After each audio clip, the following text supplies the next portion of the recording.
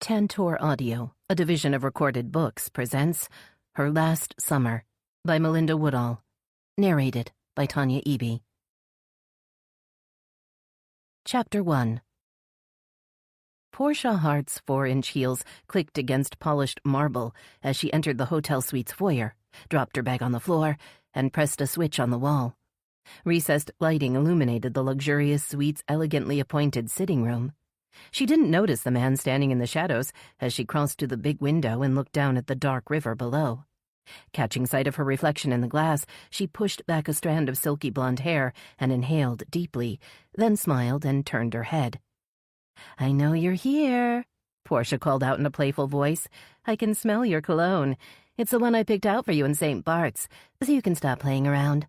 I've been on my feet for hours and—" Her voice faltered as Xavier Grayson appeared in the bedroom doorway.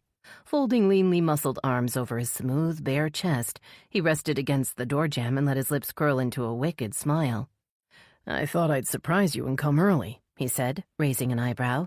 "But if you'd rather I leave and come back tomorrow—" "Oh, no. You're here now and I'm not letting you go anywhere."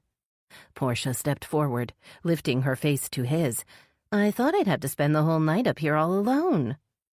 Allowing her to pull his head down for a lingering kiss, Xavier raised a hand and entwined it in her long blonde hair. He tugged her head back and gazed down into her adoring eyes. "She really is a beautiful woman, and so very trusting." He bestowed a gentle kiss on her forehead and released his grip. Ignoring her cry of protest, he moved back into the bedroom. "First things first, my dear." His voice was soft but firm. "As you were saying, you've been on your feet for hours. You need a warm bath and a stiff drink." Portia followed him through the bedroom into the suite's opulent bathroom, where a crystal chandelier hung over a massive, freestanding tub. She gasped in pleasure. The tub was already full of hot water. Puffs of steam drifted up, turning the room into a warm, dreamy haze. "That water looks divine." She turned to him and raised a perfectly arched eyebrow. "And the tub's deep enough for two?" Her whispered words sent a ripple of regret down his spine. For a split second, he was tempted to delay his plan and join her in the tub. What harm will another hour do? He dismissed the thought as quickly as it had come. He couldn't afford a further delay. The book signing had lasted longer than he'd anticipated, and the hardest part was yet to come. No, the plan is in motion. There's no turning back now. "I think you just might be right." Xavier reached out and untied the silk sash of her dress with a practiced hand. "So why don't I go ahead and pour us some wine while you slip out of those clothes?" Leaving Portia to undress, Xavier padded back into the living room and crossed to the bar. An open bottle of the hotel's most expensive Merlot sat beside 2 crystal wine glasses. He reached into the pocket of his jeans, extracted a tiny plastic bag, and considered the fine white powder within. "This will make it all a bit easier, for both of us." He shook the powder into the bottom of one glass, then stuffed the bag back into his pocket. "I was getting lonely in there." Portia's voice startled him, and he jumped as her arms circled his waist. Her bare feet had made no sound on the marble floor. Pouring a long splash of wine on top of the powder, Xavier exhaled and turned to peer down into Portia's eager face. He noticed that she'd changed into one of the hotel's bulky cotton robes. "I ordered the best Merlot they had," he murmured, trying to gauge the look in her eyes as he handed her the wine. "To celebrate your book hitting the bestseller list again." Portia shrugged her shoulders, as if to say the achievement was no big deal, but a blush of happiness stained her cheeks. Xavier filled the other glass and lifted it to clink against hers. He wondered if she had noticed the slight tremor in his hand. His heart faltered as he saw the smattering of white powder on the rim of her glass, but Portia seemed oblivious. She brought the glass to her lips and drank deeply. "Now let's see about that bath," she said, carrying her drink out of the room. "The water's getting cold." Looking around the living room one last time, Xavier reviewed his plan. He didn't feel good about the delay, but he had no choice. He'd just have to get the next step over quickly and move on. Relieved to see the robe discarded on the floor, a genuine smile played around his mouth as he took in Portia's long, slender figure reclining in the luxurious tub. She is an exquisite woman. One of my better finds, I have to admit. He shook his head to clear it. I'm feeling a little dizzy. Portia's words were slurred as she squinted up at him. I think the water's too hot. Xavier took a deep breath and moved forward, steeling himself for what had to come next. The uneasy sensation was back. Something didn't feel right. But what could it be? Had he forgotten something? Or was he just getting weak and soft? You're just tired, he said, circling the tub and placing his well-manicured hands on Portia's shoulders. I'll scrub your back. No, I really don't feel well. I want to get out. I don't... A gush of hot water stopped her words as he forced her shoulders down, triggering a sudden flash of panic. She flailed her arms and kicked her feet, sending a wave of water over the side of the tub. Anger flooded through Xavier as he struggled to hold Portia down, feeling the scalding water soak through his jeans. The bitch got my jeans wet. How am I supposed to get out of here now? He gripped her shoulders with mounting frustration. A black t-shirt and hoodie were hanging safely in the closet, but all his other clothes were packed and waiting for him in the car.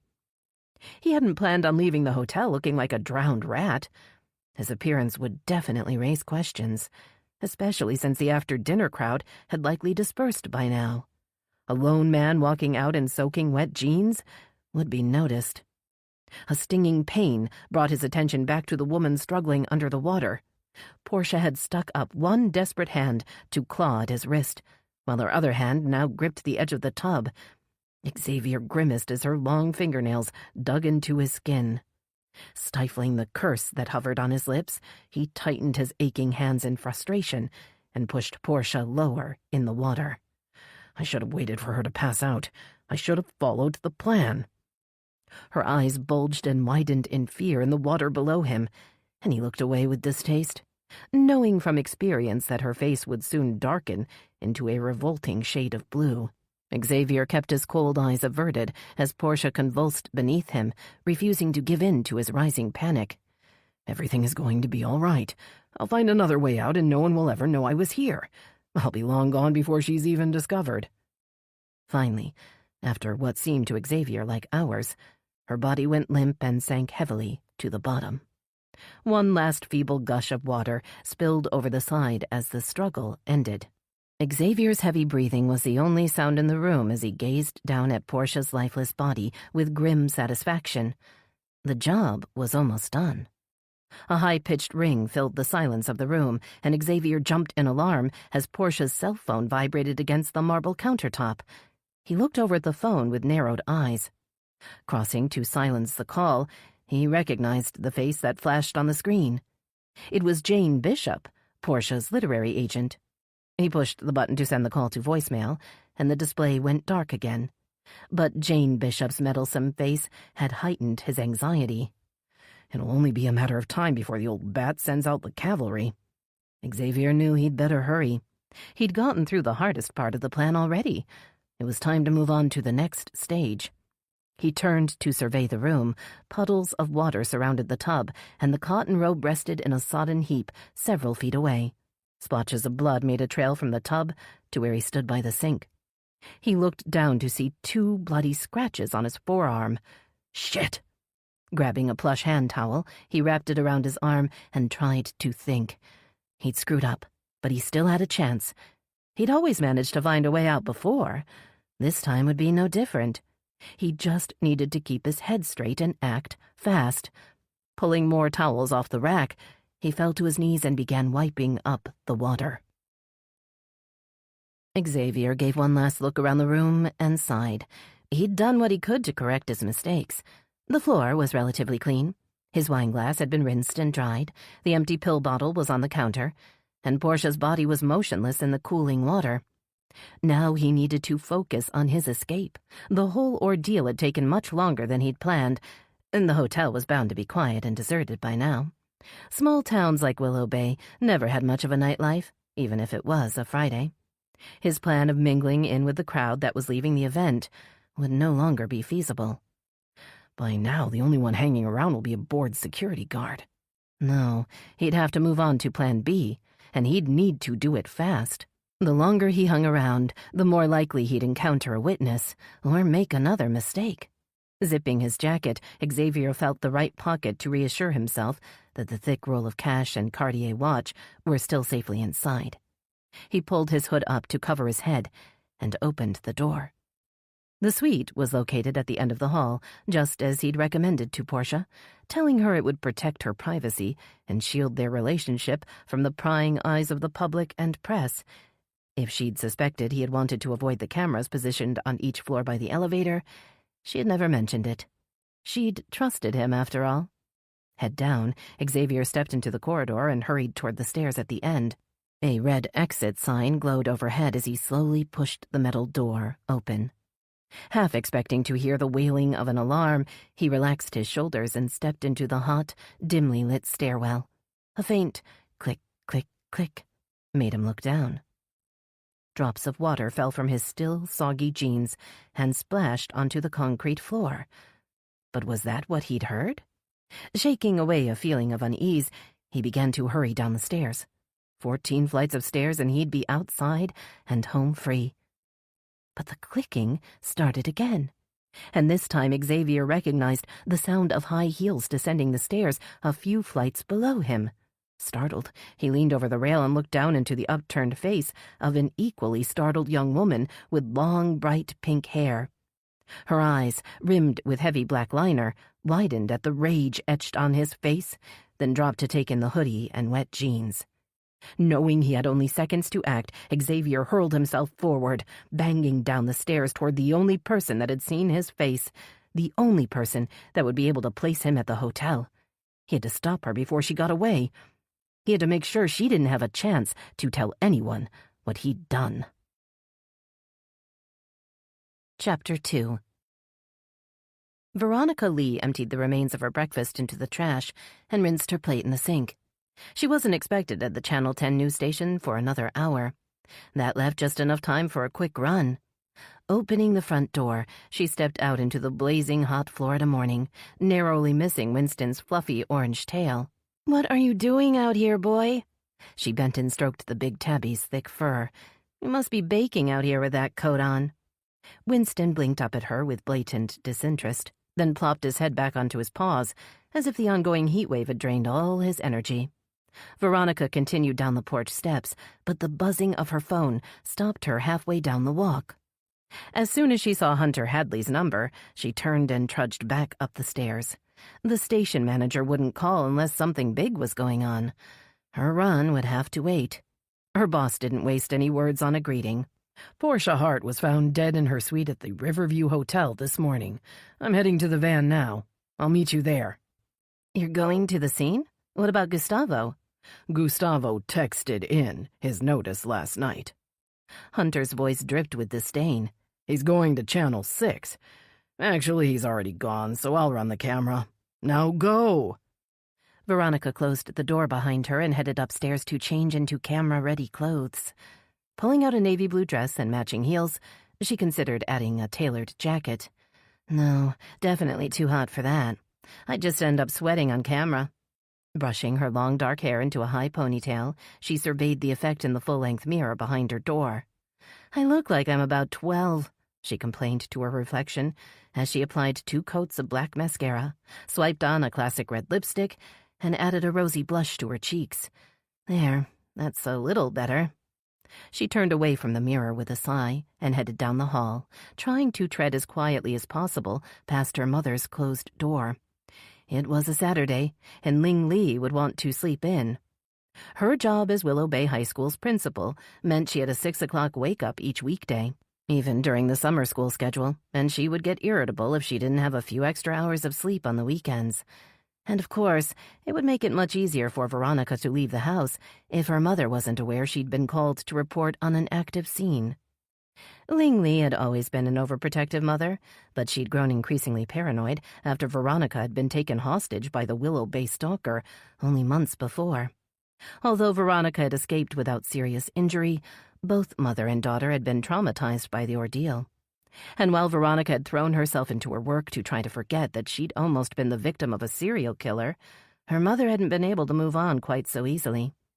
Ling's constant worrying had grown worse, and Veronica could rarely leave the house without listening to a litany of dire predictions. She had heard them so often that they played over and over in her mind, even when Ling wasn't around. "I warned you to take care, Veronica. You can't trust anyone, especially strange men like that Boyd Faraday. Next time you might not be so lucky." Shaking her head to clear out her mother's warnings, Veronica opened the front door and scooped up Winston. The hefty cat had been a welcome source of comfort during the last difficult months, and she hugged him to her as she carried him to the kitchen. "It's way too hot out there for you to be running around, Winston," she said, pouring fresh water and kibble into his bowls. "You better stay inside, where it's safe." She smiled as the tabby lowered his head to the bowl, dismissing her concerns with a swish of his tail. She was beginning to sound just like her mother. Veronica parked her big red Jeep in the Riverview Hotel garage and stepped out into the blinding glare of the July sun. As her eyes adjusted, she took in the crowd of reporters, gawkers, and officials gathered outside the hotel's main lobby. She marveled that they seemed oblivious to the intense heat radiating off the pavement. Or maybe after a month of record-breaking temperatures and record-low rainfall, we're all just getting used to it.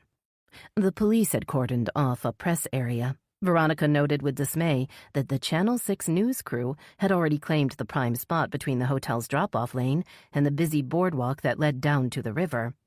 It looked like they were preparing to shoot a live feed. Nick Sargent acknowledged Veronica with a brisk wave. The popular Channel 6 reporter's even features, close-cropped hair, and smoothly shaven jaw had earned him a clean-cut image that worked well with his viewers. Veronica was tempted to wave back before she caught sight of Gustavo Perez standing behind Nick's tall frame. The cameraman caught her eye and shrugged his skinny shoulders, then offered Veronica a toothy smile. She glared and turned away as he lifted his camera toward Nick. Her gaze fell on a uniformed officer that stood guard in front of the hotel's employees-only side entrance. He looked familiar. "Officer Eddings?" Veronica held up her press credentials as she approached. "Remember me? I'm Veronica Lee, with Channel 10. Officer Eddings' boyish face lit up. "Sure, I remember you. You were in that special report on the Willow Bay stalker. That was good work, Ms. Lee." "Just doing my job." Veronica suppressed a pleased smile. "I'm wondering if you can tell me what happened to Portia Hart." A guarded look replaced the smile. "I wish I could help you, Ms. Lee, but I've been given strict orders not to make any statements to the press." Looking around as if he feared being overheard, he lowered his voice. "Our new media relations officer was pretty adamant about that." Hiding her disappointment, Veronica nodded and shrugged. "Well, orders are orders, officer. Thanks anyway." She started to turn away, but Eddings reached out a hand. "I can't make an official statement," he said, clearing his throat. "But unofficially, I can tell you that the cleaner who found the body had already been talking to your competitor when we arrived." "My competitor?" Veronica asked, her eyes flicking around the scene. "You mean Nick Sargent with Channel 6 has already spoken to a witness?" Before Eddings could reply, Hunter Hadley appeared beside her with a camera in hand. "As I said, our media relations officer, Ms. Frost, will be making an official statement as soon as information becomes available," Eddings blurted, eyeing Hunter with suspicion. "That's all I can say." So much for me getting the inside story now.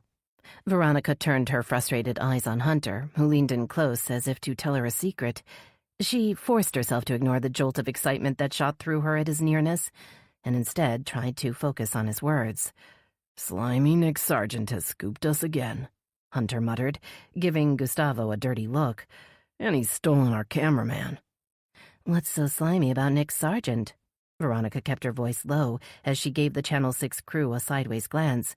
"He seems nice enough to me." "Sure, he puts on a good act, but I've dealt with enough lowlifes in my time to see through his nice guy routine. You will too, eventually."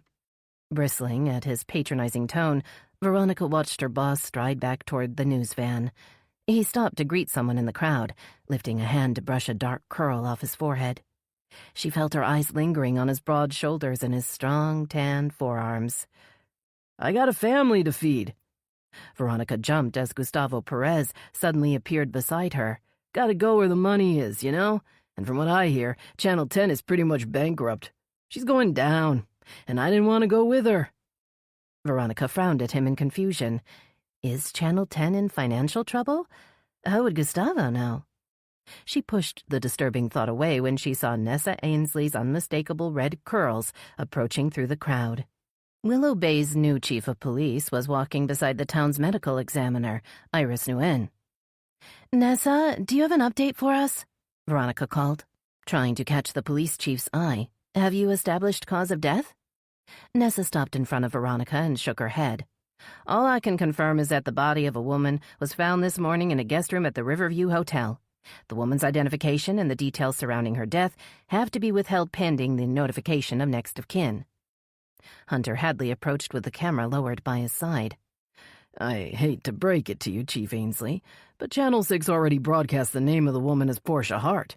Are you disputing the Channel 6 report?" "No, damn it, I'm not, but—" "Well, Portia Hart was a celebrity," Hunter said, "so I'd assume there is no putting the genie back into the bottle now." Nessa ignored the comment. She stormed past the circle of people gathered around Nick Sargent's tall, athletic figure as he spoke to the camera in a grave voice that perfectly matched the somber expression on his face. "An anonymous source on the hotel staff shared the shocking details behind the woman's death." Nick kept his dark eyes fixed on the lens as Gustavo operated the big camera. "We can now reveal that Portia Hart, the author of the runaway bestseller Simply Portia and a social media sensation, was discovered dead in the bathtub of her hotel suite this morning." A gasp of shock and dismay rippled through the crowd. Nessa uttered a low curse as she heard Nick's next dramatic statement. "Sources have also indicated that Portia Hart's tragic death may have been drug-related. Stay tuned for further details as the story develops. This is Nick Sargent with Channel 6 News, reporting live outside the Riverview Hotel in downtown Willow Bay." "He's just speculating," Hunter muttered in her ear, trying to sensationalize the story to raise his ratings, as usual. Shocked into momentary silence by the disconcerting idea that Portia Hart, the poster girl for clean, simple living, had died of a drug overdose, Veronica followed Hunter back to the Channel 10 van. They still needed to shoot their segment, even if they didn't have much information to share. Nick Sargent may have beaten them to the scene, but he was risking his reputation, and that of the entire Channel 6 station, by reporting on rumors and conjecture. Veronica wondered what he was trying to do. Were ratings really more important than the truth? Maybe Hunter's right. Maybe Nick Sargent really is a slimy lowlife. Reviewing her notes one last time, Veronica took a long, calming breath and kept her eyes on Hunter's fingers as he counted her down. 5, 4, 3, 2, 1. This is Veronica Lee with a Channel 10 breaking news report, brought to you live from the Riverview Hotel. She ignored the trickle of sweat making its way down her back. Portia Hart, best-selling author and daughter of the late billionaire Remington Hart, is dead. As her many fans and followers begin to mourn, the authorities in Willow Bay are now working to determine a cause of death. Chapter 3. Nessa Ainsley followed Iris Nguyen off the elevator and down the long hall. She winced as they stopped in the open doorway of Suite 1408, recognizing the sickly smell that hung in the air. The stench of death and decay never got any easier to take. Pulling on the protective mask, gloves, and booties that Iris had provided, Nessa followed the ME into the suite and looked around.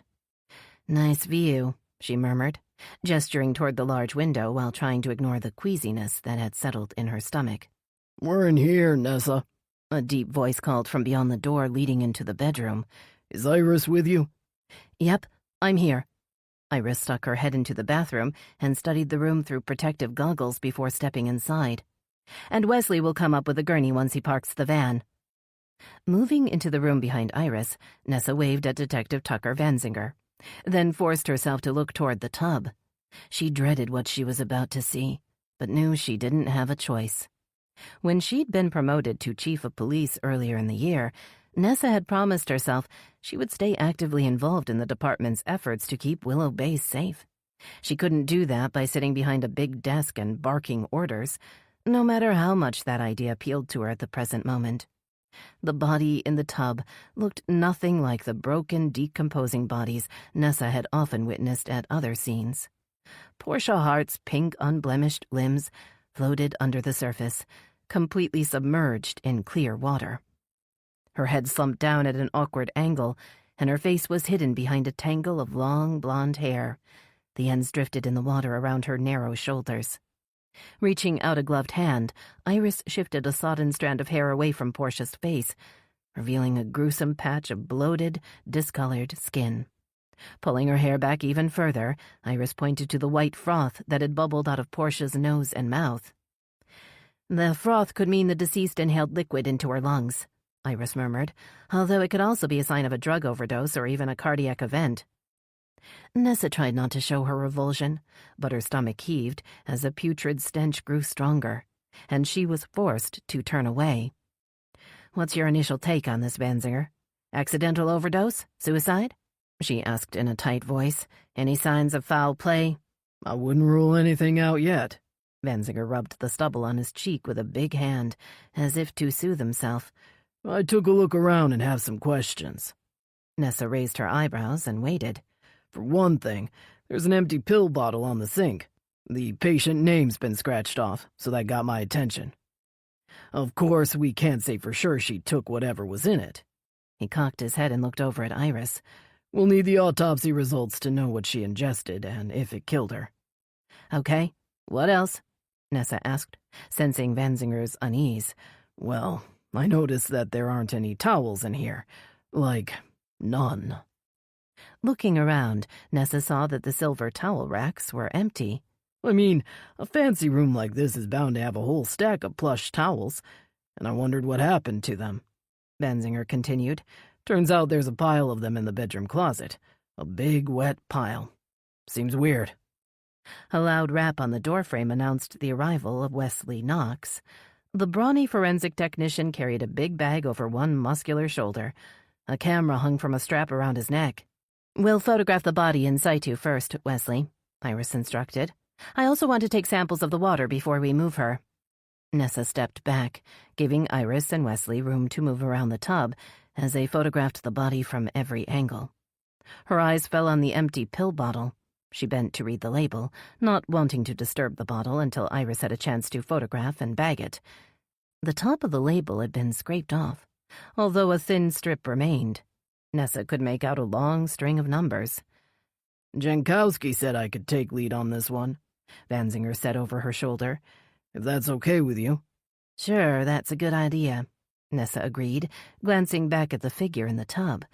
"He'll probably find this scene difficult. It hasn't been that long since he found Gabby's body." They both fell silent at the mention of Banzinger's partner. Detective Simon Jankowski's ex-wife had been Willow Bay's media relations officer before she'd met an untimely end at the hands of the Willow Bay stalker. Although Jankowski had ultimately helped bring the killer to justice, he was still trying to heal and come to terms with everything that had happened. "Nessa, I think you'll want to see this," Iris called out. The diminutive medical examiner was leaning over the tub, looking through the camera lens into the water. She motioned for Nessa to stand beside her. "There's slight bruising on her shoulders as if someone was gripping them." Iris moved back to give Nessa more room, "and 2 of the fingernails on her right hand are broken. See there?" Staring into the water, Nessa saw Portia's right hand resting on the bottom of the tub. The fingernails on her index and middle fingers were cracked, leaving angry red lines where the tips used to be. "We'll need to look for the rest of the nails," Banzinger muttered. "See if she broke them while she was here in the room." "Looks like they've been torn off to me," Wesley said, his voice hesitant, like maybe she was defending herself. Iris moved to the other side of the tub and took a few more shots of Portia's hand at various angles before looking up. "Let's not jump to any conclusions, Wesley. Fingernails get broken all the time. If the deceased was taking medication, she may have passed out or fallen, which could also explain the bruises. We won't know for sure what happened until we're done with our exam and the autopsy." Meeting Banzinger's eyes over the tub, Nessa wondered what they were going to tell the press outside. "If I tell the reporters out there that we don't have the foggiest clue how or why Portia Hart died, they'll call for my badge. Or my head." You think somebody set this whole thing up? That somebody killed Portia Hart and then tried to make it look like an accident? Vanzinger's suggestion set Nessa's nerves on edge. Could Portia Hart have been murdered? If so, who would want to kill a woman that had helped millions of people get their lives back on track? Maybe she did this to herself, Nessa mused out loud. Maybe the whole celebrity thing became too much for her. Yeah, it seems like lots of famous people turn to drugs to deal with the pressure, Vanzinger conceded. Maybe Portia Hart had a secret habit that she couldn't handle anymore. Nessa wondered if the fabulously rich and beautiful Portia Hart would have really wanted to kill herself. And addicted to pills? I'd never have guessed. The whole phenomenon around Portia's hugely successful book, Simply Portia, had centered on Portia's revelation that living a simple life of gratitude had brought her greater happiness than living the jet-setting life of luxury and wealth she'd been born into. Every day people had been fascinated to read that the glamorous daughter of the late billionaire Remington Hart had found true happiness by giving up many of the things most people could only dream of attaining. Even Nessa had a copy of Portia's book waiting to be read on her bedside table. She'd been hoping it contained the secret to making her own life a little simpler and a little happier. The admission made her feel extremely ungrateful, especially since she was finally where she wanted to be, both personally and professionally. After years of hard work, she was the police chief of a town that she loved. And after a decade of marriage, she and Jerry were still going strong. So, why can't I just relax and enjoy what I've got? The answer to that question was what Nessa and millions of other women in similar situations had hoped to find in Portia Hart's book. But looking at the empty pill bottle, Nessa now wondered if the author had secretly been an addict who had used a facade of happiness to sell her book. Was everything she said in her book just a lie? The thought depressed her. If Portia Hart had been miserable enough to kill herself, intentionally or not, could any regular woman hope to find simple happiness? Nessa turned to see Vanzinger looking even more downhearted than she felt. The idea of anyone taking their own life would depress the most optimistic of souls, but Vanzinger's miserable expression told Nessa that something more personal was bothering him. All of a sudden, she realized what it must be. "I'm thinking of calling Riley O'Dell," she said, trying to sound casual. "If there's even a chance this is a homicide, we're going to need all the help we can get right from the start." Vanzinger frowned. What good's a state prosecutor going to be if we don't even have a suspect? Hell, we don't even know if a crime's been committed. Well, she can help us prepare the case for one thing, and make sure the media doesn't taint any future jury pool. Avoiding Vanzinger's skeptical gaze, Nessa moved toward the door. She wanted to get Riley O'Dell's take on the situation, and just maybe, Vanzinger and Riley would patch things up if they worked together on a case. It was worth a try. Taking out her phone, Nessa tapped in a number she'd come to know pretty well over the last few months. Of course, it was Saturday, and Riley might have turned her phone off, but if the town's new prosecutor was half as driven as Nessa suspected, she figured Riley would be working, and that she'd want to know about the potentially high-profile case as soon as possible. Chapter 4. Riley O'Dell sat up straight and stretched her aching back, grateful it was the weekend and City Hall was closed to the public. The normally busy halls were blissfully cool and quiet. She surveyed the stack of files on her desk and sighed. It seemed the stack was always expanding, no matter how many late nights and weekends she worked. While Willow Bay was one of the smaller communities within Riley's assigned judicial circuit, the little town had eaten up most of her time and attention during the last few months due to the Willow Bay stalker trial. But now that Boyd Faraday was safely locked away, she needed to focus on the pending cases waiting for her attention. Her phone buzzed just as she reached for the top file on the stack. The caller's name on the display prompted another sigh. "Nessa, what's up?" "Portia Hart's been found dead in her suite at the Riverview Hotel." The police chief's familiar southern drawl sounded strained. Riley frowned. "Portia Hart?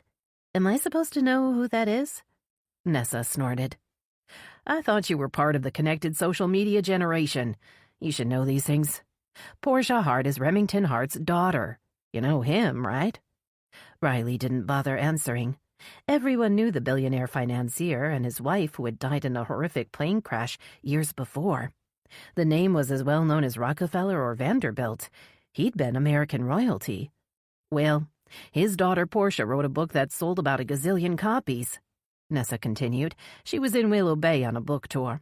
Stayed at the Riverview Hotel last night. The cleaner found her this morning, floating in the bathtub. Oh, that's terrible. Riley's initial surprise was followed by a sinking suspicion. And you're calling me? So it must have been a homicide. How exactly did she die? Well, we aren't sure yet. Could be a suicide or an accidental overdose, but there are signs that someone else may have been in the room with her, that there may have been a struggle. Riley sat up straighter in her chair. So her death is suspicious? Well, yeah, Nessa conceded. Of course, Iris Nguyen can't make an official determination until the autopsy and death investigation are complete, and the press is already outside the hotel running live reports and circling like vultures. Stomach sinking, Riley pictured the media circus that was sure to follow. Press coverage of any high-profile victim's death was always intense, but if Remington Hart's daughter had been murdered, it would be especially brutal. They'd all need to be prepared for the onslaught. I just thought you'd like a heads up, Nessa added. If we open up a homicide investigation, the press will be all over us looking for answers. They'll want someone charged. We'll be on the hot seat until we have a suspect. Hearing a deep voice in the background, Riley realized that Detective Tucker Vanzinger must be working the case. Are you calling from the scene? She asked, already on her feet. Yep, but Iris will be transporting the body over to the ME's office pretty soon. Of course, if we call this a suspicious death, we'll need to have Alma and her team come in and do a full search of the scene. Riley heard the hesitation in Nessa's voice. The new chief of police was about to open a can of worms, and she was smart enough to be worried about it. I'll be right over, Riley found herself saying. We'll need to work together closely on this, present a united front to the press and the community. Riley didn't wait for Nessa's response.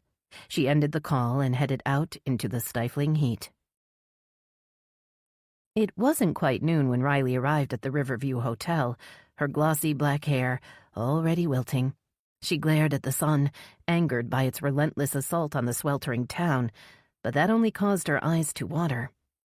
"Any chance of rain today, officer?" she called out as she approached the cordoned-off security entrance where Andy Ford stood guard. Or would that be asking too much? Andy grinned at her and shrugged. "I wouldn't count on it, Miss Odell," he replied as he waved her through. "From what I hear, we won't see any rain until next week." Stepping into the air-conditioned lobby, Riley breathed a sigh of relief and looked around for Nessa. A middle-aged man stood by the elevator in a shiny suit. His name tag identified him as Dennis Robinson, hotel manager. He kept anxious eyes trained on Riley as she approached.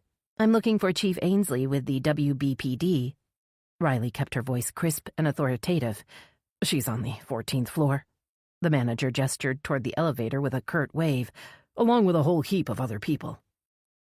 The elevator doors were just about to close behind Riley when Dennis Robinson stuck out a hand to stop them. "You wouldn't know how long this is going to take, would you? I don't want to sound heartless, but it's bad for business, you know?"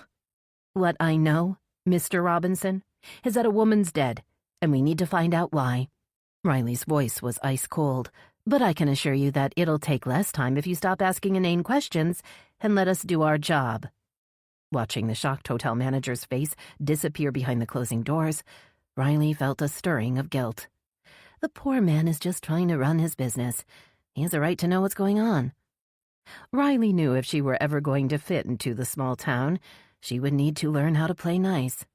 Willow Bay wasn't like Miami or Tampa. It wasn't a busy city bustling with strangers that you might never see again. She stepped off the elevator on the 14th floor and saw Tucker Vanzinger's red crew cut and broad shoulders at the end of the hall. Her intention to play nice evaporated, replaced by a grim resolve. She wouldn't let herself be fooled by the big detective again. She was older now, and wiser, an expert in the art of self-preservation. "Hey, Riley, how are you?" Responding to Vanzinger's greeting with a curt nod, Riley strode to meet him halfway down the hall. Nessa already filled me in on the basics. She opened a notepad and took the cap off her pen.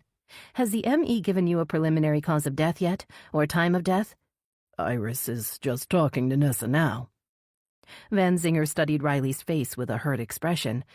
They're getting ready to move the body. That should throw the media into a frenzy. She thought of the reporters gathering outside. More news crews from around the state, maybe even around the country, would be arriving as the news spread. The demand for all the gory details would grow.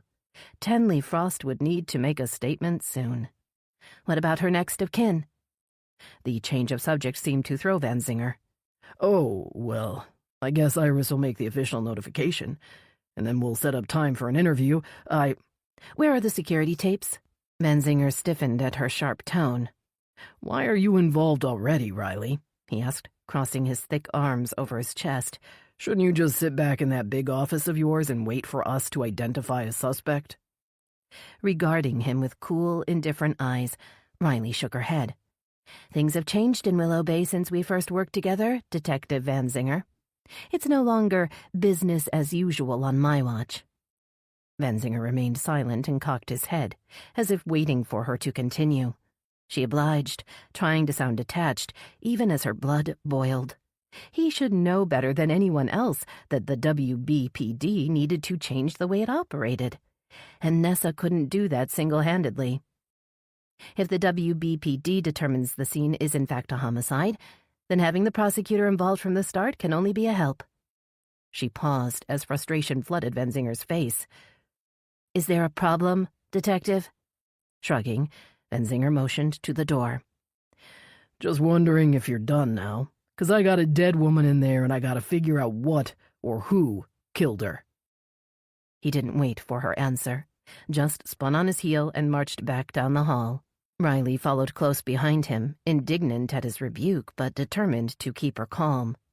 She couldn't let him see the effect he had on her.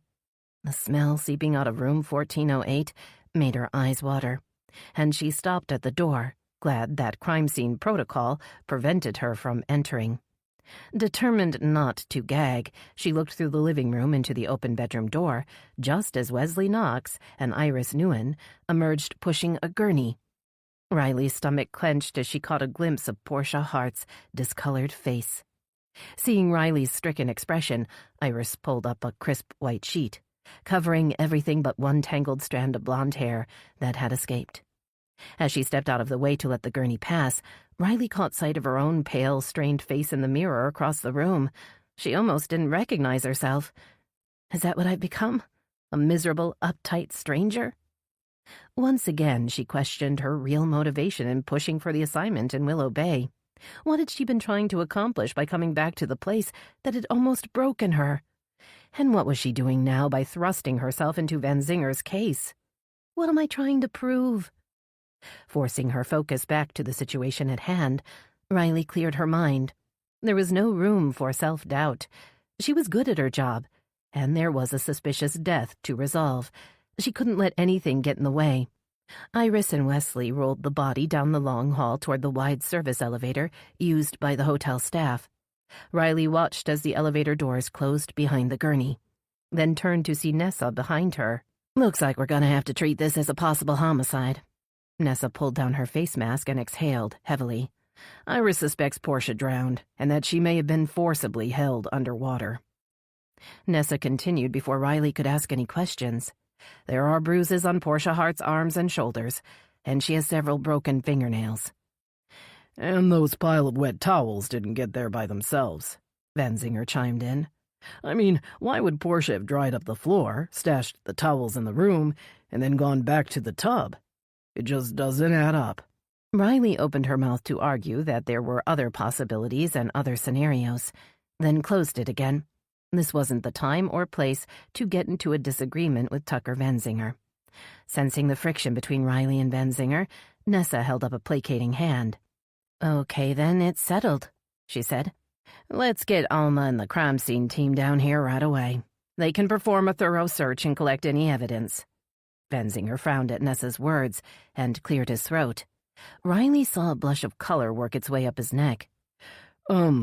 I actually called Alma as soon as I saw the broken fingernails, he admitted, then nodded toward Riley. "And I thought you agreed it was suspicious, Nessa. Why else would you ask the state prosecutor to come down here? I guess I should have waited." "No, you did the right thing, Van Zinger. This is your case and your scene. I'm just here to lend a hand and offer guidance." But Van Zinger's frown didn't fade. Riley could see something else was bothering him. "What's wrong, Detective?" "Well, the press got wind of all this and spread the news before we could notify this woman's family. She may have been some kind of famous author, but I think her family still deserves to hear the news officially." Both Nessa and Riley stared at Van Zinger in surprise. Nessa pushed back a red curl and sighed. "I have to agree. Van Zinger, why don't you go on over to the ME's office and work with Iris on the next of kin notification? Between the two of you, I'm sure you can handle it." A frown flashed between Van Zinger's eyes, but he only nodded. "I'll join you shortly," Nessa continued, "and if we're lucky, Iris will agree to perform the autopsy this afternoon." Riley watched with mixed emotions as Van Zinger hurried toward the elevator.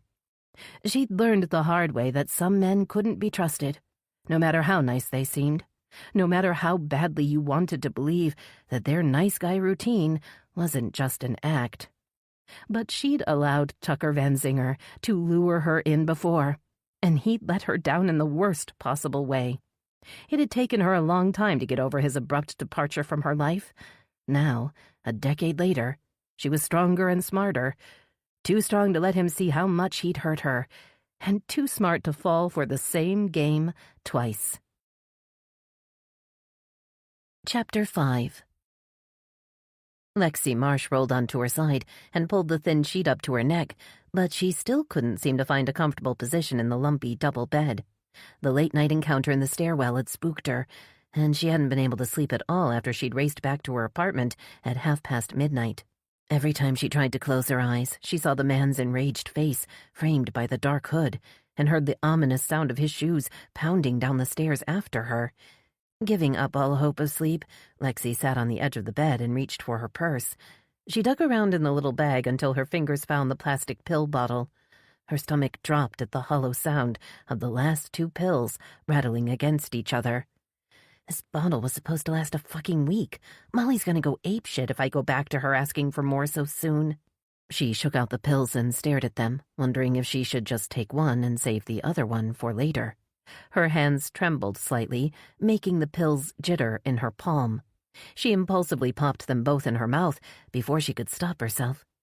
Picking up a half-empty soda can on the bedside table, she washed down the pills and forced herself up and off the bed.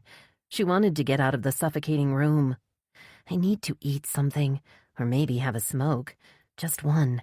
That'll be it." Lexi hadn't smoked a cigarette for more than a week, but the insidious thought played over and over, stuck in her mind like the random line from a song that wouldn't go away. "No, I have to quit. Otherwise I'll end up getting lung cancer like Granny." Stumbling out to the living room, she tried not to think of all the other things she needed to quit. Smoking was only one of the vices she had that threatened her health and safety on a daily basis. The living room window was shuttered, and Lexi glanced toward the shadowy corners of the little room, as if the man from last night might be standing there waiting for her. Flipping on the light, she noted with relief that the only thing in the corner was a dusty pair of running shoes. The relief turned to guilt as she tried to remember the last time she'd had the energy to go for a run. Sinking onto the sofa with the television remote in hand, Lexi felt the pills beginning to take effect. All thoughts of exercise and guilt floated away. She just needed a little time to relax. Maybe a dose of reality television would help. She pressed the on button, leaned back, and exhaled. Everything was going to be all right. Sure, she'd had a scare, but that was to be expected in her line of work. It came with the job. Lexi gazed at the screen, her mind wandering as the Channel 10 noon broadcast started. Suddenly registering what the reporter was saying, she sat up straight and read the headline, squinting to make sure it was real, that it wasn't just the pills. Portia Hart, best-selling author and daughter of the late billionaire Remington Hart, found dead this morning in the Riverview Hotel. A young female reporter stood outside the familiar hotel as Lexi gazed on in horrified silence. This morning, a woman's body was found on the 14th floor of the Riverview Hotel. Although police have declined to officially name the deceased until next of kin has been notified, unofficial sources have confirmed that the body was that of Portia Hart, the popular author of the runaway self-help bestseller, Simply Portia, and the daughter of the late billionaire, Remington Hart. Lexi tried to think. The woman's body had been found on the 14th floor. She pictured the angry man who had chased her down the stairs and wondered again what he'd been doing on the stairwell in the middle of the night. Was he trying to get out of the hotel without being seen? Like me? Could the man have been coming from the 14th floor? Lexi's date had been staying on the 10th floor, and she'd left via the stairs as usual, just as she'd been instructed. Thinking back, it seemed to fit. She must have had at least a 4-floor head start to outrun him. Of course, it didn't hurt that she knew the big hotel like the back of her hand. She'd snuck out of it plenty of times, trying to avoid the security guards that patrolled the lobby and parking garage, and she'd known from habit to make a sharp right turn as soon as she had flown through the exit door. A slight gap in the railing had allowed her to slip around to the back of the big concrete parking structure. From there, it had only been a 5-minute walk to the side street, where she always parked her old silver Mustang. 10 minutes later, she'd been back in her little apartment, closing the shutters and double-checking the locks. Authorities haven't released the cause of death yet as the investigation continues. The reporter gestured toward the chaotic scene behind her. We'll be bringing you live updates throughout the day. Stay tuned for more details after this commercial break. Pushing herself up and off the sofa, Lexi made her way to the bathroom on shaky legs. She bent over the sink and splashed cold water on her face, then raised her eyes to her reflection. Her normally spiky cap of platinum blonde hair had been matted down by the pink wig she'd worn the night before. Smeared eyeliner and mascara formed black rings around her red-rimmed eyes, emphasizing the unhealthy pallor of her skin. Grimacing at her reflection, Lexi knew she'd have to quickly pull herself together. Molly expected her girls to be picture-perfect when they arrived for a date. She squeezed her eyes shut, too tired of her own lies to pretend anymore. Why bother calling it a fucking date? Why not just call it what it is? The idiot I met last night wasn't a date. He was a paying customer. Or at least, that had been his intention. Everyone knew what that was called, and it wasn't called dating. Lexi crossed to the shower and turned on the water. She wanted to wash away all traces of the evening before. She scrubbed her face and body with a soapy washcloth, then let the warm water flow over her, watching with a wistful expression as iridescent bubbles swirled down into the drain. If only all my problems could be washed away so easily. Pulling on a well-worn robe, Lexi emerged from the bathroom and stood in front of the television. A commercial for a used car dealership filled the screen. She picked up the remote and began switching through the channels, stopping on Channel 6. A tall, handsome reporter was conducting a live interview outside the Riverview Hotel. People swarmed in the background as the reporter stuck a microphone toward a man standing next to him. Lexi froze, sure that her eyes were playing tricks on her. Maybe she'd taken one too many pills, or perhaps it was the lack of sleep.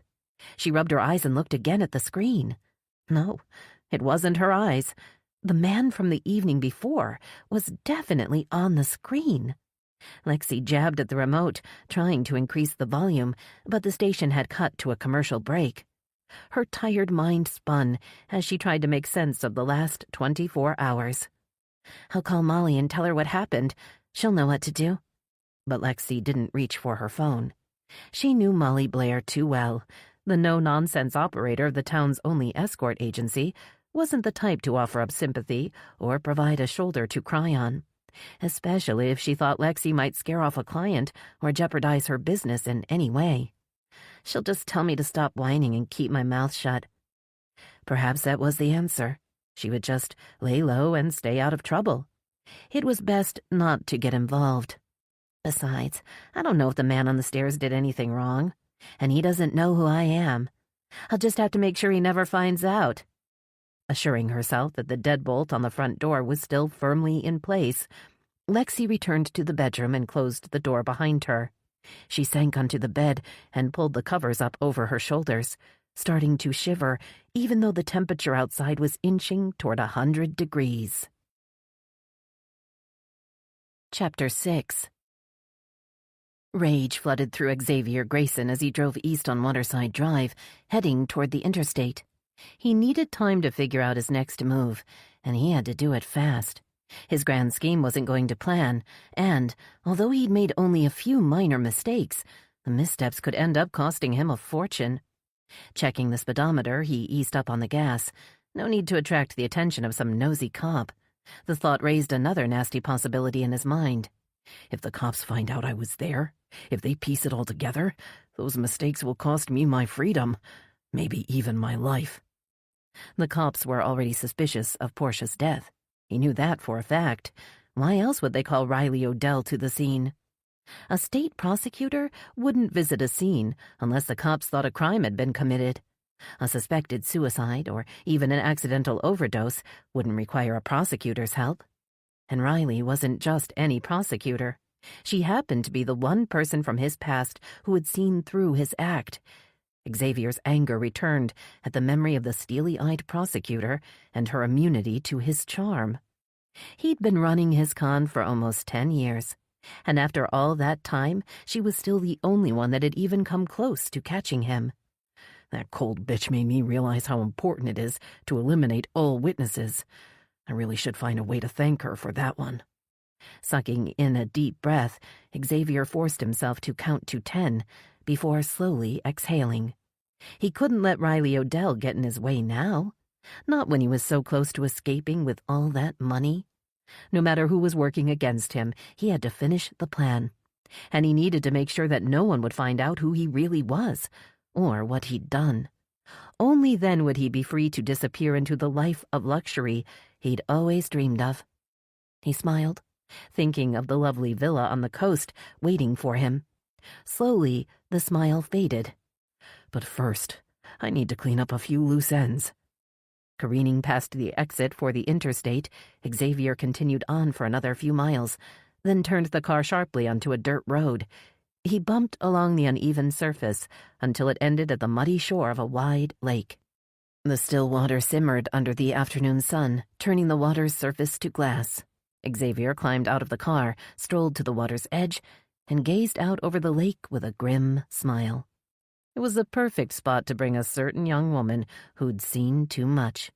The opaque water would drown any meddlesome stories she might tell. Putting a hand up to shield his eyes from the sun's harsh glare, Xavier dug a hand into his pocket and pulled out a lightweight phone. He wondered briefly if he should wipe his prints off of it, or maybe crush the cheap device under his heel. Instead, he turned and threw it as far as he could into the lake beyond. A faint splash confirmed that it had landed a respectable distance from the shore. Once back in the car, he opened the glove box and fished out a sleek, black iPhone. He checked the phone, pleased to see that he'd missed a call. There was one new message waiting for him. Dropping the phone into his shirt pocket, he started the car and bumped back down the path toward the main road. As much as he wanted to drive in the opposite direction until Willow Bay's unimpressive skyline had disappeared in his rearview mirror, he knew he had to go back into town and finish the job he'd started. If there were doubts about the cause of Portia's death, his whole scheme would be thrown into jeopardy. And this wasn't just any con. This was his biggest con yet, and the one he'd been planning to retire on. His days as a handsome young con man were numbered, and he knew it. He'd relied on his youth and charm to scam lonely women out of their money for years, but his looks and his luck couldn't hold out forever. One of them was bound to run out eventually. Running a hand through his thick hair, he leaned forward and checked for any sign of gray in the rearview mirror. Then he sat back, satisfied that he still had a few good years left. But I've got to get out while I'm still on top, and before I get caught. As the car raced down the highway, Xavier's mind drifted back over his career, back to his first big con in Miami almost a decade earlier. Miriam Feldman had been a rich widow looking for romance, and his good looks and carefree attitude had quickly won her over. He'd managed to pilfer almost $20,000 before she'd learned the truth and filed a complaint. After the police had questioned him, Xavier knew it was only a matter of time before they'd have enough evidence to charge him. The only way to ensure he wouldn't be arrested, the only way to ensure his freedom, was to eliminate the only witness, It was an easy call, what his father had called a necessary evil. If Miriam Feldman were gone, the police would have no case against him, or so he'd told himself. He hadn't counted on Riley Odell refusing to give up on the case. Within days, he'd been forced to skip town, arriving in Aruba with a new look and a new backstory. Within weeks, he'd found another target. By the end of the summer, he'd moved on again. Every summer after that, there had been a new trip to an exotic location, a new target to work, and more sophisticated techniques to try out. Some summers he'd managed to slip away with his takings before his target had figured out she was being played. Other times, he'd had to protect himself through more deadly means. It was all just part of the game. The phone in Xavier's pocket vibrated against his chest, and he was tempted to answer it. But he had to be careful. He couldn't afford any more slip-ups. He had to make sure his story was straight, and that he had his act down pat. The acting was key. It could make or break the success of the con, and this con called for a whole new persona. It was for the best anyway.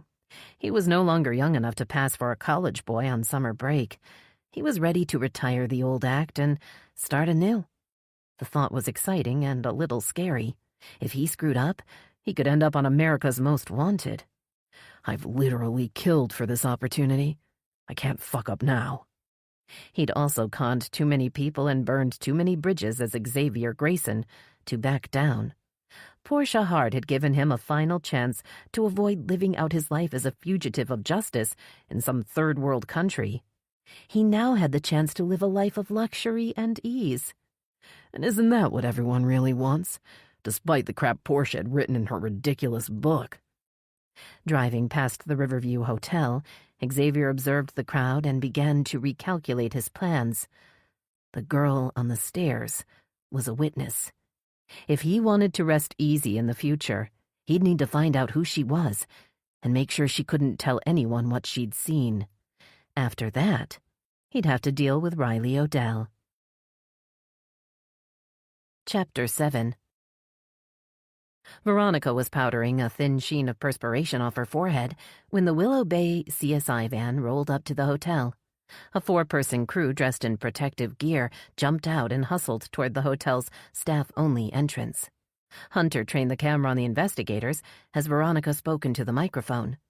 "I'm here outside the Riverview Hotel as the tragic death of Portia Hart is beginning to sink in.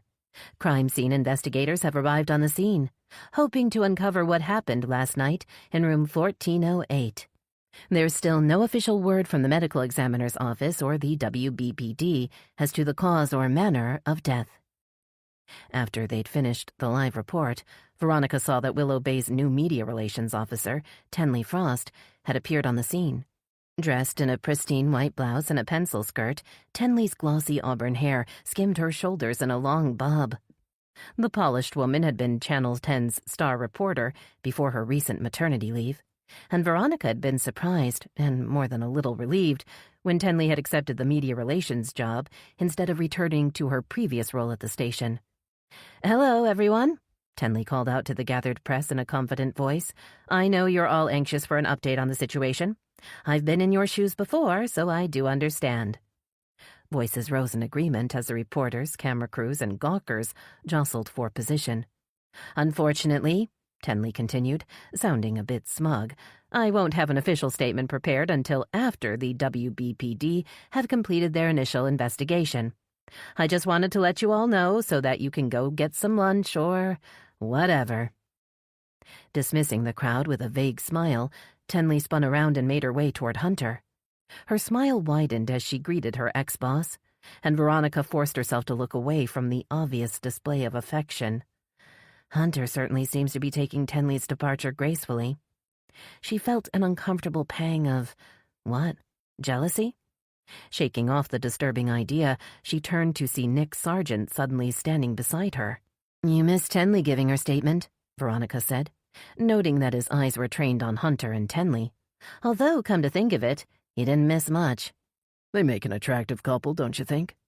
Nick lowered his voice. I bet Tenley was glad she was able to jump ship before the station goes under. Veronica frowned up at Nick in confusion. You do know that Channel 10 is facing financial difficulties, don't you?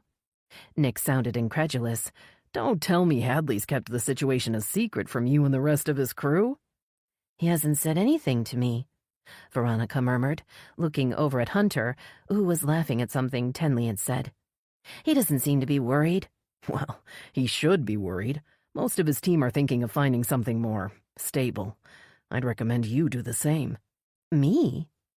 Veronica was starting to get annoyed by the reporter's patronizing tone. Thanks for the advice, but I'm perfectly happy where I am. Nick raised an eyebrow. You really don't want to leverage all that attention you got after your special report on the Willow Bay stalker? It could be a springboard into something much bigger than local news. The disdain apparent in his voice surprised Veronica. What was wrong with being a local reporter? She'd been thrilled to finally get a chance to stand in front of the camera, and the possibility of breaking a story that impacted her own community filled her with a sense of purpose. Opening her mouth to protest, Veronica saw Nick staring over her head with the intensity of a lion who had just spotted a gazelle. She spun around to see that Riley Odell had slipped out of the big hotel and was heading for the parking garage, causing the gathered reporters to rush forward, shouting questions. "Ms. Odell, can you tell us why you've been called to the scene?" "Is this officially a crime scene, prosecutor?" "Was Portia Hart murdered? Do you have a suspect in custody?"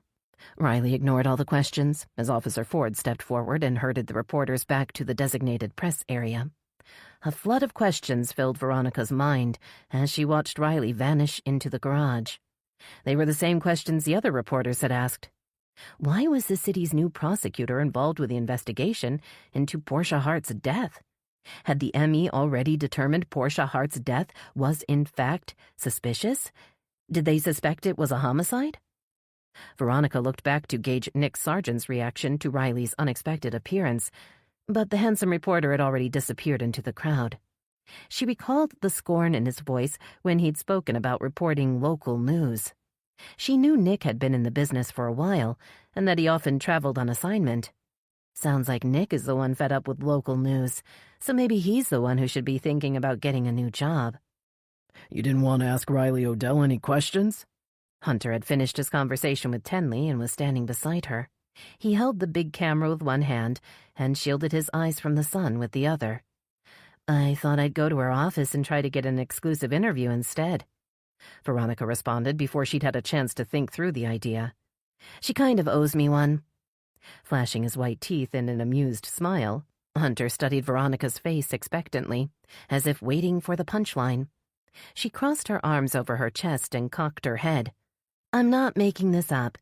After I testified at Boyd Faraday's trial, she told me to call her if I ever needed anything." The smile widened, then turned into a loud laugh. "I doubt she meant you should call her to get inside information on a death investigation," he teased.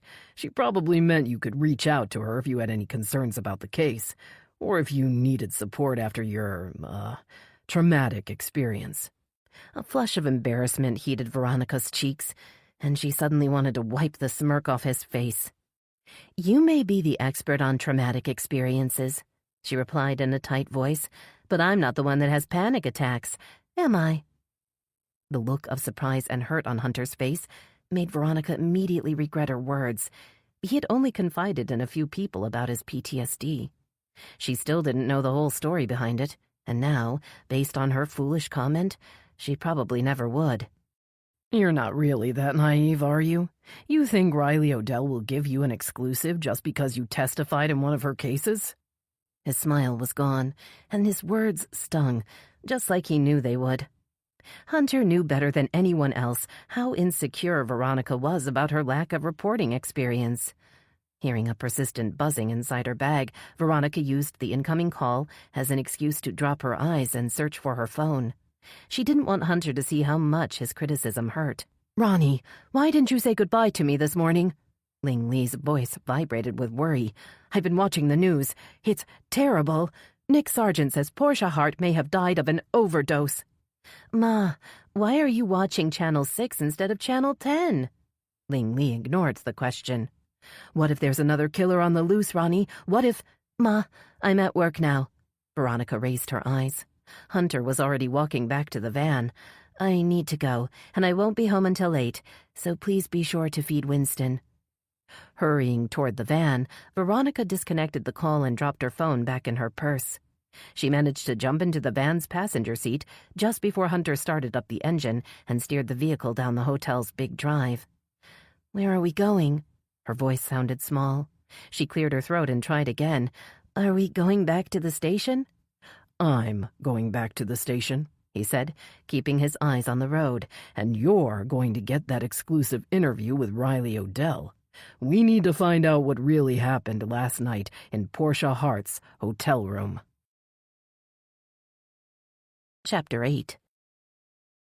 The high-pitched ding of the elevator announced the arrival of Alma Garcia and 3 other crime scene technicians. As they stepped into the hall, Nessa could see they were all wearing white protective coveralls and booties and carrying a variety of cases and equipment. She lifted a hand in greeting, then motioned for them to join her in front of room 1408. "This is crazy, right?" Alma said, watching the crew cordon off the entrance to the room with security tape. "I mean, the one time we get a celebrity to come to Willow Bay, she ends up dead." Unpacking a bulky black camera from its case, Alma attached a 50mm lens and began snapping photos of the hall and doorway. Nessa knew that by the time Willow Bay's senior crime scene technician left the hotel, she would have a photographic record of every inch of the scene as she'd found it. "I guess Banzinger filled you in on the situation when he called?" Alma nodded and stepped over the threshold into the room. "He said the body had signs of a possible struggle, and that you guys suspect someone else may have been in the room with Portia Hart prior to her death." A pale streak on the gray marble floor caught Alma's eye.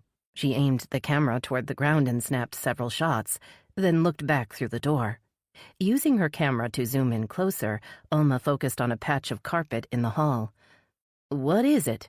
Nessa followed Alma's gaze. "You see something?" "We need to cordon off this whole corridor, including the stairwell," Alma called to her team. "We have traces of dried fluid on the floor inside and outside the room." Nessa stared at the floor, trying to see what Alma was seeing. "Let's not get too excited," Alma warned. "It could be nothing, but we need to know what it is and where it came from." Pointing down the hall to the stairwell exit, Alma glanced back at Nessa. Her eyes gleamed behind her protective glasses. "Whatever it is, there's a trail of it leading toward the stairs." "A trail of what, exactly?" The deep, exasperated voice startled Nessa. She spun around to face the hotel manager she'd met earlier in the lobby. Dennis, something. He looked as unhappy as he sounded. "Sir, I need you to step back toward the elevator," Alma commanded, stepping forward to block the man from moving further down the hall. "This is a restricted area. No one will be allowed to enter this corridor until we complete our investigation." Stealing a glance at the manager's angry face and then at his name tag, Nessa tried a softer approach. "Mr. Robinson, I know this must be a huge inconvenience to you and your guests, but we've opened an official investigation into Portia Hart's death. We need to determine how she died, and we haven't ruled out foul play yet." Dennis Robinson opened his mouth, then snapped it shut again. A variety of emotions played over his face as he absorbed her words. "You mean Miss Hart may have been murdered?" "Well, it certainly is a possibility," Nessa said, wondering how long it would be before Dennis Robinson spouted off this information to the press. "Which means we need to do everything we can to protect your guests and this community until we know exactly what happened in this room last night." Gazing toward the room with a forlorn expression, Dennis sighed and shook his head. "Well, I hope it doesn't take very long. That's our finest suite. I'm losing $800 a night while this investigation goes on." The man's callous words caused Nessa's back to stiffen. Her voice rose an octave, and she gave her southern drawl full rein. "We're gonna be here just as long as it takes to find out what happened, Mr. Robinson. And we'll need to talk to all the employees, of course, to find out what they may have seen, and any guests who stayed on this floor." Alma moved toward Dennis, ignoring his startled protest, and shooed him back down the corridor. When they reached the elevator, Alma pointed a gloved hand at the camera mounted on the wall over his head. "I'll stop by the security desk later. We need to review video from the cameras on this level, the lobby, and all entrances or exits." "And the parking garage," Nessa called out as the manager stepped into the elevator, still shaking his head. Hurrying back down the hall, Alma knelt to open a hardcover case. She pulled out a handheld device and flicked a switch. A bright beam of light illuminated the floor as Alma stared into a small display on the back of the device. "It's my new toy," Alma murmured to Nessa. "Portable high-intensity light. Helps find trace evidence and check for bloodstains." "Blood?" Nessa frowned, but Portia wasn't bleeding. Alma didn't seem to hear her. She bent and searched through her case until she found a small container. Twisting open the lid, she extracted a small plastic strip, then crouched next to the stain. Nessa held her breath. She'd seen the little strips before. If the strip turned green, then that meant the stain contained hemoglobin. "Bingo!" Alma's raised voice caused all three of the other technicians to come to the door. They looked out at Alma through their protective glasses with expectant eyes. "Looks like someone was bleeding in this room." Alma held up the plastic strip. It had turned green. "Although I'd say it's been diluted with water," she added, "and must have been tracked out here sometime after housekeeping came in and cleaned the floor." Possible scenarios of how the diluted blood had gotten on the floor flooded Nessa's mind. Was it Portia's blood? Or had someone else been in the room? Would there be enough blood to test for DNA? "I'll collect the specimen to see what we can find out at the lab," Alma said, as if reading Nessa's mind. "And we can compare our results to what Iris finds at the autopsy." Knowing the CSI team was just getting started and that the investigation would take most of the day, Nessa looked at her watch. "I'm going to join Van Zinger and Jankowski for the autopsy," she told Alma, already walking toward the elevator. "Iris said she'll do it this afternoon. I bet she's prepping as we speak." Stepping onto the elevator, she thumbed the button for the ground floor. Her phone vibrated in her pocket just as the elevator started to descend, and she knew who was calling before she looked at the display. Jerry would be wondering where she was. "I know, I'm late for the viewing," she said, trying not to sound defensive. "But the call this morning ended up being a bigger deal than I thought. I'm sorry, but—" "Nessa, take a breath." Jerry sounded more amused than angry. "I've been watching the news, so I figured you wouldn't be back in time. I was just calling to tell you I've rescheduled the appointment until next weekend." Relief washed through Nessa at his words. She wasn't sure if she was relieved because he wasn't mad, or because she wouldn't have to go to see the new house he wanted to buy. "Thanks, honey. I feel terrible to have to miss it." She tried to sound disappointed for Jerry's sake. He wanted a bigger house now that Cole and Cooper were getting older, and now, as chief of police, she was making enough money to afford it. But Nessa was in no hurry to move. They'd chosen the little house on Cranberry Court when they'd first moved to Willow Bay almost 6 years before. The boys had been so young back then, and they'd gone through so many good times since, that the modest house seemed like an integral part of their family. The only place in Willow Bay she felt truly safe. "I understand," Jerry assured her. "The press is going wild with this one. Looks like you're going to be tied up for a while." Jerry knew better than to ask for details. That was one of the things that Nessa loved about him. He let her keep the unpleasant details of her job out of their house as much as possible. When she was at home with Jerry and the kids, she didn't want to think about the ugliness she faced in her role on the police force. "Yes, I'm just heading downtown to meet with Van Zinger and Jankowski now. It'll be a long day, so don't count me in for dinner." "Okay, I'll take the boys for pizza or something." Hearing a whoop of joy in the background, Nessa realized Cole and Cooper had been listening in on the call. She rolled her eyes at the obvious excitement in their voices. "Well, don't miss me too much, you little pizza monsters." Nessa disconnected the call just as the elevator doors opened onto the lobby. She could see right away that the crowd outside the hotel had swollen into a mob.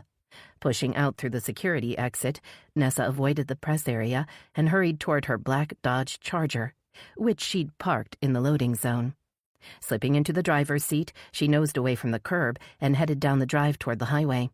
She looked in her rearview mirror, glad to have escaped without being noticed by the growing swarm of reporters. They were all desperate to find out what had happened to Portia Hart. And they're all looking to me and my team for the answer. A pang of doubt rippled through her at the thought. Was she ready to lead an investigation that was sure to garner national attention? Or had she gotten herself in over her head? Suddenly, she found herself missing her old partner, Pete Barker. He'd always been able to make her feel better, even in the most stressful situations, and he'd always had her back, no matter what. Barker's heart attack a few years back, followed by his early retirement, had put an end to their partnership, but not to their friendship. Picking up her phone, she tapped on his name in her favorites list. "Hey, Nessa, I was just talking about you." Just hearing Barker's familiar voice made Nessa feel a little safer. "I wondered why my ears were burning," Nessa replied. "Good thing I called to find out what you've been saying about me this time." "I was just watching the news with Taylor, and I was saying that I'm glad I'm not you right now. This thing with Portia Hart looks like it's going to be a major pain in the ass." Smiling despite herself, she relaxed back against the seat. "Actually, that's why I was calling you, for moral support. Between you, me, and the fence post, I'm not sure I'm up for this." The slight tremor in her voice exposed the truth of her words. She heard Barker's heavy sigh and scolded herself as she imagined the worry filling his sad puppy dog eyes. "Don't be stupid," he said, although his voice had softened. "You're gonna be fine. This is the kind of stuff you're good at. Just don't take any crap from any of those reporters. They're like vultures circling the kill. You just ignore them and focus on being the chief of police." "Yeah, I guess," she agreed, feeling better. "Besides, what other choice do I have?" "You could come work with me and Frankie. We're always looking for good detectives at Barker and Dawson Investigations." "Yeah, and if I was a PI, I'd be spending Saturday going out for pizza with the boys, instead of at the medical examiner's office viewing an autopsy." Nessa laughed along with Barker, but as she pulled into the WBPD parking garage and saw a fleet of news vans waiting outside, she wasn't sure the idea was so funny after all. Chapter 9. Frankie Dawson reached out a skinny hand to search for the phone, wanting to silence the shrill ringing that had woken him from a deep sleep. His fingers settled over the slim device just as the annoying noise stopped. Letting his body sink back into a comfortable position on the sofa, he was half asleep when the phone erupted again. "What the fuck?" Swinging his feet to the floor, Frankie sat up and grabbed the phone. He glanced toward the clock as he swiped to answer. It was noon. "This is Barker and Dawson's Investigations," Frankie said with an audible yawn. "How can I help you?" "My name is Maxwell Clay." The man's voice was crisp. "I'm an investigator with Sterlington Trust Insurance Group, and I'm looking to retain a local agency in Willow Bay to help me with a case." Wiping the sleep from his eyes, Frankie sat up straighter. "What kind of case are you talking about, Mr. Clay?" "It's a death investigation on a life insurance claim. I need to verify the cause of death for an insured who was visiting your town." Clay cleared his throat and lowered his voice, as if someone might be listening in. "As I'm sure you've heard in the news, Portia Hart was found dead this morning in her room at the Riverview Hotel." "Oh, yeah," Frankie agreed automatically, even though he'd slept through both the morning and lunchtime broadcasts. "I think I heard something about that. Portia Hart had a sizable life insurance policy with Sterlington Trust, and I'm investigating the circumstances around her death." Frankie stood, stretched out his back, then stepped over to his desk, which was cluttered with wrappers and napkins from the fast food dinner he'd eaten the night before. "I need to determine if we'll want to contest the claim," Clay continued, "and on a high-profile case like this, I find it's usually wise to partner with a local investigator, someone who knows the community and has the proper connections." Scratching at the stubble on his unshaven chin, Frankie frowned. "Why don't you just ask the cops what happened, or the ME?" "I wish it were that easy," Clay replied, "but I need the information fast, and the police tend to take their time." "You're in a hurry to pay out a bunch of money?" "No, but her brother is a beneficiary, and he'll likely be in a hurry to receive the money as soon as possible. And in a small town like Willow Bay, the local cops will likely shut me out." Frankie nodded at the words. "Yeah, I know what you mean. The cops get all bent out of shape if they think a private investigator is trying to do their job. Like I'd want to be a fucking cop." After a startled pause, Clay agreed. "Exactly. Well, I'm sorry, I didn't catch your name. Am I speaking with Mr. Barker or Mr. Dawson?" "You're speaking with Frankie.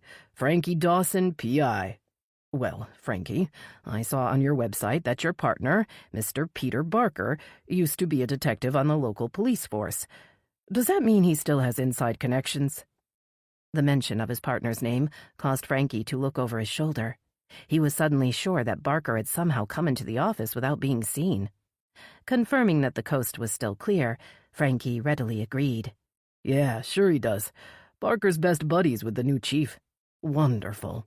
I hope to arrive in Willow Bay later today. How about I come by your office first thing tomorrow, and we'll settle the arrangement? Frankie once again thought about Barker. He doubted his partner would be too happy about working on a Sunday. He'll probably want to spend the day prancing around the fucking park. Lately, Barker had been spending every weekend playing Happy Families with his new girlfriend and his daughter. The satisfied grin that had become a regular fixture on Barker's face was beginning to annoy Frankie, but he wasn't about to let it ruin a lucrative new gig. I guess that'll work. Where are you coming from? Clay was silent. For a minute, Frankie thought he'd lost the connection. Then the insurance investigator cleared his throat. I'm in Hart Cove, just north of Palm Beach. If I leave now, I can get to Willow Bay before nightfall. I'll be at your office tomorrow morning, no later than 10. Frankie's interest waned at the thought of a Sunday meeting, especially one that would require him to be up well before noon. Mr. Clay, I better talk to my partner and... But Clay had already disconnected the call. Talk to your partner about what? Jumping at the deep voice that sounded behind him, Frankie spun around. Barker stood in the doorway wearing a suspicious frown. And what the hell happened in here? Barker looked around the little office with disgust. You've been sleeping in the office again? What the hell are you doing sneaking up on me? Frankie countered, trying to slow his racing pulse. You trying to make me have a heart attack too? Barker rolled his eyes and crossed to his own desk. He dropped into his chair and surveyed the neatly organized surface. This is what a desk is supposed to look like, Frankie, Barker said. Not like that pile of crap you got. Swiping the greasy wrappers and wadded-up napkins into the overflowing trash can under his desk, Frankie decided he'd better break the news about their new case before he lost his nerve. But as he opened his mouth, Barker flipped on the little television mounted on the wall and leaned back in his chair. You hear about Portia Hart? Barker asked. It's a real shame. Shocked to hear the name of the woman Maxwell Clay was investigating coming from Barker, Frankie closed his mouth and looked toward the television. His eyes widened as he saw Veronica Lee standing in front of the Riverview Hotel and read the words that were scrolling across the bottom of the screen. Portia Hart, best-selling author and daughter of the late billionaire Remington Hart, found dead at Riverview Hotel this morning. The reporter's long dark hair and green eyes were familiar to Frankie. The Willow Bay stalker had taken Veronica Lee hostage when Frankie and Barker had been working a related case. Several months had passed since then, but Frankie still had a slight limp from injuries sustained during the chase that had ended with Boyd Faraday's arrest. The WBPD has opened an investigation into the death of the popular self-help author who was in Willow Bay as part of the nationwide book tour for her best-selling book, Simply Portia, Veronica said, holding up a book with a picture of a cheerful blonde woman on the cover. Reggie had that book. Barker pointed a beefy finger at the screen. She loaned it to Taylor just the other day. Running a hand through his wilted brown hair, Frankie turned toward his partner with a hesitant smile. I didn't realize Portia Hart was a celebrity. I mean, if I'd known then, I might have told Clay that I needed time to... What are you talking about, Frankie? Barker asked, his eyes still on the television screen. Clay who? Maxwell Clay. Frankie swallowed hard. He's the insurance investigator who just hired us to find out how Portia Hart died. Barker raised both eyebrows and stared at Frankie as if he'd lost his mind. When Frankie just stared back, Barker dropped his head into his hands. You gotta be kidding me, he moaned. You agreed to help some sleazebag insurance guy try to slime his way out of paying an insurance claim for one of the most popular celebs in the country? An overwhelming desire to smoke a cigarette took hold of Frankie. He reached into his shirt pocket and pulled out a loose stick of gum. Tearing off the wrapper, he stuck it in his mouth and began to chew. Listen, Barker, this could be a good case for us. If we find out what happened to Portia, we could end up as heroes. When Barker didn't look up, Frankie tried again. And with national attention, we're bound to get some publicity. We are not exactly rolling in new cases, you know. Taking out his phone, Barker acted as if Frankie hadn't spoken. He tapped out a number and waited. Hey there again, Nessa. Barker issued an awkward laugh. I know. It's a real treat for you to get to talk to me twice in one day. Frankie rolled his eyes as he realized that Barker was calling to ask for permission. Anyway, I'm here with Frankie and I got a quick question for you. I'm gonna put you on speaker if that's okay. Nessa's unmistakable southern drawl filled the room. Hi, Frankie. How's it going? Swell, Nessa. It's going really... Cutting Frankie off with an irritated wave of his hand, Barker raised his voice. I know you're busy, Nessa, so I'll make this brief. Frankie's made a deal with an insurance investigator working a life insurance claim on Portia Hart. Apparently, he wants us to confirm her cause of death. Barker pinned Frankie with a stern glare. I'm sure the guy's trying to find a reason to contest the claim. Would you have a problem with us looking into this? I wouldn't want to step on your toes or anything. The silence on the other end of the connection worried Frankie. He chewed hard on his gum and avoided Barker's eyes. I don't have a problem with you guys taking on the case, Nessa finally said, but your client may not like what you're likely to find. What do you mean? Frankie asked. What won't they like? The insurance company probably has a clause that allows them to reject the claim if Portia committed suicide, Nessa explained. So I'd bet they're hoping you come back with a cause of death by suicide. That'll save them $1 million, or whatever ridiculous amount Portia Hart had in her policy. Leaning over Barker's desk, Frankie spoke toward the phone. So you're saying Portia didn't kill herself? Was it an overdose? I'm not saying any such thing, Frankie, Nessa warned. I'm just telling you both that this isn't a cut-and-dried suicide. And your insurance investigator's not going to like the fact that we've opened an official investigation. No telling how long it'll take for us to figure out what happened. It could take weeks, or even months. Frankie stood up and crossed his arms over his thin chest. I bet we can help you find out what happened quicker than that. Right, Barker? If we're on the case, we can speed things up. Barker gave the phone an uncomfortable glance, then shrugged. I mean, I guess we might get people to talk to us that won't talk to the cops, Barker said, and we aren't bound by as many rules.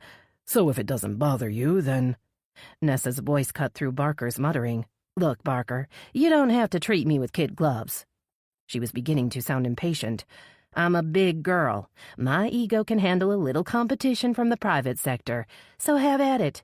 You guys see what you can find out. If you find out anything I can use along the way, I'd be grateful for any info you want to pass on. Relief flooded Barker's face, and he gave Frankie a thumbs up. That's great, Nessa. I'll be sure to keep you in the loop, and sorry to bother you. I'll talk to you later. Hold on now. I have a question for you, Nessa said. You said the investigator is looking into a claim, but you never told me who the beneficiary is. That's a pretty important piece of information. Thinking back to his conversation with Maxwell Clay, Frankie tried to remember if the investigator had mentioned the name of the beneficiary. Whoever benefited from Portia's death would be a natural suspect if foul play were suspected. Barker seemed to read Frankie's mind. So you're treating Portia Hart's death as a suspected homicide? I'm pursuing all possibilities, Nessa corrected, as should you, if you want to find out the truth for your client. Frankie nodded in agreement, but the idea that he might once again be searching for a killer unnerved him. After all, he'd barely survived when he and Barker had tried to track down the Willow Bay stalker. Sorry, Nessa. Frankie was suddenly worried he'd gotten involved in something far more dangerous than he'd anticipated. I didn't get all the details yet, but the guy said the beneficiary was Portia's brother, I think. He acted like the guy was pretty eager to get his hands on the payout. The brother? Nessa sounded intrigued. Okay, well, I'd appreciate hearing anything else you find out. The thought that Willow Bay's chief of police was wanting information from his investigation made Frankie's spirits perk up. Sure thing, Nessa. Clay's coming in tomorrow morning, so I'll find out then and we'll let you know. After Barker disconnected the call, he turned to Frankie. Tomorrow morning? What time? 10 o'clock, Frankie muttered, ignoring Barker's frown, and returning his gaze to the television. Look at all those people wanting to know what happened. It's crazy. Turning on his computer, Barker pulled the keyboard toward him and began typing. He kept his eyes on the monitor as he spoke. I'll start the background work on Portia Hart. That way we'll be ready to hit the ground running once Clay comes in and signs the paperwork tomorrow. Frankie wasn't listening.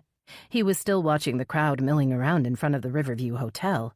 You know, If Portia Hart is such a big celebrity with fans always hanging around, then someone must have seen something.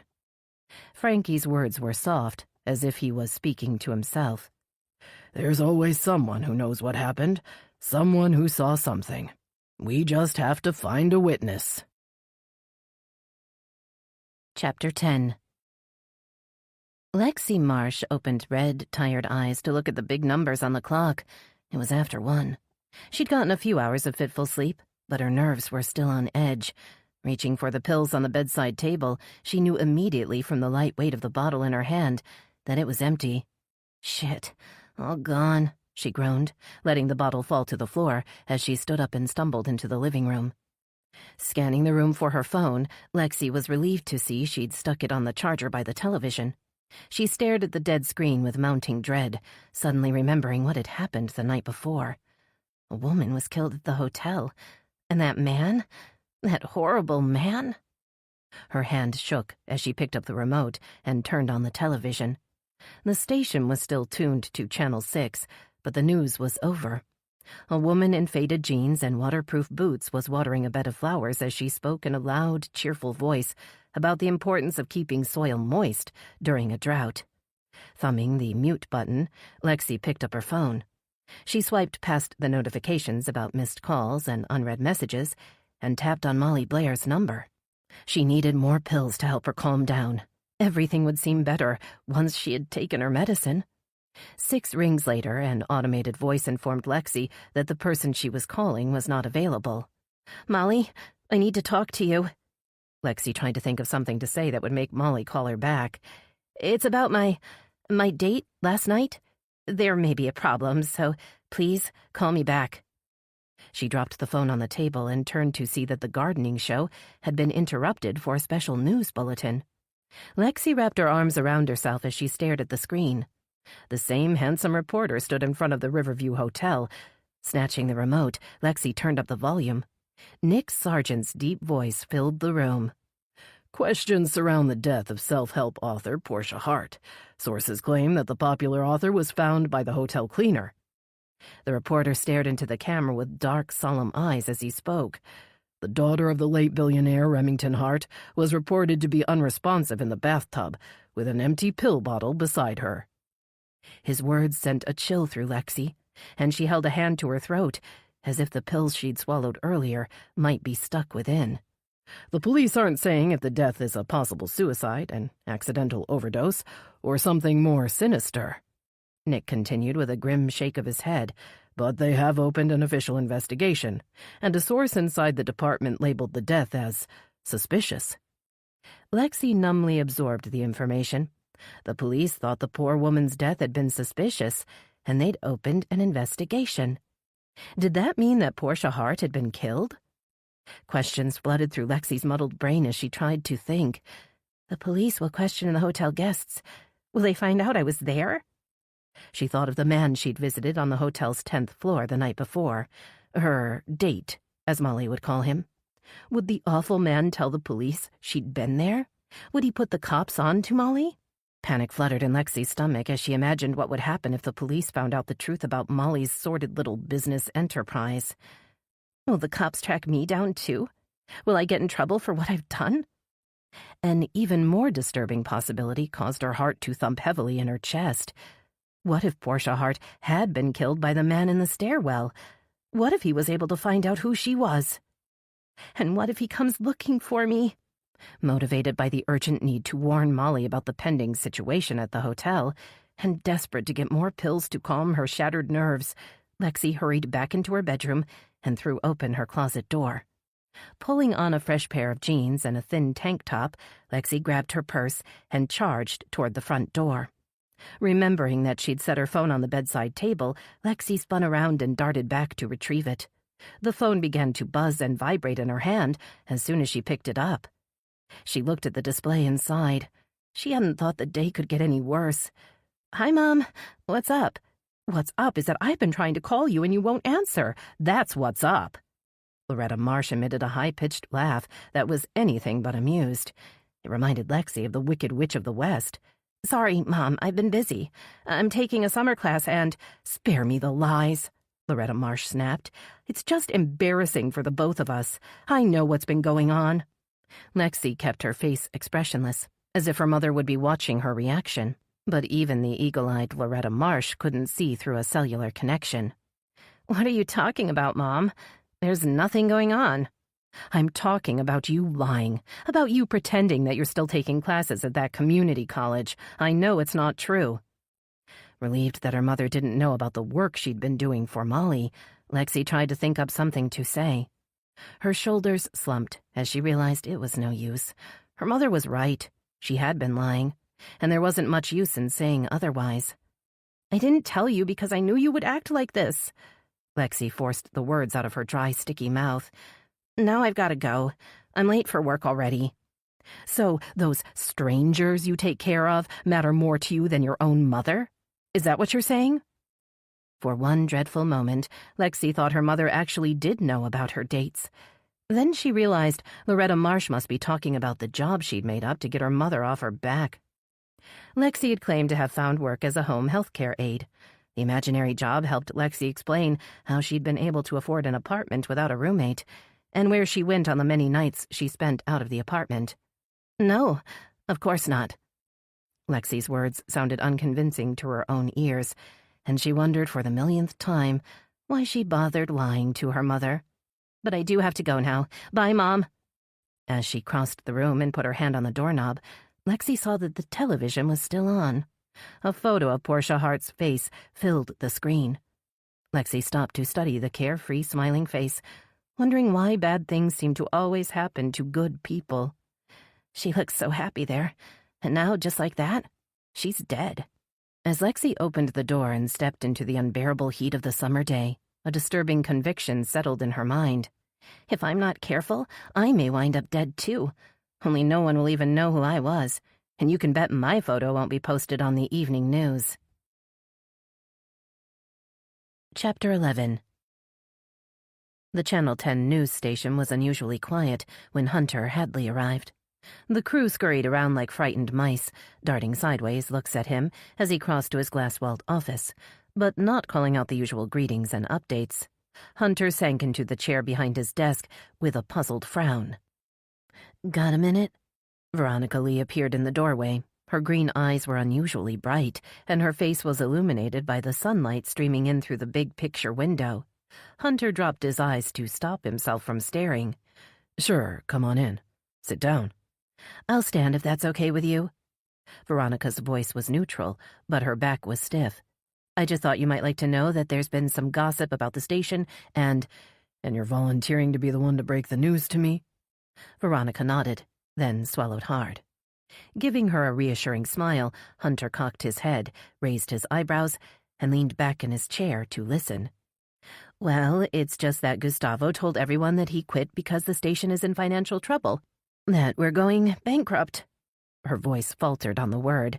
"I also heard pretty much the same thing from Nick Sargent earlier today." Hunter winced. Unprepared for the question, he sat up straight in his chair and met Veronica's worried gaze. "We aren't going bankrupt," he said, running a big hand through his dark brown curls, unsure how much he should say.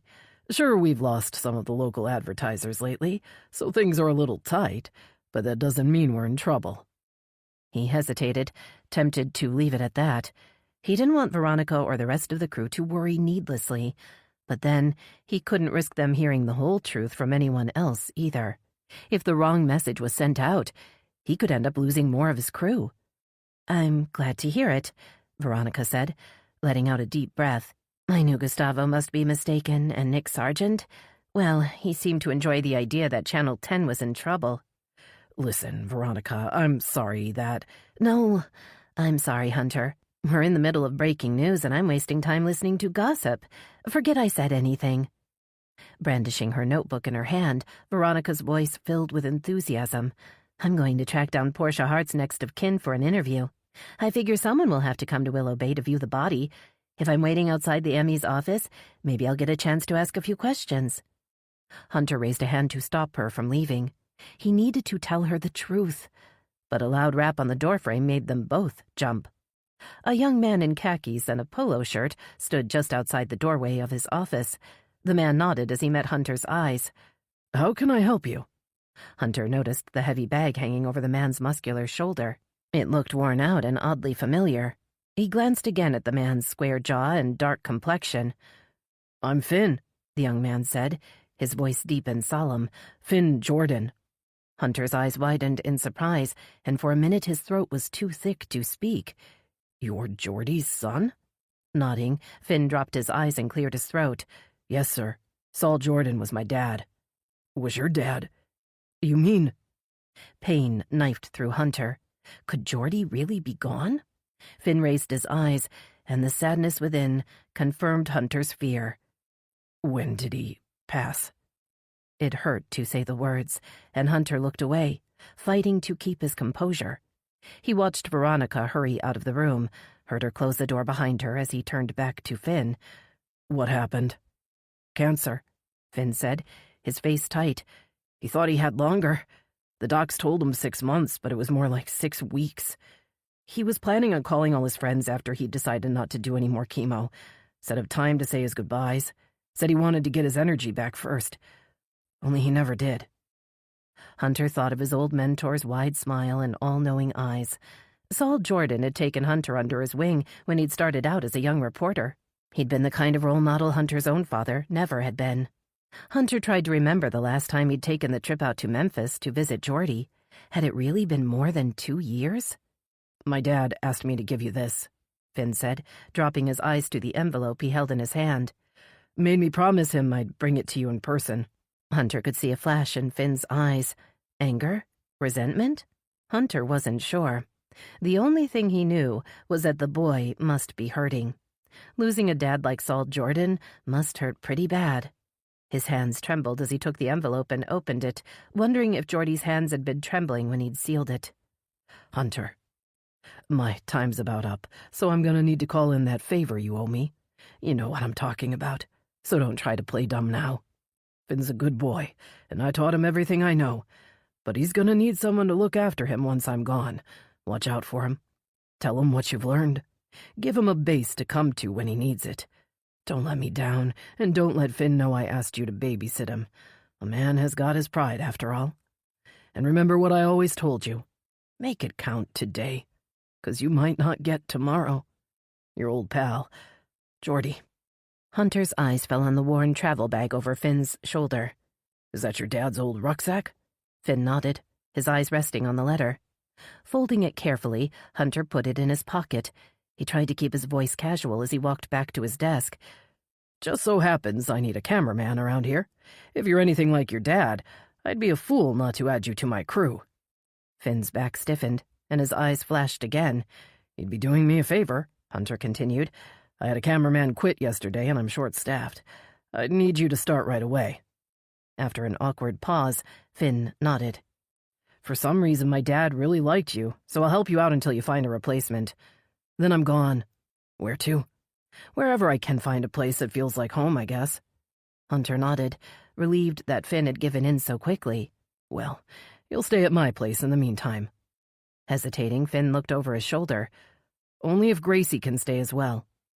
Hunter hurried to the door, a wide smile spreading across his mouth. He rushed across the room to kneel by a white Labrador retriever who sat at attention by Veronica's desk. "Gracie, how you doing, girl?" Hunter ruffled the dog's fur, and she looked up at him with wide, solemn eyes. Time seemed to stand still as he met her gaze. He felt like he was back in Kabul, like 10 years hadn't really just passed in the blink of an eye. "She's not been the same since Dad died." Finn's voice sounded behind Hunter, and he heard the pain underneath the words. "You're missing old Geordie, aren't you, girl?" Hunter sighed and looked up at Finn. "You and Gracie have a home with me as long as you want it. Now, store your bag over there, and let's meet the crew." Chapter 12. Veronica slung her bag over her shoulder and headed toward the door. She wanted to get to the medical examiner's office in time to talk to Portia Hart's younger brother. According to her research, Julian Hart was Portia's only living relative, and the heir to the enormous fortune Remington Hart had left behind after his fatal plane crash almost a decade earlier. "Veronica, wait up!"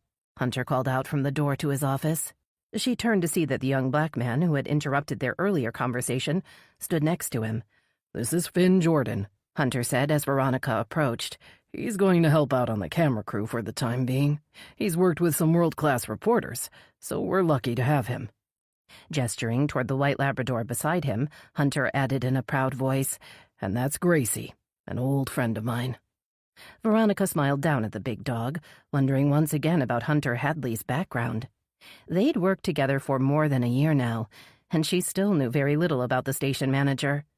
"And Finn, this is Veronica Lee, our roaming reporter and something of a local celebrity." Rolling her eyes at the phrase, Veronica looked at Finn with curious eyes. He smiled and nodded, but didn't say anything. He didn't look old enough to be a seasoned pro, but who was she to question Hunter? Her boss knew the industry and the craft better than anyone she knew. If he thought Finn was the right guy for the job, she wouldn't argue. "I'll show Finn around and introduce him to the crew," Hunter said, "and once he's set up with his gear, I'll let you know. Maybe by then, you'll be ready with that breaking interview." Veronica turned away before Hunter could see how nervous she was. He was putting a lot of trust in her to pull together a story that would keep viewers tuned to Channel 10. He seemed so confident that she would come through, but she wasn't so sure. Will I really have the nerve to ask a man who just identified his sister's dead body for an interview? The thought disturbed her. She'd often wondered what she would be willing to do in pursuit of a big story. Suddenly, she wasn't so sure she wanted to find out. Several people were standing outside the Willow Bay medical examiner's office when Veronica drove by in her Jeep. She recognized Nessa Ainsley's red curls, as well as Iris Nguyen's sleek bob. Steering the Jeep into the parking garage, Veronica found an empty space on the second floor and rushed down the dim stairwell, hoping to catch the chief of police and the medical examiner before they disappeared inside the big concrete building. Momentarily blinded by the dazzling sunshine as she stepped out onto the sidewalk, Veronica raised a hand to shield her eyes and headed toward the front of the building. She was relieved to see Nessa and Iris still talking outside. "Hi, Nessa, how are you?" Veronica called out, trying not to think about the last time they'd been together. "Can I ask you a few questions about Portia Hart's death?" Appraising Veronica with narrowed eyes, Nessa put both hands on her hips and shook her head. "Well, I'm not feeling very generous with the press right now," she said. "Not after your competition over at Channel 6 made sure we didn't have a chance to notify Portia's kin before everyone in the known world heard about it." Veronica's heart dropped at Nessa's rebuke, and she wondered again if she was doing the right thing. Perhaps she should just leave Julian Hart alone. She could always go back to the hotel and try to find witnesses there, along with every other reporter in the state. Wearing a solemn expression, Iris stepped closer and put a small hand on Veronica's arm, as if to stress the importance of her words. "We reached Portia Hart's brother on the phone and asked him to come identify his sister's body. He's on his way to Willow Bay as we speak. Hopefully, you and the other reporters around here will show him some sympathy and let him mourn in peace." The clatter of high heels on the pavement sounded behind her before Veronica could respond. She turned to see a petite woman in a neon pink shift dress. Her snow-white hair had been cut into a page boy, and she wore huge black sunglasses. "You're the police chief I saw on the news," the woman gasped, pointing at Nessa. "I'm Portia Hart's agent, Jane Bishop, and I need to talk to you. I don't care what they're all saying. Portia was not on drugs, and she would never kill herself." Veronica pulled out her notebook and scribbled down the woman's name and noted the statements she'd made. "She'd been seeing someone," the woman said, her voice rising. "She was trying to hide it, but I—" Nessa raised a hand to stop Jane Bishop from saying anything else, regarding Veronica's notepad with disapproving eyes. "Miss Bishop, was it?" Nessa turned back to the distressed woman and guided her toward the door. "You come inside with me and we'll talk in private." Veronica watched in frustration as Nessa led Portia's agent into the cool interior of the building. She stared through the window, considered going inside, then spun on her heel and walked back to her Jeep. She needed to get to her laptop. Sitting in the driver's seat with the windows up and the air conditioning on, Veronica typed Julian Hart's name into the search engine. If Portia Hart's little brother was on his way to Willow Bay, she might get the opportunity to approach him in person. If so, she would need to know a lot more about him. Convincing a total stranger to trust her enough to grant an interview wouldn't be easy. A list of almost 50 million search results appeared, but within a few clicks, Veronica determined that Julian was Portia Hart's only sibling. He was also an artist who avoided the spotlight almost as much as Portia had chased it. Clicking on an image, Veronica studied an abstract painting of waves crashing against a rocky coastline. The painting was titled Hart Cove at Dawn, and Julian Hart had signed the bottom with a dramatic flourish. Intrigued by the mix of contrasting colors and textures in the landscape, Veronica wanted to know more about the man who had painted it. She suspected that Julian Hart had used the pain of losing his parents to inspire his art. I wonder if he'll cope with the loss of his sister in the same way. She felt a stab of pity for the man who seemed to have everything in the world other than a family. She read through the search results with growing interest. Portia and Julian had inherited a fortune after their wealthy parents died in a dramatic plane crash a decade earlier. Then, after an initial flurry of coverage, they'd all but vanished from the public scene. Only after Portia Hart's book, Simply Portia, had hit the bestseller list last year had she become a household name and a social media darling. Portia's name and face had appeared in hundreds of reviews, articles, and photos, and the Hart name was once again synonymous with money and fame.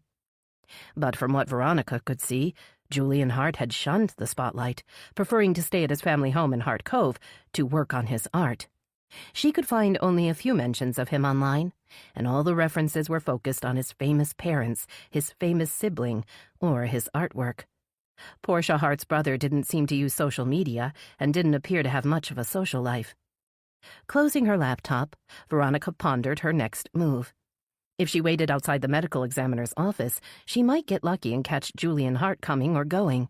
In a perfect world, he would agree to an interview, maybe even tell her what he thought had happened to his big sister. Or maybe I'll stand out there sweating for no reason while Nick Sargent hunts Julian Hart down and gets my scoop.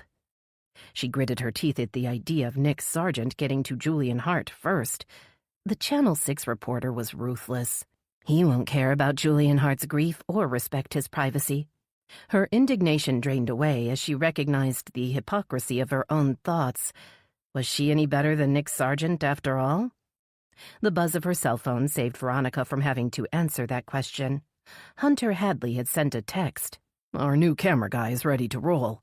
He'll meet you at the scene. Veronica didn't need to ask which scene. Portia Hart's sudden death was the only story in town. Easing the big Jeep out of the narrow space, she pulled out of the parking garage and took a last regretful look at the entrance to the Emmy's office. She wondered what information Jane Bishop had provided as she headed back toward the Riverview Hotel. Chapter 13. Jane Bishop's hand trembled as she picked up a glass of water off the tray Wesley Knox had set on the desk. Nessa waited for the older woman to take a drink, noticing the dark smudges under her eyes. She wasn't sure if Jane had been crying or if the stifling heat had caused the woman's mascara to melt. "Thank you, Wesley," Iris said, sitting down at her desk across from Nessa and Jane. "I'll let you know once we're ready to start." Glancing at her watch, Nessa forced herself to remain quiet while Jane regained her composure. If the woman really did know something about Portia's death, Nessa couldn't afford to rush her. So far, Jane Bishop was the only person who claimed to know why the popular author had ended up dead in a hotel bathroom. Portia never took any drugs, not even painkillers, Jane finally said. She was dedicated to a natural, unmedicated, unstimulated lifestyle. It's all in her book. You've read her book, haven't you? When neither Iris nor Nessa responded, Jane looked shocked. Haven't you read Simply Portia? No, although I did buy it, Nessa admitted. It's on my bedside table, but I've got 2 little boys and I don't get much time to read. Jane tutted and pointed a stern finger in Nessa's direction. Then you definitely need to read it. It'll help you simplify your schedule and make more room in your life. Most people have a schedule that's just as cluttered as their house. Smiling in polite agreement, Nessa looked at her watch, then over at Iris, who was supposed to be performing the autopsy on Portia Hart. Iris raised her finely arched brows and nodded, silently reassuring Nessa that she was doing the right thing by waiting to hear what Jane Bishop had to say. "Ms. Bishop, I'm Iris Nguyen. "The chief medical examiner, and I'm very sorry for your loss." The medical examiner's words sounded sincere, even though Iris must have uttered the same phrase hundreds of times before. "If you can help us determine the circumstances around Portia Hart's death, we'd be grateful," Iris continued. "We were just preparing for the autopsy and—" "Can I see her?" Jane interrupted in a hoarse whisper. "If I see her, I'll know it's true. That this isn't just a bad dream." Sitting back in her chair, Iris looked over at Nessa, who shrugged. After a slight pause, Iris picked up the phone on her desk. "Wesley, can you prepare Portia Hart for a viewing?" 10 minutes later, Jane Bishop stood outside a glass partition, staring down at Portia's swollen, discolored face. With a soft cry, Jane turned away from the horror beyond the window and shoved her dark sunglasses over her eyes. "That bastard!" she managed to spit out. "This is all his fault." "Which bastard?" Nessa asked. "Whose fault?" Taking Jane by one trembling arm, Nessa led her to a row of chairs against the wall. Jane's knees buckled, and she abruptly sat down. "The bastard Portia met in the Bahamas a few months ago," Jane said. "She was only supposed to be going for a long weekend, but ended up staying almost a month. I knew a guy had to be involved. She wouldn't tell me anything specific, but I had a bad feeling. Then I saw him that time in New York." "Did you get the man's name?" Jane shook her head, then stood and pushed past Nessa. "I need to use the restroom," she muttered as she flung the door open. "I think I'm going to be sick." Iris sliced a Y-shaped incision into Portia Hart's chest, then pulled the skin up to reveal the rib cage. Nessa closed her eyes as the diminutive medical examiner lifted a small electric saw and began to cut away the cartilage holding the ribs in place. Jane Bishop's words echoed through her mind. "That bastard! This is all his fault!" Feeling Wesley beside her, Nessa opened her eyes to see the brawny forensic technician leaning in to help Iris lift out the rib cage. She closed them again as they took photos, then began to remove and weigh the internal organs. After what seemed like hours, Iris stepped back, pulled off her gloves, and pushed up the plastic face shield. "She has liquid in her lungs and stomach," Iris said, her voice grim. "I'm confident that the cause of death is drowning, or, more precisely, hypoxia and acidosis leading to cardiac arrest." "But what about the pills?" Nessa asked. "Did she take too many? Could they have caused her to drown?" Iris shrugged as she watched Wesley collecting and packaging specimens to send to the lab. "It's possible that the pills could be a contributing factor. We'll have to wait for the test results to know what she took, if anything." Gesturing toward Portia's limp hand, Iris sounded hopeful. "We did find traces of something under her fingernails, so we took clippings to see if we can get viable DNA." "Good." Nessa tried to sound optimistic. "And while you're checking for drugs in her system and skin under her fingernails, Alma will be testing the residue we found on the hotel floor. She thinks it might be water from the bath mixed with traces of blood." "Well, I doubt it would be Portia's blood," Iris said. "The only external injury I saw during the autopsy were her broken fingernails, and they didn't seem to have bled much." Nessa suddenly wondered if they were misreading the evidence. Perhaps Portia had simply fallen and broken her fingernails after taking too many pills, then lost consciousness and drowned in the tub. Maybe it had just been a horrible, senseless accident. But her intuition chafed at the idea. All the little inconsistencies at the scene seemed to add up to homicide. And if it really was homicide, the killer is still out there, somewhere. A jarring ring startled Nessa out of her brooding. She turned to see Wesley Knox cross to a phone mounted on the wall. After a short exchange with the caller, Wesley hung up and called over to Nessa and Iris. "That was Detective Van Zinger. He said to tell you that Julian Hart showed up at the police station. He's bringing him over here to identify his sister's body." Noting the look of distress on Nessa's face, Iris frowned. "What's wrong, Nessa? I thought you'd be happy. It's your chance to talk to someone who may be able to shed light on Portia's death." "I am, I guess," Nessa replied with a sigh. "It's just that Julian Hart will ask how and why his sister died, and we still don't know." Chapter 14. Tucker Van Zinger tried to think of something to say to the quiet man walking beside him, but his mind drew a blank. He wasn't sure what the proper etiquette was. Should he try to make small talk, or leave the young man alone with his grief. What can I say to a brother who is on his way to identify his sister's body? Glancing over at Julian Hart, Van Zinger wondered if he should try to prepare the poor man for what he was about to see. It's messed up to have to see any dead body, but seeing the body of your sister? That must really screw with your head. Julian hid behind dark sunglasses as they walked toward the bulky concrete medical examiner's office, and he kept his head down, as if trying to make himself less visible, which wasn't an easy task.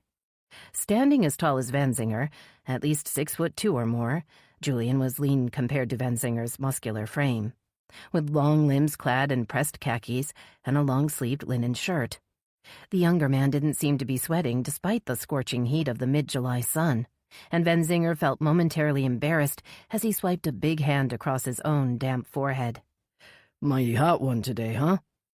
The words croaked out of Van Zinger's dry mouth, and Julian raised his head with a start, as if he'd forgotten Van Zinger was next to him.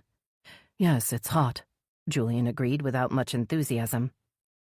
After another minute of silence, he added in a low voice, I imagine if hell were real, it would feel just like this. Before Van Zinger could reply, they reached the glass door of the building, and Van Zinger pulled it open for Julian to walk through. Spotting Maddie Simpson behind the counter, Van Zinger raised a big hand in greeting. Hey, Maddie, how you doing? He detected an underlying smell of decay in the still, cool air as he turned to gesture at Julian.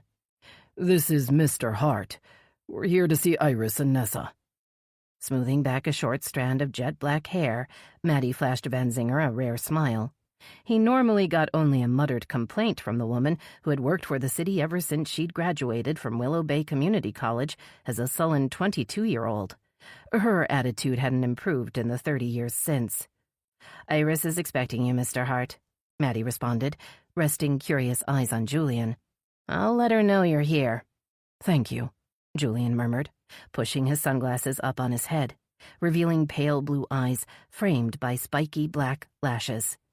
Once Maddie had disappeared into the back, Van Zinger turned to face Julian, who looked slightly shell-shocked. Iris Nguyen is the medical examiner, and Nessa Ainsley is the chief of police, Van Zinger explained. They'll review what they found during the autopsy and ask you to view your sister's body in order to make a positive identification. Chief of police? A frown creased the smooth skin of Julian's forehead. Why are the police involved? What happened to Portia? Looking toward the door in hope of rescue, Van Zinger sighed. It's best to wait until we're in the back to discuss the details of your sister's death. That way we'll be assured of privacy. Julian stared at the door, leading to the back with wide, almost glassy eyes. Finally, it opened to reveal a muscular man in blue scrubs. Mr. Hart, the man called out, looking toward Julian and Van Zinger. I'm Wesley Knox, the forensic technician handling your sister's case. The chief will see you now. As Van Zinger followed Julian into the back, he wondered who Wesley had been referring to. Both Iris and Nessa were now the official chiefs of their respective departments. Both women had overcome the city's good old boy culture to earn their positions. It was the kind of progress Van Zinger had doubted would ever happen. Things in Willow Bay sure have changed since the first time I joined the department. Then all thoughts fled as Wesley led them into the narrow viewing room. Van Zinger stared at the long window that separated the room from the autopsy suite, relieved to see the blinds were firmly closed, blocking the view. He put a comforting hand on Julian's shoulder just as Iris entered the room, and Nessa followed close behind her. Good to meet you, Mr. Hart. This is Nessa Ainsley, the chief of police, and I'm Willow Bay's medical examiner, Iris Nguyen. Iris wore a clean white lab coat over black pants. Her elfin face and kind brown eyes were framed by dark glossy hair styled in a neat bob. She extended a hand toward Julian, but he didn't seem to notice. His eyes were on the window. Is she in there? He asked. Is Portia in there? Iris nodded, and Van Zinger could feel Julian's shoulders begin to shake under his hand. When you're ready, we'll open the blinds. Your sister will be fully covered in a white sheet. Once you feel prepared, Wesley will move the sheet to show you only her face and shoulders. After you've made the identification, we'll go to my office so I can ask you a few questions and answer any questions you may have. Okay, I'm ready, Julian said, shrugging off Vanzinger's hand and straightening his shoulders. I want to see my sister now. 20 minutes later, they were all sitting around a small table in Iris's office. A cup of herbal tea was sitting untouched on the table in front of Julian. His stoic expression and dry, stunned eyes were beginning to worry Vanzinger. Is the guy in shock? Does he realize what has happened? Julian had worn the same blank expression since he'd seen Portia's ruined face on the gurney. It was as if he refused to acknowledge the horror of what he was seeing. "I know your parents died in a plane crash back in 2010, Iris said, her voice soft. "Do you have any other family?" Shaking his head, Julian kept his eyes on the table.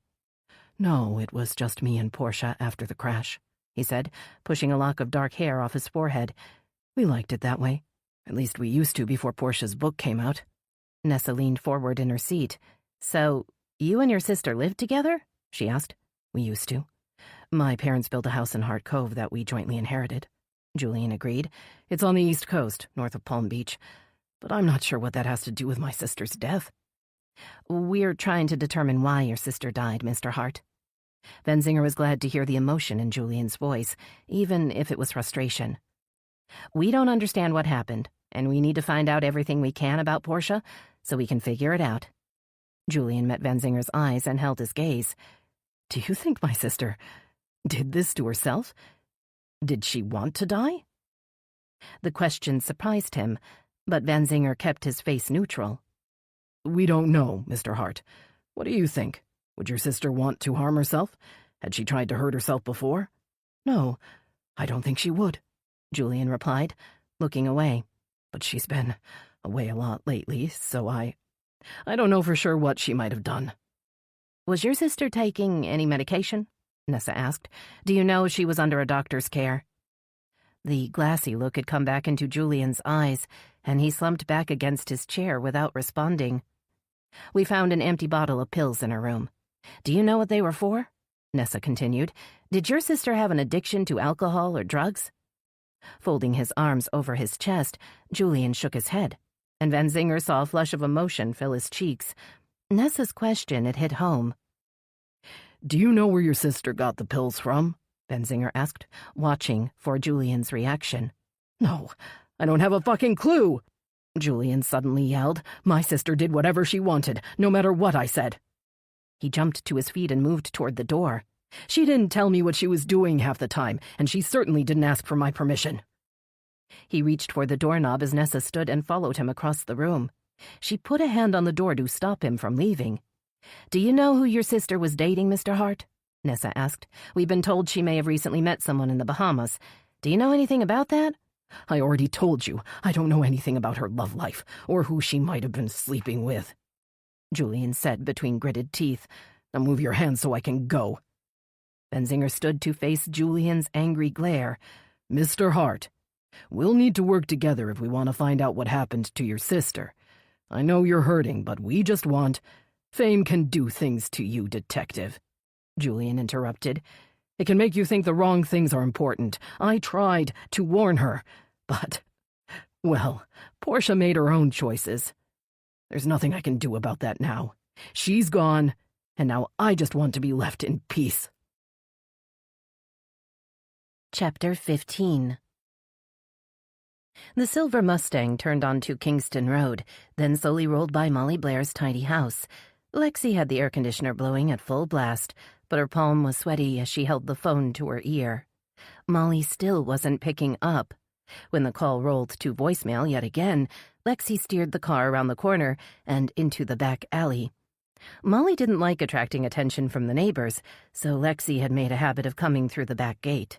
Opening the car door, she set one foot on the hot pavement and looked up and down the street, checking for passing cars or nosy neighbors. Seeing neither, she hurried along the fence until she reached the gate. The latch opened easily, and she slipped inside. Lexi crossed the brown, dried-out lawn, climbed the short flight of stairs to the back deck, then navigated around the hot tub to the sliding glass doors. "Molly?" Lexi knocked on the glass and tried to peer through, but the blinds were drawn. "Molly? Are you in there?" Lexi listened but could hear nothing from inside. Sweat began to trickle down the small of her back as she wondered where Molly could have gone. She needed to talk to her boss and tell her what had happened the night before, and she needed more pills. Banging her fist on the glass in frustration, she called out again, "Molly, please, I need to talk to you." She had just turned to walk away when the lock on the big glass door clicked up and the door slid open several inches. Angry eyes glared out at Lexi, barely visible through a narrow opening in the blinds. "What the fuck do you want?" Molly snapped. She opened the blinds a little wider and poked her head out, looking past Lexi to see if anyone was with her. When she saw that the patio and backyard were empty, she turned her eyes back to Lexi. "I need to talk to you," Lexi pleaded. "I need to tell you about the man at the hotel. It's been on the news and—" "Shut your mouth," Molly ordered, throwing a furtive look over her shoulder. "I'm busy right now. We'll have to talk later." Scared that Molly would close the door in her face, Lexi reached out a hand and grabbed the frame. "This can't wait," Lexi insisted. "A woman's been—" "I said I'm busy," Molly repeated, lowering her voice to a furious whisper. "And I'm not alone. Now get out of here. I'll call you when I'm free to talk." Panic set in as Lexi realized there would be no pills until later. She made one last attempt. "I don't feel good, and I don't think I should work tonight," she moaned, blinking back tears. "Unless I can get some more pills?" Uttering a string of muffled curses, Molly stuck her head out again to study Lexi's sweaty face. She frowned as she took in the wide, bloodshot eyes and unwashed, matted hair. "You look like shit," Molly said in disgust. "Wait here." She disappeared behind the blinds for several minutes, then reappeared holding a handful of pills in a small plastic bag. "Go home and take a shower." Molly pushed the bag through the gap in the door. "Get cleaned up and ready for tonight." Grabbing the bag with eager hands, Lexi turned and hurried back down the path and out the gate. She opened the door to the Mustang, oblivious to the oven-like conditions, and slid into the driver's seat. Only after swallowing 2 of the pills dry did she start the engine, open the car windows, and head home. Lexi didn't make it back to her apartment. Once the pills had kicked in, she felt too jittery to go home. She wanted to find out what was going on at the hotel. She needed to see for herself if the man was still there, although she knew she was unlikely to see him wandering around outside. If he is a killer, he's probably halfway across the country by now. Driving past the hotel's front entrance and the parking garage, Lexi parked the Mustang on the usual side street, and then sat motionless in the car, clutching the steering wheel. Finally, she reached down and opened the glove box. A deflated pack of cigarettes lay on top of a messy pile of napkins, receipts, maps, and a never-used 2010 Ford Mustang owner's manual. She knew without looking that there were only 4 cigarettes left in the pack. Taking one out, she stuck the filtered tip in her mouth and closed her eyes, enjoying the familiar smell of the tobacco. "I should put this back in the pack, or better yet, I should just throw the whole pack in the garbage, get rid of them once and for all." But instead, she reached into her purse and extracted a thin Bic lighter. Climbing out of the car, she lit the cigarette and began walking toward the hotel. She'd just gotten to the front of the hotel's self-parking garage when she heard a voice beside her. "That shit'll kill you. You know that, right?" A tall, lanky man in baggy jeans and a green football jersey stood on the sidewalk, staring at the cigarette in her hand. "Yeah, I know. I've been trying to stop, but it's hard." Reaching into his pocket, the man pulled something out and extended his hand toward her. She saw a flash of silver and recoiled, before seeing that it was just a stick of gum wrapped in foil. "Somebody's jumpy," he said, still holding out the gum. "I use this to quit a 2-pack-a-day habit. No joke. If I can do it, you can." Lexi transferred her cigarette to her left hand and took the stick of gum with her right. She decided she liked the smooth feel of the foil on her fingers. "Thanks," she said. But the man's phone had started to chirp, and he turned away and held it to his ear. Looking toward the hotel's entrance, Lexi watched the television crews, police, and hotel guests milling in front of the lobby, while a steady stream of cars and taxis drove up the drive to drop off and pick up passengers. As if in a bad dream, she saw a man emerge from the crowd and look her way. Even at a distance, she thought she recognized the man she'd seen in the stairwell the night before. The man seemed to feel her watching him, and he lifted his eyes to meet hers just as a yellow taxi pulled up in the drop-off lane, blocking her view.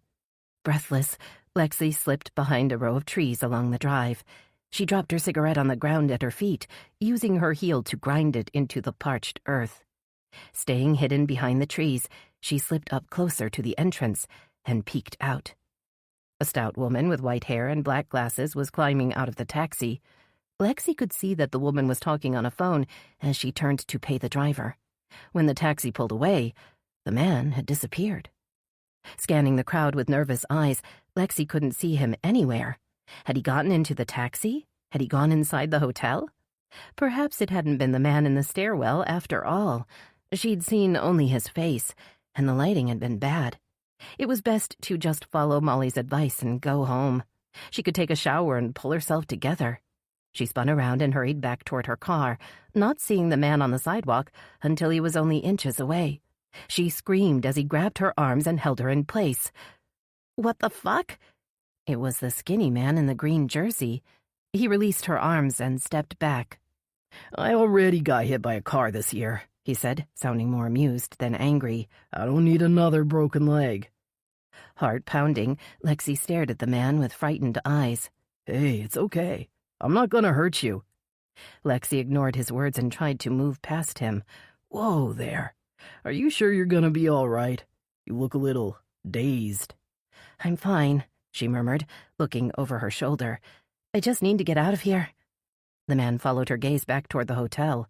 "You staying at the Riverview?" he asked. Shaking her head, Lexi once again pushed past him. She stepped off the sidewalk and felt her ankle twist underneath her. She tottered and almost fell, but the man reached out and steadied her. "Maybe I should help you get home." A frown of concern creased his forehead. "My name's Frankie. I'm not a psycho or anything, I promise." Taking a tentative step, Lexi felt a sharp pain in her ankle.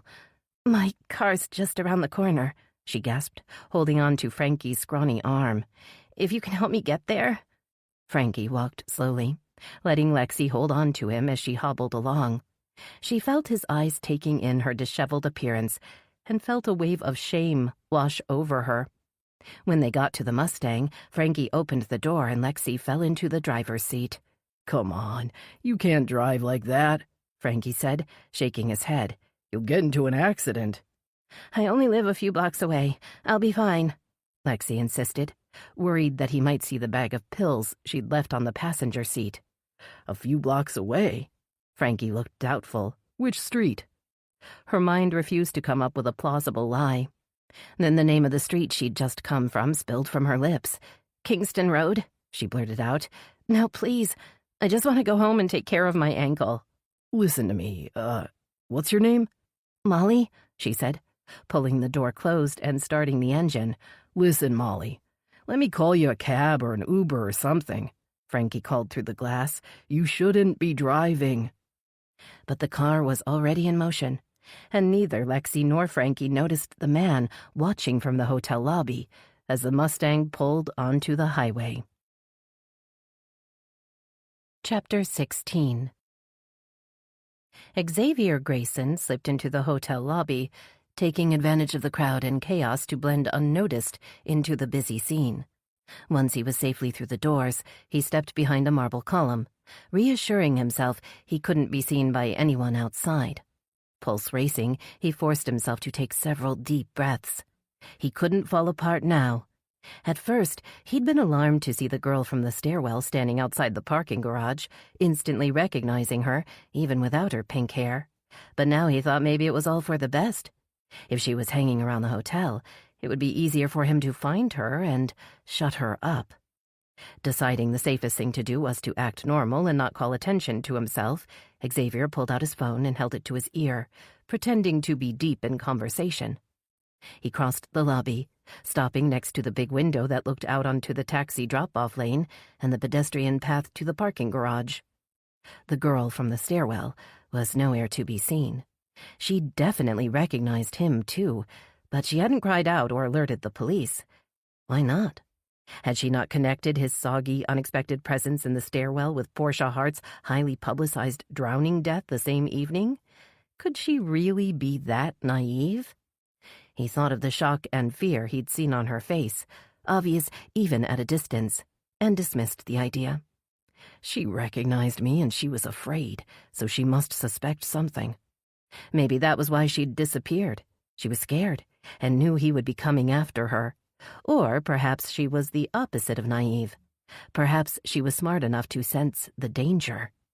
I need to find out who she is and why she was in the stairwell in the middle of the night, and why she's still skulking around here the day after. A disturbingly familiar voice interrupted his thoughts. Still holding the phone to his ear, he glanced back to see two women in the midst of an emotional conversation. The woman wearing a bright pink dress looked familiar. He took another look. For the second time that day, Xavier's heart jumped in alarm. Portia's agent, Jane Bishop, stood only a few feet away. Her bright cap of white hair and her loud, penetrating voice were unmistakable.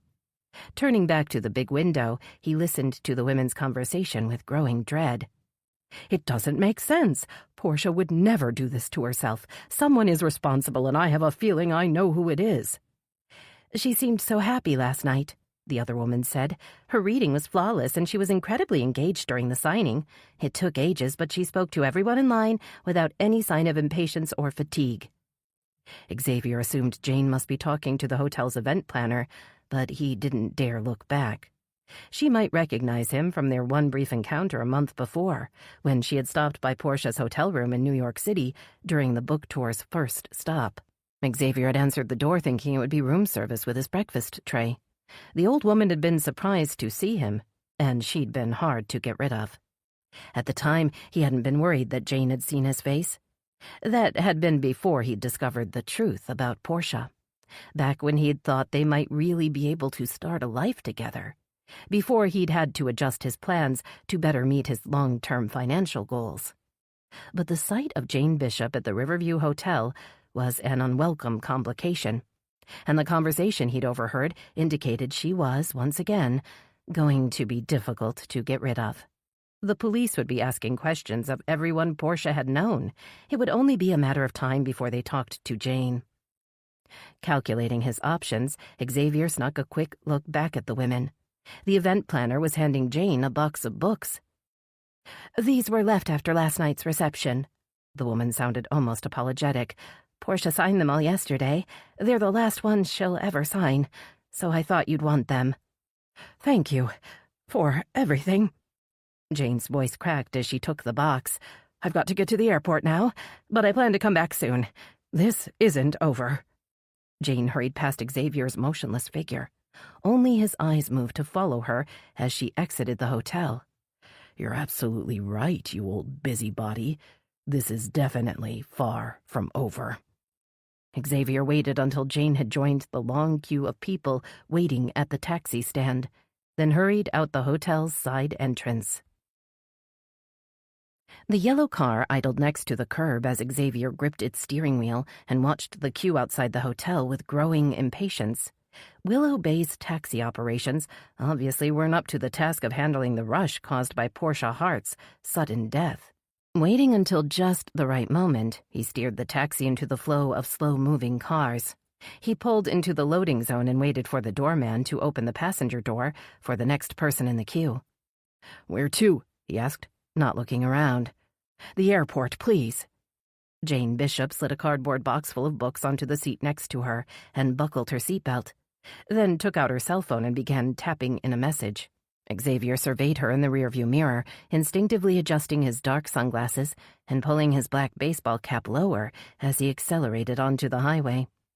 Taking the exit for the airport, he stayed in the right lane, observing the speed limit. He couldn't afford to attract the attention of a cop who might be driving by. He'd heard too many stories about criminals getting snagged because they'd gotten stopped for a minor traffic violation.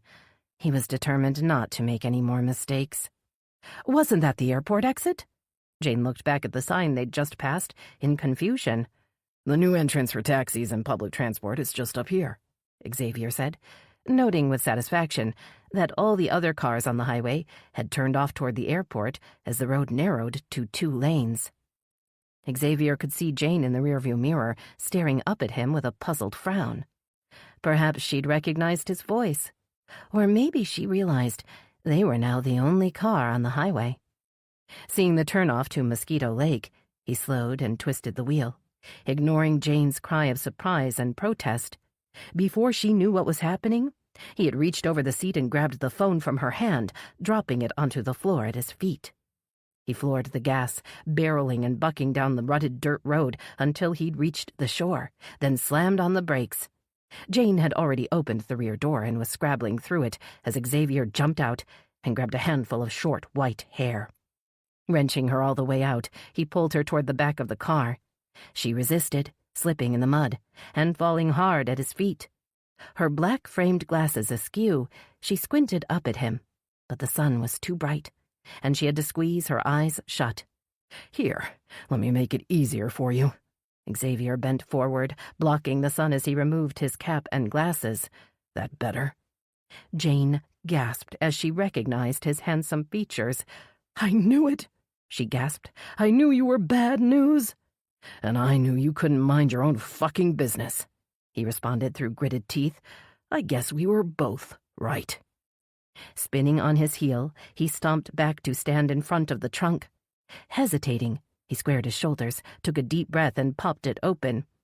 The taxi driver's wide, unseeing eyes stared up at him through the clear plastic bag Xavier had used to suffocate him.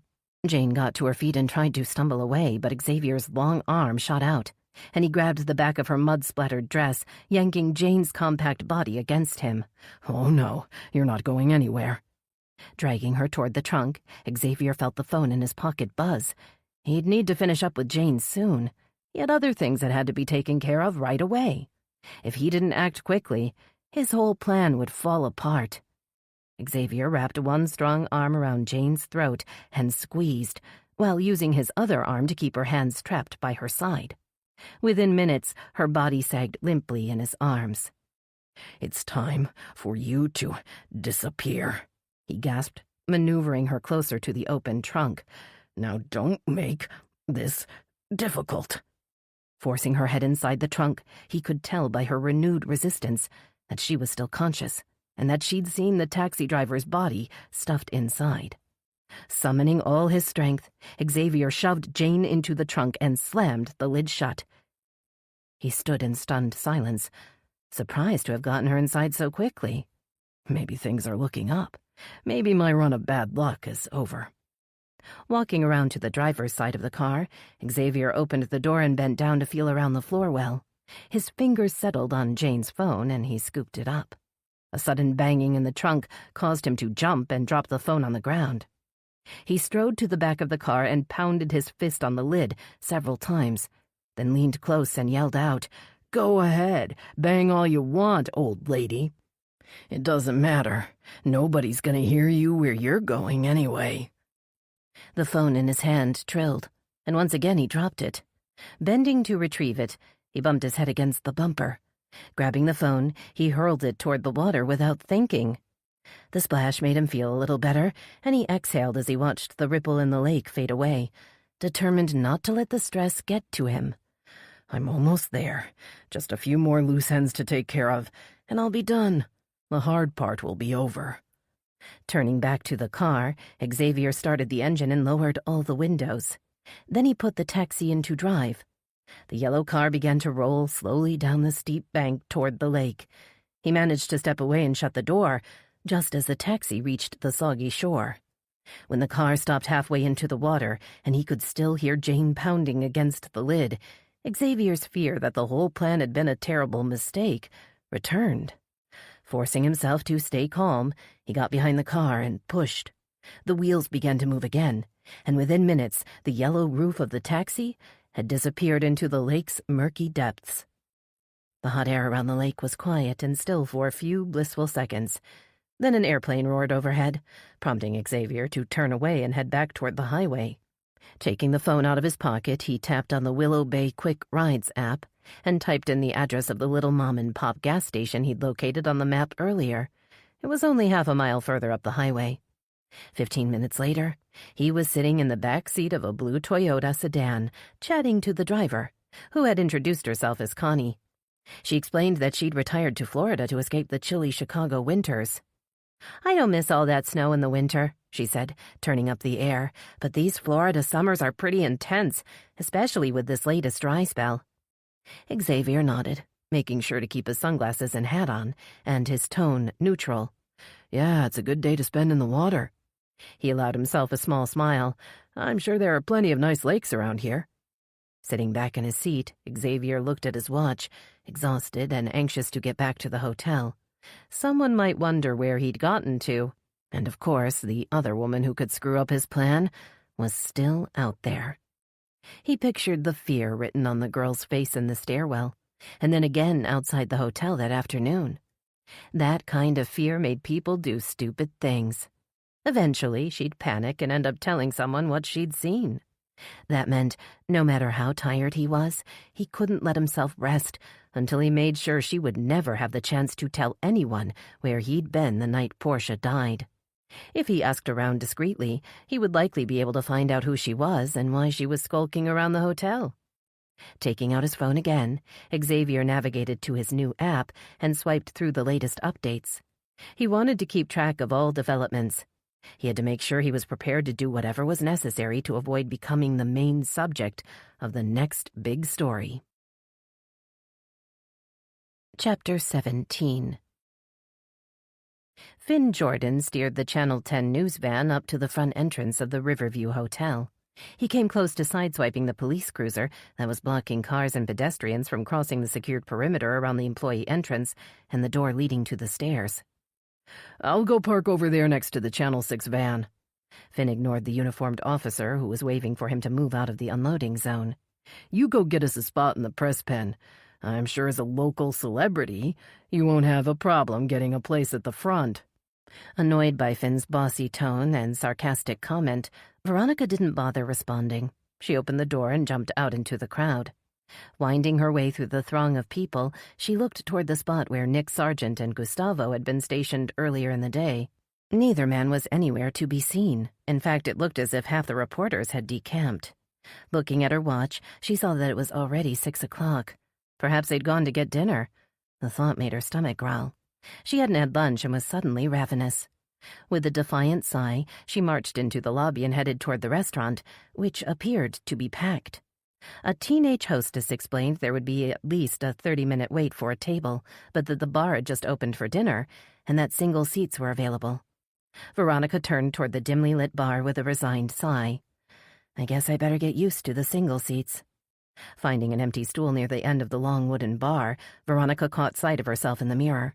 She smoothed back a stray lock of hair and wiped at a smudge of mascara under her left eye, cursing the relentless heat and humidity. Don't worry. You look fine, an amused voice said from across the bar, but I bet you could use a cold drink. What'll it be? Veronica's cheeks flushed pink as she turned to see the bartender standing in front of her. When she didn't speak, he raised dark eyebrows and tried again. What can I get you? Sorry, she said, clearing her throat. Perrier with lime, please. The bartender smiled and nodded. You're a serious drinker, I see. Veronica ignored the teasing comment as she picked up a food menu off the bar and began studying the options. I'm just going to look at the menu. I'm famished. Setting a glass in front of her, the bartender filled it with cold, sparkling water and added a twist of lime. My name's Benji. Just let me know when you're ready to order. Once Benji turned to walk away, Veronica lifted her eyes to take a closer look. She had a habit of people-watching. She liked to study people and try to figure out their story. It was one of the reasons she'd become a reporter. There was something interesting about most people if you looked deep enough. Tall and lean, Benji had a 5 o'clock shadow and dark hair that curled over his white-collared shirt. Veronica noted his strong tan forearms as he wiped the counters with a rag. As he turned to a man at the end of the bar, she examined his profile, admiring his strong jawline, high cheekbones, and classic Roman nose. Catching her appraising gaze, Benji smiled, revealing deep dimples. Mortified, Veronica dropped her eyes and stared fixedly at the menu as if it might hold the secret of immortality. She didn't raise her eyes again until she heard a man's voice at her elbow. Mr. Hart, your room will be ready shortly, the man said, bumping Veronica's arm as he ushered a man onto the stool next to her. Benji, get Mr. Hart a drink of whatever he wants on the house. Of course, Mr. Robinson, Benji said in a polite voice, although his dimples had faded. "What will it be, Mr. Hart?" Unsure if she had heard the name correctly, Veronica turned to see a young man with dark floppy hair and thick framed glasses. "I'll just take a glass of water, please," he said, settling onto the stool with a deep sigh. Veronica stared in stunned surprise. Could the man really be Portia Hart's younger brother, Julian? Was it possible that the man she'd been looking for had just walked up and sat down next to her? "Mr. Hart?"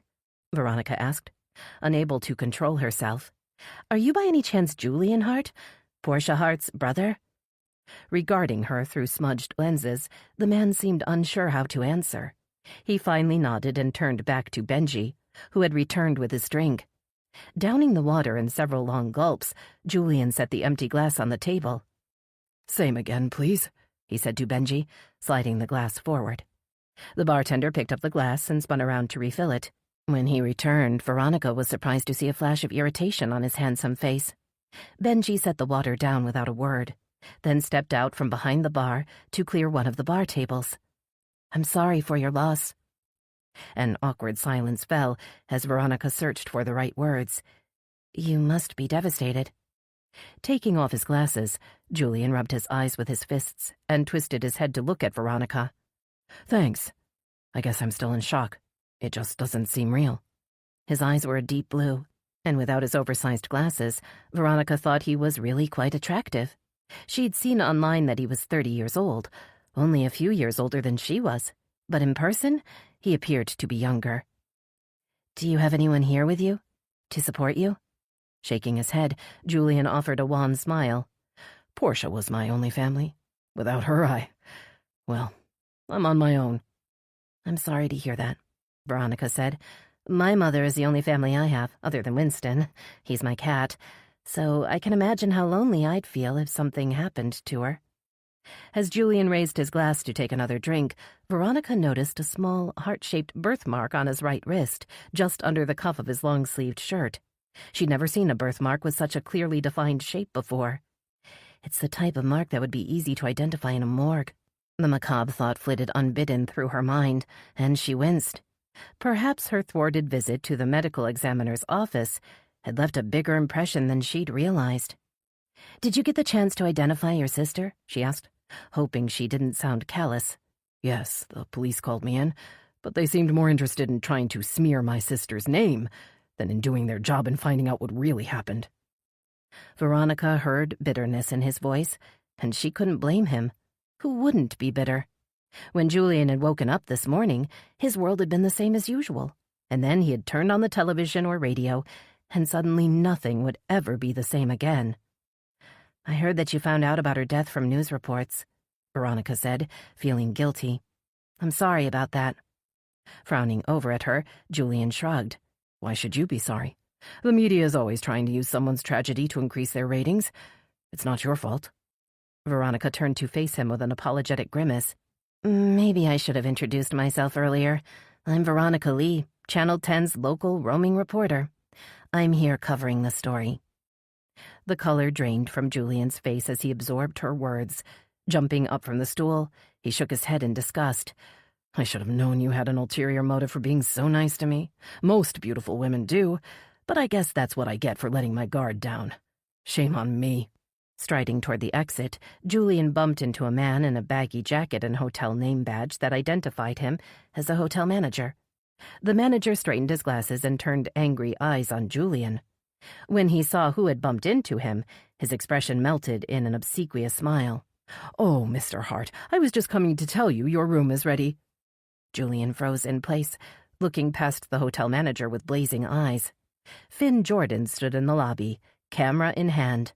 At the sound of Julian's name, he turned and raised the camera. "You there," the manager called out, pointing at Finn. "Get that camera out of this hotel right now. This is private property." Finn seemed unfazed by the hotel manager's outburst. He continued pointing the camera in Julian's direction as Veronica stepped forward and blocked his shot. "What the hell?"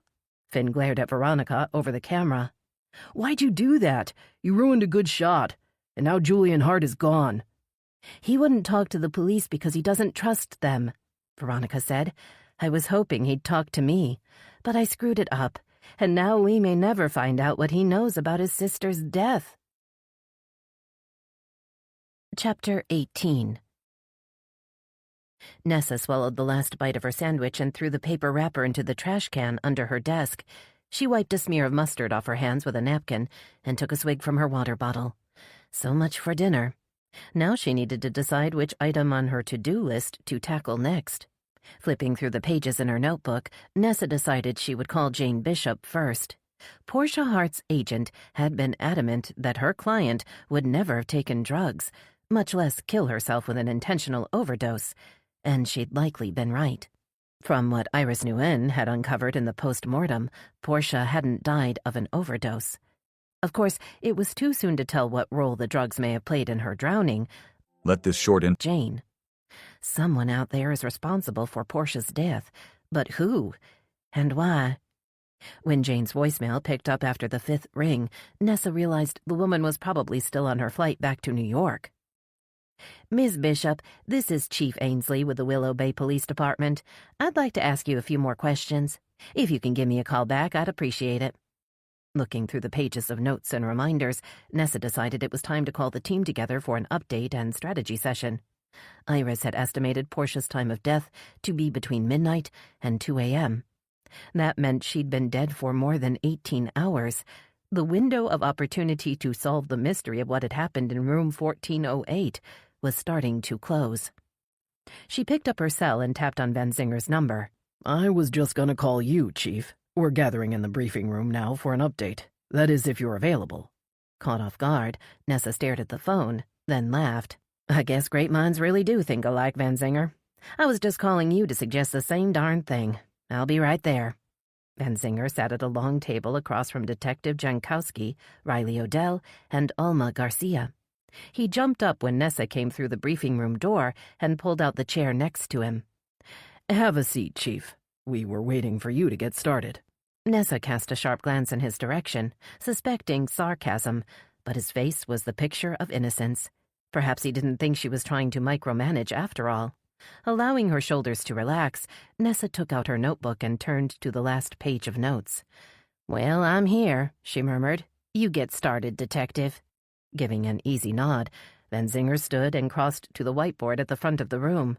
He taped a headshot of a glamorous blonde woman to the top, then used a black dry erase marker to write Portia Hart's name. Okay, let's document what we know so far, Van Zinger suggested. Then we can move to what we need to find out. Well, we know Portia drowned, and that her time of death was somewhere between 12 and 2 a.m., Nessa offered, and we know that she had 2 broken fingernails and bruises on her shoulders that indicate a possible struggle. Alma raised her hand, but Nessa wasn't finished.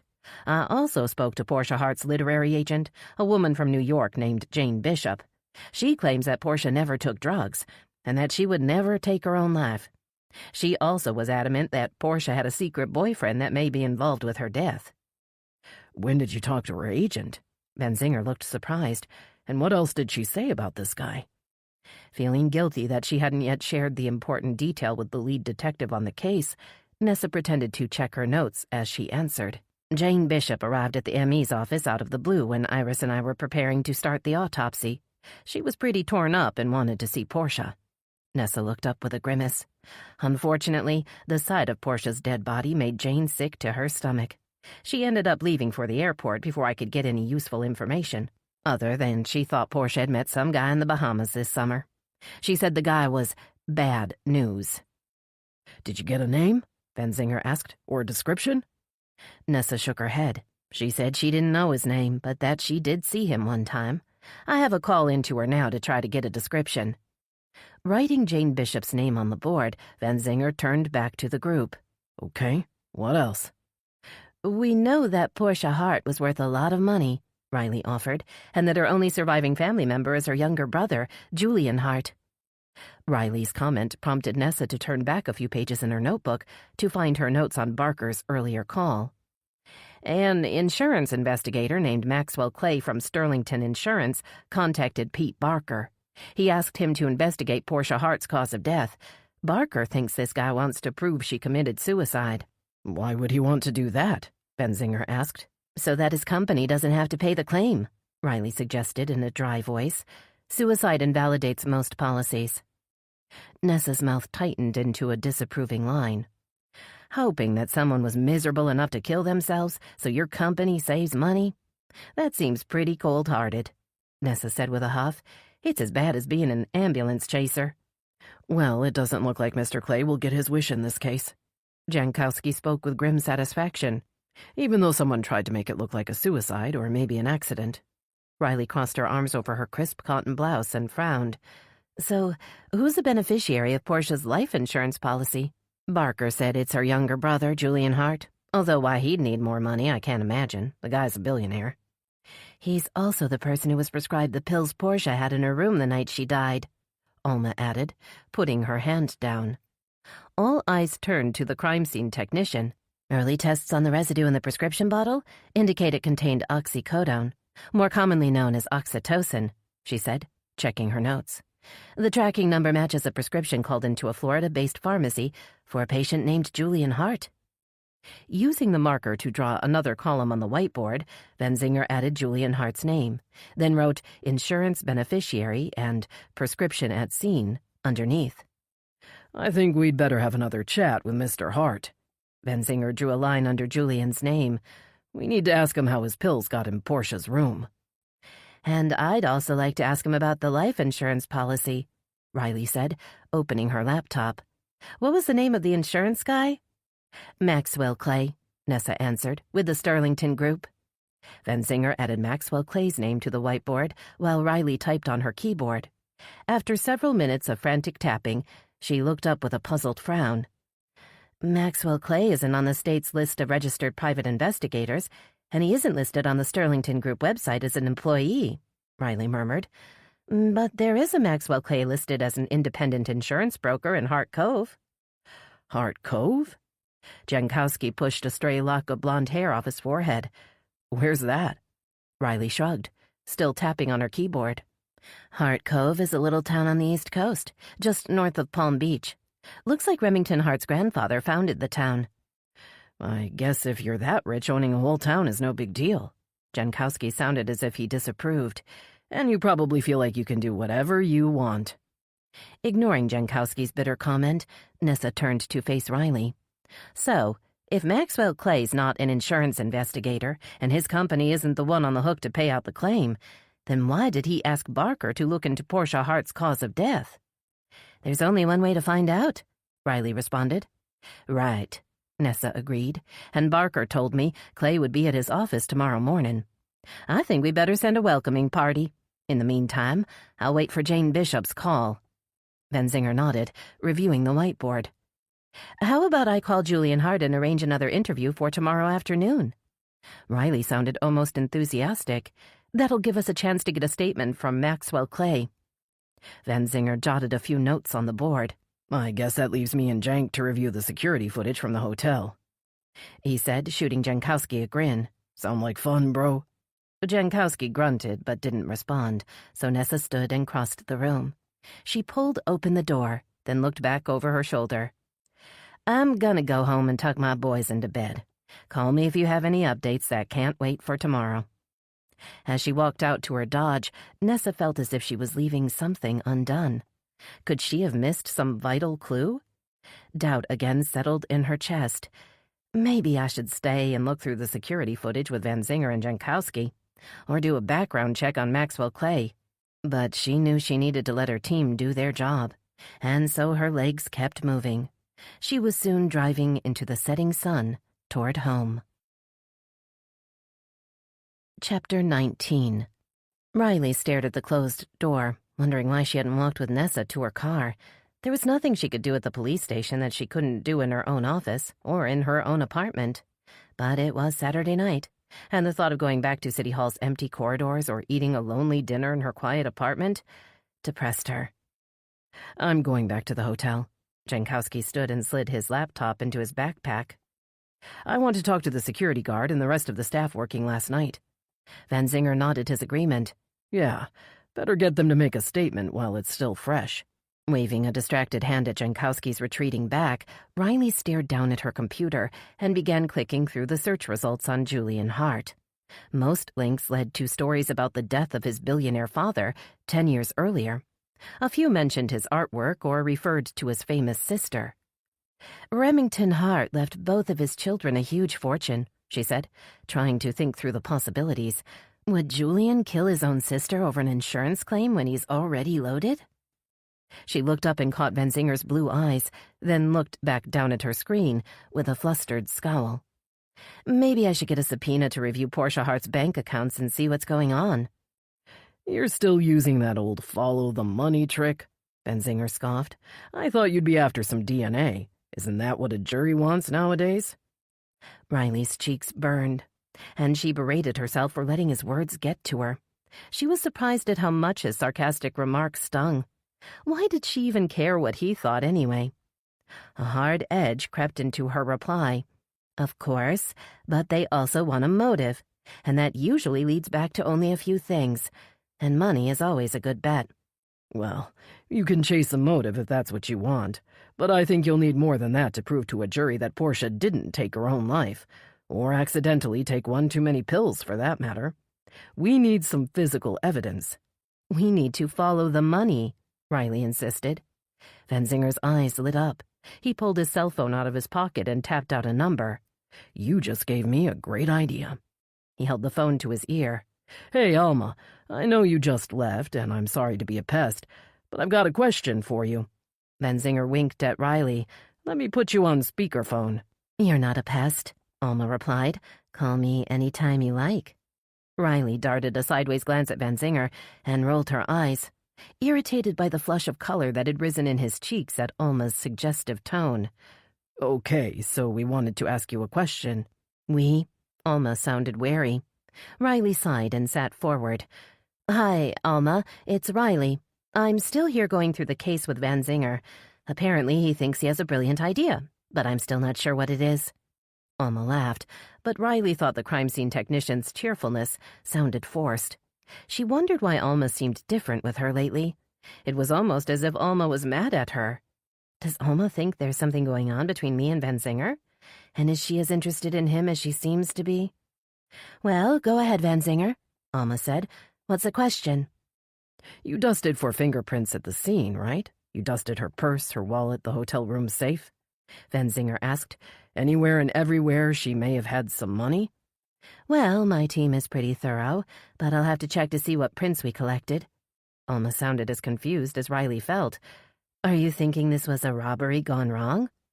Van Zinger caught Riley's eyes on him again as she listened to Alma's response.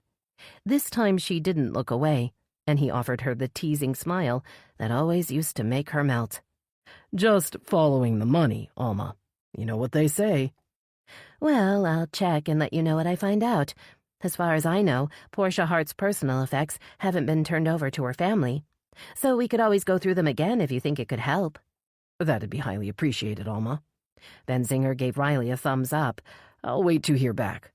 Disconnecting the call, he dropped his phone into his pocket and turned to leave. Riley couldn't stop herself from calling after him. Where are you going now?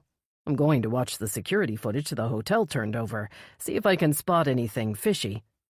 He raised his eyebrows and cocked his head. I'll let you watch them with me if you bring the popcorn. Van Zinger's office was small but neatly organized. Riley sat stiffly on the chair next to him as he stuck the memory stick into his computer's USB drive and waited for the device to be recognized. Iris estimated Portia Hart's time of death to be between midnight and 2, and we know Portia left the reception sometime after 11. 2 files appeared on Van Zinger's screen. He clicked on the top file and waited as the video player loaded. I asked to get the video feed from the camera by the 14th floor elevator landing and the exterior camera by the stairwell exit. Riley felt a rush of anticipation as the hotel corridor appeared on the screen, but she let out a disappointed puff of air as she saw the poor quality of the video. The picture was fuzzy, and the dim lighting made it hard to make out any details. From what she could see, the corridor was empty. Straining to see any sign of movement in the dark hall, Riley tried to ignore the musky scent of Van Zinger's cologne as he sat only a foot away. She'd been alone so long she'd almost forgotten how intoxicating it could be to feel the heat of a man's body next to hers. Look, someone's coming out of the elevator. Benzinger pointed to a figure on the screen. It's Portia going back to her room. A curtain of pale blonde hair topped the willowy figure of a woman teetering down the hall. She soon blended into the dark shadows outside room 1408. "Now we wait to see if anyone else goes in," Riley said in a low voice, as if someone in the corridor might hear her. "Or if anyone comes out," Benzinger added, checking his watch. Riley caught herself staring at his muscled arm, wondering what he'd done with the watch she'd given him all those years ago. It's probably in some pawn shop over in Tampa by now. Shooting Benzinger an exasperated sideways glance, Riley almost missed the flash of movement at the end of the hall. She looked up just in time to see a figure in dark pants and a hoodie slip through the shadows toward the door to the stairs. Benzinger's gasp confirmed he'd seen the figure as well. "Gotcha!" His voice vibrated with anger as the figure disappeared through the big metal door.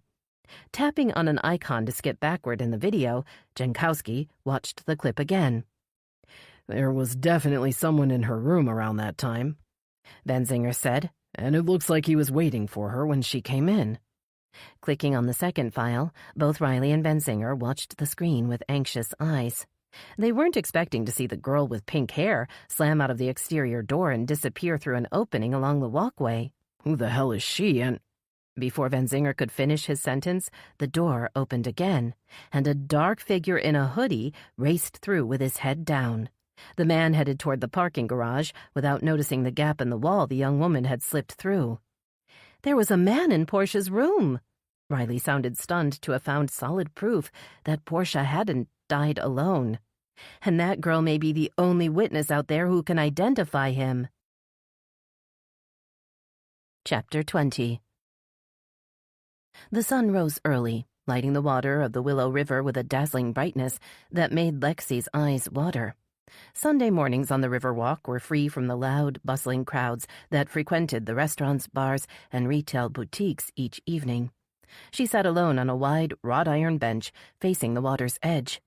Lifting her head, Lexi heard the bells pealing at the Methodist church a few blocks away on Waterside Drive. She felt a sudden pang of nostalgia for the days when she'd go to Sunday service with her parents. That was before her father had walked out, before her mother had run away to Jacksonville to start a new life. The first line of a song she used to sing at Sunday school played again and again in her head as the sun sparkled off the calm water. "This little light of mine, I'm gonna let it shine. This little light of mine." A mosquito buzzed next to Lexi's ear, and she swatted at it with a lazy hand. She'd been up most of the night, pacing her tiny apartment and jumping at any noise. Too suffocated and trapped to sit still, she'd eventually crept out into the pre-dawn darkness, hoping to find a sense of peace by the lake. Something rustling in the bushes caused her to jump, and she turned to see two squirrels dart out and scramble up a nearby tree. She smiled as their bushy tails disappeared into the branches. Her smile faded as she heard her phone trilling. She didn't need to look at the display to know who was calling. She'd purposely chosen the gentle, pleasing ringtone for Molly Blair, hoping to make the unpleasant woman's calls more bearable. After waiting all night for Molly to call her back, Lexi was tempted to ignore the call. She took her phone out and looked at it with resentful eyes.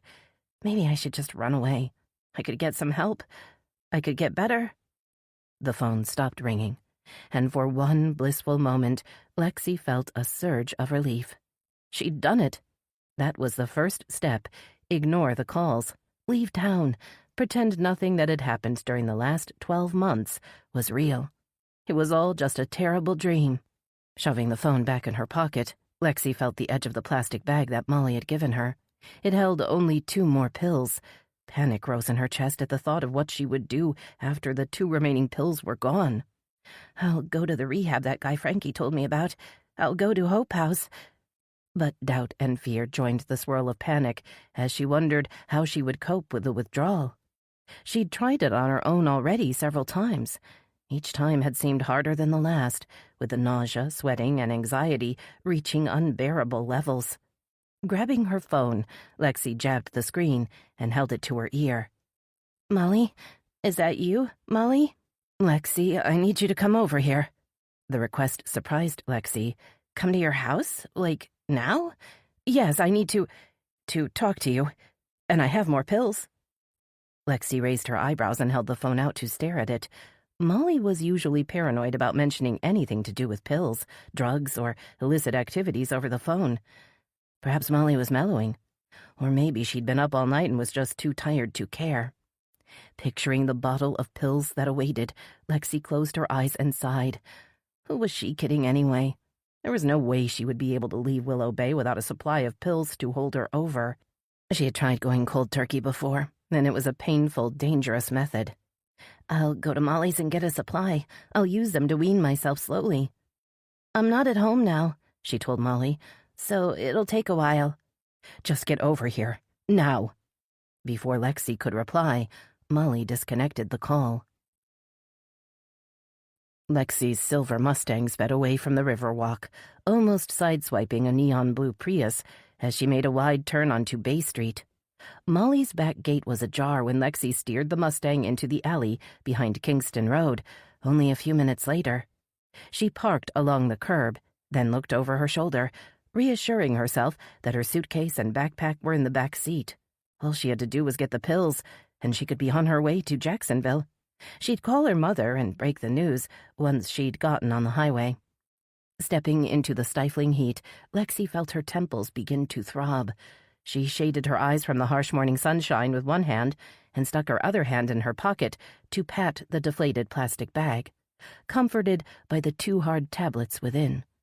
Pausing at the gate, she wondered if Molly had gone out. Why else would she leave it open? She looked toward the detached garage and saw with relief that Molly's sleek black Jaguar was parked inside. The sound of water bubbling stopped Lexi halfway to the back door. Could Molly really be using the hot tub in the excruciating heat? She walked forward and peered over the side and into the swirling water. Leaning closer, Lexi saw something floating just under the foamy, frothing water. Molly Blair's pale, slack face bobbed under the surface, and her unseeing brown eyes stared up through the undulating water. Lexi watched in horror as the water churned around Molly's lifeless body. "Molly?" Her voice croaked out the name, and she reached down to pull the woman out of the water, even though she knew without a shadow of a doubt that Molly was already gone. The sound of soft footsteps behind her made Lexi spin around. She froze in shock as she recognized the man from the stairwell. Before she could open her mouth to scream, the man grabbed her around the waist and clapped a hand over her mouth. "You took your time," he muttered in her ear. "I was just going to come looking for you. I really have to."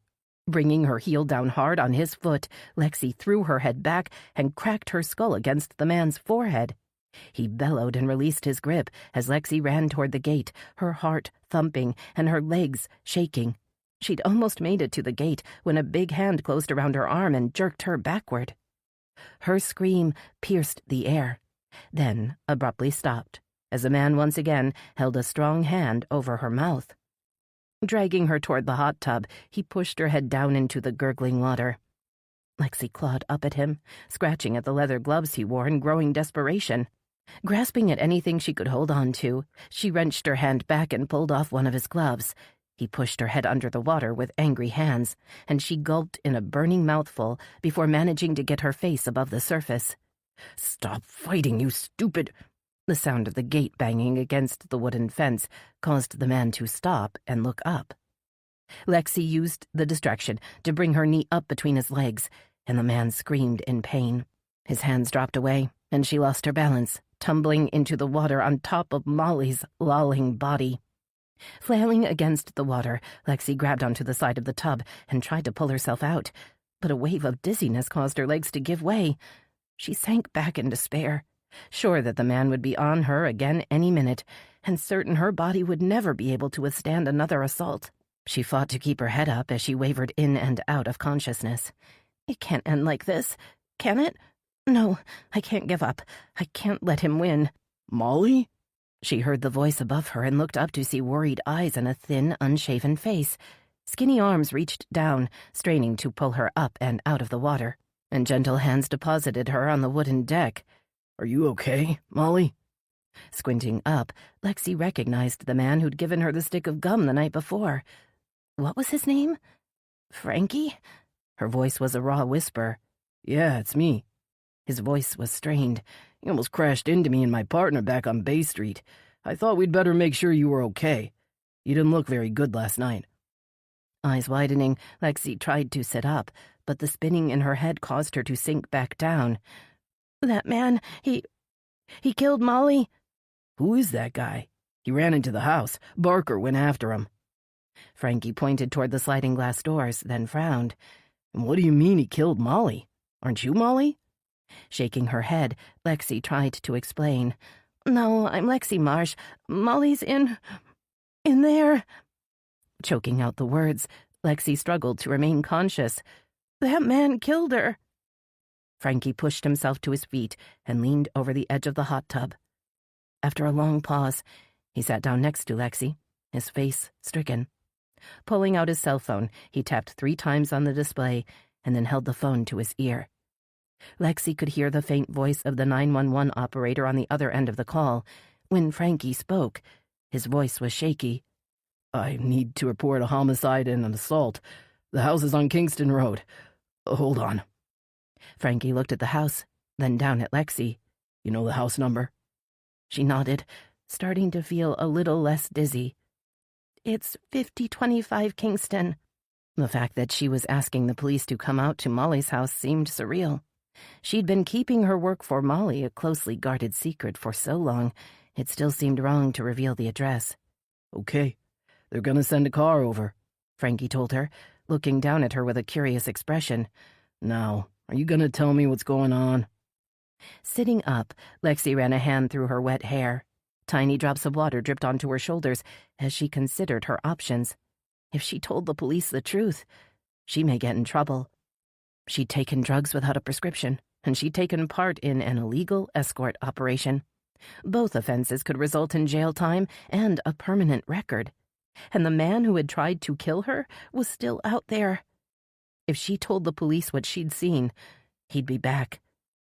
"I was at the Riverview Hotel Friday night," she heard herself say, "and I saw that man, the one who attacked me.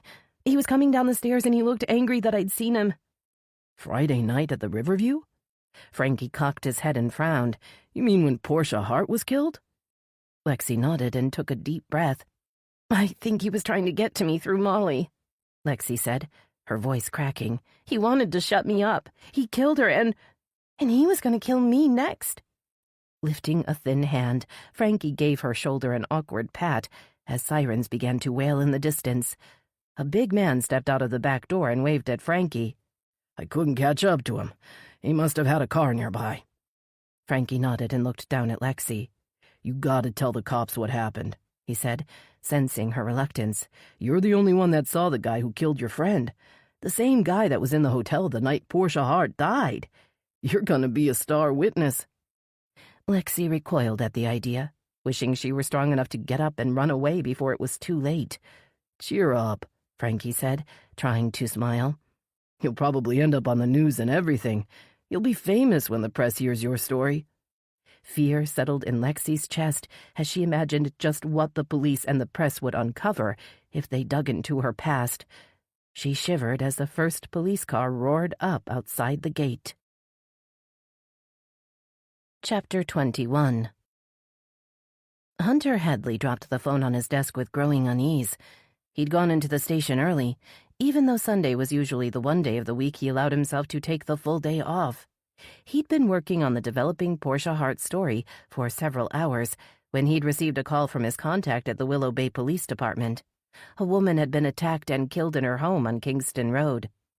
All that Hunter knew so far was that the police had responded to a 911 call and found a woman's body floating in the backyard hot tub. According to his contact, there was at least one witness at the scene. Typing the address into his computer's search engine, Hunter saw that the house on Kingston was owned by a woman named Molly Blair. He didn't recognize the name, but he figured the homeowner was likely to be the victim. According to his search, Molly Blair was 38 years old and had purchased the house on Kingston 3 years earlier. He could find no arrest or criminal record. She seemed like an ordinary Willow Bay citizen. Hunter wondered who would want to kill her and why. Viewing the house on Google Earth, he noticed it was located in a downtown neighborhood only blocks away from the Riverwalk, which meant it was only blocks away from the hotel where Portia Hart had drowned on Friday night. Can it be a coincidence that 2 women drowned to death under mysterious circumstances, less than 10 blocks and 48 hours apart? He looked out through the glass wall of his office, anxious to get Veronica and Finn out to the scene. But Veronica's desk was empty. Picking up his phone, he tapped on her number and waited. After the 6th ring, her voicemail picked up. He waited for the beep. A woman's body was found this morning at a house on Kingston Road. Looks like a homicide. He didn't try to hide his impatience. That's only blocks from the Riverview Hotel. We need to jump on this. Meet me at the station when you get this message. Disconnecting the call, he thought again about Veronica's question yesterday. She had a right to know the station was up for sale, and she was bound to find out sooner or later. The whole crew would know eventually, so he might as well come clean. Hunter, come see this. Finn Jordan stood by the door looking at him with the same wise-ass grin Geordie used to wear. Hunter hadn't realized how much he'd missed that grin. A sharp pang of grief pierced him at the realization he'd never see Saul Jordan's grin again. Refusing to give in to the melancholy, he followed Finn's broad back out to the newsroom. Gracie sat at attention next to a desk that held dual monitors and Finn's old rucksack. The white lab's tail thumped back and forth as Hunter approached. He scratched the dog's head and looked at the monitors. Both were lit up with footage of Veronica outside the Riverview Hotel the previous evening. This is the segment on Portia Hart's death that I was putting together when you left last night. I finished it this morning. The pride in Finn's voice was unmistakable, and as Hunter watched the screen, he began to smile. The young man was a chip off the old block. He had talent, just as his father had. Hunter nodded his approval when the segment had finished. Okay, I'm impressed. You really do take after your dad, and that's saying something. He was one of the best in the business. Finn's grin faltered as the words sunk in, and for a minute Hunter feared he had made a blunder by mentioning Geordie. Maybe the wounds were still too fresh. Perhaps he should avoid bringing up Geordie for the time being. Even good memories could be painful. Thanks, man. That means a lot coming from you. Finn's voice thickened, but his eyes were dry and bright as they met Hunter's. My dad respected your opinion. He always said you had a good eye. Hunter's throat tightened, and he spun around to hide the emotion in his face, looking toward the door. Have you talked to Veronica this morning? I just got a call on a big story. I want you guys on the scene right away. Yeah, she said she was on her way. Finn sounded excited. We were going to go back to the hotel this morning. Maybe get an interview with the hotel manager or maybe a couple of the guests. Good. Well, as soon as she gets here, you guys come into my office and I'll give you the details. In the meantime, I'll tell the team to work your segment into the noon broadcast. Striding back into his office, he saw that Gracie had followed him in. She crossed to the window and stared out into the parking lot. Hunter followed her gaze. A big red Jeep had just pulled into an empty space. They both watched as Veronica jumped out, smoothed back her long dark hair, and slung her bag over her shoulder. Before she could walk toward the building, a white Mercedes rolled up and parked beside her. Hunter frowned as he watched the driver open the door and step out. There was something familiar about the man's dark tousled hair and glasses, and he recognized the neatly pressed khakis and long-sleeved linen shirt. Thinking back to the segment Finn had just shown him, Hunter remembered seeing a glimpse of Julian Hart standing in the hotel lobby. Portia Hart's devastated younger brother had quickly turned away, but the resemblance was unmistakable. Why is Julian Hart out there talking to Veronica? And what does he want? Hunter's sense of unease returned as he watched Veronica.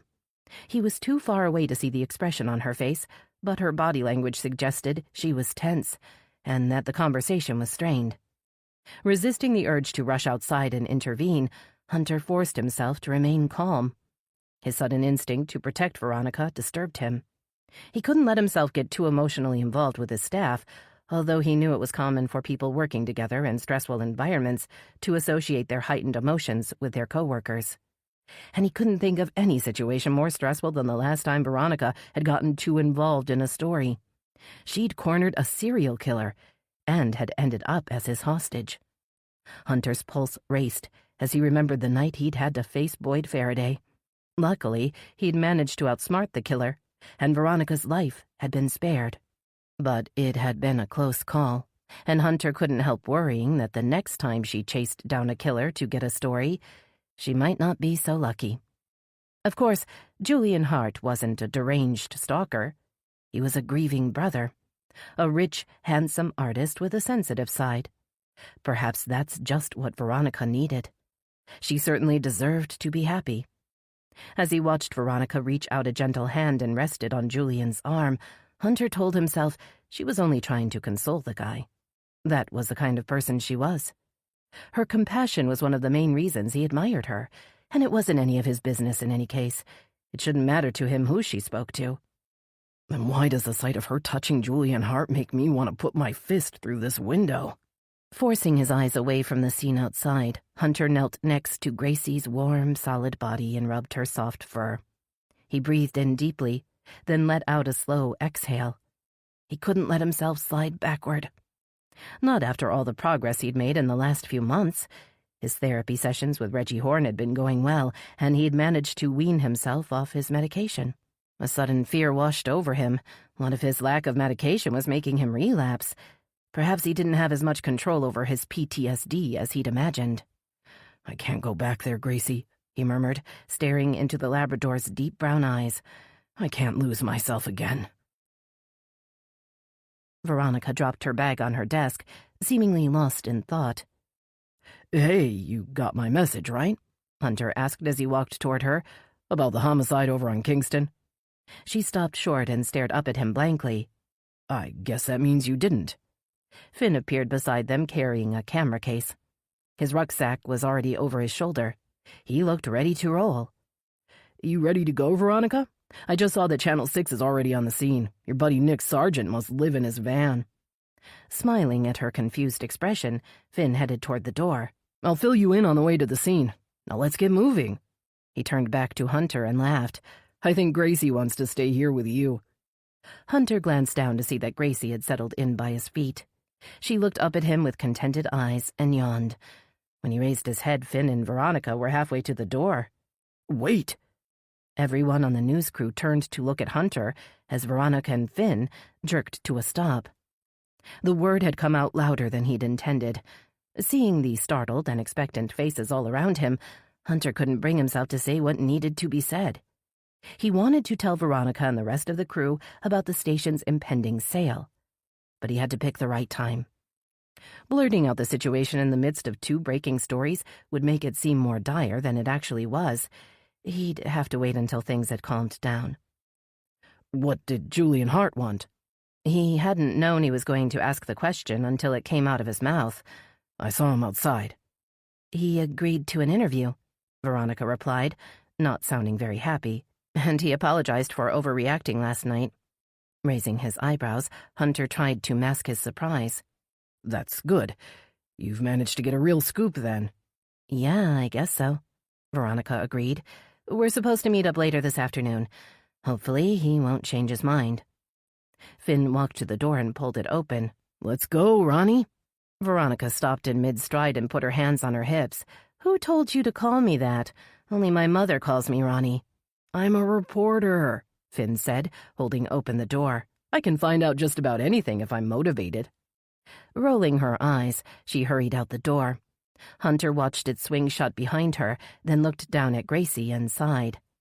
You know what, girl? I kind of wish I were going with them. He headed back to his office, picturing the chaotic scene he'd worked the day before. It had been good to be back in action. It had felt right somehow. He thought of Veronica and Finn racing toward another dramatic scene and felt the old thrill. That jolt of adrenaline he used to experience when he'd first started out as a reporter.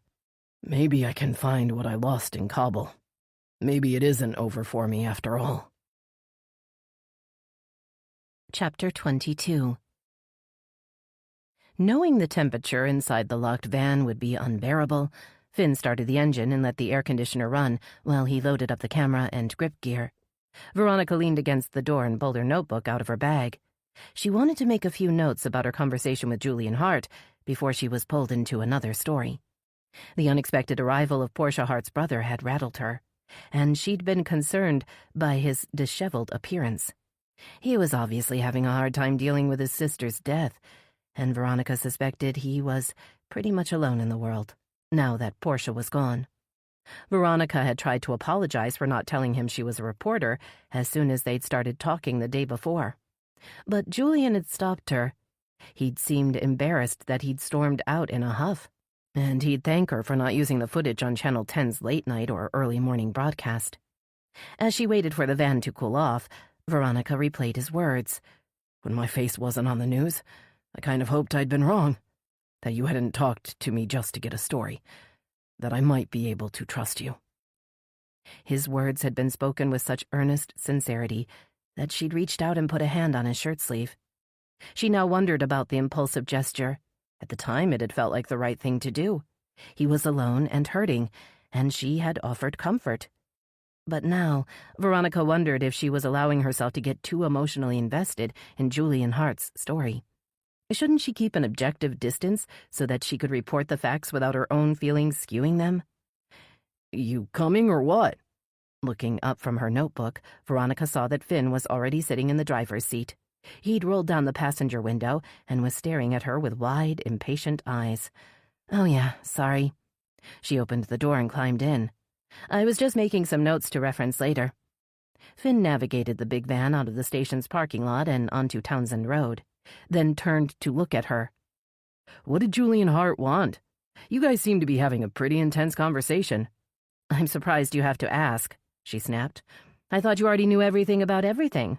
Her tone was defensive, although she wasn't sure why she felt as if she had something to hide. "Oh, you know why, Veronica. You're hoping to hear the rest of Julian's story. You think he's going to share all his family's secrets with you." But she couldn't tell that to Finn, or to anyone.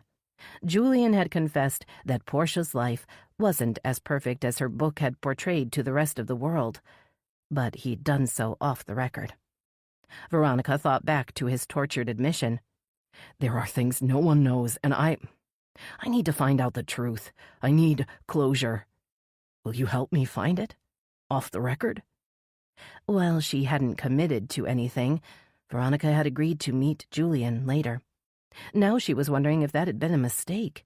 Perhaps she should have told him bluntly that her job was to report on the story, not to get involved in the story.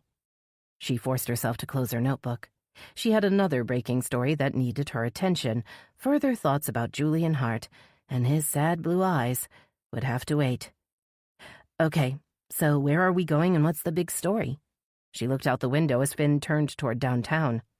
"A woman's body was found this morning at a house on Kingston Road. She was attacked and killed in her own backyard. They found her floating in the jacuzzi." Jerking her head around, Veronica gaped at Finn. "Another woman is dead? It's only been 24 hours since Portia Hart's body was discovered." Finn nodded, just as the automated voice from the GPS told him to turn right onto Bay Street. He swung the van around a corner and narrowly missed hitting two teenagers who were crossing the intersection on bicycles. "Yeah, and this time there's a witness." He sounded excited. "We'll probably get a description or even a sketch of the killer." The street was blocked off to through traffic, and a line of cars dutifully waited in the sweltering sun as a uniformed officer waved them onward toward a detour sign. Veronica recognized Officer Andy Ford's freckled face. "Let me out here," Veronica ordered, her hand already on the door handle. "I'll ask Andy to let us through." Jumping down from the van, Veronica approached the policeman with a friendly smile. "Hey, Andy, how's it going?" The young policeman's anxious face softened into a smile when he saw Veronica. He waved several cars toward the detour sign as he called out a greeting. "How's your mother doing?" Trickles of sweat dripped down Andy's face as Veronica stopped in front of him. "She's still keeping the kids in line over at Willow Bay High?" Veronica nodded, suddenly glad that her mother was the principal of the town's main high school. Most people who'd graduated from Willow Bay High in the last 2 decades knew Ling Lee. It could open certain doors for Veronica when she was pursuing a story. Yeah, she's still got them all running scared. Veronica teased. Oh no, she doesn't need to scare anybody, Andy protested, as if he felt obligated to defend his old principal. The school's part of my patrol area. It's easy to see that everybody still loves your mom, Veronica, just like when I was there. Thanks, Andy. I'll be sure to tell her you said hello. Veronica pointed back at the van. But in the meantime, you wouldn't mind letting us through the barrier, would you, Andy? I think there are other crews already on the scene. Andy nodded and glanced back over his shoulder. The satellite dish on top of a white van was visible past the stop sign. Channel 6 got here first, he said. Nick Sargent arrived a few minutes after we pulled up. It took the rest of his team a bit longer. Pushing the barricade to the side, Andy waved the Channel 10 van through. He caught sight of Finn's face through the windshield. You got a new guy on your crew? Yep, that's Finn Jordan. He started as our new cameraman yesterday, but he already acts like he's in charge. Veronica climbed back into the van. As Finn drove past Andy onto Kingston Road, she extended a grateful thumbs up. But her cheerful expression melted when she saw that Nick Sargent was in the middle of a live feed and that Gustavo was working the camera. Park next to them. Veronica looked at her watch. We'll have to set up the feed right away to be ready by noon. As she stepped out of the van, her attention was captured by Nick Sargent's solemn voice. He spoke directly into the camera. A local woman was killed today by an assailant who is still on the run. No official word yet on the name of the victim, but neighbors tell us that the house behind me, located at 5025 Kingston Road, is owned by local resident Molly Blair. Astonished that Nick had once again revealed the name of a victim before official identification and next of kin notifications had been performed, Veronica cast a withering glare at the newsman. Looks like some reporters will do anything for a story. Pushing back a pang of guilt at the thought, Veronica tried to focus on her notes, but she was unable to block out Nick's deep voice. Sources in the WBPD tell us that the woman's body was found floating in the hot tub, and that another woman was at the scene and may have witnessed the crime. Nick paused to look down at a slip of paper in his hand, as if he'd just been handed a last-minute update. It was a tactic Veronica had seen the Channel 6 reporter often use to add drama to his reports. And now, just in, we are hearing speculation that this morning's homicide may have a connection to the death of Portia Hart yesterday at the Riverview Hotel. The celebrity author was found dead in her luxury suite only blocks away. The words sent a cold shiver down Veronica's spine, despite the soaring temperature. The idea that some maniac was going around Willow Bay drowning women was ludicrous. Wasn't it? You think Portia Hart's death could really be related to this homicide? She asked Finn as he appeared beside her. I mean, what would an ordinary woman living in this quiet neighborhood have in common with a super-rich celebrity like Portia Hart? Finn shrugged and raised the camera. That's what we've got to find out, he snipped. That's why it's called investigative reporting. Now get ready to go on air. We're running out of time. A high-pitched chime filled the air, causing Veronica to start and reach frantically into her pocket to silence the phone. Sorry, I thought it was on silent, she muttered to Finn. It's my mother calling. She probably just saw the Channel 6 report. Well, answer it, Finn demanded, sounding indignant. It's your mom. You don't just ignore your mom. Frowning at Finn's outburst, Veronica tapped on the display and held the phone to her ear. Hi, Ma. I'm at a scene and about to go on air. I know where you are, Ling responded matter-of-factly. I can see your location on the Find My Phone app you installed. Her calm demeanor slipped as she continued. Why else do you think I'm calling? I see my daughter is at the scene of a murder and the assailant is still on the loose. What should I do? Wait for the police to call and tell me you've been hurt again? I'm not going to get hurt, Ma. The police are all over. In fact, I can see Andy Ford right now. He said to tell you hello. Ling sniffed, and Veronica could picture her mother's expression. Andy Ford is a nice boy, but he can't protect you if you're running around trying to interview a deranged killer. You'll get yourself— Ma, I'm not interviewing killers. I'm reporting on the situation so the public knows what's going on and people can protect themselves. It's a big responsibility. Sighing, Ling's voice lost its fight. But who's going to protect you, Ronnie, when you're fulfilling this responsibility? And who's going to take care of Winston if something happens to you? The thought of the old orange tabby brought a smile to Veronica's face. She knew her mother was trying to use Winston to guilt her, but she'd only managed to make her more determined. "Winston would agree with me," she said, softening her tone. "He knows what it's like to lose someone you love to murder." She glanced up to see Finn's raised eyebrows. Someday she'd have to fill him in on Winston's history. The fact that the cat had witnessed his previous owner's murder was something few people knew. Veronica still didn't like talking about it. "I just want you to be safe and happy," Ling insisted. "That's what I've always wanted." Tucking a strand of hair behind her ear, Veronica sighed. It was always the same old refrain. But if her mother was really concerned about her daughter's happiness, she should have more faith in her. Veronica felt the urge to say what she'd been thinking for so long. "Why don't you trust me enough to tell me the truth about my father? How can I ever be happy if I don't even know who I am?" Turning her back on Finn, Veronica lowered her voice and spoke into the phone, not trying to hide the hurt. "Try to have some faith in me for once, Ma," she said, knowing it wasn't the time or place to raise the subject of her father again. The silence on the other end of the line brought a stab of remorse. Better just to apologize. She needed to get back to work, and it was easier to pretend she was fine. After all, she'd been doing it for years. "I'm sorry, Ma. Just forget about it. It doesn't matter." Veronica tried to make the lie sound convincing. "And I promise I'll be careful. You'll see, nothing's going to happen to me." When she turned around, Finn was staring at her with a curious expression. Veronica was relieved when he didn't say anything about the call. He just picked up the camera, raised his hand, and began the countdown to go live. 5, 4, 3, 2, 1. "Good morning, Willow Bay. This is Veronica Lee reporting live from Kingston Road, where a woman was attacked and killed earlier today. The Willow Bay Police Department is now searching for the suspected assailant, who is still at large." Chapter 23. The girl in the hospital bed pulled the thin blanket over her shoulders. She appeared to be shivering, although her skin looked pale and sweaty under a spattering of bruises. Nessa imagined the chill of the air-conditioned room must be a shock to the girl's system after the furnace-like conditions outside. Summoning a reassuring smile, Nessa stepped into the room. "Hi, Alexandra. I'm Nessa Ainsley, Willow Bay's chief of police." The girl's puffy blue eyes widened in fear. "Am I in trouble?" she asked, swallowing hard. "No, of course you're not in trouble." Nessa crossed to stand beside the bed, masking her surprise. "I'm just here to make sure you're okay, and I want to talk to you about what happened this morning." Dropping her eyes, the girl sunk deeper into the covers. "Well, I don't want to talk about it." She turned her face away. "Besides, I already told the detectives everything I know." Nessa pointed to a chair by the bed. "Do you mind if I sit down, Alexandra?" "I guess not, but only if you stop calling me Alexandra."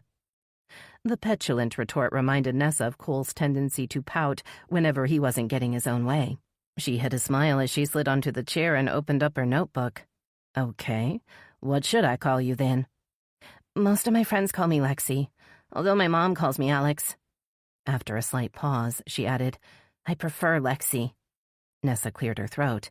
"Well, Lexi, I know from your earlier statement that you drove your car over to Kingston Road to see Molly Blair. Why'd you go over there this morning?" "Molly called me." Lexi's voice was flat. "She asked me to come by right away. She didn't say why." "What was the nature of your relationship?" Lexi's eyes darted around the room, as if seeking an escape. "We were friends." Her voice quavered on the last word. "She started helping me out after my mother moved to Jacksonville." "Okay, I see." Nessa jotted a note in her book, but she wasn't buying Lexi's story. The emotion Lexi exuded when she spoke of Molly Blair was one of anger or resentment, not grief. "So Molly was kind of like a surrogate mother to you, then?" Lexi's mouth tightened into a thin line as she shrugged. "Something like that," she conceded. "Then you must be pretty torn up that she's gone." Reaching for a glass of water by the bed, Lexi ignored the question. "I really just want to get out of here," she said, sipping at the water.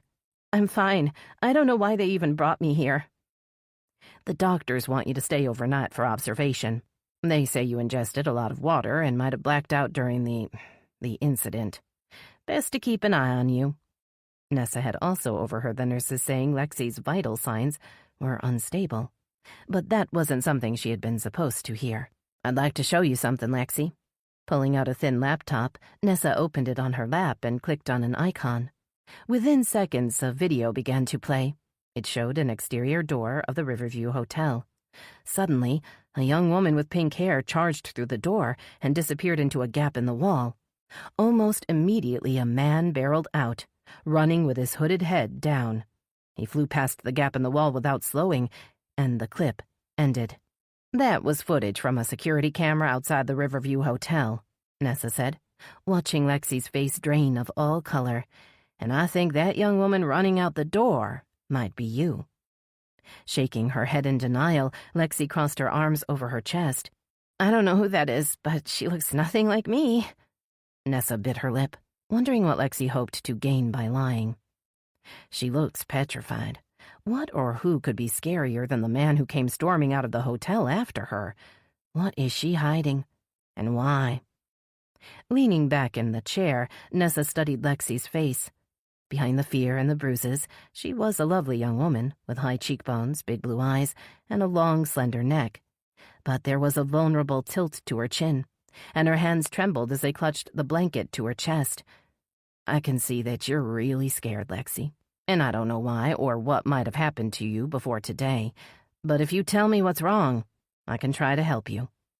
Nessa's heart dropped as a guarded expression hardened Lexi's face, and she looked away with pursed lips. "That man is still out there." Nessa stood and crossed to the window. "He might be out there hurting someone else right now, and I may not be able to catch him if I don't have your help." A frown appeared between Lexi's eyes, and her hand trembled as she lifted the cup of water to her dry lips.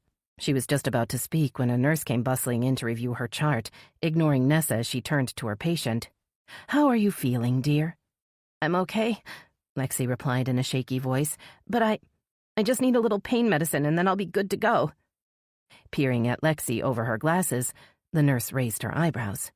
"What kind of pain are you experiencing?" "My head, my back." Lexi's voice trailed off. "Just like general pain. If you can give me something to help, I can get out of here."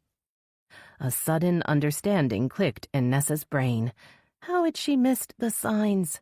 The pale skin, trembling hands, and paranoid behavior were all signs she'd seen before in the addicts who were occasionally picked up for illegal or erratic behavior. A doctor would have to prescribe any medication. The nurse put the chart back on the end of the bed. "I'll ask Dr. Ivanhoe to come see you. You can talk about a possible discharge then." Waiting for the nurse to disappear through the door, Nessa moved back to the side of the bed and stared down at Lexi. "You don't have to be scared of me, Lexi," Nessa assured her in a low voice. "I'm not going to arrest you for anything you tell me in relation to the man in that video. I'm not worried about your drug use, other than to help you get help if you want it. But I am interested in finding the man who killed Molly Blair." Lexi glared up at Nessa with bitter eyes. "You want to help me? That's a laugh." Tears stood in Lexi's eyes as she spit out the words. "That's exactly what Molly said before she hired me and got me hooked on pills.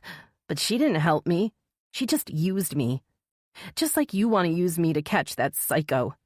"I don't want to use you, Lexi," Nessa insisted, feeling her own anger rising. "I want to help you. But I also have a responsibility to protect the people in this town. If you know something that could save someone else's life, you have to tell me." Dropping her tear-streaked face into her hands, Lexi let out a tortured moan. Her thin shoulders shook with emotion, and Nessa found herself leaning over to pull the girl into a consoling hug. "It's okay, honey," Nessa soothed, running a soft hand over Lexi's short blonde hair. "You're going to be all right."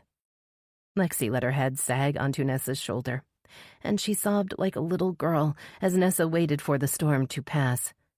Finally, Lexi raised her head and wiped at her eyes with the edge of the blanket. "Molly ran an escort service, and I was one of her girls." Her words were soft, but edged with pain. "I went to the Riverview on Friday to meet a date. That's what Molly called our clients." Nessa squeezed Molly's hand, but remained silent. "When I was leaving down the stairs, I always used the stairs so security wouldn't notice me. Well, I heard these footsteps, and I looked up. Lexi's voice faltered, and Nessa could see the fear on the girl's face as she replayed the events in her head. He looked so angry. He started charging down toward me, so I just ran. I didn't have time to think about it, but I knew he would hurt me if he caught me. And you were able to slip away? Yeah, I usually park on the side street. That way I don't have to see anyone in the garage. I knew a shortcut, and I left. The next day I heard about that writer dying in the hotel, but I wasn't sure. Nessa nodded her understanding. You couldn't have known who he was or what he'd done. Sniffing back tears, Lexi shook her head. I didn't know. I swear I didn't. But then I saw him the next day outside the hotel, and I couldn't help but think it could be related. Adrenaline shot through Nessa's veins at the words. The man was still at the hotel the next day? Lexi nodded, and the fear returned to her eyes. He was outside with the reporters, and he saw me. I'm sure of it. But a car blocked my view, and then he was gone. Lexi drew in a long, trembling breath. Next time I saw him, I was at Molly's house. He popped up behind me and said he had been waiting for me. Reaching for the water, Lexi took a sip, then started coughing. By the time she'd regained her ability to talk, she was sweating again, and her trembling had worsened. Nessa was tempted to call the nurse, but she still had questions. How do you think the man found you? Lexi considered the question, then shrugged. Maybe he figured out why I was there and asked around. Molly made an arrangement with someone at the hotel, so the man, the psycho, must have tracked her down to get to me. Do you know who Molly's contact was at the hotel? Shaking her head, Lexi grimaced and clutched at her stomach. I'm not feeling so good. I think I'm gonna be sick. Nessa reached for the nurse call button, feeling bad for pushing Lexi too hard. The girl needed help, and she needed protection. The rest of the questions would have to wait. Frankie Dawson was just coming through the hospital doors as Nessa was leaving. He took her arm and pulled her toward the lobby. How's Lexi? He sounded worried. Is she staying overnight? Nessa shrugged, uncertain what Lexi would do. I know they want her to stay for observation, but I'm not sure Lexi will agree. Nessa hesitated, knowing she couldn't tell Frankie about the girl's addiction, but wanting him to understand how vulnerable she was. Maybe you can talk some sense into her, Nessa said, looking at her watch. I need to get back to the station. I wanted to have a sketch artist come by and work with Lexi, see if we can get a composite to put on the news. Frankie scratched his unshaven chin and frowned. You think the same guy that killed Molly Blair was involved with Portia Hart's death? Frankie asked. You think it's related? Not sure what she could say without compromising the investigation, Nessa decided to evade the question for the time being. Why are you so interested, Frankie? She asked. And why were you and Barker at Molly's house anyway? I'm trying to help the poor girl. She's a fucking mess. Frankie's voice was indignant. I saw her at the hotel on Saturday, and then Sunday morning she almost crashes into me and Barker when we were heading over to the office. Nessa snorted. You and Barker work Sundays now? We do when insurance companies agree to pay us a big retainer. A light bulb went on in Nessa's head. Oh, right. Barker told me you guys were going to work for some guy looking into Portia Hart's cause of death. Yeah, Maxwell Clay from Sterlington Group, or some shit like that. He was supposed to come to the office to sign the paperwork by 10 this morning, Frankie explained. But I was worried when I saw Lexi's Mustang weaving all over the fucking road, so I told Barker to follow her. We saw her Mustang parked in the alley and heard a scream. The rest is all in my statement. Deciding it was best to break the news to Frankie sooner rather than later, Nessa looked at her watch again and grimaced. Sorry to break the news to you like this, but that guy, Maxwell Clay, well, we looked into him and it turns out he's not an insurance investigator with Sterlington Trust. He's not an insurance guy? Well, he is in insurance.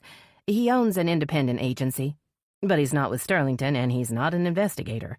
Riley Odell did a quick background check on him and, well, he doesn't check out. A flush turned Frankie's face red. Nessa wasn't sure if he was angry or embarrassed. Possibly both. I was actually planning on asking one of the detectives to look into his background and interview him today, Nessa said. But now that we've got this other homicide, resources will be stretched pretty thin. Maybe you and Barker can save me some time and get Maxwell Clay to tell you his real story. Yeah, we'll get that phony jerk to come clean, Frankie agreed. And then we'll drop his ass for misrepresenting himself. Putting a hand on Frankie's shoulder, Nessa spoke in a low voice. "Would you do me another favor?" she asked. "Would you try to convince Lexi to stay here, at least overnight? If she insists on leaving, I've asked Officer Ford to drive her home and assign a patrol car to keep watch over her house throughout the day." "You got it, Nessa," Frankie agreed. "But the best way to protect Lexi is for you guys to find the fucker that attacked her." "We're doing our best," Nessa said, giving him a parting wave. But as Nessa got in her Charger and headed back toward the station, she wasn't sure that would be enough. Chapter 24. Frankie stepped off the elevator and approached the nurse's station, which stood guard between him and the patient rooms and the corridor beyond. He waited as a man in blue scrubs behind the counter scribbled onto a clipboard. Eventually, the man paused and looked up at Frankie with raised eyebrows. "Sorry to disturb you, Doc, but I'm here to see Lexi Marsh." Frankie looked around as if she might be wandering the halls. "She's a patient up here. Came in this morning." "Ms. Marsh hasn't been cleared to see visitors," the man said, returning his attention to his paperwork. Unfazed by the curt dismissal, Frankie used his trump card. "Actually, Doc, the chief of police has asked me to look in on Lexi. I'm a private investigator, and she's asked for my help." "I'm not a doctor," the man said in a dry voice, not looking up. "I'm the head nurse on duty today, and if the police chief wants you to see a patient on this floor, then she'll have to arrange for that in advance with the patient's doctor." Frankie was about to open his mouth and try again when he saw Andy Ford coming down the hall toward him. The uniformed officer frowned when he saw Frankie. "Officer Ford, it's good to see you," Frankie said, throwing the nurse a sideways glance. "Nessa asked me to check in on Lexi, but the staff here won't allow me through." "Chief Ainsley wants you to talk to Alexandra Marsh?" Andy looked doubtful. "She didn't say anything about that to me." Frankie guided Andy to the side and lowered his voice, not wanting the hard-nosed nurse to intervene. "I'm the one who found her, you know," Frankie said, trying to look modest. "And she trusts me." "I don't trust anyone, actually."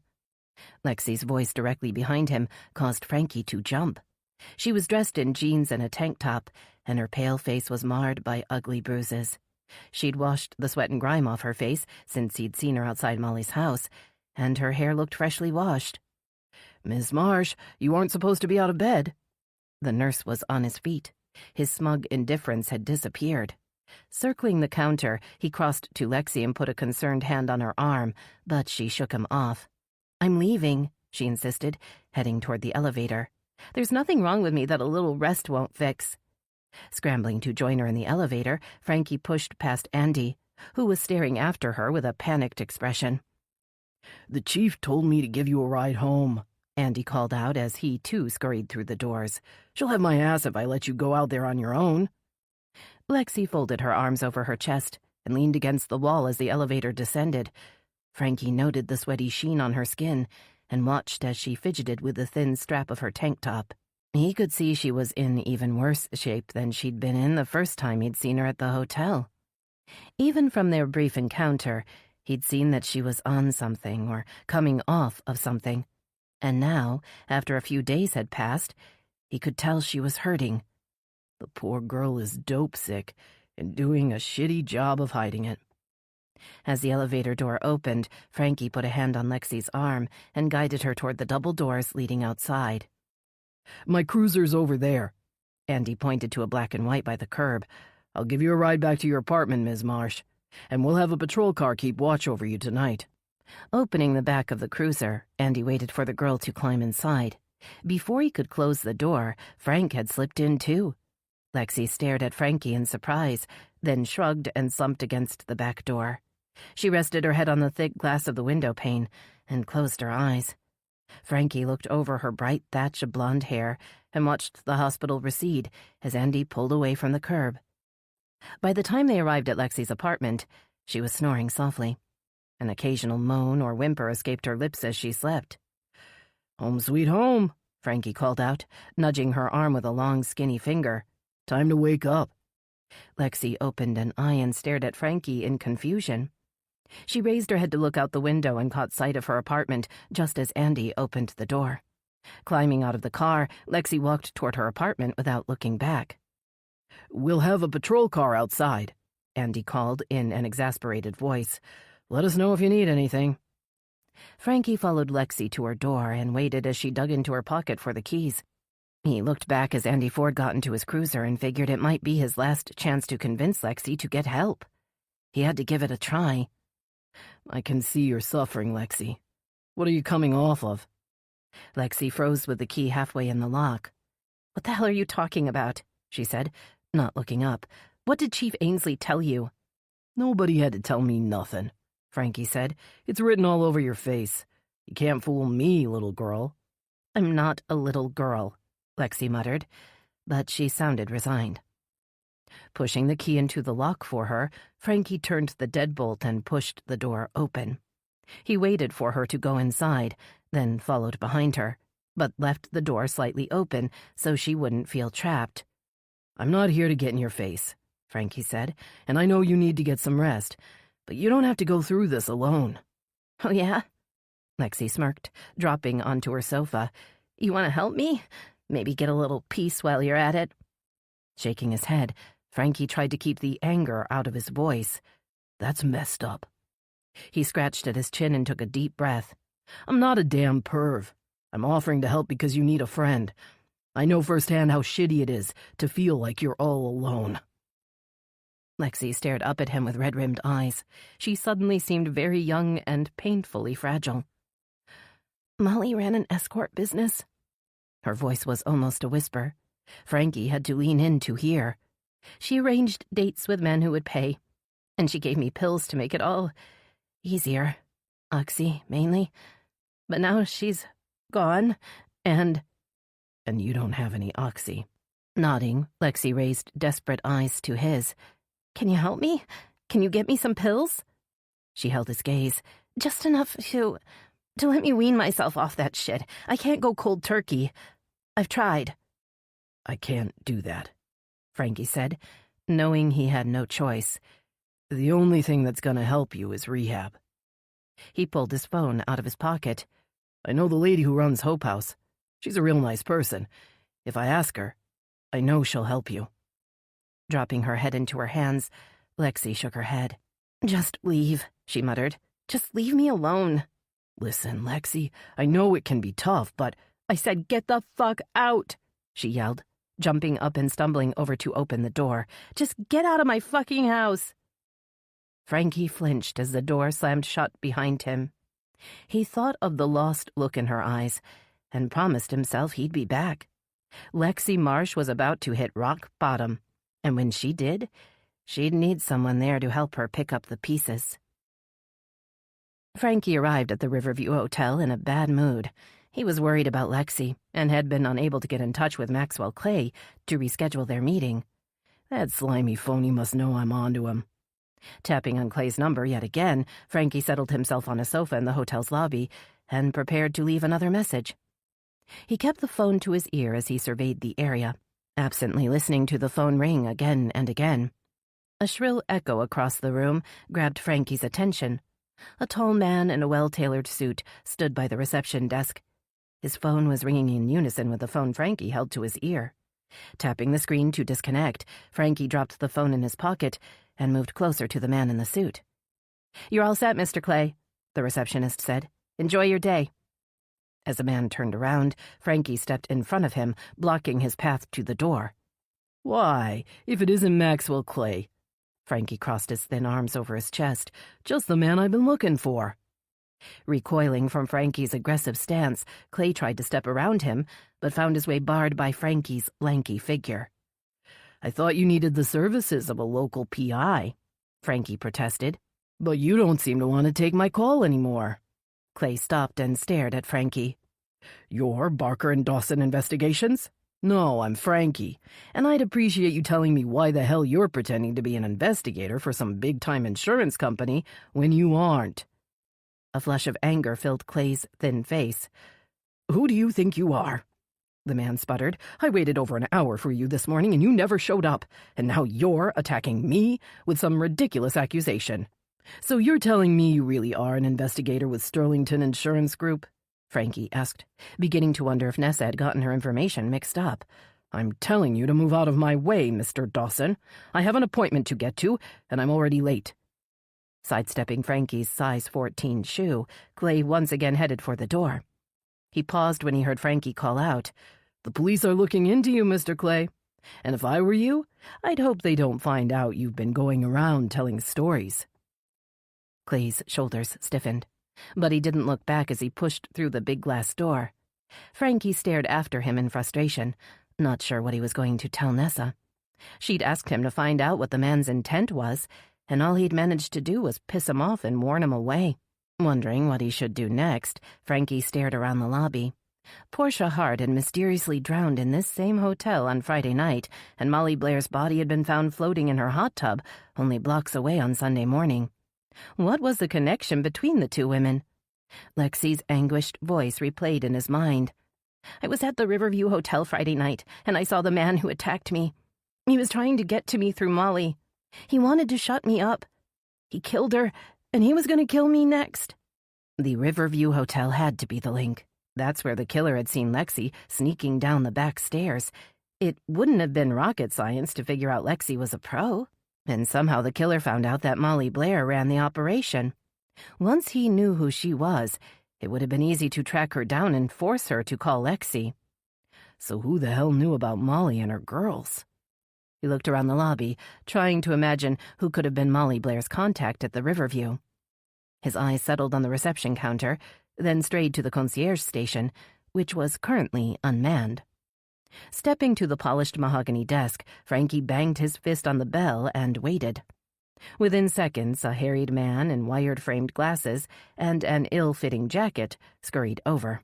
His name tag identified him as Dennis Robinson, hotel manager. "Good afternoon. How can I help you, sir?" The manager's eyes didn't match his welcoming words. They took in Frankie's crumpled, unshaven appearance with silent disdain. "You can start by telling me if you know a woman named Molly Blair," Frankie replied, leaning on the counter. Raising his eyebrows, Dennis regarded Frankie with suspicion. "Is she a guest at the hotel?" "No, she's a guest at the morgue," Frankie replied. "And the man who killed her was seen at this hotel yesterday."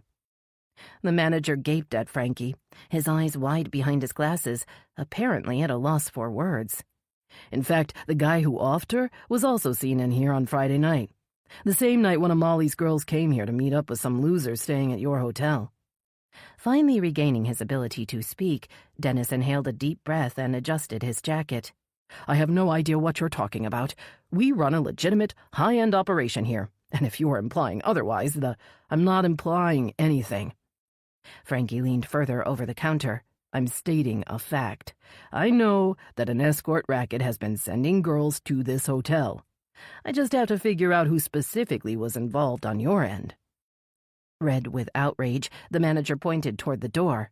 "I think you'd better leave before I have to call the police." "Go ahead, Denny." Frankie produced a nasty smile. "Some of my best buddies are cops. They'd love to hear all about your little arrangement with Molly Blair. How much was she giving you to send Johns her way and keep your mouth shut?" Looking around the lobby with furtive eyes, Dennis came around the counter and lowered his voice. "I can't have you causing a scene in here. Follow me." The manager scurried across the slick marble floor toward the bar. He didn't look back as Frankie followed him. As they stepped into the dimly lit room, a man behind the bar looked up and frowned. "Sorry, Benji," Dennis said. "I need you to take a break." "But I'm still cleaning up after the lunch shift," the bartender protested, throwing Frankie an irritated glare. "Give us some space, Benji. This shouldn't take long." Benji shrugged and threw down his dishcloth, then sauntered into the back. Frankie watched his broad shoulders disappear behind the door before turning to Dennis. "Who all knows about your seedy little setup?" Frankie asked. "Is that guy Benji involved too? How about the lady at the front desk? You got everybody working for you? Maybe I should ask." "All right, fine," Dennis said, sinking onto a bar stool. "I passed on Molly's details to select guests when they made certain inquiries." Frankie slapped his hand on the bar top, making Dennis jump. "Select guests? Are you fucking kidding me?" Frankie issued an angry laugh. "The men who used Molly's service are anything but select. They're screwed up if you ask me. That may be, but I received no money from Molly or anyone else. I was just providing an added service to my guests," Dennis insisted, "and I'm the only one at the hotel who knew. I didn't tell anyone else what was going on." Stepping closer to Dennis, Frankie raised an accusing finger. "You told plenty of people. Every man you gave Molly's name to was a potential suspect in her death." Dennis recoiled at the words. "I want a list," Frankie said. "Absolutely not," Dennis replied, jumping off the stool. "Even if I had a list, which I don't, I would never be that indiscreet." Frankie shook his head in disgust. "Yeah, you're the model of virtue, but the police are gonna want to know who you talked to. Then they can speak to me themselves. I'm done here." Before Frankie could react, Dennis stomped to the door and banged through it. "You guys done in here?" Frankie looked up to see the bartender standing in the doorway. "Yeah, I guess so." "Looks like Mr. Robinson is pretty pissed," Benji said, picking up a glass and wiping it with a white dish towel. Shrugging, Frankie moved toward the door. Then he paused and turned back to Benji. "Were you working Friday night?" "Yeah, why?" "Just wondered if you noticed anything. Anyone hanging around, or did anything unusual happen?" Benji shook his head. "No, it was busy because we had an event in the hotel, but nothing interesting happened. Most people got their drinks at the free bar in the event hall. Only a few bothered stopping here on the way out." Frankie nodded, reaching up to scratch at the stubble on his chin. "You ever see any working girls around here?" A guarded look descended over Benji's face. "You mean like pros? No, man, we attract a pretty boring crowd. Any of these boring old guys ever ask you how to score a date?" Benji held up a hand and backed away. "I don't want any trouble, man." He ran a hand through his dark hair. "I'm new here and I mind my own business." Before Frankie decided if he believed the words, he felt a buzzing in his pocket. It was Barker, and he wanted an update. Making his way out of the bar and through the lobby, Frankie scanned the faces in the crowd with suspicious eyes.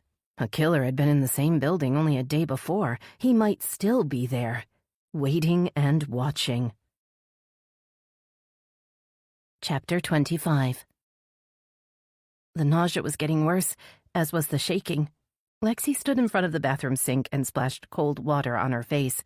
She surveyed herself in the mirror, shocked by the red, swollen eyes and pasty, bruised complexion she saw looking back. How did it all go so wrong so fast? Closing her eyes, she leaned her head against the cool glass and tried to think. But the trembling in her hands and the pounding in her head wouldn't go away. "I've got to get some pills. They'll help me feel better so I can think. Then I'll be able to figure out what to do." If only Molly were still there. As much as Lexi had hated the cold-hearted woman, she had needed her. Molly had been the keeper of the pills, and only she could make all Lexi's problems fade away. Now that Molly was gone, Lexi was on her own, and the possibility of finding a way out of the mess she was in seemed hopeless. No pills, no money, no hope for the future. Crossing to the front window, Lexi peered out at the patrol car parked along the curb. She wasn't 100% sure the police officer within was parked there to protect her. Maybe he'd been sent to keep an eye on her, to trick her into making a mistake. She let the curtain fall back into place and slid to the floor. It had been almost 8 hours since she'd taken the last 2 pills, and she would start to feel the real withdrawal symptoms soon. The nausea, headache, and shaking were just the preview to the main event. The last few times she'd tried to kick her habit had ended in racking pain and debilitating anxiety. She'd felt like she was dying, and a part of her had almost wanted to. In the end, she had always succumbed to the relief of the pills. Now there were no pills. Well, they are there. I just can't get them. The thought made Lexi sit up straight. What if the secret stash Molly kept was still safely hidden away? She'd seen the concealed panel in Molly's study only once, but she'd never forgotten the army of pill bottles and stacks of bags within. At the time, it had seemed like the promised land to Lexi, and she had figured that Molly must be dealing the drugs in addition to supplying them to the girls that worked for her. But that didn't matter now. Molly wouldn't be selling drugs or setting up dates ever again, and all those pills would just go to waste. Unless I go in there and take them. Why not? No one would ever know. Once again, she looked out the window. The police cruiser was still there. This was one of the times Lexi wished she had an apartment with a patio or back porch. But her simple unit had only one way in and one way out, and that was through the front door, leading straight out to the cop car. Running a frustrated hand through her hair, Lexi looked toward her little bedroom, noting the sunshine streaming through the doorway. She slipped her bare feet into the dusty running shoes on her living room floor and shoved her phone in her pocket. Her eyes fell on the cigarette pack on top of the television. There were 2 cigarettes left. She hesitated, then crumpled the pack and tossed it into the trash can before racing into the bedroom. She crossed to the window and looked out over the back parking lot. A few cars sat baking in the heat, but otherwise, the lot appeared to be empty. Unlocking the latch, she pushed up the window and let in a surge of hot air. Grasping the edge of the screen, Lexi dislodged the frame and pushed. The screen clattered to the ground outside. A horn blared in the distance as Lexi climbed out of the window and dropped to the ground. Glancing around with nervous eyes, she propped the screen back in place. She backed away, pleased to see that her apartment looked like every other nondescript unit in the long brick building. Nothing's out of place and nobody will know I'm gone. The sun was still high in the afternoon sky as Lexi made her way through the back lot and into the thin strip of forest that edged Channel Drive on its way to the highway. The trees would offer cover from the sun, as well as from the curious eyes of any cops driving by. Refusing to think of anything but getting to Molly's house, Lexi trudged through the trees, grateful for the shade they provided. She would have to walk almost 2 miles to get to Kingston Road, and she'd need to take the back roads to make sure she wasn't seen. Legs trembling, she forced herself to keep moving. 20 minutes later, she reached the intersection of Channel Drive and Surrey Way. From here on out, she'd have to navigate streets without much cover. Wishing she'd thought to put on a hat, Lexi quickened her pace. She wouldn't last much longer in the sweltering heat. When she finally reached the turnoff to Kingston Road, she was dripping with sweat and gasping for breath. The police cars and crime scene van in front of Molly's house brought her up short. Standing in the shade of a massive oak tree, Lexi studied the scene. I've just got to wait until they leave. Once they're gone, I can sneak in. As she watched from a distance, a Channel 6 news van sped past her. A shiver ran down Lexi's spine when she saw Nick Sargent's handsome face on the side of the van. He seemed to always show up whenever bad things happened. Deciding it wasn't safe to get any closer with the press and the police presence still there, Lexi sank down behind an overgrown thicket of rose hips that bordered the street. She wrapped her arms around herself and rocked back and forth in a soothing rhythm. Closing her eyes, she began to sing under her breath. This little light of mine, I'm gonna let it shine. This little light of mine. Safe in the shady hiding place, Lexi sank into a restless sleep. The sound of a police siren startled Lexi. She lifted her head and looked around, trying to remember where she was and how she'd gotten there. Fighting back a wave of dizziness, she stood and peeked around the scruffy bushes toward Molly's house. She watched as a young female reporter with long dark hair spoke into a camera, gesturing to the house behind her. Several other camera crews were busy along the street, and police were still blocking through traffic. Lexi ducked down when she saw a tall man with a red crew cut looking in her direction. His clean-cut appearance screamed cop, and the last thing she needed was to have the police pick her up again after she'd managed to sneak away. That would end any chance she'd have to score the pills hidden in Molly's house. While Lexi knew the pills weren't a solution to her problems, and that they were only a temporary fix, she'd been hooked since the very first time Molly had innocently offered her a little something to take off the edge. That first day, Lexi had been euphoric at the sudden absence of worry or fear or pain. The weight of everything she'd been through had melted away into blissful nothingness. But it was a feeling she had never quite attained again. Now, after months of constant use, the pills only dulled reality for a few hours at a time, before wearing away and leaving her to face the sickness and the despair that always came in their wake. Sitting down with her back against the big tree trunk, Lexi suddenly wished she hadn't been too ashamed to tell someone what was going on. With her mother hundreds of miles away, and Molly dead and gone, she was now truly alone. The thought made her think of Frankie and what he'd said in her apartment. I'm offering to help 'cause you need a friend. I know firsthand how shitty it is to feel like you're all alone. He'd seemed sincere, and he hadn't tried anything creepy. He'd even said that he knew someone who ran a rehab center, someone that helped women like her. Maybe I should have listened to him. Maybe he could have really helped me get clean. But it was too late now. She'd sent Frankie away, and she was on her own. Her only hope now was to get the pills and then lay low at her mother's new house while she weaned herself off. Somehow, she'd have to get her Mustang out of the parking lot without the cops seeing, and then it would be a 6-hour drive to Jacksonville. I just need to wait until the cops and the press clear out. It can't take that long, can it? But waiting would be hard, especially when her hands were shaking and her nerves were working overtime. The craving for a cigarette returned without warning. Lexi impulsively stood and began an unsteady walk back along Surrey Way. She'd walk to the store and buy a pack of gum. Maybe that would take the edge off. Chapter 26. Xavier Grayson was pleased to see that the crowd in the Riverview Hotel had thinned out in the last few hours.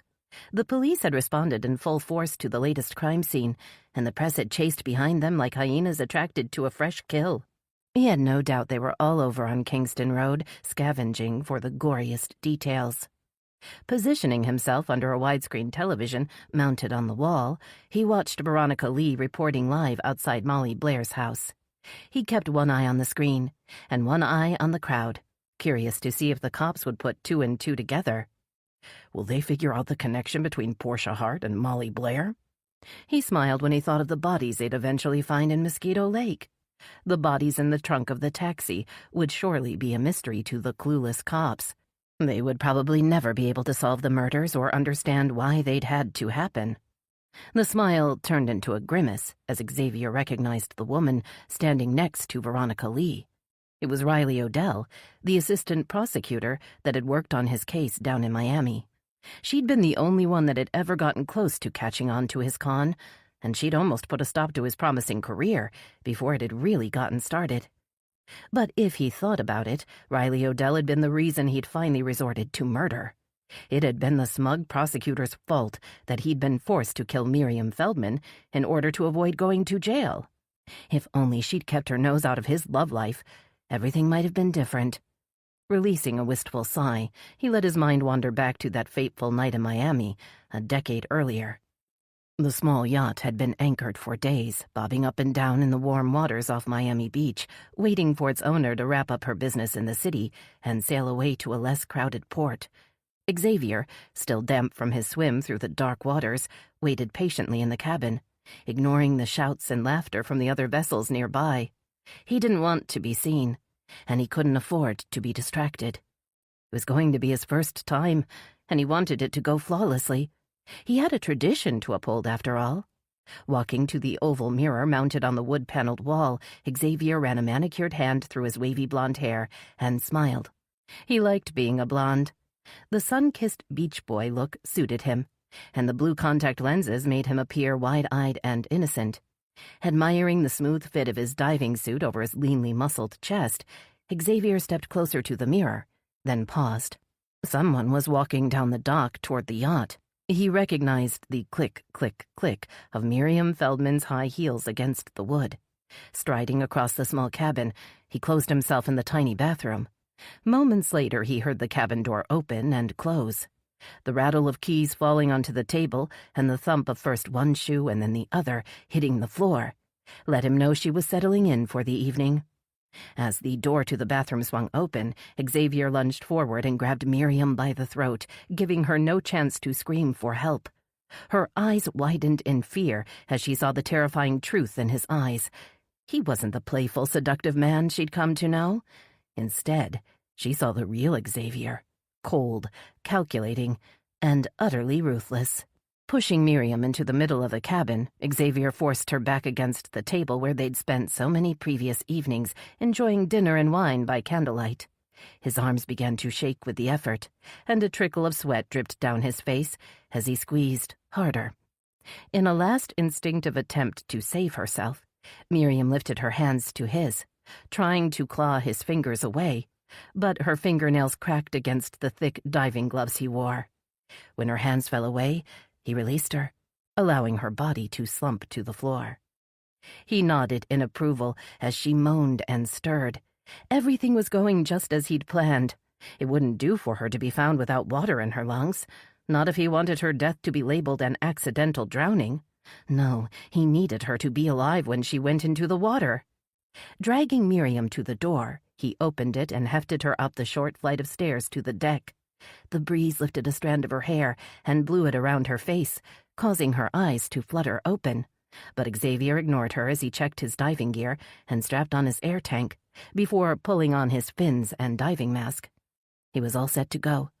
Bending at the knees, he scooped up Miriam's thin body and dropped her over the side of the boat. The splash was louder than he'd intended, but he didn't hesitate. Holding the regulator in his mouth, he held his head up and took a giant step off the boat. Miriam had already begun to flail in the water, and her hands reached out and clutched at his head, gripping onto his mask. Xavier pried her fingers off and then shoved her down, forcing her deeper into the dark water. He switched on his dive light, illuminating her pale, ghostly face as she gaped up at him in panicked terror. Gazing through the diving mask with cold detachment, Xavier watched as her desperate struggles weakened and then stopped altogether. Within minutes, she was floating peacefully, her eyes open in an endless stare. Xavier stared back, fascinated and repelled at the same time. So that was what it was like to kill someone. His father had often spoken about the thrill of the kill, but Xavier wasn't so sure he agreed. He didn't see what the big deal was. He hadn't enjoyed it, but he had to admit there was a certain satisfaction in knowing he'd found a permanent solution to his problem. All in all, it had been a success.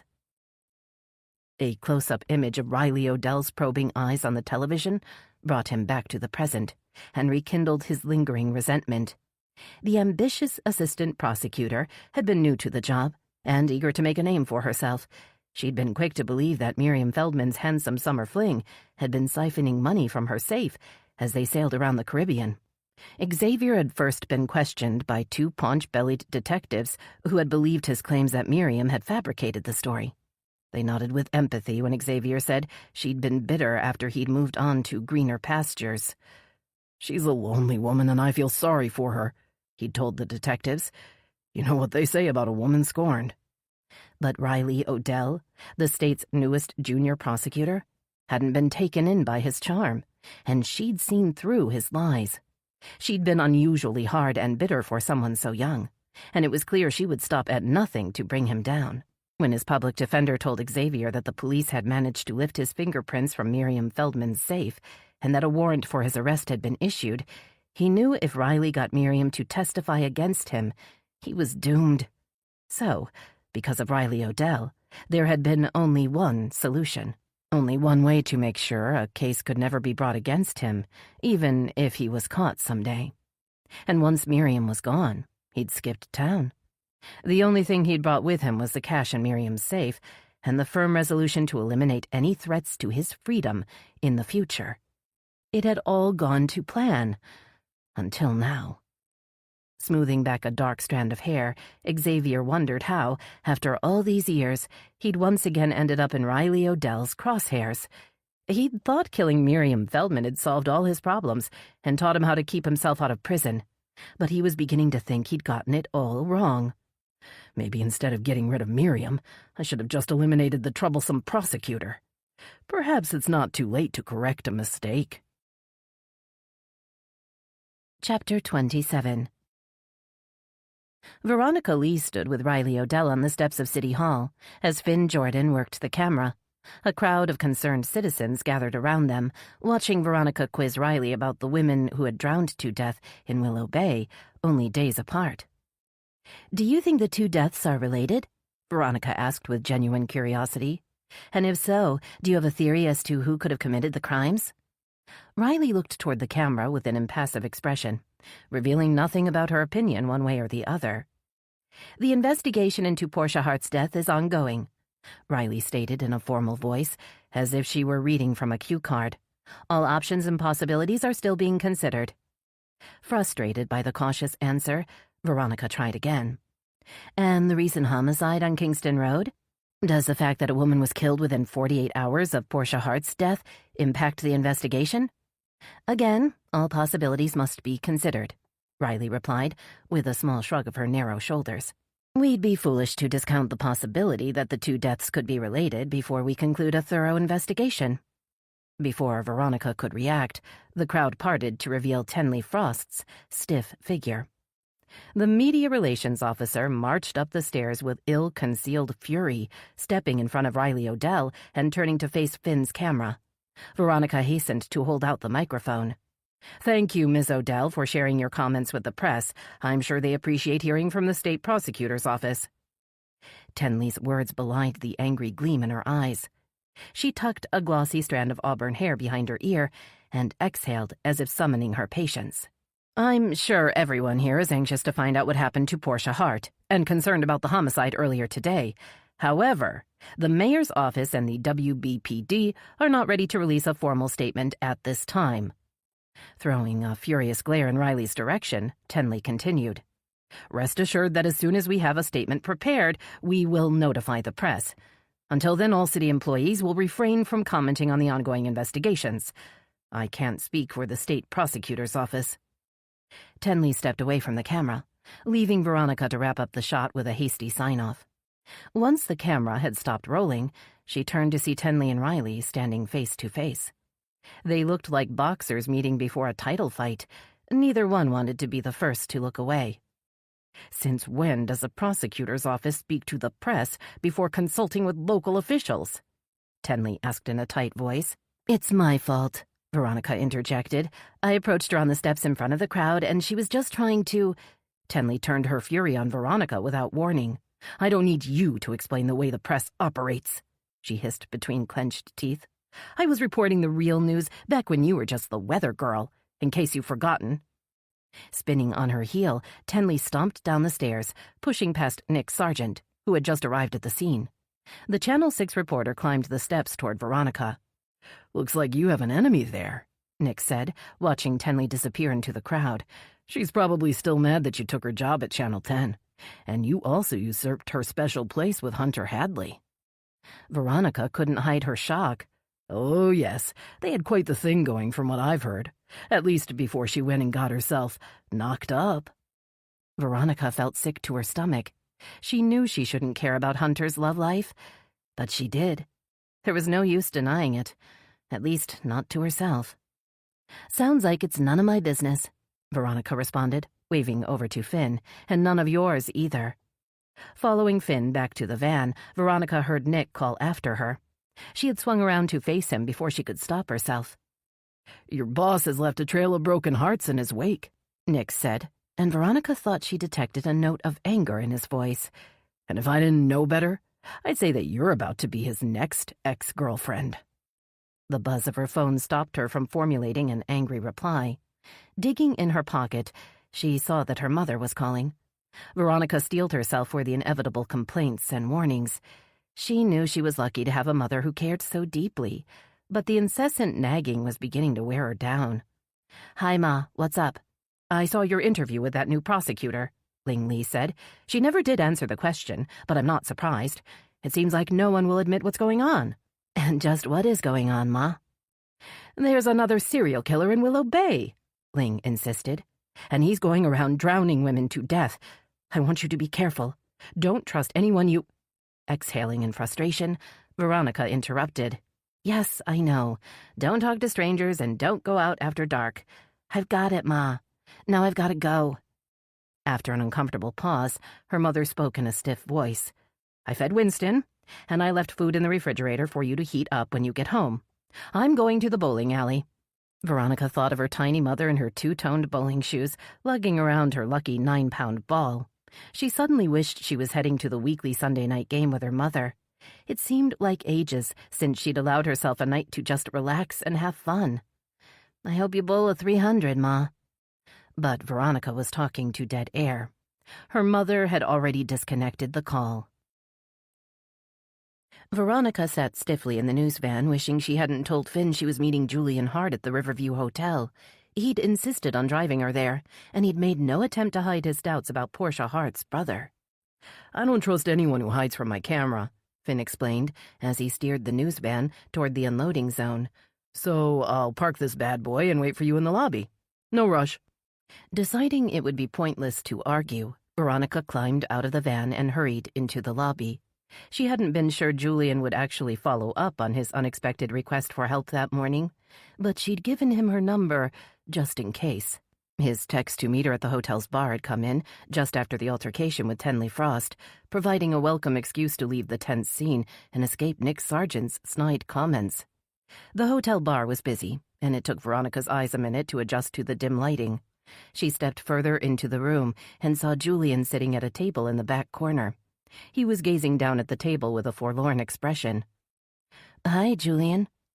He raised red-rimmed eyes, and Veronica instinctively reached out to put a comforting hand on his sleeve. Her need to protect him was becoming a habit. "How are you holding up? Have you seen the news?" He nodded, his face contorting into a grimace of disgust. "I've seen enough to know that every station in the country's trying to boost their ratings by exploiting Portia's death." Sliding onto the stool across from him, Veronica pointed to the television behind the bar, which was tuned to Channel 6. "No, I meant the news about the other woman being found a few blocks from here." She watched as Nick Sargent's face filled the screen. "I was worried it might have upset you." Julian frowned. "Why should it upset me?" He let his eyes flick to the screen. "I haven't really been following the story, but the woman's death was a homicide, wasn't it? Probably a domestic dispute. I mean, it's sad, of course, but it doesn't have anything to do with me." When she didn't respond, Julian stood and walked toward the bar. He lifted his head to stare up at the screen. "Hey, can you turn up the sound?" he called to the bartender. "I want to hear what they're saying." Veronica saw that Benji was working behind the bar. He picked up a little remote and aimed it at the television. Nick Sargent's smooth voice soon filled the room. "Earlier today, State Prosecutor Riley Odell refused to rule out the possibility that the same man may have been involved in the death of Portia Hart on Friday night and the woman brutally killed today on Kingston Road." Nick spoke directly to the camera, and Julian stared into the reporter's eyes as if transfixed. "While the name of the victim has not officially been released, neighbors say the slain woman is local resident Molly Blair." Gesturing for Benji to turn off the television, Veronica took Julian's arm and guided him back to the table. "I'm sorry. I thought you would have seen the news." He didn't seem to hear her as he shook his head in denial. "It can't be true. She can't have been murdered." Veronica bit her lip, trying to think of something to say. She knew she should be asking Julian questions and jotting down quotes to include in her next update, but she didn't think she could. The poor guy is suffering and confused. If I take advantage of his vulnerability now, I'm no better than Nick Sargent. She caught sight of Finn walking toward them with a concerned frown and stepped forward to intercept him. "You didn't respond to my text," Finn said, holding up his phone. "Is everything okay in here?" Turning to see that Julian was already walking toward the exit, Veronica ignored the question and scurried after him. "Julian, are you okay?" She caught up to him at the elevator and grabbed his arm, revealing a glimpse of his heart-shaped birthmark before his sleeve fell back into place. "I thought you wanted to talk." "I need some time to think," he murmured as the door slid open. "I'll call you later, when I'm feeling better and when you're alone." Veronica looked back to see Finn coming toward them. When she turned around, the doors had closed, and Julian was gone. "Good job," Veronica snapped as Finn stopped beside her. "You scared him away. Might as well give up on getting an interview." Pinning her with a suspicious stare, Finn crossed his arms over his chest. He raised his eyebrows and waited. "What?" Veronica glared back at him, but she had the sinking feeling that he could see through her act. "What's the real deal with Julian Hart?" he asked. "You trying to get an interview or a date?" Veronica's mouth fell open at the blunt question. "You're crazy," she said, regaining her composure. "I'm trying to give the guy a break. You know, show a little bit of compassion and decency. Maybe that's something you should try." An elderly couple approached the elevator, and Veronica moved aside to make room, then hurried toward the front door. "Wait up, Veronica," Finn panted, chasing after her. "Stop acting like an amateur." Skidding to a stop, she spun to face him. "I don't think you should be hanging around that guy," Finn blurted out before she could speak. "You're getting too involved, and he's taking advantage of that. Any other reporter would have been asking the hard questions, but you're not." Veronica's anger deflated. Finn was right. Something about Julian Hart's story resonated within her. She could see how completely alone he was, and her sympathy for him was making her lose sight of her responsibility.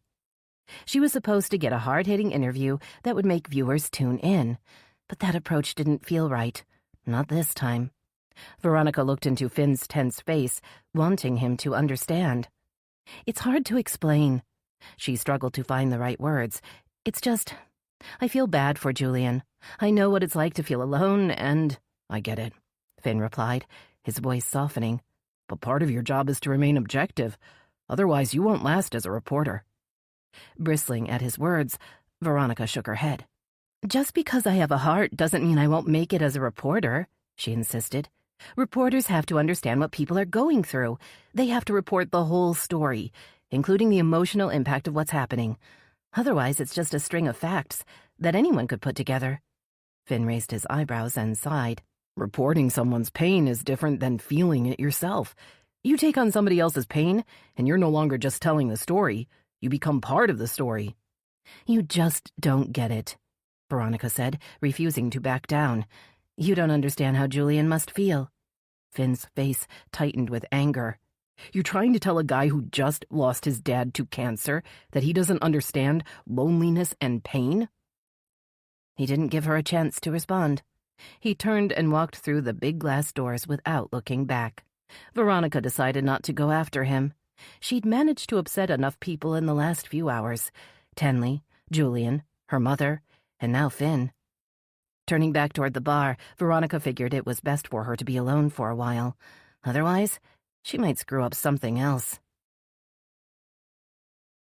Chapter 28. Nessa dug an emergency granola bar out of her purse, tore off the wrapper, and took a big bite as she prepared to turn onto Kingston Road. She'd learned long ago that lunch was never guaranteed. Of course, if things continued as they'd been going this weekend, dinner might have to wait as well. Stuffing the last sticky bite into her mouth, Nessa parked the Charger along the curb behind the crime scene van and opened the door. She saw Alma loading a box into the back of the van. The senior crime scene technician wore blue coveralls and protective booties, but she'd removed her face mask and goggles. "Looking for a suspect back there?" Nessa called out, sounding more cheerful than she felt. Sliding the door closed, Alma turned to Nessa with a satisfied gleam in her eyes. That gleam usually meant she'd found something particularly interesting at a scene. "Finding the suspects are your job, Chief," Alma teased. "But what I found should help. Okay? Tell me what you got." Nessa was more than ready for some good news. "I can see you're dying to spill the beans." Alma nodded and motioned for Nessa to follow her up the front walk. They passed through the thinning crowd of reporters and onlookers to reach the front door. Alma knocked, and a uniformed officer opened the door and waved them inside. "How's it going, Dave?" The young officer answered Nessa's question with a thumbs up as Alma prodded her toward the narrow doorway leading to the kitchen. A hardcover crime scene case was open on the kitchen table. Nessa saw that it held an array of evidence collection bags, protective gear, markers, rulers, magnifying glasses, flashlights, and specimen vials. "I was able to get several fingerprints off the hot tub." Alma was unable to conceal her excitement. "Quite a few prints, actually. Looked like someone was holding on for leverage." An ember of hope caught fire in Nessa's chest. "That's great. I'll cross my fingers the prints turn out to be our guy, and that he's in the database." "That's not all," Alma said, removing a roll of crime scene tape out of the bag. "I was able to get some prints off the wallet that we found in Portia Hart's purse. I'd been running them through the database when I got the call about this scene, and—" She paused for dramatic effect as Nessa held her breath. "I just heard back from the lab that we've got a match." Nessa's heart skipped a beat. "I told the tech to email the details to Venzinger with a copy to you and Riley Odell. Figured you'd all want to see that ASAP." "Great work, Alma." Nessa looked around the little kitchen. "You find anything else around here I should know about?" Alma reached into the case and pulled out a clear evidence bag. She held it up to the light, and Nessa saw that it was packed with prescription pill bottles. "Looks like Molly Blair was a dealer." Alma shook the bag so that the bottles rattled against each other. Either that, or she had a lot of medical issues. "So, Molly's death could be drug-related," Nessa murmured. "Maybe Lexi was wrong. Maybe it's not related to Portia Hart at all." "What do you mean?" Alma asked. "Who's Lexi?" "She's the girl who found Molly Blair. She had to fight off the killer." Nessa said, lowering her voice. She's convinced she saw the man who killed Molly Blair at the Riverview Hotel the night Portia Hart died. Said he was running down the stairs dripping wet, and that he started chasing her when he realized she'd seen him. Alma raised her eyebrows. So, you're thinking the guy went looking for this girl to shut her up and killed Molly by mistake? Nessa shrugged. I'm not sure how the creep found Molly, but I believe Lexi's story, and I believe the guy came after her to keep her quiet. Well, he definitely wanted to shut her up for good. Alma no longer sounded excited. Iris said that the poor woman was badly beaten before she went into the water. Whoever killed her didn't bother taking the time to make it look like an accident. Both women cringed at the remembered image of Molly Blair's battered body floating in the hot tub. Nessa figured she'd be seeing it in her nightmares for months to come. Well, one way or the other, we need to find out who prescribed all those pills, Nessa said, gesturing toward the bag. But first, I'm dying to find out who was digging through Portia's wallet. Yep, Alma agreed. Looks like hunky Detective Enzinger was right. You always gotta follow the money. Surprised by Alma's comment, Nessa felt a stirring of unease. The heightened tension between Benzinger and Riley Odell was enough to deal with. If Alma made her attraction to the city's newest detective known, the fragile peace in her little police department could be threatened. Perhaps she'd better talk to Benzinger and warn him that trouble was brewing. Looks like things around here are about to get a little more complicated. Riley was pacing back and forth in the briefing room when Nessa returned to the station. Sticking her head inside the door, Nessa looked around the room, then turned to the prosecutor. Where's Benzinger? Riley bristled at the question. How should I know? I'm not his keeper. Nessa raised her hands in surrender and suppressed a sigh. The course of true love never did run smooth, she murmured under her breath, wondering how long it was going to take for Riley to forgive Benzinger. The whole love/hate dynamic was exhausting. Did you see the email from Alma? Riley asked, apparently too caught up in her own thoughts to pay attention to Nessa's mumbling. Yes, but I didn't have time to pull up the matching record, Nessa admitted. Were you able to see who matched the prints? Footsteps in the hall announced Benzinger's arrival. You guys see the email from Alma? He asked, dumping his backpack on the table and dropping his long, muscular frame into a chair next to Riley. Nessa was preparing to deliver a sarcastic response when she saw Riley's face. The normally unflappable prosecutor was distraught. All color had drained from her face, and her dark, troubled eyes seemed huge behind red-framed glasses. You look pale, Riley, Nessa said, sliding onto a chair across from the prosecutor. Are you feeling okay? Well, that's debatable. Riley tried to smile, but her face wouldn't cooperate. You see, the man who matches these prints is someone I questioned years ago in relation to a theft case. The victim, a wealthy woman in Miami, ended up drowning, so we had to let him go. I knew he'd had something to do with her death, but... Nessa's eyes widened as she absorbed Riley's words. Who is he? Benzinger's voice was hard. What's his name? Xavier Grayson, Riley whispered, clenching her hands into tight fists on the table. I knew he was a hustler, a sleazy con man that had stolen money from a lonely woman, but I didn't think... I didn't know he would kill her. Of course, you couldn't have known that, Riley, Nessa soothed, startled to see the cool, detached prosecutor heading for an emotional meltdown. It's not your fault he killed that woman. I'm sure you did what you could. That's right, Benzinger agreed, keeping his worried eyes on Riley's pale face. None of this is your fault. Pushing a file across the table to Nessa, Riley took a deep breath and straightened her back. When she looked up, a spark of defiance had entered her eyes. That's Xavier Grayson's file, or what's left of it. Nessa opened the folder and stared at the printout within.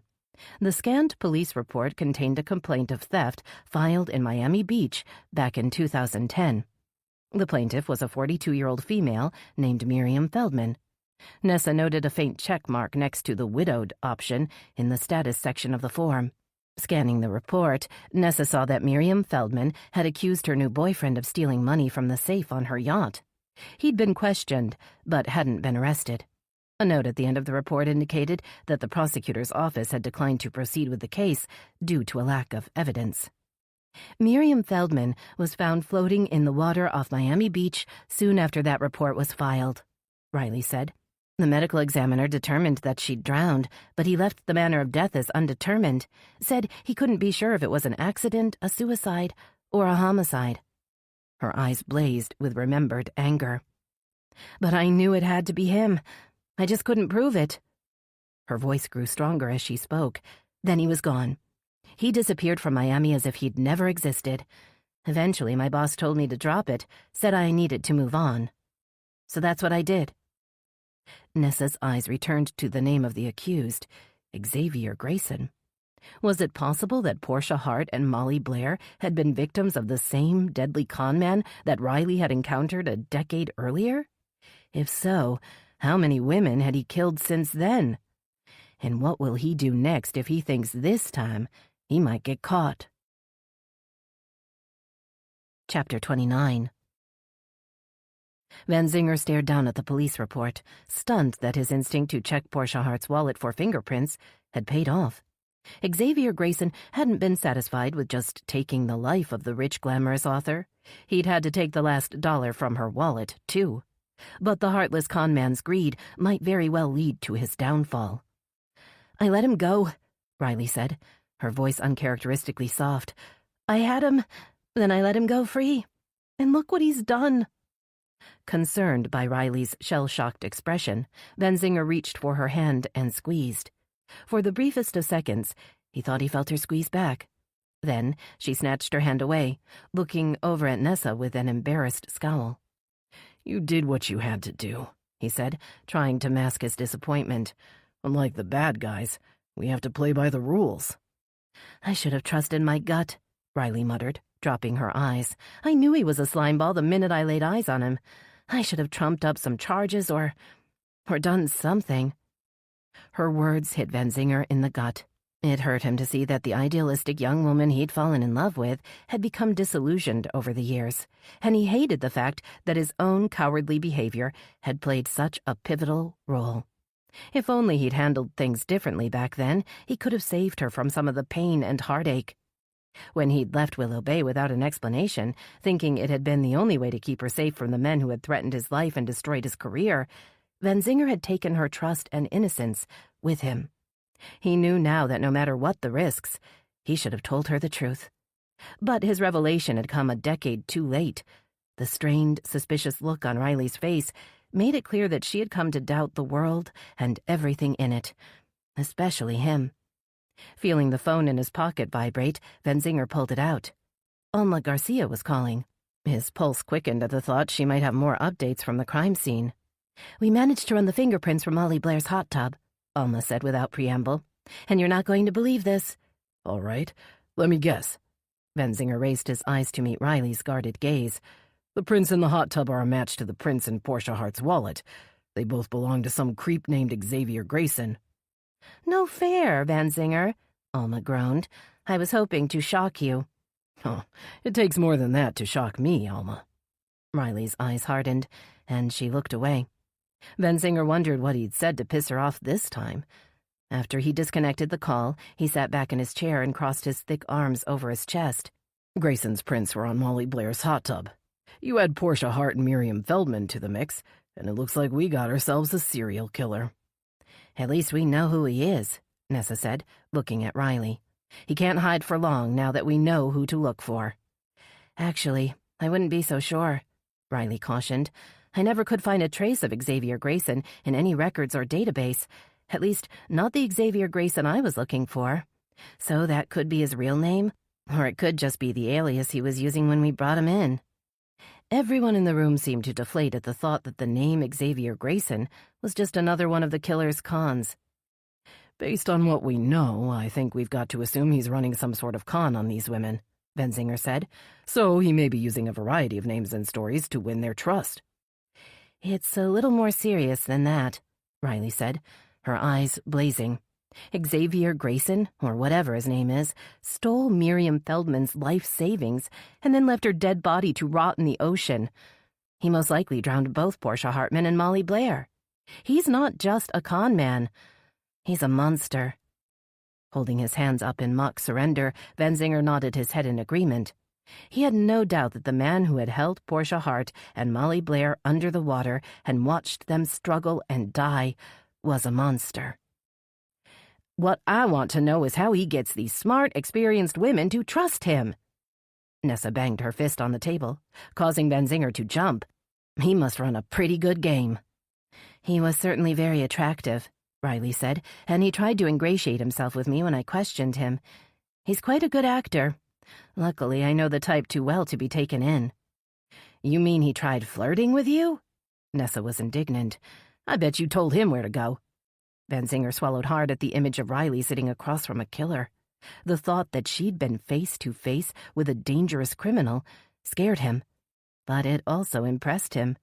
No matter how disillusioned Riley might be, she'd never lost her spirit or her will to fight for what was right, no matter what it might cost her. "What if we broadcast Xavier Grayson's name on the news?" Van Zinger suggested. "Maybe someone will come forward." "I could talk to someone at Channel 10 and see if they'll work with us on it," Riley said, "although we still don't have a photo to distribute." "I plan to ask Alexandra Marsh to work with a sketch artist." Nessa consulted a page in her notebook. "See, it's next on my list." Van Zinger frowned. Why did Nessa need to keep a separate list? "I'm lead detective on the case, so shouldn't she be working from my list?" He pushed away the voice in his head that told him she didn't trust him to solve the case.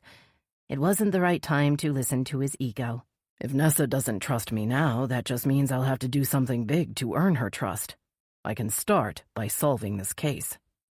"I'm not sure we're ready to go public with this guy's name yet," Nessa said. "We'd be showing him our cards, and we might end up spooking him. He could go running for the hills before we have a chance to track him down." Leaning back in his chair, Van Zinger tried not to show his frustration. He didn't want to contradict Nessa, but he was worried that leaving Xavier Grayson free to roam around might cost another woman her life. He met Riley's eyes and saw that she also looked troubled. As if reading his mind, she turned to Nessa. "I'll work with Tenley Frost to make sure we have a statement prepared once you give us the okay, Nessa." Riley stood and began gathering her things. "We need to be ready to take this guy down as soon as possible. I want to nail his ass before he can screw with anybody else." Van Zinger recognized the hostility in her voice. He'd had to deal with it himself for the last few months. It was obvious that Riley remembered the man well, and that she was still holding a powerful grudge. An unsettling question sprang to mind. Does Xavier Grayson remember Riley, too? Was he still holding a grudge? Chapter 30. Lexi stood under the immense oak tree. The sun had disappeared over the horizon, and a blanket of darkness had descended over the neighborhood, providing her with cover in the deep shadows along the tree line. Letting the crushed gum wrapper fall from her hands, she moved out of the shadows. The police cars and crime scene van were gone, as were the throng of reporters and onlookers. Only the yellow strips of crime scene tape remained to mark the tragic events of the day. Walking north on Kingston Road, Lexi turned into the unlit alley that ran behind Molly's house and followed the back fence to the gate. As she pushed the gate open, Lexi braced herself for whatever, or whoever, might come at her. But the dark yard was empty. Closing the gate behind her, she scurried up to the deck. Yellow tape circled the hot tub, and Lexi crept forward to gaze down into the murky water, half expecting to see Molly's glassy, lifeless eyes staring back.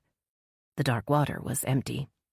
Lexi's stomach heaved as she turned away, and she bent to retch up a small stream of acidic bile. Her throat burned as she stared down at the spatter of liquid at her feet, surprised she had anything at all left in her stomach. "How long has it been since I've eaten?"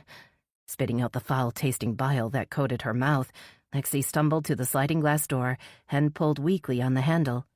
To her surprise, the door slid open without resistance. She pushed back the blinds and slipped through. Blackness enveloped Lexi as she stepped into the chilled air.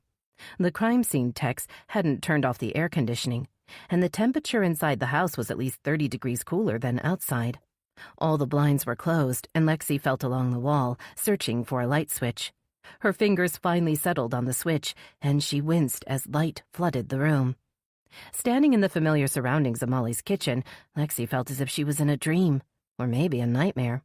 It seemed surreal to Lexi that the indomitable woman who had governed her life for the last year was suddenly gone.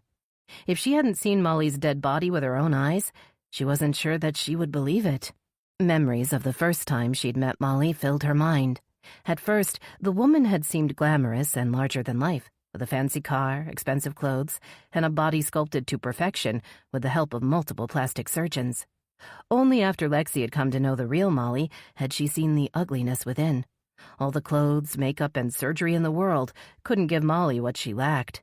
She'd also seen the damage that years of hard living had left behind. The smoking, drugs, and excess left their mark on Molly's face like a curse and were reflected in her dull, listless eyes. As Lexi looked around the room at what remained of Molly's life, she thought she heard a soft, shuffling sound. Whirling around, she saw that the blinds and the sliding glass door were swaying in a gentle breeze that blew in from the still open door. Closing her eyes, Lexi allowed the breeze to wash over her face, relishing the respite after the heat of the long, hot day. Taking in a long, deep breath, she decided she was ready to finish her mission. The secret panel was in Molly's study. Lexi crept down the narrow hall until she reached the little room. She stood in the doorway and felt unsuccessfully along the wall for the light switch. She finally pulled out her cell phone with a shaky hand. She'd used the light from her phone to guide her way. Aiming the beam toward the wall, she saw that the panel was already open, displaying the starkly empty interior. The army of pill bottles and piles of bags, she remembered, were all gone. Crushing disappointment engulfed her, and Lexi sank to the floor, not even trying to hold back her frustrated tears. Now what am I going to do? How am I going to get through the night? She looked down at the phone in her hands, noting that the battery indicator was showing red. She likely only had enough power to make one last call. But who would help her after everything she'd done? She'd already lost the trust and respect of her friends, and her mother was the only family she had left. Unfortunately, her mother was living on the other side of the state, and she probably moved there to get away from me and my problems. So, who else would be willing to help a stranger? Who could she turn to that wouldn't arrest her or judge her? Shoving a small hand into her pocket, she pulled out the paper with Frankie's number on it. She looked at the wobbly handwriting first with trepidation, then with hope. Maybe he'd really meant what he'd said. She'd seen compassion in his eyes, or at least thought she had. What other choice was there? Tapping in the number before she lost her nerve, she held the phone to her ear. Frankie answered on the first ring. Barker and Dawson Investigations. Lexi hesitated, surprised by the greeting. Is this Frankie? Yup, and I bet this is Lexi, right? Swallowing the lump that had suddenly formed in her throat, Lexi tried to speak. Her throat was dry and sore, but she eventually managed to force the raspy words out. Did you really mean it?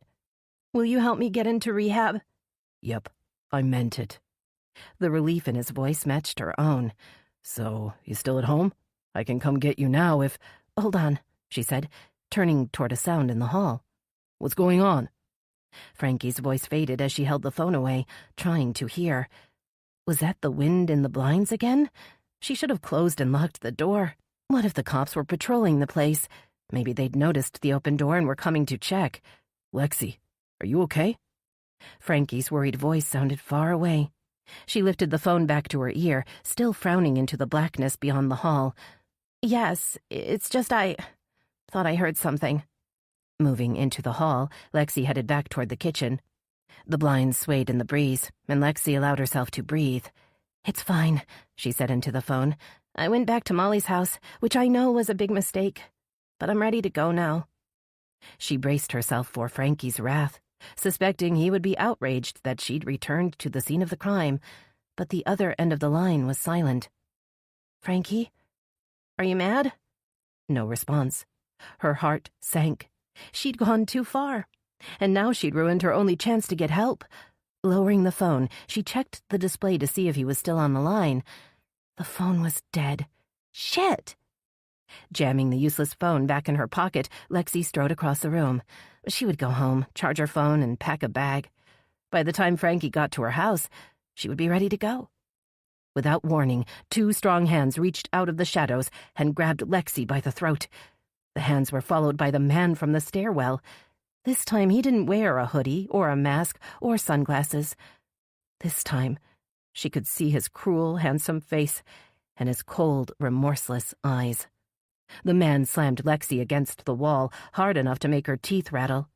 As she slid to the floor with a whimper, he grabbed a handful of her hair and banged her head against the tiled floor. She felt blood spurt from her nose as he lifted her head to stare into her dazed eyes.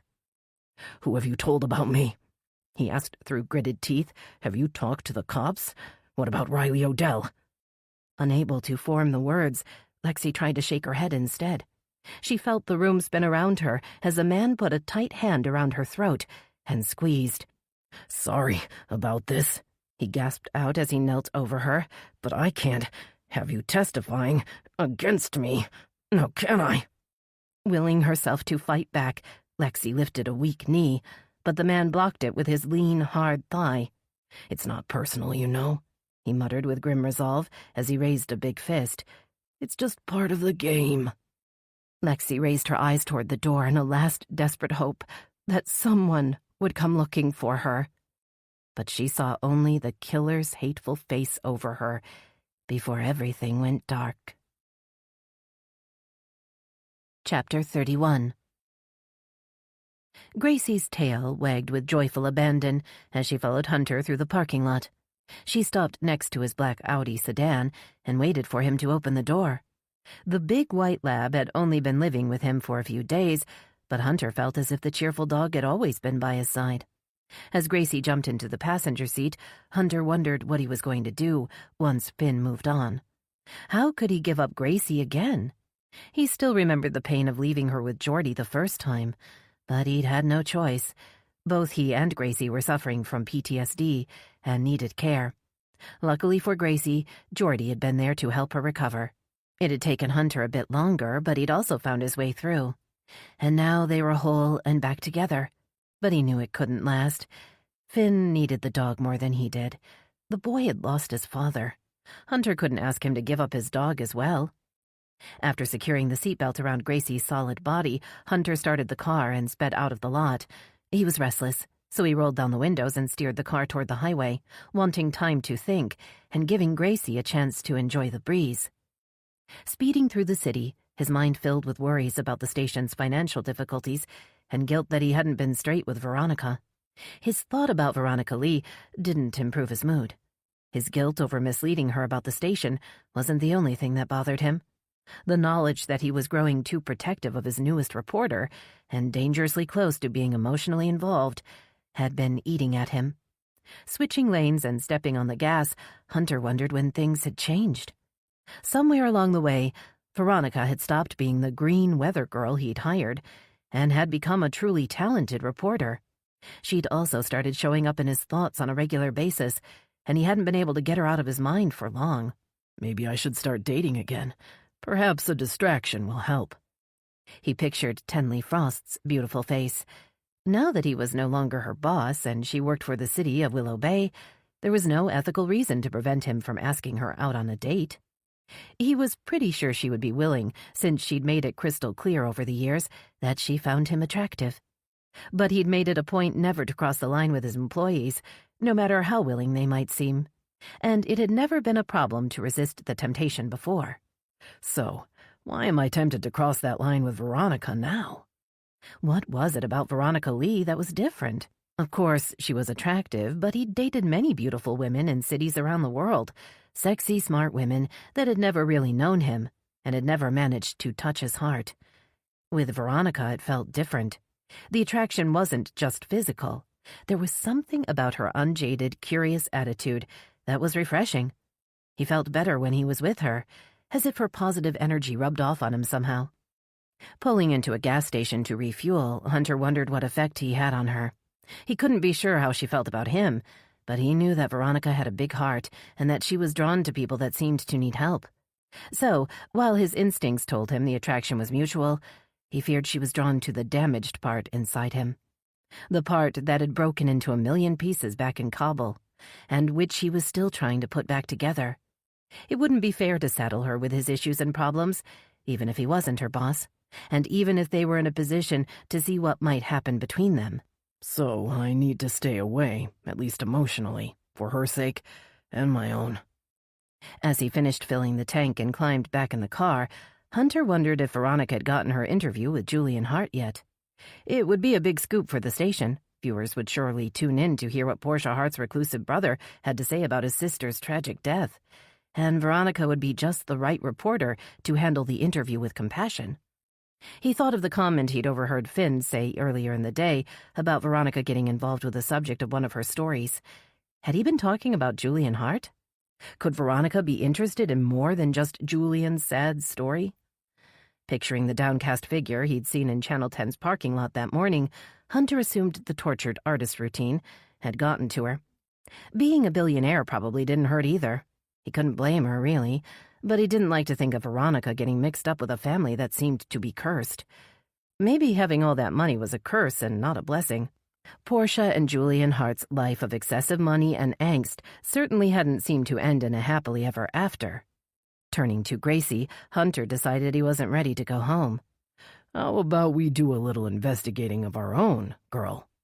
Gracie looked out of the window with eager eyes as Hunter headed the car toward Kingston Street. Hunter drove down Channel Drive looking for Kingston Road. He noticed a blue Toyota coming the other way, absently noting the Willow Bay Quick Rides decal on the window. Spotting the crime scene tape across the front of the house, Hunter circled the block, wanting to check out the whole scene before going any closer. The house looked dark and deserted from every angle, and Hunter decided to park the Audi and let Gracie stretch her legs. The walk would give him a perfect excuse to nose around without drawing undue attention. Gracie trotted beside Hunter as he walked past the house. She pulled him toward a big oak tree and stopped to mark it as her territory. As Hunter waited, he noticed the silver gleam of a discarded candy wrapper on the sidewalk. As he bent to pick it up, muffled footsteps sounded behind him, and a man stepped out of the shadows. "Nice-looking dog," a gruff voice called out. "That one of them rescue dogs? My grandson tells me I need to get one of those now that old Spike is gone." Hunter watched as the man approached with the help of a cane. His bespectacled face was wrinkled with age, but his eyes were sharp behind his thick lenses. "This is Gracie," Hunter said, looking down at the lab with affection. "And I guess you could call her a rescue dog. A friend of mine brought her back from Afghanistan a while back. She was just a skinny little thing then." The man seemed to contemplate the information, then nodded, as if he approved. "I was in the army myself, about 100 years ago." Hunter smiled and shook his head. "Oh, I wasn't in the military. I was a reporter. Now I work at a local news station." The man's expression changed. His forehead collapsed into wrinkles. "You aren't with that Channel 6, are you?" "No, I'm the station manager at Channel 10. "Yeah?" The man cocked his head and grinned. "Well, you're lucky, 'cause I like your show. That new girl you have is a breath of fresh air. Not all fake like that Nick Sargent on Channel 6. Hunter felt a twinge of satisfaction. "You're not a fan of Nick Sargent, Mr. Trout, Otis Trout," the old man said. "But you can just call me Otis. And I'm Hunter Hadley, but you can call me Hunter." The old man stared at him, his eyes suddenly suspicious. "You related to the mayor?" "I'm his son, actually," Hunter admitted. "But that doesn't mean I agree with his policies." "I should hope not, young man," Otis sniffed. "The younger generation is supposed to be smarter than the old one. Hopefully you're a right bit smarter than your father." Holding back a smile, Hunter tried to change the subject. "So why don't you like Nick Sargent?" "He's a phony, that's why. He acts like a choir boy on the news, but I've seen him sniffing around here after all them young girls Molly used to bring around." Hunter stared at the older man, too surprised to speak. "I mean, in my time I liked the ladies as well, but them girls are way too young to be hanging around with the likes of him." "You must be mistaken, Mr. Trout." Hunter tried to keep the light-hearted tone in his voice. "Whoever was coming over here probably just looks like Nick Sargent." Otis snorted in disdain. "I'm not senile and I'm not blind." He thumped his cane on the sidewalk for emphasis. "Besides, I heard Molly call him by his name plenty of times. That man was hanging around here like a bad smell." Deciding it would be futile to argue, Hunter held his tongue. If the old man thought he'd seen Nick Sargent at Molly Blair's house, who was he to say otherwise? Willow Bay was a small town, and there weren't many men in town who would easily be mistaken for the handsome reporter. Besides, the possibility that Nick Sargent had a connection to the murder scene intrigued him. He'd been a reporter long before he'd become the station manager. Perhaps it was time for him to put his investigative skills back to use. He'd been out of the game for too long. This was the perfect opportunity to jump back in with both feet. As he watched Otis Trout totter back into the shadows, Hunter mapped out a plan. Investigating a reporter at his rival station was a sensitive operation. If someone found out, it would look like he was trying to sabotage the competition. And even if Nick had been hanging around Molly's house, that in itself proved nothing. It certainly didn't prove murder. But the accusation that Nick had been hanging around with young girls, possibly even underage girls, was disturbing in itself. It couldn't hurt to do some digging. At the very least, he could discredit the old man's story. At most, he might end up with a major scoop. Once he and Gracie were back in the car, Hunter pulled out his phone and scrolled to a number saved in his contact list. He hadn't felt the need to call Nessa Ainsley since the whole Boyd Faraday fiasco, but maybe it was about time he reached out to the new chief of police. She wasn't a big fan of his dad, but then neither was he. Nessa answered the phone on the first ring. "Hunter, how are you?" "Confused," he answered, smiling at the southern twang in her voice. "I just heard something that I think you'll want to hear." Chapter 32. Veronica sipped her glass of sparkling water and checked her watch. She had remained at the Riverview Hotel after Finn had stormed away in hopes that Julian would call her back and agree to the interview. But when her phone finally rang, she hadn't recognized the number. It had been Riley Odell calling to say she had a potentially huge story to share. After arranging to meet at the hotel bar, Veronica had ordered the bubbly, non-alcoholic drink and claimed a quiet table in the corner. She now sat in anxious anticipation, wondering what the big news was and why the prosecutor had decided to call her. "You need another drink?" Benji appeared by her elbow, a tray in one hand and a dish towel in the other. His long dark hair was slicked back into a small ponytail, and he was sporting a light 5 o'clock shadow. With his white button-up shirt and black pants, Veronica decided he could pass for one of the Chippendales dancers she'd seen on her one and only trip to Las Vegas. All he was missing was the bow tie. "No, I'm good, thanks." Veronica looked over his shoulder toward the door. "I'm kind of expecting someone, so I'll wait to see what they want before I order anything else." Benji nodded. He moved onto the bar and set down his tray, then began using the towel to wipe off the empty tables. "I guess Sunday nights must be pretty slow," Veronica said when he reached the table next to hers. "Yeah, most nights are slow around this town." He stopped next to her and leaned against the table, his arm only inches from hers. "Nothing like the places I've worked in Miami and Key West. They were always busy, always a party going on." Veronica leaned back, inching away from the thick scent of cologne that hovered around the bartender. "So why'd you come here, then?" Veronica asked, unable to break her reporter's habit of asking a million questions. "Why not stay where you were?" Benji shrugged his broad shoulders. "I guess I like variety." His mouth spread into a wide smile. "I get bored doing the same things, you know?" Resisting the urge to roll her eyes, Veronica nodded and gulped down the last of her water. "I think I will take that other drink now," she said, eager for him to leave. "And then I need to prepare for my meeting." She reached inside her bag for the notebook she usually carried, but it wasn't there. She looked around for a spare piece of paper as Benji returned with her water. "It's on the house." Veronica offered up a weak smile. "Oh, thanks. That's sweet." Her eyes widened as she saw Riley Odell come through the door. "Oh, and do you have any paper I could use?" she asked Benji. "I need to make some notes." Benji picked up a special of the day menu and flipped it over.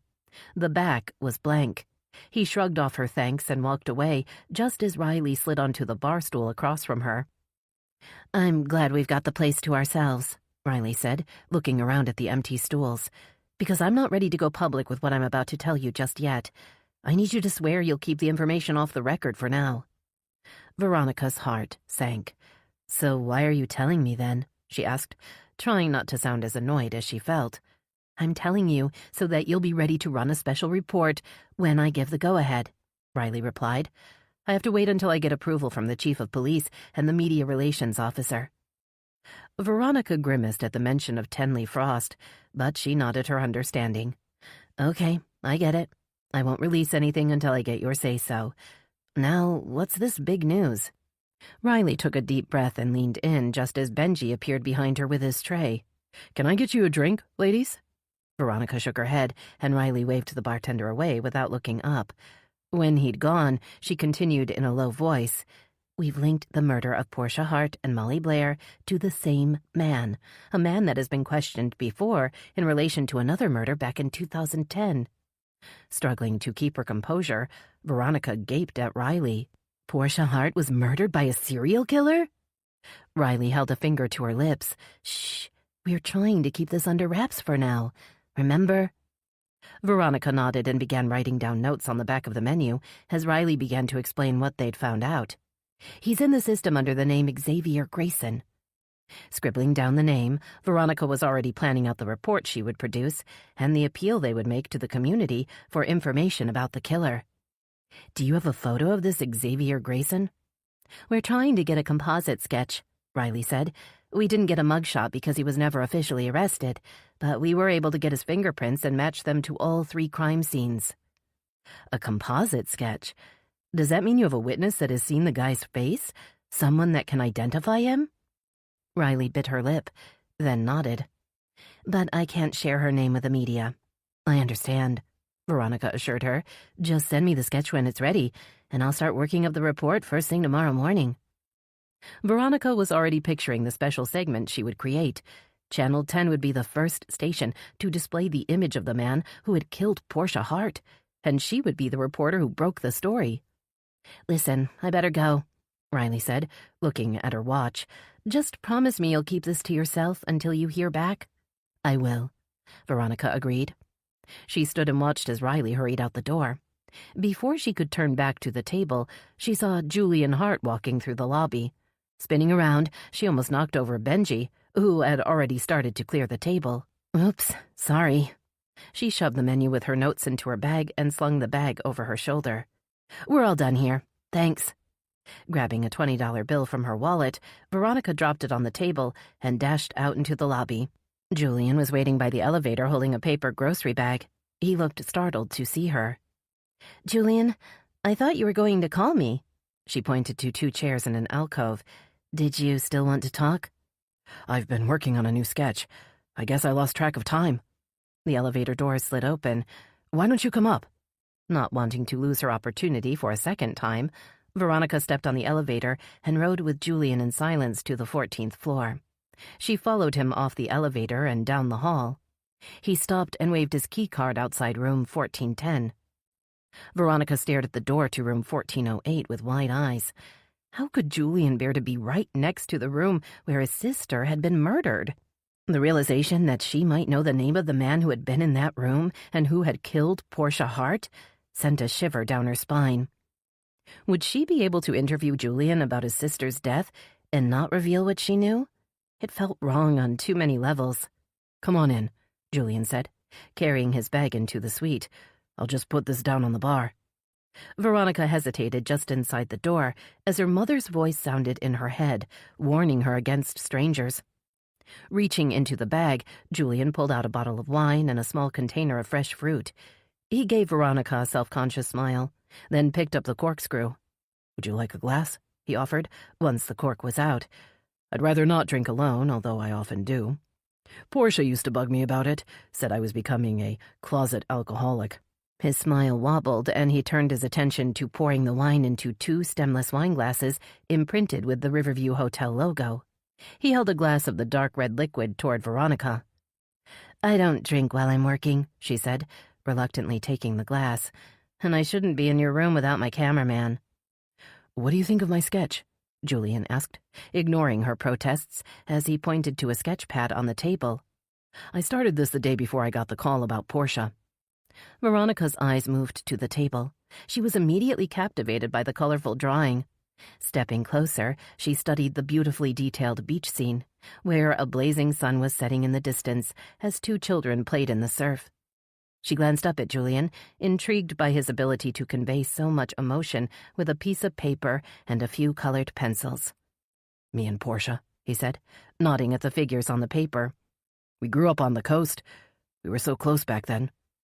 Julian walked to the window and stared down at the river. "My sister and I both suffered after my parents died, but we had each other. At least we did at the beginning." "Did something happen to change that?" Veronica asked. Julian paused, as if carefully considering his next words. Can I tell you something off the record? His question made Veronica's stomach drop, but she nodded, knowing she had no choice but to respect his request. She'd crossed a line when she'd entered his room, moving from a public forum to a private conversation. She wouldn't be able to use anything Julian Hart told her without his express permission. My sister made some very bad investments a few years back. She ended up losing most of her inheritance. He paced across the room, stopping in front of her. It put a strain on our relationship, as I'm sure you can imagine. Actually, Veronica couldn't imagine inheriting and then losing $1 billion fortune, but she nodded in agreement anyway. I always thought she wrote simply Portia to justify her scaled-back lifestyle. But it ended up being a self-fulfilling prophecy, Julian said. Living more simply did seem to make her happier. Lately, she didn't seem to care about the money at all. But maybe that was all just an act. Maybe it all got to be too much. Veronica blinked. So you still think she killed herself? I think it's a possibility, although I guess it could have been an accident. She wasn't used to taking drugs or even medicine. She liked natural remedies. Maybe she didn't know what would happen. You don't think someone was involved with her death? Who would want to kill Portia? Everyone loved her. Julian's tone was defiant as he took a long sip from his wineglass. Veronica opened her mouth, then closed it again. She couldn't tell him what she knew, and she couldn't bear to watch him agonize over the possibilities.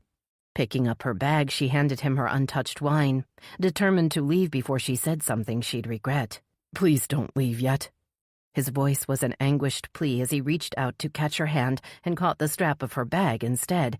The bag fell open, causing the contents to tumble to the floor. I'm sorry, I didn't mean to. Kneeling, he began to pick up the things she'd dropped. His hand fell on the menu with Veronica's handwritten notes, his gaze lingering on Portia's name, and the name of her suspected killer. He held up the paper, lifting disbelieving eyes to Veronica. What's this? Some kind of sick joke? Grabbing the paper, Veronica pushed it back into her bag and turned to leave, but Julian jumped up and shoved his hand against the door before she could pull it open. Is it true? Do the police think Portia was killed by a serial killer? His voice was thick with the need to know. As she exhaled, trying frantically to think of a response, her cell phone buzzed in her pocket. She grabbed for it, hoping for some kind of rescue. She saw instead that her mother had sent a text. "Come home, Ronnie. It's dangerous to be out so late." Dropping the phone back in her pocket, Veronica forced her voice to remain steady and calm. "That's my cameraman. He's waiting downstairs for me." Julian's face had taken on a haunted expression. He let his hand fall to his side. Go ahead, then. Leave. He gestured to the door. You got what you came for, so go. Veronica hesitated, tempted to tell him the truth. He was Portia's brother, after all. He deserved to know, didn't he? Pulling open the door, Veronica stepped into the hall. There was no other choice. Her first responsibility was as a reporter. If she violated her agreement with Riley Odell, she would put Channel 10's credibility and reputation at risk. Hunter had trusted her, and she couldn't let him down. As she waited by the elevator, Veronica looked down the hall. Julian Hart stood silently at the door to room 1410, his face hidden by shadows. The image of the ghostly, solitary figure stayed with her as she headed home. Chapter 33. Nessa poured herself a second cup of coffee and headed for the interview room. She'd canceled the department's standing Monday morning briefing so that she and Van Zinger could interview Julian Hart. She wanted to catch him before he decided to leave town. Hopefully, he'd be able to shed some light as to how his sister had gotten caught in Xavier Grayson's web. Stepping into the hall, she nearly spilled her coffee as she swerved to avoid the big figure barreling toward her. "In a hurry, Jankowski?" She was pleased to note that her ex-partner looked good. His thick blonde hair was neatly styled, his face freshly shaved, and he wore a baby blue shirt with the sleeves rolled up to reveal his strong tan forearms. It looked like he was finally figuring out how to cope after the rough year he'd endured and was getting back to normal. "I'm going over to Kingston Road to finish interviewing Molly Blair's neighbors," he said, still moving toward the exit. "I'll take Officer Ford with me so it goes quicker. Should be back before noon." Continuing down the hall, Nessa stopped outside interview room 3, knocked softly, then opened the door. Venzinger sat on one side of the wooden table, and Julian Hart sat on the other. "Good morning, Mr. Hart. Good morning, Detective." She sank onto the chair next to Venzinger and set the coffee in front of her. She studied Julian's impassive face as she cradled her cup, wondering how to start the interview, but Venzinger had already beaten her to it. "We were just discussing the inheritance Julian and Portia were left by their father," Venzinger explained. "I was trying to get a feeling for Portia's financial situation." Irked that Venzinger had started the interview without her, Nessa summoned her sweetest southern smile. This was Venzinger's case, after all. She was just guiding and assisting. "I don't see what our inheritance or our finances have to do with my sister's death," Julian said, crossing his arms over his lean chest, "and I don't know why I should divulge our personal financial information to you." Reminding herself that Julian Hart was in mourning, Nessa forced herself to count to 5 before answering. "Mr. Hart, we aren't trying to cause you undue pain or inconvenience. We just need to understand what was happening in your sister's life leading up to her death so we can figure out exactly what happened to her and why." When Julian didn't respond, Nessa leaned back in her chair and sighed. "No use delaying the inevitable. Mr. Hart, we've requested a warrant to access your sister's bank accounts, but that could take another day or two if the judge isn't in a good mood." Nessa met and held Julian's gaze. "I was hoping maybe you could go ahead and tell us what we're likely to find." An awkward silence followed. Then Julian emitted a heavy sigh. "My sister wasn't great at finances, and she wasn't the best judge of character," he said, looking at his hands, which were clenched into fists on the table. "She made some disastrous investments in some very dubious startups. She ended up losing most of her inheritance." Hiding her shock, Nessa glanced at Venzinger to gauge his reaction. He stared back with wide eyes. "So your sister was broke?" Venzinger's voice betrayed his surprise. "Is that what you're saying?" "No, I wouldn't say she was broke." Julian ran a distracted hand through his hair. "But her net worth was substantially reduced." He thought for a minute, as if deciding how much to say. "Although recently things were improving. I'd helped her settle all outstanding debts, and she'd started receiving royalties from her book. She even had $1 million advance for another book deal." "So she was a millionaire, not a billionaire?" Nessa tried to rein in her sarcasm.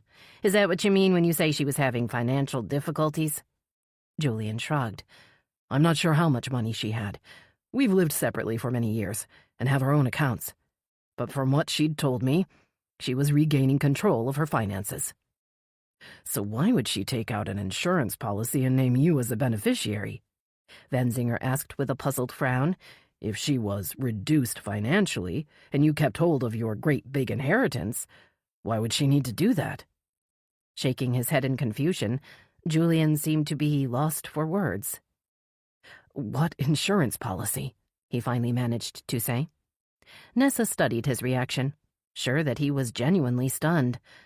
"We're still trying to get all the details, but someone claiming to be from Sterlington Trust Insurance Group is investigating your sister's death. He says she had a policy, and that you're the sole beneficiary." Julian narrowed his eyes. "What do you mean claiming to be from this insurance company?" Glancing at Venzinger, Nessa nodded. "We aren't sure this guy is legit," Venzinger admitted, "but we're checking it out just to be sure." "Portia was easily led and persuaded to invest money," Julian said. "This was probably another such unfortunate situation where she was misled by some shady character." Nessa wondered if Xavier Grayson had been one of the shady characters that had taken advantage of Portia's trusting nature. "So, you had no expectation of benefiting financially from your sister's death?" Venzinger asked. The blunt question hung in the air. Nessa waited for the explosion. "I have more money than I'll ever need or ever wanted, Detective. So if your little theory is that I played some part in my sister's death for financial gain, you're dead wrong." "Okay, I hear you," Venzinger replied, unfazed by the outburst. "But what about the pills we found in her hotel room? Why didn't you tell us they were yours?" Banging both fists on the table, Julian glared at Nessa and Venzinger, his cheeks red and his eyes blazing behind his glasses. "That's ridiculous. Why would I give Portia pills? She never took any drugs. She even told me I should give up my pain pills because they were addictive. Why would she—" The blood drained from his face, and he sat very still. "Wait.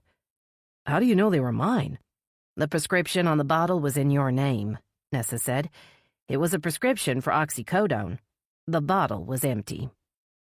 Slumping back in his seat, Julian once again clenched his fists. Portia must have taken them the last time she visited me in Hart Cove. She had occasionally struggled with depression. He looked at Nessa as if seeking absolution. She couldn't have known the pills were for pain, not anxiety. I should have secured them. I should have— "Why are you taking oxycodone, Mr. Hart?" Nessa's question cut through Julian's recriminations, and he turned to her as if in a daze. "I was injured in the plane crash that took my parents' lives. My injuries resulted in chronic pain." "And your sister?" "She was in college at the time, so she was spared the ordeal." "That seems a little unfair," Benzinger said. "Portia escaped injury and then blew her part of the family fortune.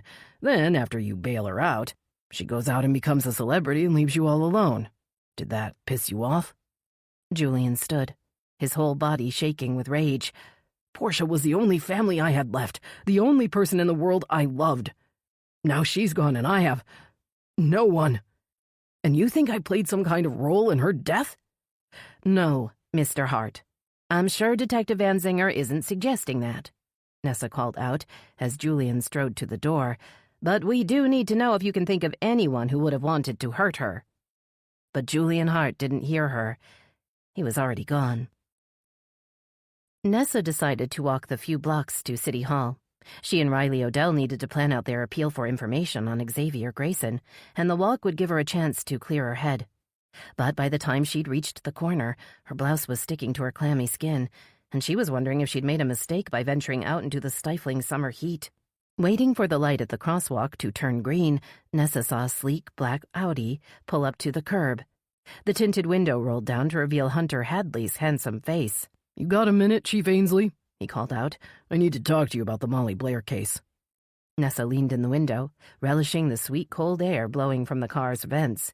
"If you've got air conditioning, I've got time."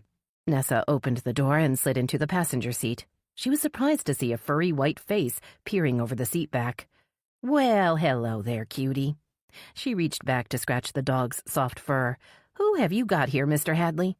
"That's Gracie," Hunter said, smiling back at the white lab. "She's my house guest for the time being." Reaching out to adjust the air vent, Nessa closed her eyes and let the air blow her red curls back from her face. "I found some interesting information when I was at the Kingston Road crime scene last night. I thought you'd want to hear it." "What I want is to get to City Hall," Nessa said. "But if you drive me there, I'll listen to your news on the way." Hunter signaled his agreement by steering the car back into traffic. He wasted no time in sharing his big news. "One of Molly Blair's neighbors saw Nick Sargent at her house." Nessa frowned. "Okay, so what? Every reporter in town was there yesterday." "No, he was there before Molly Blair was killed. Apparently more than once. The neighbor seemed to think he was coming regularly to visit the young girls that hung out at Ms. Blair's house." Recalling the tearful confession Lexi Marsh had made the day before, Nessa felt a stir of unease. "Molly ran an escort service, and I was one of her girls." "That's not all," Hunter continued, pulling up to the curb outside City Hall. "I have information that Mr. Nikolai Sokolov was a guest at the Riverview Hotel the night Portia Hart died." Nessa raised one eyebrow and cocked her head. "Who's that?" "Nick Sargent," Hunter said. "Nikolai Sokolov is his real name. He just uses the name Nick Sargent professionally." "How did you get that information?" "I have my sources. Let's just say I got a look at the guest list for that night. I was looking for people to interview for the show. Needless to say, his name stuck out." Nessa stared at Hunter, unsure how to handle the unexpected revelation. She'd never had a reporter provide incriminating information on another reporter. "I think you need to spell it out for me," she said, reaching for the door handle, "because I'm already late for my meeting. Just what is it you're trying to say?" "That something doesn't smell right, and that I'll be looking into Nick Sargent's recent whereabouts. I just wanted you to know in case you wanted to investigate him yourself or ask him about it." Hunter offered Nessa a sardonic smile. "As you can imagine, he's not likely to grant me an interview." As Nessa climbed out of the car, she wondered if the popular clean-cut Nick Sargent could somehow be involved with the Portia Hart and Molly Blair cases. The forensic evidence links both deaths to Xavier Grayson, so where would Nick Sargent or Nikolai Sokolov fit in? Unable to come up with a quick answer, Nessa hurried toward the entrance to City Hall. Maybe Riley Odell could make sense out of Hunter's tip-off. After all, he was an experienced reporter, and she trusted his instinct. And based on what he'd found out about the Channel 6 reporter, she'd have to look into it. But first, she and Riley needed to decide what to do about Xavier Grayson. At least 3 women they knew of had died at his hands, and there could be more victims out there that had never been found. If they didn't find him soon, there was no telling who would be next. Chapter 34. Riley was just leaving City Hall when she saw Nessa climb out of a black Audi sedan and hurry toward the building. She waited for the chief of police to approach, curious as to the owner of the sleek car, but anxious to get going. "Does Jerry know you're driving around town with another man?" Nessa stopped short, catching sight of Riley with a startled laugh. "Jerry knows I don't have enough free time to start an affair," Nessa replied, checking her watch. "And speaking of time, aren't you and I supposed to be meeting right about now?" "There's been a slight change in plans." Gesturing for Nessa to follow her, Riley marched across the courtyard toward the sidewalk. She stopped at the intersection and turned to Nessa. "I got a tip that Maxwell Clay is at Barker and Dawson's investigations over on Townsend right now." She looked both ways, then darted across the street, even though the crosswalk light was still flashing red. "It's only a few blocks away." Her words seemed to spur Nessa to walk faster, and 10 minutes later they were at the threshold of Willow Bay's newest private investigation agency. Frankie Dawson and Pete Barker stood over a man in a straight-back chair. Riley assumed the interrogation had already started. "Maxwell Clay?" The man nodded, and Riley felt a strange surge of disappointment at the man's ordinary appearance. She noted the sheen of perspiration on his pasty forehead and the damp strands of thin gray hair he'd combed over to hide his receding hairline. He's definitely not a cool, confident con man like Xavier Grayson. "I'm Riley Odell with the state prosecutor's office, and that's Nessa Ainsley, Willow Bay's chief of police. We'd like to ask you a few questions about your relationship with Portia Hart." Clay stood and adjusted his suit jacket, then offered Riley his hand. Something about the man reminded her of a used car salesman. She ignored his hand and waved him back into his chair. "Mr. Clay, I understand that you misrepresented yourself to Mr. Barker and Mr. Dawson here, and made false claims about your employment at Sterlington Group Insurance." It was a statement, not a question, but Clay didn't seem to notice. He just stared at Riley with growing dismay, and she bulldozed on, confident he would be easy to break. "Just what were you hoping to accomplish with your lies, Mr. Clay? And what is the nature of your relationship with Ms. Hart?" "Relationship?"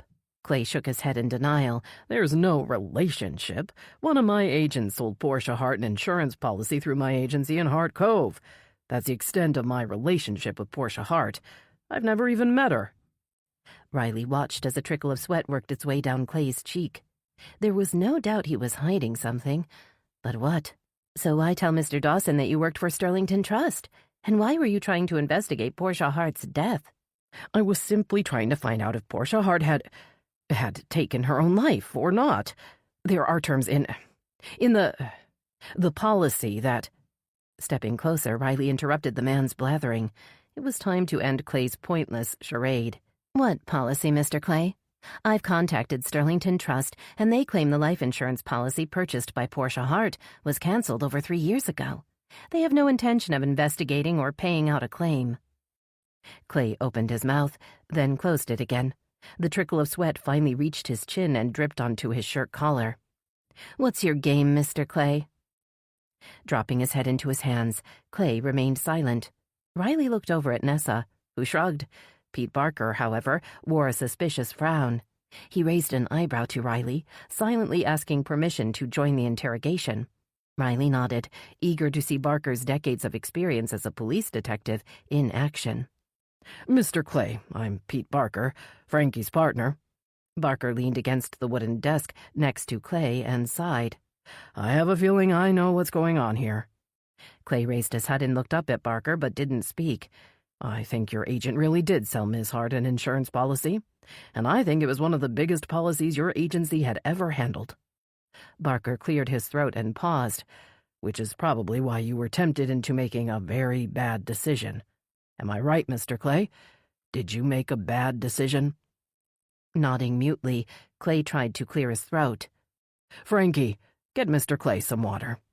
Barker's partner ducked into the back room, returning with a bottle of water. He unscrewed the cap and held it out to Clay, who took it and held it to his lips with a shaky hand. Okay, Mr. Clay, it's time to come clean.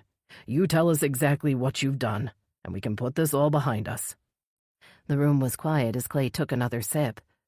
Portia Hart bought a large policy through my agency over 5 years ago. She would send her premium payments to our office, and we then submitted payment to Sterlington.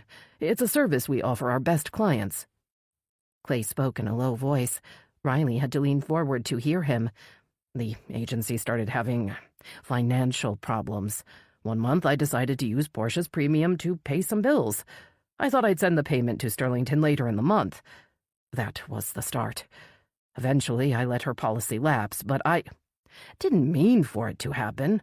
You kept accepting the premium's payments, didn't you? Barker asked, his voice soft. You took her money and you never told her that the policy had been canceled. Wiping his forehead with the back of his hand, Clay nodded. So why'd you come forward now that she's dead? Frankie asked, his face a mask of confusion. Why not just lay low? Riley thought she knew the answer to Frankie's question. You thought Julian Hart knew about the policy, didn't you? She said, working it out in her head as she spoke. You thought if you could prove Portia had committed suicide, Julian wouldn't bother trying to file the claim. A flush of color washed over Clay's face, but he didn't respond. You were hoping Julian Hart would never find out the policy had been canceled. That way your fraud wouldn't be exposed. Shaking his head in denial, Clay rose from his chair. It wasn't fraud, he insisted. I was going to reactivate the policy once I got back on my feet. If she hadn't died, no one would have ever known. Everything would have been fine. Riley turned away from the man's desperate attempts to explain. She wasn't interested in solving an insurance fraud case, at least not right now. She would report Maxwell Clay's crimes to the authorities in Hart Cove, and they could deal with him. Right now, she had a much bigger case to solve, and Maxwell Clay had wasted too much of her valuable time already. She was sure Nessa would agree that the pathetic insurance agent could be crossed off their list of suspects in Portia Hart's death. Riley and Nessa stared at the computer screen in stunned silence. The warrant had been issued for Portia Hart's bank accounts, and the bank had provided Riley with a printout of Portia's recent transactions and current balances in a variety of accounts. Cole and Cooper have more in their little money jar than she has in the bank. Nessa sounded dazed. What the heck happened? Scanning through the transactions, Riley saw that several large transfers had taken place on Friday. She clicked on the transaction, but the door to her office banged open before she could see where the money had gone. Her assistant stood in the doorway wearing a panicked expression. You're going to want to see this right away. Riley followed the sound of raised voices out of the lobby, where the television was tuned to Channel 6. Nick Sargent stood in front of the Riverview Hotel as a breaking news banner scrolled across the bottom of the screen. For those of you just joining us, sources have confirmed that a suspect has been identified in the tragic drowning deaths of celebrity author Portia Hart and local resident Molly Blair. Watching in transfixed horror, Riley felt Nessa stiffen beside her. They both watched helplessly as Xavier Grayson's name was splashed across the screen. Xavier Grayson has been named as the top suspect in the deaths which have terrorized the Willow Bay community during the last 48 hours. Nick's face was filled with grave concern, and his voice was somber as he spoke directly into the camera. And now some residents are asking why the Willow Bay authorities refuse to release the name of this dangerous criminal, and are demanding answers as to what is being done to find him.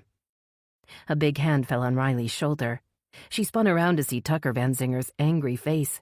He looked ready to burst, but she put up a hand to silence him. Pulling him by one thick arm, she led Van Zinger back toward her office, urging Nessa to follow. Who could have leaked this? he demanded as soon as they were behind closed doors. Who else knew about Xavier Grayson? There's only one person I shared the news with, Riley said, feeling sick to her stomach. I told Veronica Lee the details last night so she could prepare the special report once I gave her the go-ahead. Nessa frowned and shook her head. But Veronica works for Channel 10, doesn't she? Why would she share the information with a competitor? I don't know, Riley said, grabbing her purse and keys off her desk. But I'm going to find out. Hold on there, Riley. You don't want to make this even worse. Reaching for her hand, Van Zinger tried to slow her down, but Riley pulled away and wrenched open the door. Now Xavier Grayson will know we're looking for him before we're prepared to act. Her anger rose as she heard the fear in her own voice. He'll get away, and there's no telling who else might get hurt. Chapter 35. The constant vibration underneath Lexi sent bolts of pain shooting through her aching head. Her eyes fluttered open, but she couldn't see anything in the utter darkness around her.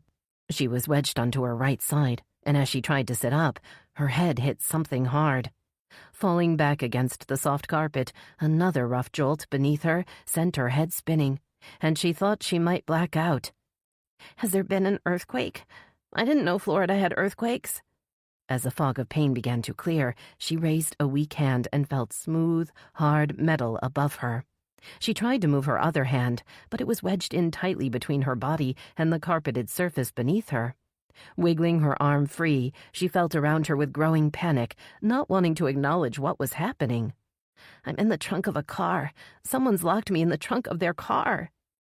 The terrifying events of the previous day came flooding back. The man that chased me on the stairs, and who was standing in the crowd. It's him. He killed Molly, and now he's got me. Fear knifed through her, overriding the pain in her head. She tried to scream, but found that she couldn't make a sound. Her throat and mouth were completely dry, and there was so little air in the confined space that she couldn't draw in a full breath. Forcing herself to stay still, she sucked in tiny gulps of air and listened. She could hear the whooshing sound of the wheels on the road and the smooth hum of the car engine. And was that the faint sound of music? Where's he taking me? Why not just kill me at Molly's place? The soft music was suddenly interrupted by a loud voice. Breaking news today in the death of Portia Hart. An unnamed state official has named Xavier Grayson as a person of interest. Grayson is thought to have information about Portia Hart's death, as well as information about the violent death last night of Molly Blair, a Willow Bay resident who was attacked in her own backyard. Xavier Grayson? Lexi had never heard the name before. She wondered if that was the name of the man that had thrown her into the trunk of the car. If the police knew who he was and that he killed Molly, would they know he'd taken her, too? Does anyone even know I'm gone? Are they looking for me? Grayson has also been linked to a suspicious death in Miami back in 2010. Anyone having knowledge of Mr. Grayson should immediately contact authorities. Listening to the voice with growing horror, Lexi tried not to cry. That would only use up the little oxygen she had left. But the knowledge that the man called Xavier Grayson had already killed 3 other women terrified her. If he killed them, there's nothing to stop him from killing me. She stifled a sob and tried to listen to the reporter's voice. Maybe he would mention her next. Maybe they did know she was gone, and they were looking for her even now. For more on this story, watch Channel 6 News at noon. Reporting live for Channel 6, this is Nick Sargent. The familiar name sent a ripple of revulsion and fear down Lexi's spine. Regret at her own stupidity washed through her. Memories of the last time she'd heard that voice made her stomach heave. Lexi stopped outside the door to room 1025 and hesitated, adjusting her long pink wig, tempted to flee back down the hall. She cringed at the thought of the task that lay ahead, but it was what Nikolai wanted, and Molly would be furious if she let him down. All the girls who worked for Molly dreaded being picked by the cruel man for one of his special jobs, but he held sway over their lives, and they all had to do their part to keep him happy. Molly had warned them that Nikolai would stop supplying her with the pills and powder if they didn't. Taking a deep breath, Lexi knocked on the door and waited. She jumped when the door opened to reveal a heavy-set man in a bulky white hotel robe. He had thinning gray hair and dark, bushy eyebrows. About fucking time. He stood back to let Lexi enter, and she pushed the door closed behind her. I don't have all night, you know. My wife will be calling the cops looking for me. Sorry, the service just called me an hour ago. Lexi tried to smile. I got here as fast as I could. The man untied his robe and let it fall to the floor. Lexi tried not to look at him as he sat on the bed wearing only a pair of white boxers. We need to settle the money first, she said, trying to remember exactly what Nikolai had told her. Then we can have some fun. Shaking his head in frustration, the man stood and crossed the room. He picked up a pair of pants that had been draped over a chair and dug in the pocket for his wallet. He opened it and counted out 3 $100 bills and threw them on the table. You can put them right here.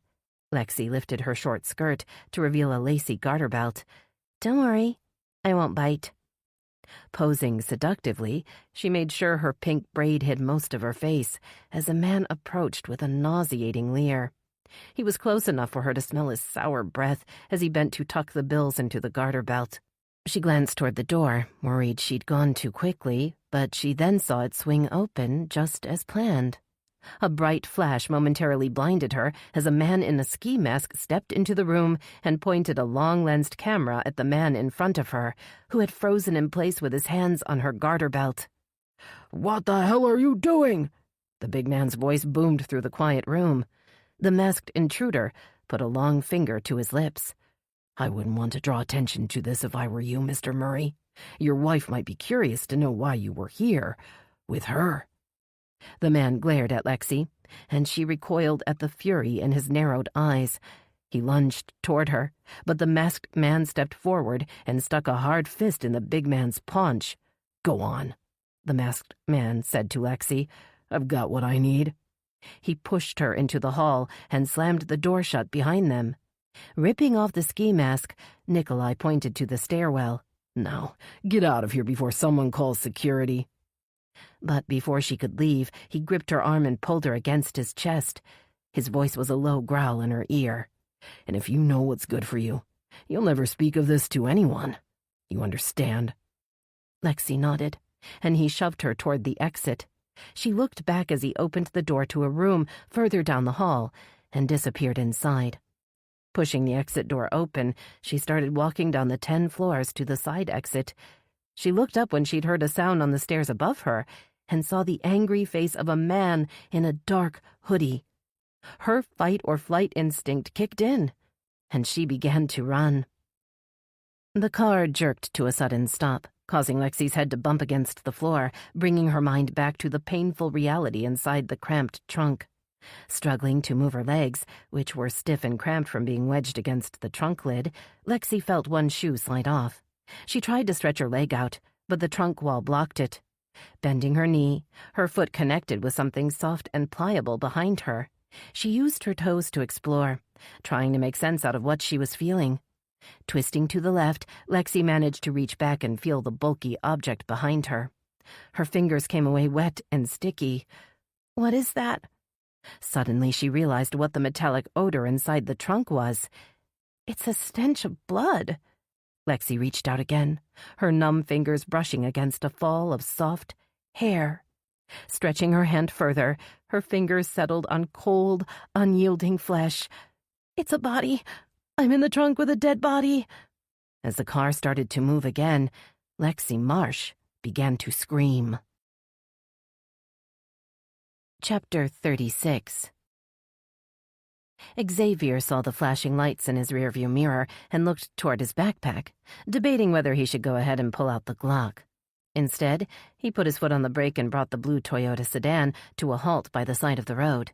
The cruiser whizzed by him and raced out of sight. Shaken by the close call, Xavier decided he needed to come up with a plausible story in case he did get pulled over. He'd have a hard time explaining how he came to be in possession of the vehicle registered to Constance Volkson. Looking at the identification card clipped to the dashboard, he smiled. "I doubt the cops will think I'm a blonde, blue-eyed woman from Chicago." And he'd have to do some explaining about the decal. After he'd gotten the talkative Connie out of the way, he'd decided to leave the Willow Bay Quick Rides decal on the windshield, hoping it would make his presence less suspicious as he finished up his business in Willow Bay. Now he wondered if the ride service decal might lead to awkward questions if the cops did stop him. Figuring it wouldn't be long before they discovered that Connie and her car were missing, Xavier decided he'd better go ahead and dump the car. Of course, the bodies in the trunk would need to be disposed of, too. Luckily, Mosquito Lake should provide the perfect cover. He'd let the Toyota roll into the murky lake beside the taxi, and then the car and the bodies within would be out of sight and out of mind. Accelerating past the airport exit, Xavier tried to think through the rest of his plan. After he disposed of the car and its unwanted cargo, he would find a ride back to the hotel garage where he'd parked his car. Now that he'd eliminated all witnesses, he was free to begin the next phase of his plan. He began looking for the turnoff to the lake. Slowing as he approached the side road, he saw the blue and red lights of a police car flashing through the foliage. He steered the sedan past the road, craning his neck to see what was going on. A tow truck was pulling a car out of the lake. The car was covered in algae and weeds, but the yellow paint beneath was clearly visible. Someone had found the taxi, and they would unquestionably open the trunk to see what was inside. Xavier rammed his foot down on the gas, suddenly sure he would be stopped and questioned, and that his cargo in the trunk would be discovered. But no one noticed the Toyota driving by, and no one stopped him. After he'd driven a few more miles, he decided to turn around. He needed to get out of town quickly. Panicking now would be the worst thing he could do. But as he mapped out an alternative route back to Willow Bay, he couldn't help but worry. The whole world seemed to be falling apart along with his plan. He knew he still had a chance to make it work, but his confidence was taking a blow with every misstep. Feeling the tension building inside him, he tried to remember the rules his father had drummed into his head when he was growing up. Whatever happens, keep your cool. Never let 'em see you sweat, and never quit in the middle of a game. That's a sure way to end up a loser. Thinking about his father made Xavier moody. It also made him determined to prove he could run a bigger con than his old man. He'd looked up to his father for years, but now he was on his own, and this was his chance to uphold the family tradition and raise the stakes to a level his father had never even dreamed of. Sure, he'd already scored all the money in Portia Hart's account, but the haul had been much less than he'd need to disappear into a life of ease. In order to fulfill his dream, he'd have to have more. He banged a fist against the steering wheel as he thought of all the money Portia had thrown away. The stupid bitch screwed up my plan. What a fucking waste. When he'd seen Portia Hart at the resort in St. Bart's, he'd been impressed. She was single and attractive, and the Cartier watch she wore on her elegant wrist cost more than a new BMW. And once he'd found out who she was and what her net worth was estimated to be, he was convinced she was the whale he'd been training to catch all his life. From that moment on, he'd played the perfect game. First choosing a lounge chair close enough to show off his tan torso and chiseled six-pack, and then proceeding to ignore her for the majority of the day. Arranging an accidental meeting at the pool bar had been easy, and she'd bought his carefree wanderer act, hook, line, and sinker. By the end of the first evening, he was in her room toasting to her health. By the end of the first week, he was in her bed, toasting to their new life together. He was ashamed to think how he'd even allowed himself to imagine he really could be in a relationship, at least for a while. Portia Hart had been beautiful, rich beyond belief, and easy to manipulate. What more could he ask for? It was only after he'd traveled with her to New York and overheard her on the phone with her accountant that he'd gotten suspicious about her financial situation. He'd been devastated when he'd finally gotten the chance to look at her bank account statement and realized the truth about her finances. If I had a heart, she would have broken it. Luckily, I take after my father. But eventually, his father had played one too many games. He hadn't known when to stop, and he'd gotten caught. Xavier wouldn't let that happen to him. He wanted to go out on top, and he knew it was time to retire. But he'd need to find one last target to do it in the style he had always imagined for himself. A few $1,000,000 would get him through the first year or two, but he had his heart set on billions. There was only one person he knew of that had billions of dollars in the bank. It was the one person who should have stopped Portia from wasting her inheritance. The one person who would never appreciate the good life that kind of money could buy. Bringing his attention back to the road, Xavier decided to take care of first things first. He would find a place to dispose of the bodies in the trunk. And then he would head to Hart Cove. It was time to make the next move in his final game. Chapter 37. Veronica stood with the Channel 10 news crew staring at the television mounted on the wall. Nick Sargent's special report on Portia Hart's suspected killer was airing for the second time, and she was having a hard time controlling her anger. How dare Riley Odell dangle the story in front of me and then hand it to Nick Sargent to break? Did I say or do something wrong? Focused on Nick Sargent's smug face, Veronica didn't hear the door to the newsroom open. "I need to talk to you. Now." Veronica turned to see Riley Odell standing behind her. The prosecutor's normally cool, guarded expression had slipped. Her face was tense. She looked as hurt and angry as Veronica was feeling. Hunter stepped between them and held up a placating hand. "Why don't you both go into my office where you can talk privately?" He guided them to the door, then closed it behind them. Veronica turned to Riley with a confused frown. "You said you'd let me break the Xavier Grayson story, and then you gave it to Nick Sargent. Why?" Riley raised her eyebrows as if shocked by the accusation. "You said you'd keep it off the record until I gave you the okay, and now it's all over the news and we're not ready." "Are you saying that you didn't give Nick Sargent the same information you gave me?" Veronica asked. When Riley shook her head, Veronica rushed to her purse and pulled out the menu with Xavier Grayson's name written on the back. "I haven't told a soul, not even Hunter," Veronica said, staring at the paper in her hand. "I swear, I had it with me at the hotel and then I went home. I never told anyone about it." Riley studied her with narrowed eyes, as if trying to decide if she was telling the truth. "Could someone have seen your notes?" Veronica remembered shoving the paper in her purse in the bar.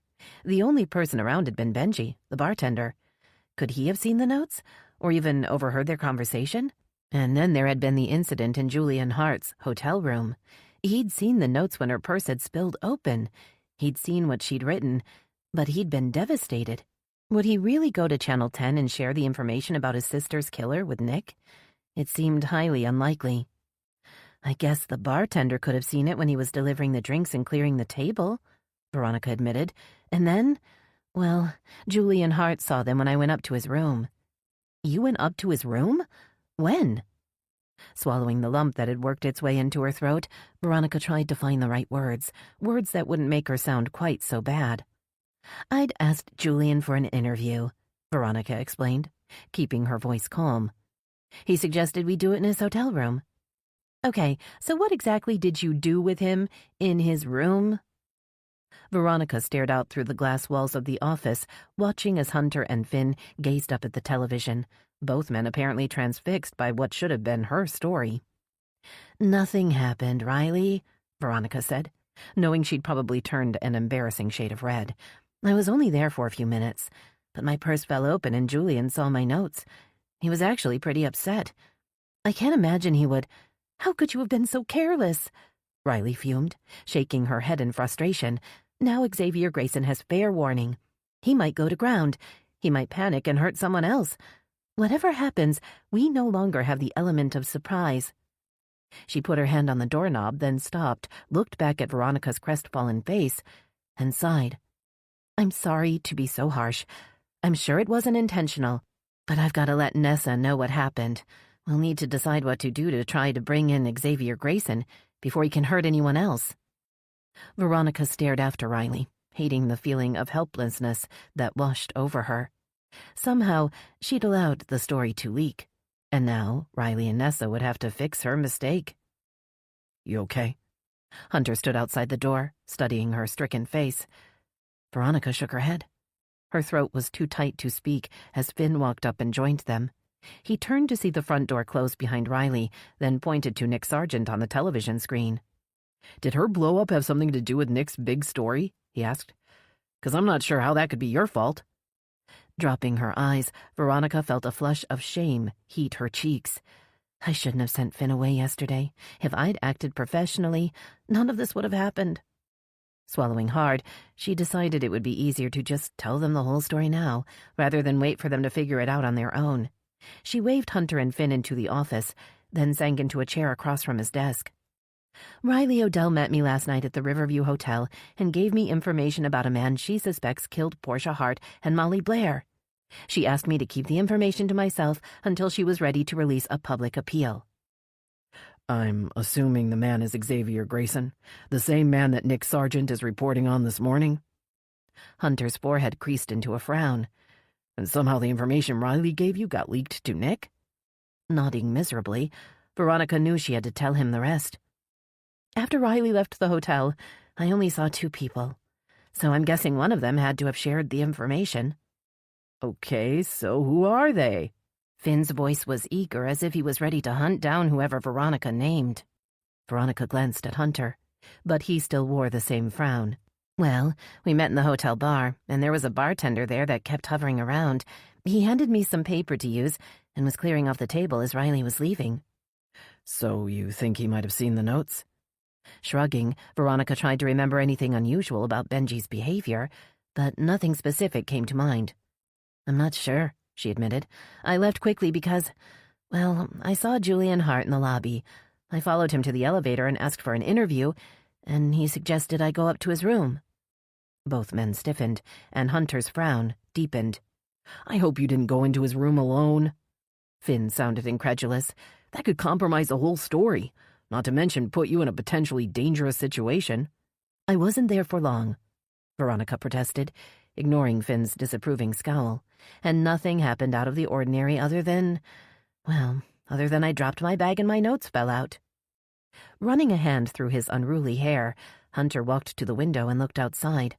Veronica felt the impulse to apologize, but her last bit of pride stopped her.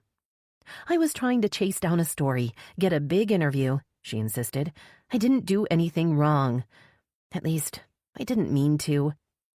But now Nick has stolen my scoop, and Riley thinks we've given Xavier Grayson a head start. She's pretty worried. Hunter didn't seem to be listening. He continued to stare out the window with a grim expression. Finally, he turned to face them. This is the last thing we need. Hunter's jaw was clenched, and his voice tight. This station is already having trouble keeping advertisers. If there are questions of our integrity, or if we aren't able to break the latest news, that will only make it harder. Unease ignited in Veronica's stomach.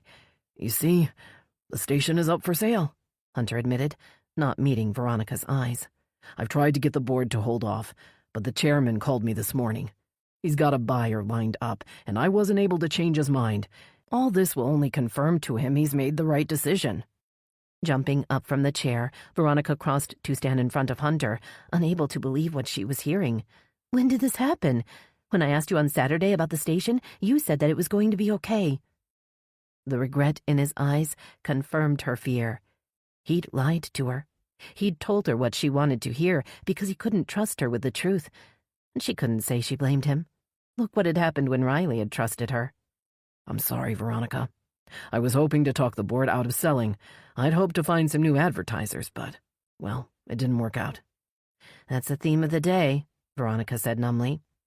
Nothing seems to be working out. Putting a hand on her arm, Hunter stepped close enough for her to feel the heat of his body and smell the faint scent of his cologne. A new owner doesn't mean things have to change. At least not for you.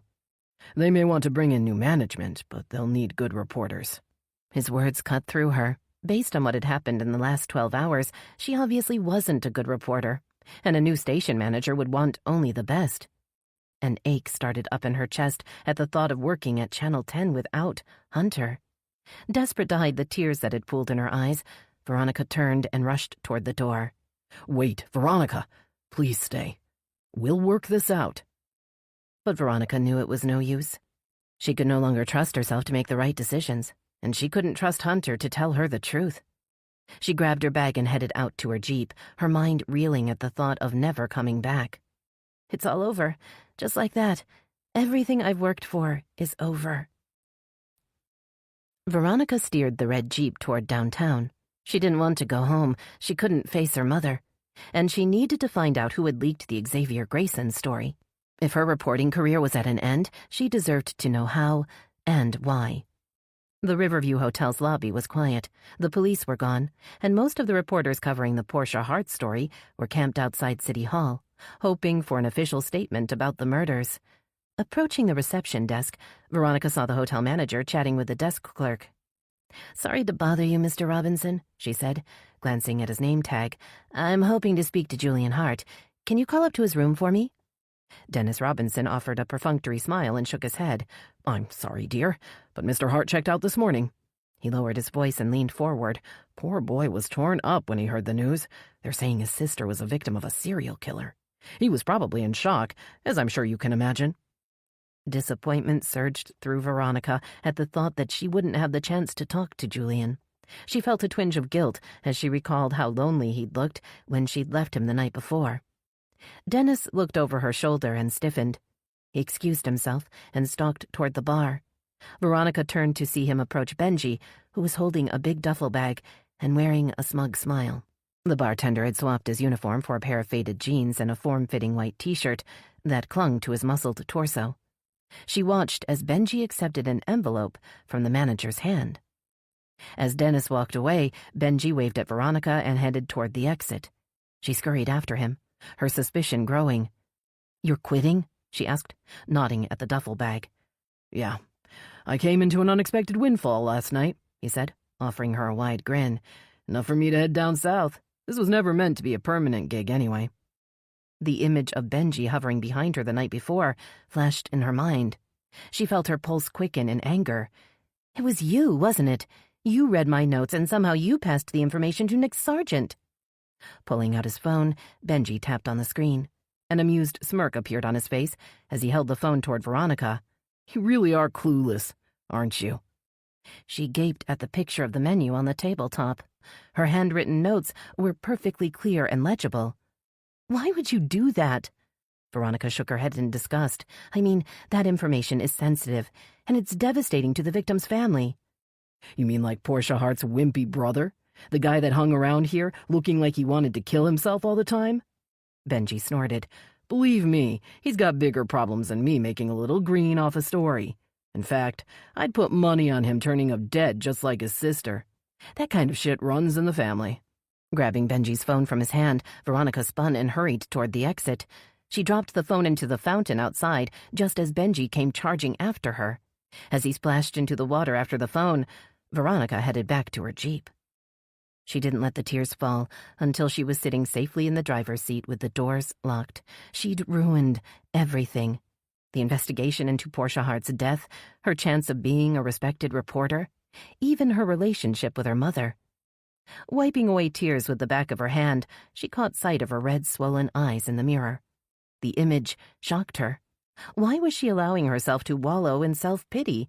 If anyone was hurting now, it was Julian Hart. He was the one who was grieving and totally alone in the world. Benji's words replayed in her head. "The guy that hung around here looking like he wanted to kill himself all the time? I'd put money on him turning up dead just like his sister." Would Julian try to hurt himself? She thought of the beautiful sketch he'd drawn, a picture of himself and his sister in happier days, an image of a time long past that must haunt him. Pulling out her phone, Veronica scrolled through her messages and found the text Julian had sent her the day before. She would send him a message, just to check in and make sure he was okay. "You checked out of the hotel. Are you okay?" She waited, not sure if she expected a response or not. His reply popped up almost immediately. "I know what happened now. There was no reason to stay." She resisted the impulse to reply that he could stay for her, that she would be there for him. He deserved the truth, and the truth was, she was head over heels for Hunter. After everything that had happened today, she knew that now, even though now was too late. But it was obvious that Julian was in desperate need of a friend. Maybe she could still make things right. "If you need a friend, let me know." She waited for a reply. After a long pause, a response popped up. "I need to make arrangements to bury my sister. Nothing else matters now." The despondent tone of his text worried her. She tried to think of something comforting, but her mind went blank. Finally, she typed out a reply and pressed send. "Things will get better. Just hang in there." She reread her text and grimaced, wishing she had thought of something more original than a cliché off a motivational poster. When no response came back, Veronica decided to call him. She couldn't leave it like that. As the phone rang again and again without answer, Veronica began to worry that Benji's dire prediction may have been right. Perhaps Julian was on the path to a tragic end, just like his sister. And unless she thought of something fast, no one would be there to save him. Chapter 38. The phone on her desk wouldn't stop ringing as Nessa tried to concentrate on what Riley Odell was saying. She jabbed at the Do Not Disturb button and raised her hand to stop Riley's ongoing rant, but the prosecutor didn't seem to notice. "We're both going to be hung out to dry if we don't give Tenley Frost and Mayor Hadley an update within the next hour." Nessa opened her mouth to respond, but Riley wasn't finished. "Every reporter in the state is standing outside City Hall, waiting for an official release. And most people around here are scared to death that we've got a killer on the loose." Surprised at the rare show of emotion from the normally cool and collected prosecutor, Nessa tried to curb her own instinct to panic. She'd wanted the job as chief, and now she had to own it, along with all the problems and headaches that came with it. "We'll get them their update." Nessa kept her voice calm. "But let's walk through what we know first to make darn sure what we're giving them is accurate. We don't need any more screw-ups." Riley nodded. Then she slumped back into her chair, apparently drained of her anxious energy, at least for the moment. "And we need all the brain power we can get." Nessa picked up the phone receiver and punched in Van Zinger's extension. "Can you and Jankowski come to my office?" she asked. Once Van Zinger picked up, "I need your help." Minutes later, the two big detectives appeared at her door. She stood and waved them all toward a round table by the window. "Okay, so we need to give an update to the media, the mayor, and the public." She looked directly at Van Zinger.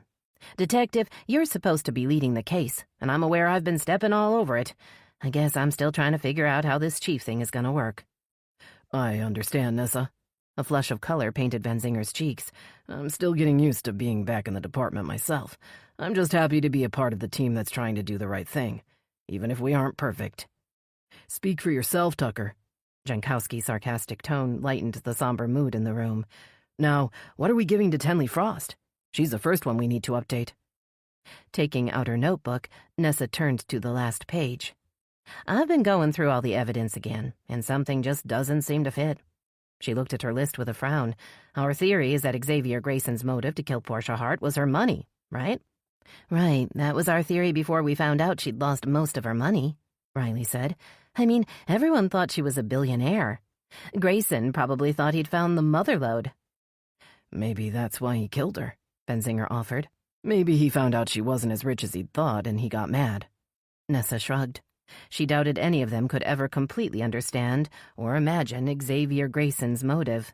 "Well, someone cleaned out her accounts, and I'm assuming it was Grayson," Riley added. "Royalties had started rolling in. Then, as of Friday, it was all transferred to an offshore bank." "Friday, huh? The same day she was killed." Van Zinger leaned back in his chair. "I'd say he wanted to have the weekend to finish Portia off before she noticed the money was gone." "But why now?" Jankowski questioned. "Why in Willow Bay?" Nessa thought back to her conversation with Jane. People around Portia were getting suspicious. Her agent was asking questions, and sooner or later her brother was going to find out she was spending money on a new man. Nessa warmed to her theory. Xavier had to have known it was just a matter of time before his cover would be blown. Maybe he wanted to end it in a small town where no one knew either of them. So killing Molly Blair and attacking Alexandra Marsh, that was just him trying to get rid of any witnesses? Jankowski asked. Before Nessa had a chance to answer, she heard a knock on the door. A second later, Andy Ford stuck his head into the room. The young officer's eyes widened at the group gathered around the table. "Sorry to interrupt, Chief, but a fisherman out on Mosquito Lake got his hook caught on something." Andy shifted uncomfortably, as if he hated to be the bearer of bad news.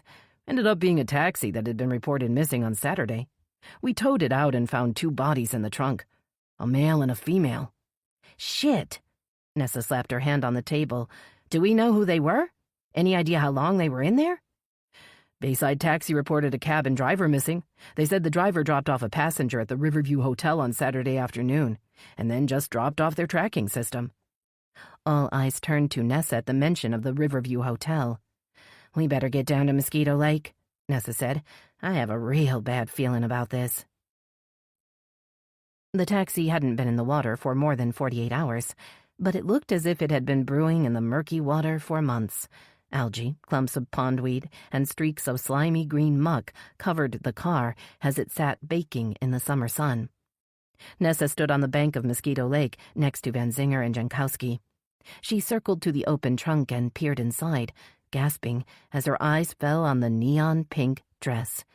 It was wet and smeared with mud, but she recognized it as the one Jane Bishop had been wearing on Saturday. The body's thatch of white hair confirmed her fears. "That's Jane Bishop, Portia Hart's agent," Nessa said, unable to tear her eyes away. "She was at the station just the day before yesterday. She knew Portia had been killed." Spinning around, Nessa ran for the edge of the lake. She bent over just as the remains of her morning coffee spewed into the dark water. She wiped her mouth on the back of her hand. "Sorry about that," she murmured, looking up at Van Zinger, who had come to stand beside her. "I haven't done that in years." "I feel like upchucking every time I see a dead body," Van Zinger muttered. "I think most decent people do." The queasy feeling in her stomach remained as Nessa made her way back to the trunk. She wasn't done yet. Her first thought had been for Jane Bishop, but she now needed to find out who the other victim had been. Forcing herself to look inside, Nessa saw that a man lay underneath Jane's pitiful remains. The frozen grimace on his face was visible through the grimy plastic bag that covered his head. "I guess we found the taxi driver that was reported missing," Nessa said, noting the wedding ring on the man's limp hand. "At least we'll be able to let his family know what happened." Jankowski stared into the trunk with a stony expression. "But will they ever be able to understand why it happened?" The anguish in his voice was palpable. Nessa reached out and put a hand on his arm, knowing he must be thinking of Gabby. He'd found the battered body of his ex-wife only months before, and the sight of the senseless carnage in the trunk had likely conjured painful memories. The sound of wheels on gravel caused Nessa and Jankowski to turn around. A black Audi was bumping down the road toward them. "What's he doing here?" Nessa asked as Hunter stepped out of the sedan, followed by a white Labrador retriever. "How the hell did he find out about this?" Jankowski's face tightened into an angry scowl. "The last thing we need is the press contaminating the scene before we've had a chance to secure it." "I've got this," Van Zinger said, jogging toward Hunter. Holding up a big hand, he called out in a commanding voice, "Hold right there, Mr. Hadley. This is an active crime scene." The loud shout coming from the advancing detective startled the white lab, who skittered back toward the Audi and huddled beside the back tire. Van Zinger skidded to a stop a few yards away. "It's okay, Gracie," Hunter soothed, glaring over at Van Zinger as he knelt by the trembling dog. "I won't let anybody hurt you, girl." Nessa took a few careful steps forward, then stopped, not wanting to scare the traumatized animal. She remembered the friendly lab from the day before. "Hi, Gracie." Nessa inched closer, holding out a hand. "Remember me? We met yesterday." Watching her with cautious eyes, Gracie didn't move. "She has PTSD. Hunter stroked the dog's white fur with a big hand. "She was with me in Kabul when there was an incident. Let's just say she doesn't like loud noises and shouting." "Sorry about that, man," Van Zinger said, maintaining his distance. "But this is an active scene, and we're still trying to secure the perimeter." Hunter looked past Nessa and Van Zinger to the taxi. His eyes gleamed with interest, but he dragged his gaze back to Nessa. "I heard the call on the police scanner," he admitted. "Gracie and I were already in the car, so I thought we might as well—" "You thought you'd try to cash in on someone's grief?" Jankowski snapped, walking up to stand beside Van Zinger. "How typical." Hunter ignored Jankowski's insult. He kept his eyes on Nessa. "Have you looked into the info I gave you on Nick Sargent?" Nessa shook her head. The task of following up with the Channel 6 reporter was on her list, but she hadn't had the chance to get to it yet. She turned to Van Zinger and Jankowski to explain. Nick Sargent stayed at the Riverview Hotel the night Portia Hart died, and a witness in the neighborhood placed him at Molly Blair's house before her murder. Van Zinger cocked an eyebrow. "You mean that reporter on Channel 6? Nessa nodded, then turned back to Hunter.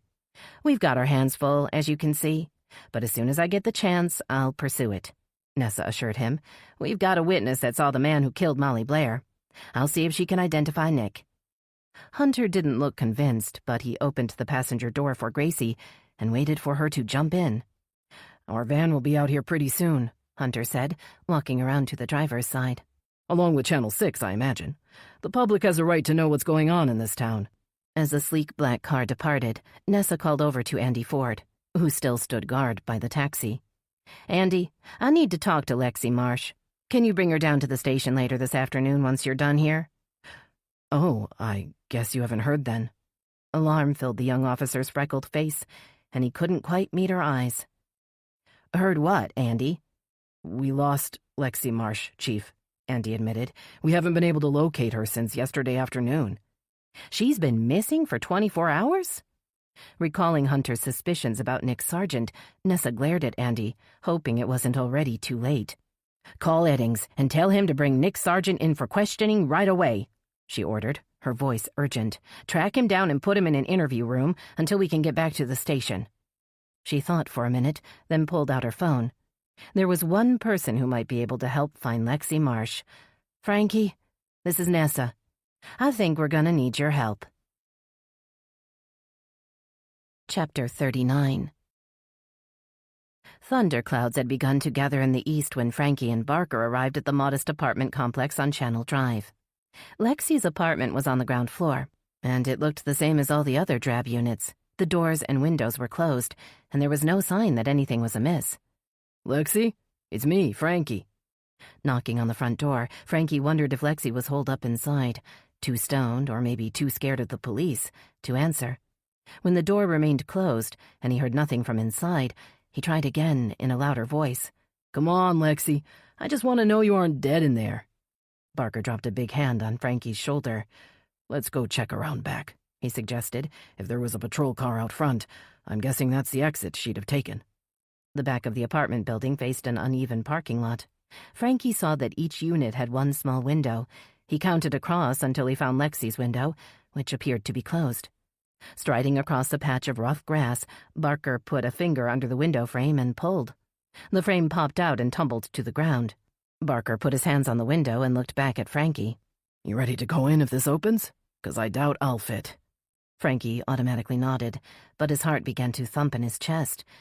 He was suddenly sure that Lexi Marsh's dead body would be waiting for him in the apartment. A clap of thunder overhead sent him scurrying toward Barker. "Okay, here it goes." Barker slid the window up without any effort and stepped aside. Leaning his head through the open window, Frankie called out, "Lexi, it's me, Frankie. You okay in there?" The air in the apartment was stifling. He pulled his head out and looked back at Barker. "Man, it's fucking hot in there. The air conditioning must have been shut off for a couple of days. You go in and look around." Barker gestured to the open window. "Just be careful, and I'll meet you at the front door." Gripping the windowsill, Frankie hoisted his long, thin body up and over the ledge. He twisted around and lowered his feet onto the carpeted floor. Looking back, he saw that Barker was already gone. The room was dim, and the air was even hotter than Frankie had imagined. He was dripping with sweat before he'd reached the bedroom door. His hand grazed a light switch in the hall, and he turned it on, illuminating the apartment's shabby interior. His eyes darted around the room, expecting to see Lexi's limp body at any minute, but the room was empty. He surveyed the few pieces of furniture in the living room, then moved to the tiny kitchen. The refrigerator was empty, and the trash can held only a crumpled cigarette pack and a discarded pill bottle. Pounding on the front door reminded him that Barker was still waiting outside. He crossed to the door and turned the deadbolt. "I thought you might have fallen asleep in there." Barker looked past Frankie into the apartment. "What did you find?" "I found out this poor girl needs some help," Frankie said. "Look at this place. It's fucking depressing." "Well, we gotta find her first before we can help her." Barker pushed past him, opening closet doors and looking under the bed and the sofa. After a few fruitless minutes, he walked back to the front door. "Okay, she's not here," he said, his voice grim. "And from the looks of it, she never really settled in. Like she didn't plan to stay here long. Maybe she just decided it was time to move on." As Barker turned to leave, Frankie hesitated. He looked back at the bleak room, then crossed to the trash can. He bent and pulled out the crumpled cigarette pack. Looking inside, he saw 2 broken cigarettes had been left in the pack. He wondered how hard it had been for Lexi to throw them away. "She was trying to do better. She hadn't given up yet. Neither will I." Frankie hated to go back to Nessa with bad news, but he had to let her know that Lexi was still missing as soon as possible. Maybe she could put out a missing person bulletin, although he had little hope that it would do any good if some psycho really had taken her. Pushing through the doors of the WBPD, Frankie saw that the lobby was empty. except for the uniformed cop sitting at the front desk. He followed Barker up to the counter and waited while the ex-detective asked if Nessa was back yet. "No, the chief is out at a scene," the desk sergeant said, nodding to the waiting area. "You can have a seat and wait if you like." Frankie folded his long body into a wobbly metal chair while Barker paced back and forth in front of him. "Will you sit down, man? You're making me dizzy," Frankie complained. "It's not going to do any good to—" He stopped in mid-sentence as the front door banged open and a tall man with thick black hair and a smooth, clean-shaven face stalked into the room. A uniformed officer followed him inside, looking toward the desk sergeant with nervous eyes, as if he might need help with the obviously irate man. The tall man looked familiar, but Frankie couldn't place him. Barker caught Frankie's eye and murmured, "That's Nick Sargent." Frankie frowned, clearly confused. Sinking in the chair next to him, Barker tried again. "That's the reporter at Channel 6, Nick Sargent." The reporter strode to the front and leaned over the counter. "I've been summoned here by Chief Ainsley," Nick said, his voice rising with indignation, "and I don't have all day." "I'm here, Mr. Sargent. Now please lower your voice." Nessa stood in the doorway, flanked by Detectives Van Zinger and Jankowski. Frankie was relieved to see the big men. They'd saved his ass on more than one occasion in the last year, and he knew they wouldn't let the obnoxious reporter disrespect Nessa. Turning to the officer beside Nick, Nessa pointed toward the door leading into the back. "Thanks for bringing Mr. Sargent in for me, Officer Eddings. Go ahead and show him to an interview room, and I'll be there shortly." Nick shook his head and banged his fist on the counter. "Oh, no, I'm not sitting around here while my competition scoops the story at Mosquito Lake," he insisted. "Just tell me what you want and let me be on my way." "Calm down, Mr. Sargent. Or should I call you Mr. Sokolov?" Nick's face flushed a bright pink, but his angry scowl remained. "My professional name and my given name should be of no concern to anyone but me. Now, why did you want to speak to me?" "I wanted to know if you have information on the whereabouts of Alexandra Marsh. She's missing, and I have reason to believe you might know where she is." Arranging his face into an ugly smirk, Nick sighed. "I don't know anyone named Alexandra Marsh, Chief Ainsley. Whoever your source is, they must have mistaken me for someone else. Now, if that's all, I'll be on my—" "She goes by Lexi," Nessa said, ignoring his denial. "And she was a regular visitor at Molly Blair's house." Nessa paused, then stepped closer to Nick. "I hear you were, too. I also know you were a guest at the Riverview Hotel the night Portia Hart died." Frankie thought he saw fear flash in Nick's eyes before the reporter looked away in mock disdain. "Who have you been talking to, Chief Ainsley?" Nick's voice was ice cold. "Let me guess. Hunter Hadley? You know he's got a grudge against me, right?" Nessa didn't respond. She glanced over at Frankie and raised her eyebrows. He grimaced and shook his head. He hadn't found Lexi. Turning to Van Zinger and Jankowski, Nessa gestured to the door.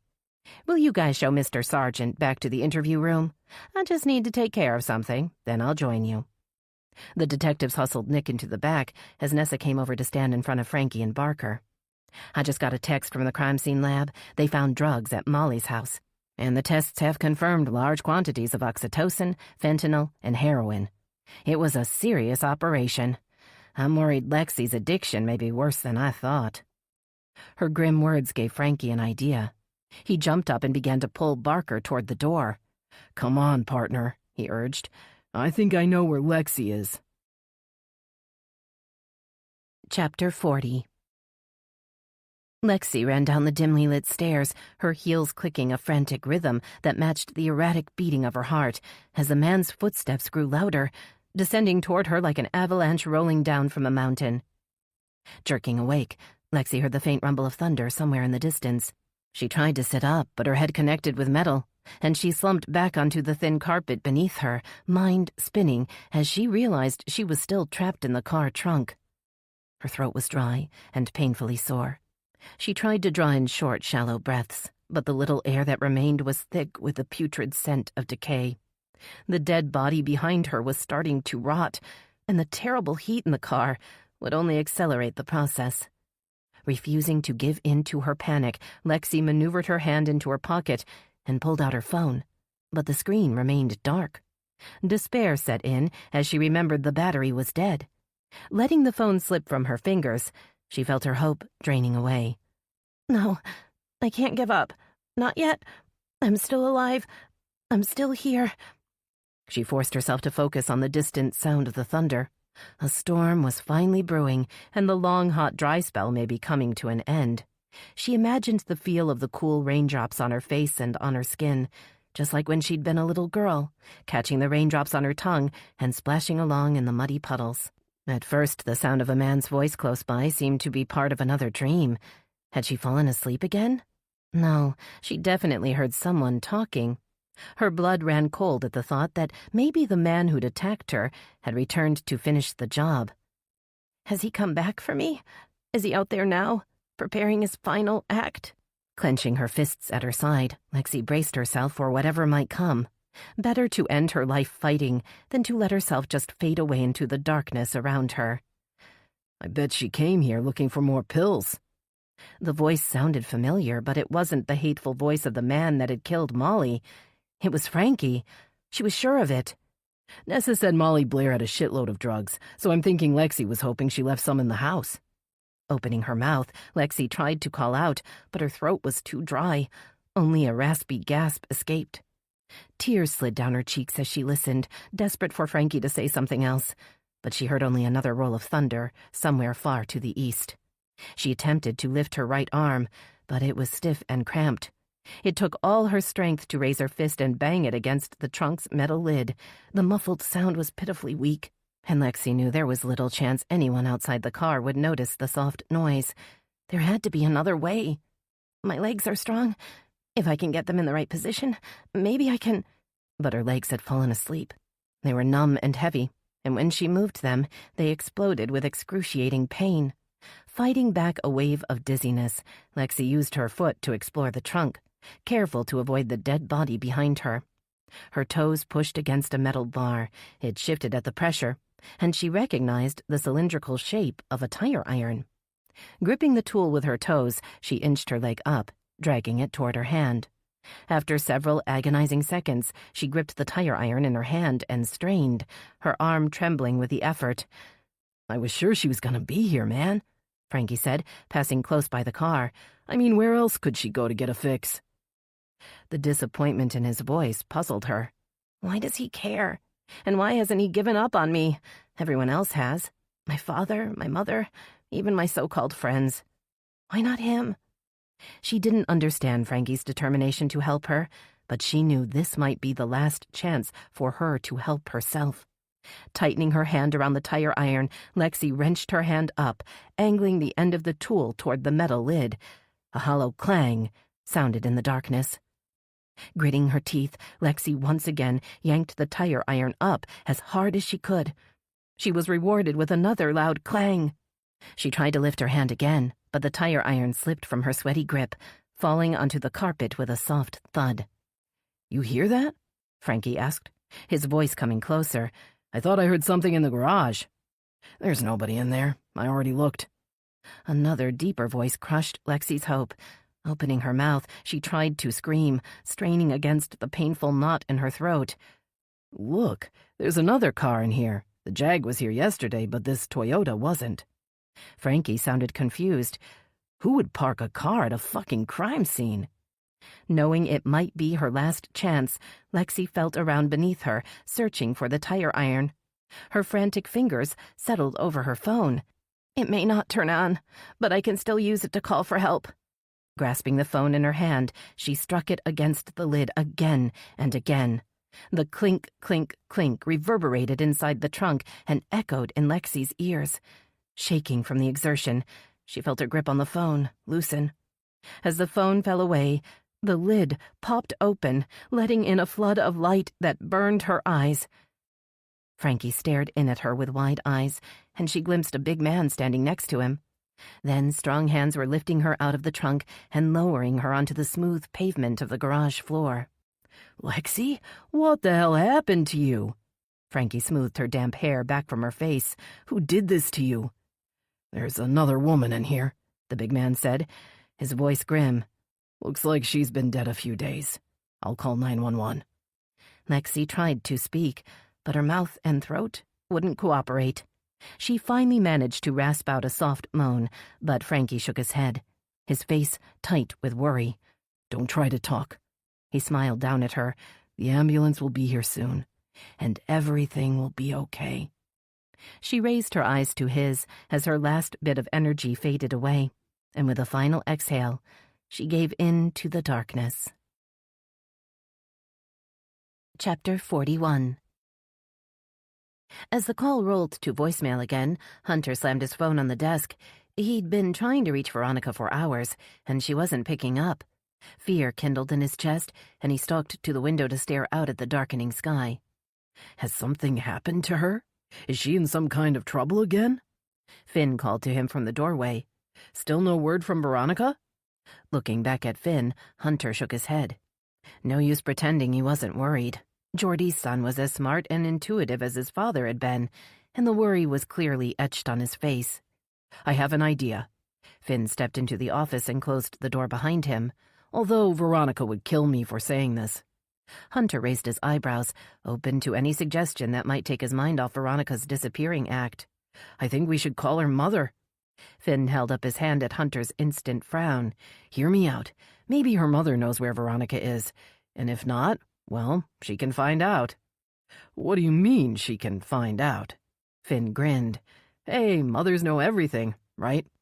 The playful words hit Hunter in the gut, ripping open a wound that had festered inside him ever since he'd been old enough to realize that everyone but him seemed to have a mother. Hiding the unexpected jolt of pain, Hunter turned away. "Look, if you're just fooling around, then I'd rather be alone." "I'm serious," Finn insisted. "I mean about asking Veronica's mother for help. I overheard her complaining that her mother is always tracking her on the Find My Phone app." A spark of interest ignited at the possibility that Veronica's mother may be able to tell them exactly where Veronica had gone. If nothing else, it could relieve his fear that she might have continued chasing the story and gotten in over her head. "Okay," Hunter agreed. "It can't hurt to ask. Actually, if Veronica finds out what we're about to do, she'll probably go batshit," Finn conceded. "But we'll worry about that when and if the time comes. Now, who's going to make the call?" Hunter tried to picture his old history teacher's face. Ling Lee had been a popular teacher at Willow Bay High School when he'd been a student. Eventually, she'd been promoted to her current role as the school's principal. But from everything he'd heard, she was still popular with both the students and their parents. "A lifetime ago, Ms. Lee used to be my high school history teacher," he told Finn, realizing he hadn't thought about his high school years in a long while. "So I guess it'd make more sense for me to call the school. I'm pretty sure summer school is in session." Feeling more nervous than he'd expected, he picked up his phone and Googled Willow Bay High School. Moments later, he was waiting on hold for Ms. Lee to pick up. "This is Principal Lee. Who's calling?" The voice on the other end of the line sounded strangely familiar. Almost 2 decades had passed since he'd heard it, and he suddenly felt like an awkward teenager again. "This is Hunter Hadley, Ms. Lee, Veronica's station manager. I was hoping to talk to you about your daughter." "Oh dear, what's happened to Ronnie?" Ling's voice morphed from polite to panicked within seconds. "Is she okay?" Startled by Ling's reaction, Hunter quickly reassured her. "As far as I know, your daughter is fine," he said, glancing at Finn, who stood over him with an expectant expression. "It's just that when she left the station this morning, she was rather upset. I've been worried about her, and she won't answer her phone. I was wondering if you might know where she is." "No, I haven't been at home," Ling replied, "and Ronnie gets mad if I call too often to check on her, especially on a big news day, so I haven't tried to reach her." Before Hunter could ask his next question, Ling answered it. "I'll try her now. Hold on, please." Cheerful music flooded through the phone, and Hunter held it away from his ear. It sounded like the marching band version of Willow Bay High's fight song. A few seconds later, the music abruptly stopped, and Ling was back on the line. "She's not picking up." Ling sounded as disappointed as Hunter felt, but that isn't unusual. "She probably thinks I'm calling to nag." Seeing Hunter's defeated expression, Finn whispered loudly, "Ask her to use her Find My Phone app." Hunter cleared his throat and waved Finn away. "I'm sorry to cause you unnecessary worry, Ms. Lee, and I'm sure everything is fine. But with everything going on in town, I was hoping you might—" "Get to the point, Mr. Hadley," Ling demanded. "Is there something I can do that might help my daughter?" The principal's reprimand stung. Yes, Ms. Ling. You can track Veronica using the Find My Phone app, just to let us all know where she is and that she's okay. Hunter waited for a response, hoping Ling wouldn't accuse him of stalking her daughter or invading her family's privacy. He already felt guilty of both, but instinct was telling him that something was wrong. He couldn't just let it go, could he? He heard Ling's sharp intake of air. Oh, that's strange. Ronnie's heading east on the turnpike. Why would she be crossing the state? Thinking through the information that had come to light in the last few days, Hunter tried to imagine where Veronica was going. Didn't Portia Hart and her brother live on Florida's east coast? A more disturbing possibility occurred to him.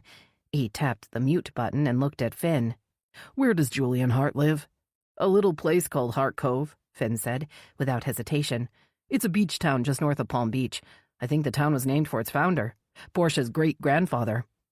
Unmuting the phone, Hunter cleared his throat.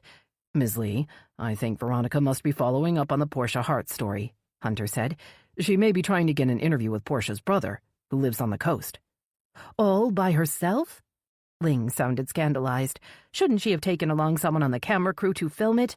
Ronnie told me yesterday that you'd hired a new guy, someone much better than the last guy. Glancing at Finn, Hunter agreed.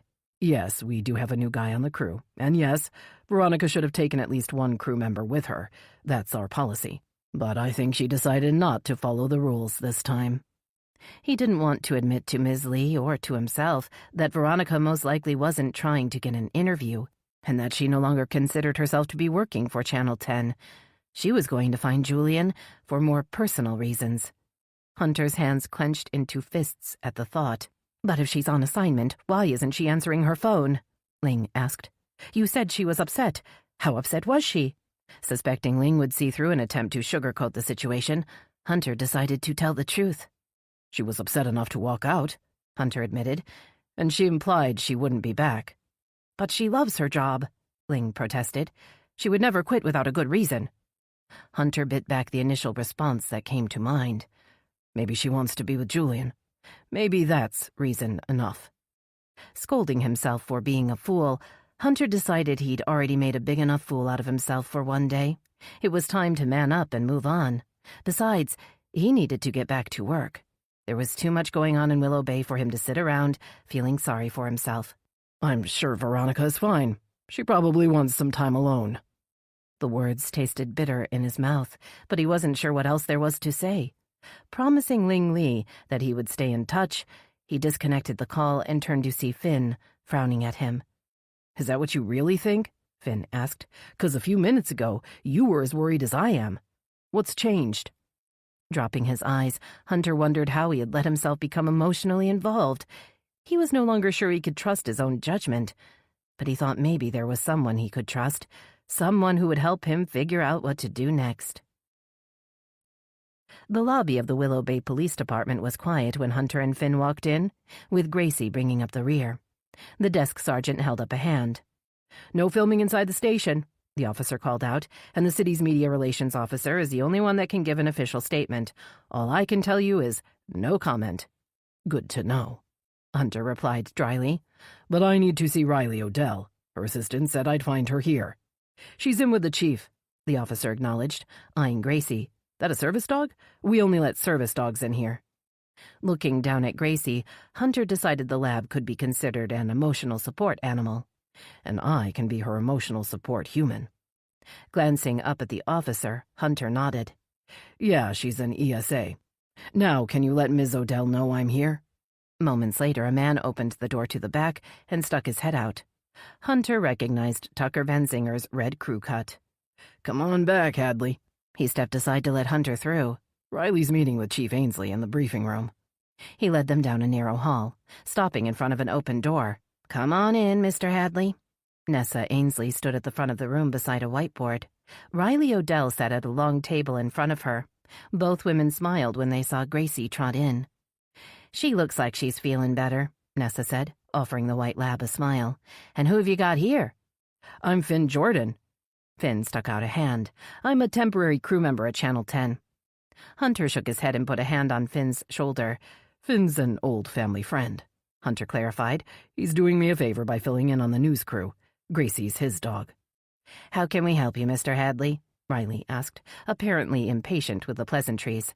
"We're in the middle of a manhunt, so I'm sure you can understand we don't have time to—" "I understand you gave Veronica early information on a story, and that the information was leaked," he said, irritated by her patronizing tone. "Now Veronica is missing in action, and I'm trying to figure out what happened to her." The women exchanged a long look. Then Nessa gestured to the chairs across from Riley.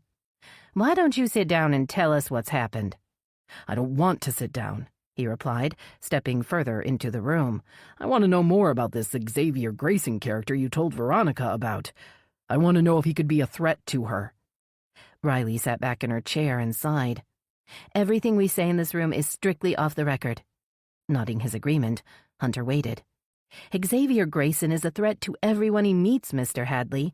He's a con man who we believe has killed at least 5 people that we know of, and there are likely more victims out there."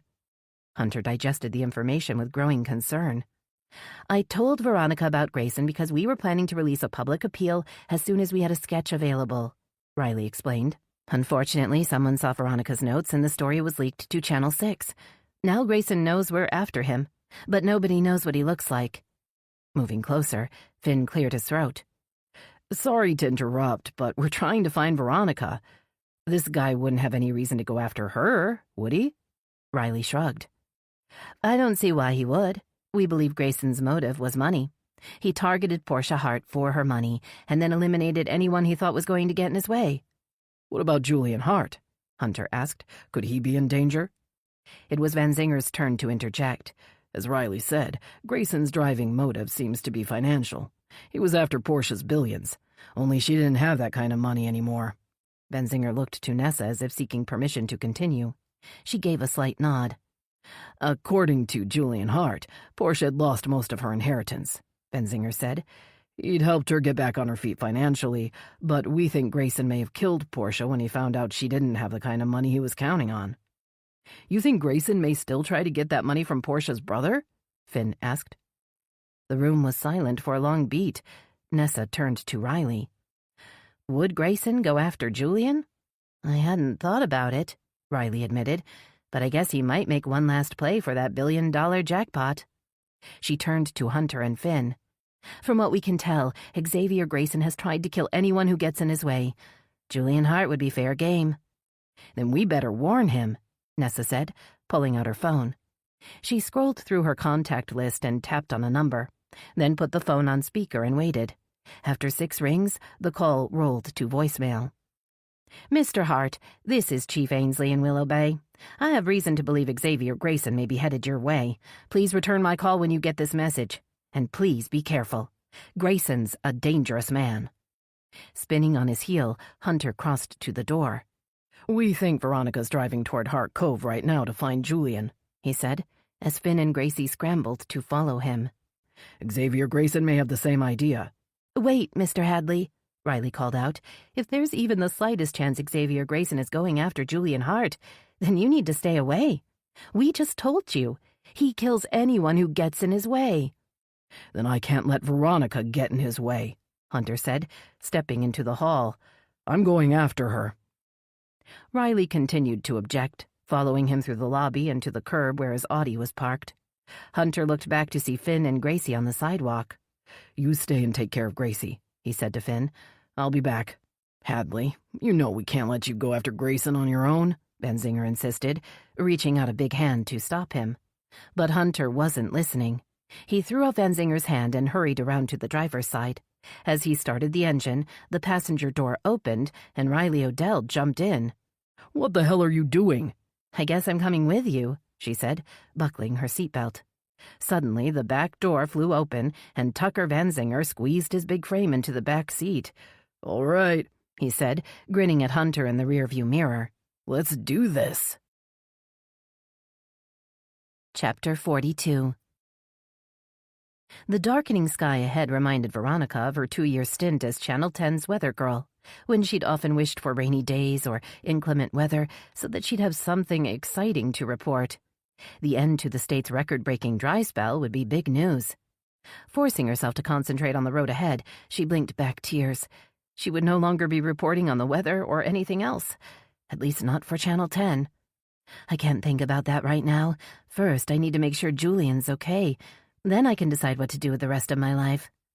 She'd been driving for more than 3 hours, and she'd tried to call Julian a dozen times, growing more nervous with every call. What if Julian already has done something stupid? What'll I do? Seeing the exit for Hart Cove, Veronica steered the red Jeep onto the ramp and headed east toward the coast. Based on her research, she knew that the only way to reach the tiny beach town was on a 2-lane highway that had seen better days. Most of the town's residents were wealthy northerners who used Hart Cove as their winter retreat. They didn't want to make it easy for the average tourist to discover the secluded beaches. A winding road led Veronica past large palatial estates set back from the road. These were the beachfront mansions that only a select few could ever afford, and elaborate fences had been constructed to keep unwanted riffraff away. Rain began to patter against the Jeep's windshield as Veronica pulled up outside a sprawling oceanfront estate. A tall wrought iron gate blocked the path to the driveway. It was closed and locked. Climbing down from the Jeep, Veronica studied the gate's keypad. She pressed the call button and waited, feeling the rain begin to soak into her long, dark hair. Finally, she stepped back and studied the house. Was there another way in? Her eyes fell on the house number, 1001 Hart Cove Way. Couldn't hurt to try it. Most people use something easy to remember. She entered 1001 on the keypad, and the gate slowly swung open. Jumping back in the Jeep, she followed the broad driveway around to the side of the house, ending up in a bricked courtyard with a 4-car garage on one side and a scenic path to the beach on the other. She surveyed the house, expecting the door next to the garage to swing open at any minute, wondering if Julian would be angry that she'd showed up uninvited. Maybe he'll be glad someone cared enough to check on him. Stepping onto the brick pavement, Veronica ran through the rain to the garage and peeked in a narrow window on the side of the building. A white Mercedes was parked in one of the bays. So, he is here. At least I didn't make the trip for nothing. She scurried to the door beside the garage, taking shelter from the rain on the little covered porch. She assumed the door led to the kitchen, or maybe to the servants' quarters, like in Downton Abbey. There was a decorative window high up on the door, but Veronica couldn't see any light or hear any sound coming from within. "Julian?" she called, raising her voice over the patter of the rain. "It's me, Veronica. Please, let me in." Still no movement or sound came from within. Imagining Julian's limp body splayed on the kitchen floor, Veronica clutched the doorknob and turned. To her surprise, the door swung open, revealing a large, dimly lit kitchen. "Julian, are you in here?" The gentle rush of air from the vent in the ceiling was the only sound she heard.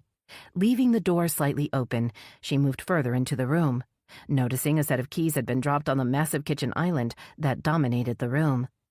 Crossing to the door leading into the hall, she stuck her head through. The house was dark. All the blinds were closed, and no lights were on. She hesitated, feeling her heart begin to thump a panicked beat in her chest. I never should have come here alone. He could already be dead. Maybe he's upstairs in the bedroom, or in the bathroom like his sister. Veronica heard a faint drip, drip, drip behind her. She spun around, certain that Julian would be standing there, but the kitchen was empty. The dripping continued, and Veronica followed the sound to a large, upright freezer. It was the kind of deluxe appliance her mother always talked about buying but never did, and a dark puddle was growing underneath it, fed by the incessant drip, drip, drip of more liquid from within. "What is this?" Veronica whispered as she bent to touch the puddle, then recoiled at the cold, viscous texture. "Is that blood?" Jerking on the freezer's handle, Veronica wrenched the door open. At first, she couldn't register what she was seeing. A man's body had been shoved in the freezer. His face was hidden, but she recognized Julian Hart's khaki pants and long-sleeved shirt. She reached out a trembling hand to touch his arm. It was frozen stiff, and as she watched, a spattering of ice crystals fell from his shirt. She looked down to see a puddle of congealing blood on the bottom of the freezer. "Julian, no! Oh my God, no!" Veronica sobbed out the words, backing away. Why did you do this?" The irrational thought that maybe Julian was still alive, that he couldn't have been in there very long, took hold. She forced herself to once again reach out. She tugged on his rigid, unyielding arm, using the cuff of his sleeve to pull his arm toward her. The skin on his hand and wrist was as white as snow, and Veronica felt tears fall down her cheeks as she held his hand, not knowing what else she could do. She'd arrived too late. There was no point in sending an ambulance, but she'd have to call 911 anyway. The police would need to investigate. Something terrible had happened in this house, and a man was dead. Pushing the unwieldy arm back in place, Veronica frowned. Didn't Julian have a birthmark on his wrist? She thought back to Saturday night, the night she'd had a drink with Julian in the Riverview Hotel bar. He'd lifted his right hand to take a drink, and she'd seen the heart-shaped mark. Staring at the man in the freezer, Veronica backed away. She leaned her head against the wall and closed her eyes. If that's not Julian, then who is it? "What's wrong, Veronica?" She screamed as a deep voice broke the silence. Julian was standing in the kitchen doorway. You aren't... Her mind reeled, trying to make sense of what was happening. "No, I'm not dead, and I'm not in the freezer," he said, his voice silky smooth. "I'm also not Julian Hart." An ugly smirk spread across his face. "Julian didn't have a birthmark, of course, but I didn't think anyone would notice that I did, not with my long sleeves." He pushed back his sleeve to reveal the heart beneath it. "The sleeves were also handy in covering up some very inconvenient scratches," he said, holding up his arm. "Portia Hart was a real fighter." Veronica gaped at the man who stood before her. Gone was the shy, unsure expression. A victorious sneer rested in its place. "You're not Julian," she whispered in shock. "No, that's the real Julian." He pointed to the freezer. "Poor guy's been in there since Friday. I needed him out of the way while I disposed of Portia." Veronica swallowed hard and inched backward. The pieces were beginning to fall into place. She'd fallen for this man's evil con, and now she was in terrible danger. The man chuckled, removing his glasses and brushing his floppy bangs back out of his eyes. He pointed to a snapshot under a magnet on the refrigerator door. In the photo, Portia Hart stood next to a young man that looked remarkably like the man in front of her. Of course, with my new haircut and glasses, I was sure I could fool anyone. Anyone that hadn't met him, that is. "Then you're Xavier Grayson?" His face tightened, and the amused smile faltered. "That's who I used to be. But none of that matters now that you've made it so very easy for me to tie up the loose ends." His hands tightened into fists as he moved closer, and Veronica prepared to run. If he got his hands on her, she'd end up like Portia Hart. He'd make it look as though she killed herself. Pain knifed through her at the thought of her mother's grief. "From now on, I'm Julian Hart, a man so broken up over his sister's death that he has to jet off to a secluded island to heal." Knowing it might be her only chance, Veronica jerked the freezer door wide open, smashing it into Xavier's face and leaving it swinging between them as she bolted toward the door. With frightening speed, Xavier grabbed for her, but she dodged his hand and ran toward the beach. She didn't look back as a bolt of lightning flashed over the water, lighting up the sky. Chapter 43. Tucker Venzinger's legs were painfully cramped by the time the Audi skidded to a stop in front of the wrought iron gate.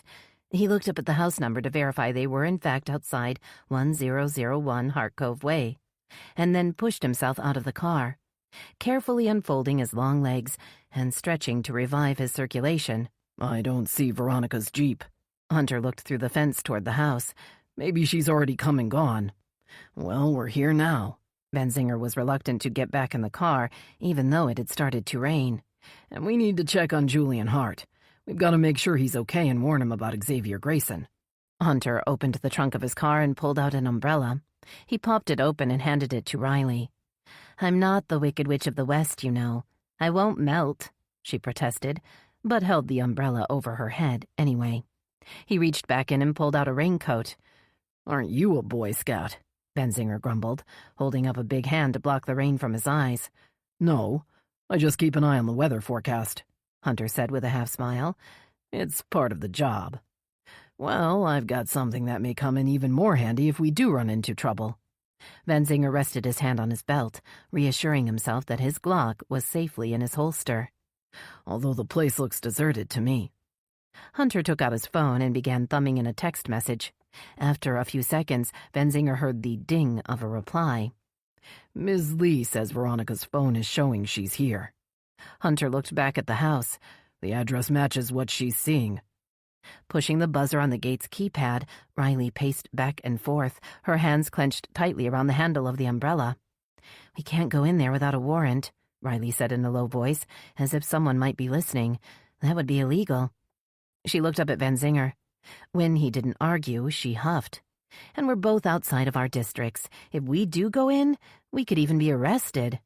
Benzinger rolled his eyes and put his hands on Riley's shoulders, ducking down to stand with her under the umbrella. He felt inordinately happy when she didn't pull away. "Listen, we're not going to get arrested, but we need to make sure Veronica and Julian are okay in there."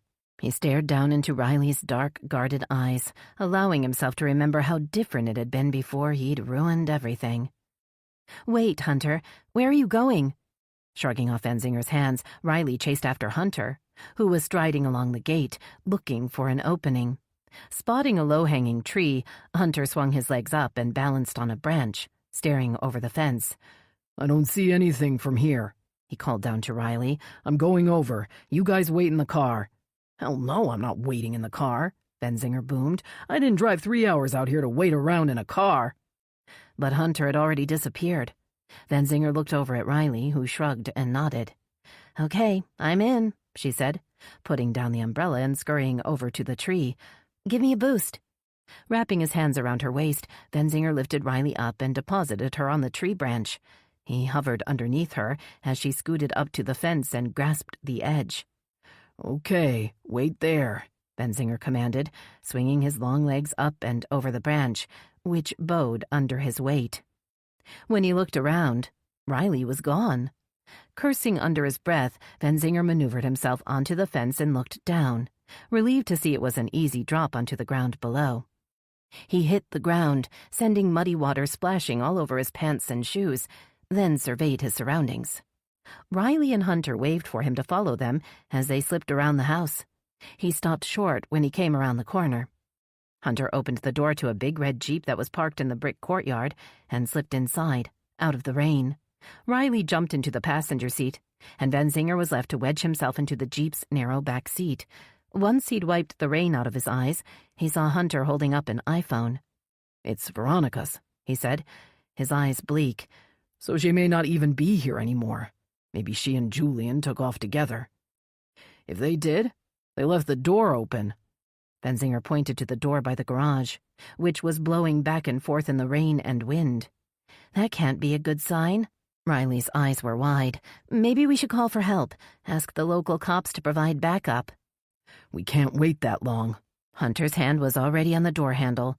"Something's definitely wrong here. I've got to find Veronica before it's too late." A loud crash of thunder sounded overhead, and a bolt of lightning illuminated the sky as Hunter opened the door, then hesitated. "Did you hear that?" "Yeah, I heard that. Everybody in town heard that," Benzinger said, spooked by the lightning. "It's called a thunderstorm." Holding up a hand, Hunter listened. A faint scream could be heard on the wind. It was coming from the beach. "Someone's screaming, and I think it's Veronica," Hunter said, lunging out of the Jeep and slamming the door shut. Benzinger reached forward and put a hand on Riley's shoulder. "Stay here and lock yourself in," he ordered. "I'll go find out what's going on and come back." "Fuck that, Benzinger," Riley said, opening her door. "I didn't drive 3 hours to sit around waiting in a car." She took off running after Hunter as Benzinger struggled to extricate himself from the compact back seat. "Next time I call shotgun," Benzinger muttered as he started running after Riley. Another bolt of lightning flashed directly in front of him, but he didn't stop. Riley was out there, and he had a feeling she was going to need him. Chapter 44. Riley watched Hunter pound down the path toward the beach, knowing she would never be able to keep up with him in her strappy sandals. She skidded to a stop at the top of the wooden stairs that led down to the sand. From her vantage point, she could see a woman in the distance running along the waterline. Wet strands of long dark hair hung down the woman's back, confirming Riley's fear that it had to be Veronica Lee. Lightning tore open the sky above her, and Riley cringed against the wooden rail, sure that she would be struck down at any minute. Statistics of how many people were struck by lightning each year ran through her head. Is it 40 people struck by lightning each year, or 40 people killed? All she could remember for sure was that Florida was the lightning capital of the U.S., and that being on the beach in a thunderstorm was an extremely bad idea. Straining to see Veronica through the downpour, Riley didn't hear the footsteps until they were right behind her. A strong hand gripped her arm, and a deep voice spoke in her ear. "You're gonna get yourself killed out here." Shaken by Tucker Vanzinger's sudden appearance, Riley turned to glare at him, then pointed out toward Veronica's receding figure. Veronica's running that way, and Hunter's going after her. Vanzinger strained to see the figures moving down the beach. "That's not Hunter," Vanzinger said, squinting against the rain. "The man running after Veronica looks like Julian Hart." Riley followed his gaze toward the man sprinting across the sand. His shirt was plastered to his skin, revealing his muscular back and arms. He was gaining on Veronica with every step. "There's Hunter," Vanzinger cried, pointing to another figure moving at top speed. "If he catches up, he's going to need help." Riley watched as Vanzinger gripped his holster and started down the stairs. He stopped and looked back at Riley, trying to yell over the storm, but the wind carried his words away. "What?" she yelled back, following him halfway down the stairs. "I said, go call for backup," he yelled louder, "and hurry." Whirling around, Vanzinger charged down the remaining stairs 2 at a time. She watched him join in the race across the sand, then pulled out her phone and tapped 911. But when she held it to her ear, she couldn't hear anything over the crashing surf and booming thunder. Climbing to the top of the stairs, she threw one last look at Vanzinger's retreating back, then hurried back toward the house. The back door was still open, and Riley ran inside, immediately slipping on the wet tile floor. She fell and slid against the wall, coming to rest beside a large stainless steel freezer. Pushing herself to her feet, she looked down at her hands in confusion. They were smeared with a dark, sticky substance. What the hell? What is this? She lowered her gaze to the floor. She was standing in a thick puddle of blood. Recoiling in horror, Riley backed away, banging into the freezer door, which was slightly ajar. She grasped the handle and tried to steady herself as her feet once again slipped out from underneath her. The door swung fully open as she fell backward, landing hard on her tailbone. Bracing herself against the wall, Riley managed to rise to her feet again, and her eyes followed the trail of blood. It appeared to be coming from within the freezer. Leaning forward to take a closer look, Riley heard a faint voice nearby. She spun around, searching the shadows, just as another flash of lightning lit up the room. Riley saw that the room was empty, even though she could still hear the voice. "What is your emergency, ma'am? You've reached 911. Riley stared at her phone, realizing the voice she'd heard was a 911 operator. Relaxing her shoulders, Riley raised her eyes to the open freezer. A man's body had been stuffed inside. What skin she could see was ghostly white and covered in ice crystals. Unable to stop herself, Riley emitted a terrified scream. "Ma'am, where are you? What is your emergency?" The sound of the operator's calm voice reached through Riley's panic. She held the phone up to her ear with a shaky hand. "I'm a state prosecutor at the scene of an active crime," she gasped. "There's a dead body here, and an officer is now in active pursuit of the suspected perp." "What is your location?" Riley tried to think. She knew the address. Finally, it came to her. "It's 1001 Hart Cove Way," she managed to say, her voice still hoarse from screaming. "We need police backup and an ambulance." Dropping the phone back in her pocket, Riley viewed the body again, unsure who the man was. Could this be Julian Hart? If it is, who's the man chasing Veronica? She took several careful steps away from the freezer, leaving smears of blood on the white tile floor, and plucked a snapshot off the refrigerator. A beautiful woman with blonde hair and a happy smile stood beside a man that looked vaguely uncomfortable. He also looked vaguely familiar. The man looks like Julian Hart, but he isn't. Is he? Thinking back to the few times she'd met Julian in person, she could see the resemblance, but it wasn't the same man she was looking at in the photo. She flipped the photo over and read the scrawled names on the back. Portia and Julian, 2018. The truth hit her like a punch. The man that had come to Willow Bay wasn't the real Julian Hart. She looked toward the freezer. The real Julian Hart is the man in that freezer, and the man who came to Willow Bay is a murderer and a fake.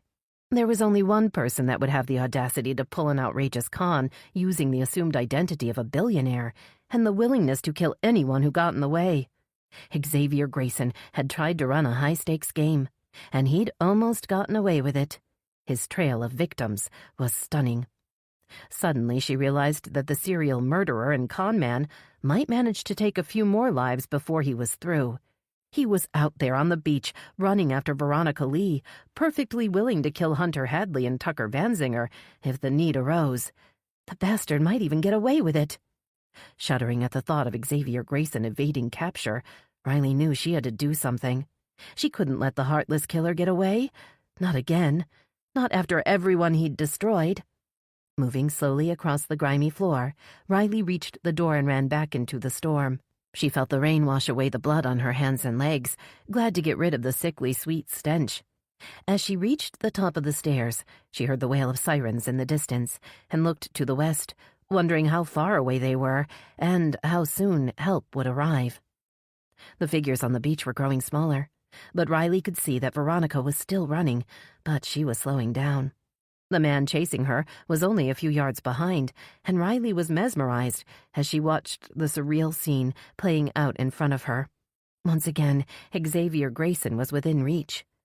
The ruthless conman who had stolen Miriam Feldman's money and thrown her body into the water for the fish to eat was right there on the beach in front of her after all these years, and Hunter Hadley and Tucker Vanzinger were right behind him. After everything he's done, he can't get away this time, can he?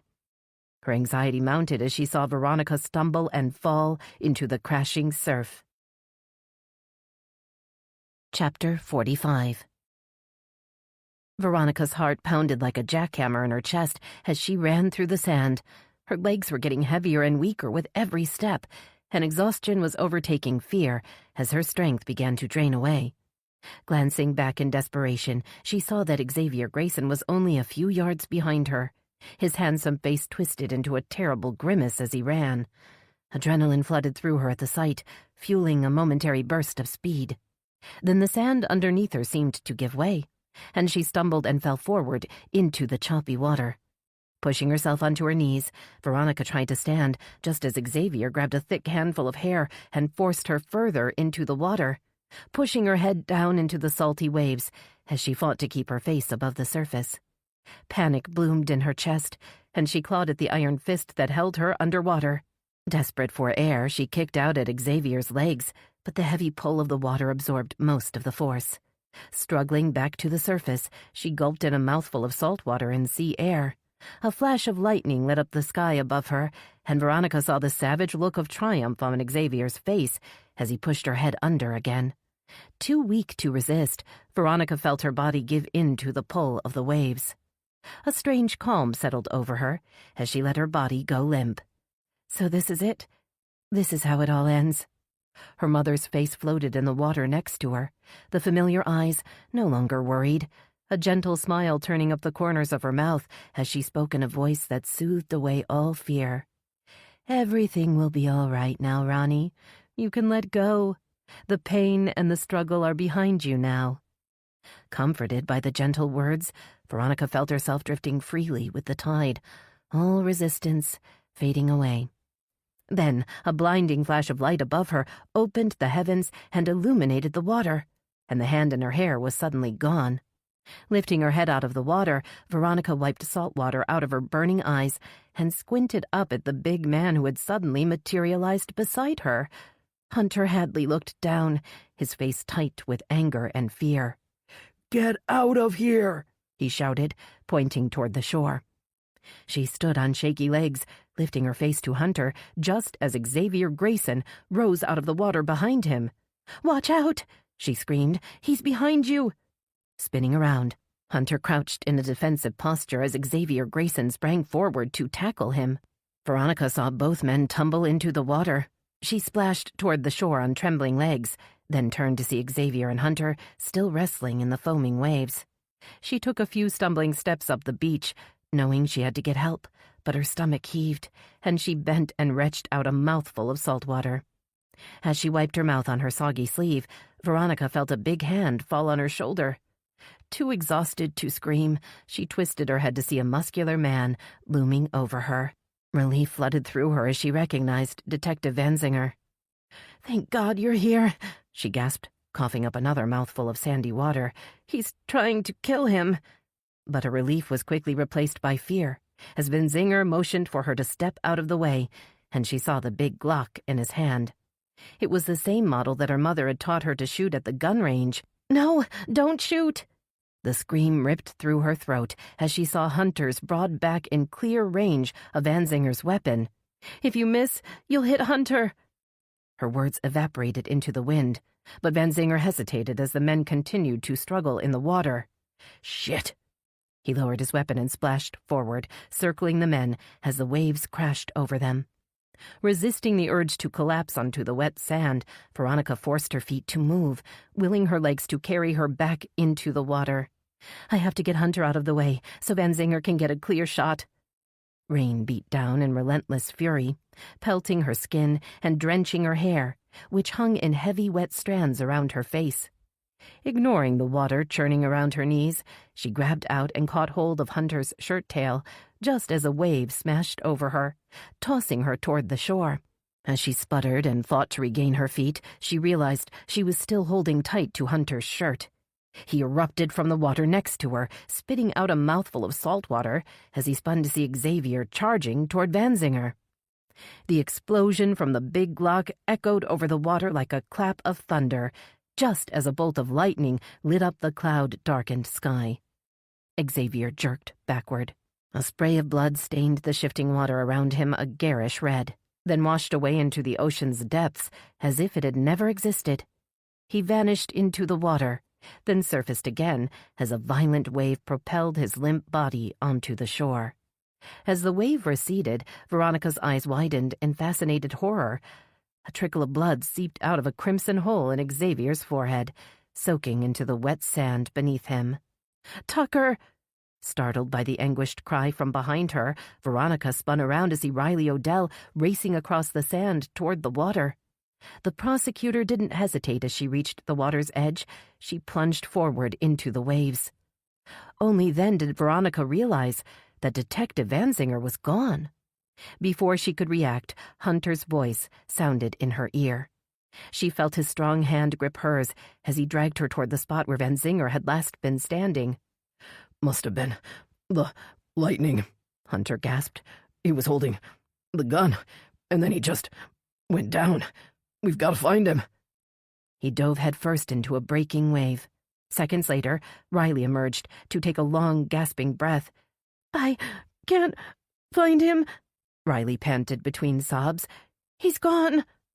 Sucking in a deep lungful of hot, salty air, Veronica prepared to dive under just as Hunter shot up out of the water. One arm was wrapped around Vanzinger's broad chest. The other arm was already pushing through the water toward shore. Veronica splashed over to Vanzinger's side, taking hold of his limp arm. The big detective's waterlogged body was unbelievably heavy as she helped Hunter keep his head out of the relentless waves. Assisted by the incoming tide, they finally deposited the big detective onto the safety of the sand. Veronica's trembling legs gave out underneath her, and she sank onto her knees. She felt the warmth of Hunter's body next to her, and looked over as he checked Vanzinger for a pulse. Hunter's face was grim, as he gave a light shake of his head. "Is he breathing?" Riley asked above them in a ragged voice. Tilting Vanzinger's head back, Hunter leaned forward and listened, his eyes resting on Vanzinger's chest, watching for the telltale rise and fall. But the big man was motionless. "He's not breathing," Hunter croaked, then cleared his throat. "Let's start CPR. Veronica, you breathe. I'll do the compressions. Riley, you count us through it."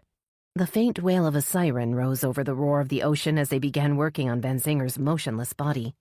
Veronica kept up a steady stream of breaths, listening to Riley's desperate countdown. And 1, and 2, and 3, and breathe. And 1, and 2. After what seemed like hours, Veronica felt the paramedic's impatient hands on her shoulders and allowed herself to be moved to the side. She watched as they rushed forward with a defibrillator, allowing herself a small hope that the big man could be revived. "I've got a pulse!" When she heard the paramedic's excited shout, Veronica collapsed onto her back in the sand and looked up.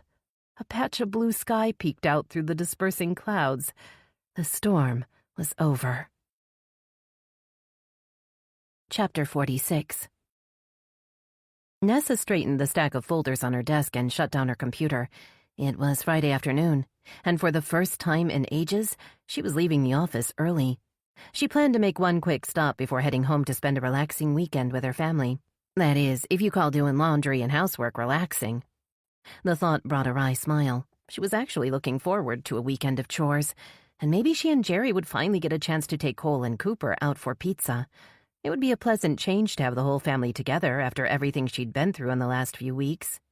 The initial media circus surrounding Portia Hart's death and the subsequent discovery of Xavier Grayson's crimes had resulted in many late nights and working weekends for the WBPD and the prosecutor's office.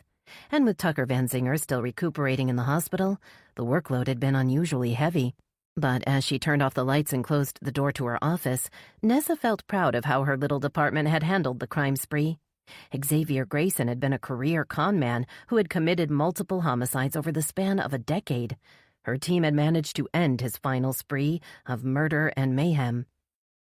Walking the few blocks to Barker and Dawson Investigations, Nessa found Frankie throwing darts at a newly hung board on the wall.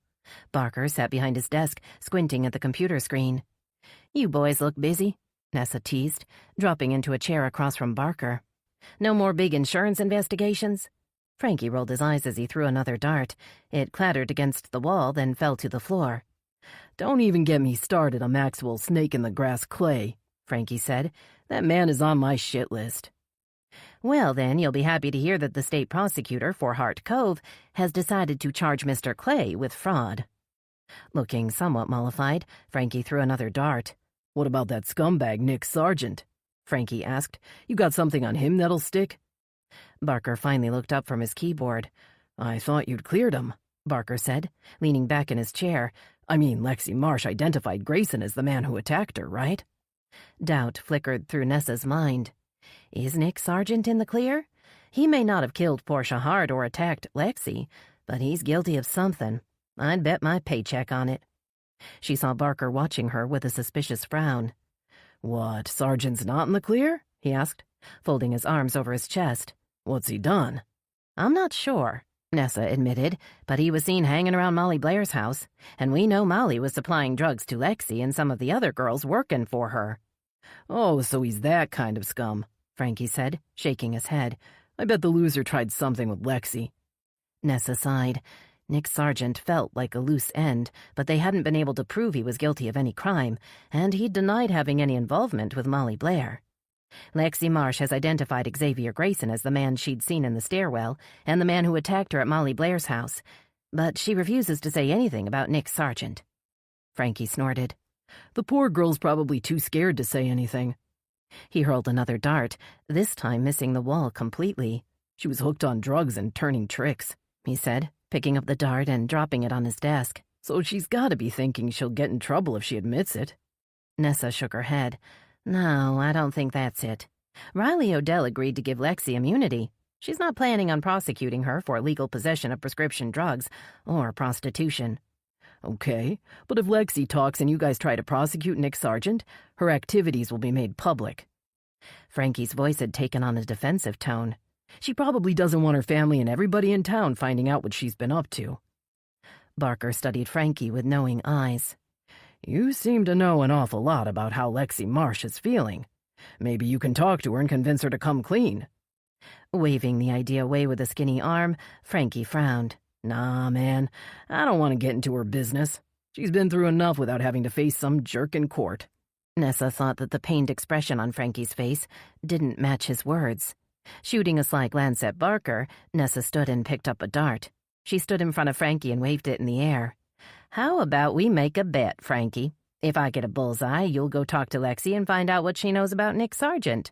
You make a bullseye? He scratched the stubble on his chin. Okay, but what'll I get if you miss? "I'll let you ride in the Charger with my emergency lights on." Frankie's face lit up at the thought. Okay, deal. Nessa winked at Barker and turned toward the board. With a swift flick of her wrist, the dart flew to the board, sinking smoothly into the bullseye. What? Frankie's eyes were wide. How'd you do that? Barker laughed. She hustled you, man. Nessa's won the WBPD's dart tournament 3 years in a row. Later, as Barker walked Nessa back toward the station, his mood turned serious. He stopped at the corner and looked over at her. I just want you to know that I'm really impressed with how you're handling the new job, he said, holding her gaze. And as the father of a female who lives in this town, I'm glad we have you out there chasing the bad guys. Nessa felt her cheeks grow hot. "You may be a little biased, but thanks." Barker shook his head. No, I'm not biased. You make a real good chief. His words replayed in her mind as she headed home, and for the first time, Nessa felt confident that Barker was right. "I guess I do make a pretty good chief after all." Chapter 47. The recreation room inside Hope House was quiet. A few residents sat around the television watching a game show, while several others drank coffee and chatted in a corner alcove. Lexi Marsh hovered in the doorway, unsure if she should go inside or go back to her room. "I could really use a cup of herbal tea," a voice spoke behind her. "Why don't you join me?" She turned to see Dr. Regina Horn, the rehab center's director, and the woman who had been Lexi's therapist during the 2 weeks she'd been at the facility. "Okay," Lexi agreed, glad to have someone to sit with. Once they were settled into a table by the window, Lexi sipped her tea and tried to think of something to say, but Reggie spoke first. "You've been here a few weeks now. How are you liking it?" "I'm getting used to it, I guess." Lexi wondered if that was strictly true, although I've been a little restless today. Sipping from her mug, Reggie seemed to consider the statement. "Well, restless can be good. That is, if it prompts you to go out and make good things happen." "I feel like I should be doing something productive." Lexi looked around the tranquil room, "and not just sitting around here doing nothing." Reggie's laugh was infectious, and Lexi found herself smiling, even though she wasn't sure what was so funny. "You're here building yourself a foundation for a whole new life," Reggie said, still smiling. "And you don't think that's productive?" Lexi giggled, liking the feeling of being happy, of not being worried or sick or scared. "I guess you're right," she told Reggie. "I've got a lot of work to do right here before I go out there." Looking through the big window, Lexi was surprised to see Frankie and his partner walking toward the building. "That's a friend of mine," Reggie said, looking pleased. "I didn't know Peter was going to come by and see me today." "Peter?" "Yes, Peter Barker." Reggie grinned. "He's my special friend." Lexi smiled and looked out the window again, but the men had already disappeared through the front door. "I've met Frankie," she admitted, feeling awkward. "He's the one who helped me. I think he's your friend's partner." Reggie stood, motioning for Lexi to stay seated. "I'll go see where they are. You wait here." A sudden urge to flee took over Lexi, and she had already pushed back her chair and was preparing to rise when Reggie reappeared, followed by Frankie and Barker. "You're not leaving on my account, are you?" Frankie asked. "'Cause I promise I won't bite." His words brought Lexi back to that last night in the Riverview Tower Hotel. She'd used the same phrase with the man in room 1025, the man that Nikolai had called Mr. Murray, the man she had tricked so that Nikolai could take a picture. "Whoa, I was just kidding around," Frankie said. "You look like you've seen a ghost. Am I really that scary?" Lexi shook her head, trying to erase the terrible image of the hotel room, never wanting to go back to the place she'd been before Frankie had saved her. "Thank you," she blurted, surprising both herself and Frankie. "I'm not sure I told you that before, but if I didn't, I should have." "You don't have to thank me," Frankie said, glancing at Reggie and Barker with an embarrassed grin. "Just being a friend." Swallowing a lump that had formed in her throat, Lexi shrugged.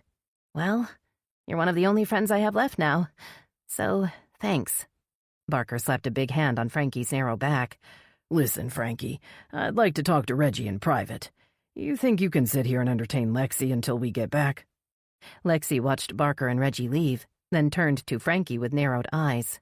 Okay, let's skip the part where you pretend they didn't just leave so you can talk to me, she snapped. What do you want to know? Holding up his hands in surrender, Frankie nodded. Yeah, you're right. I wanted to ask you a few questions. So kill me, why don't you? Questions about what? About Nick Sargent. She felt his eyes on her, watching her reaction. Let me ask you something first.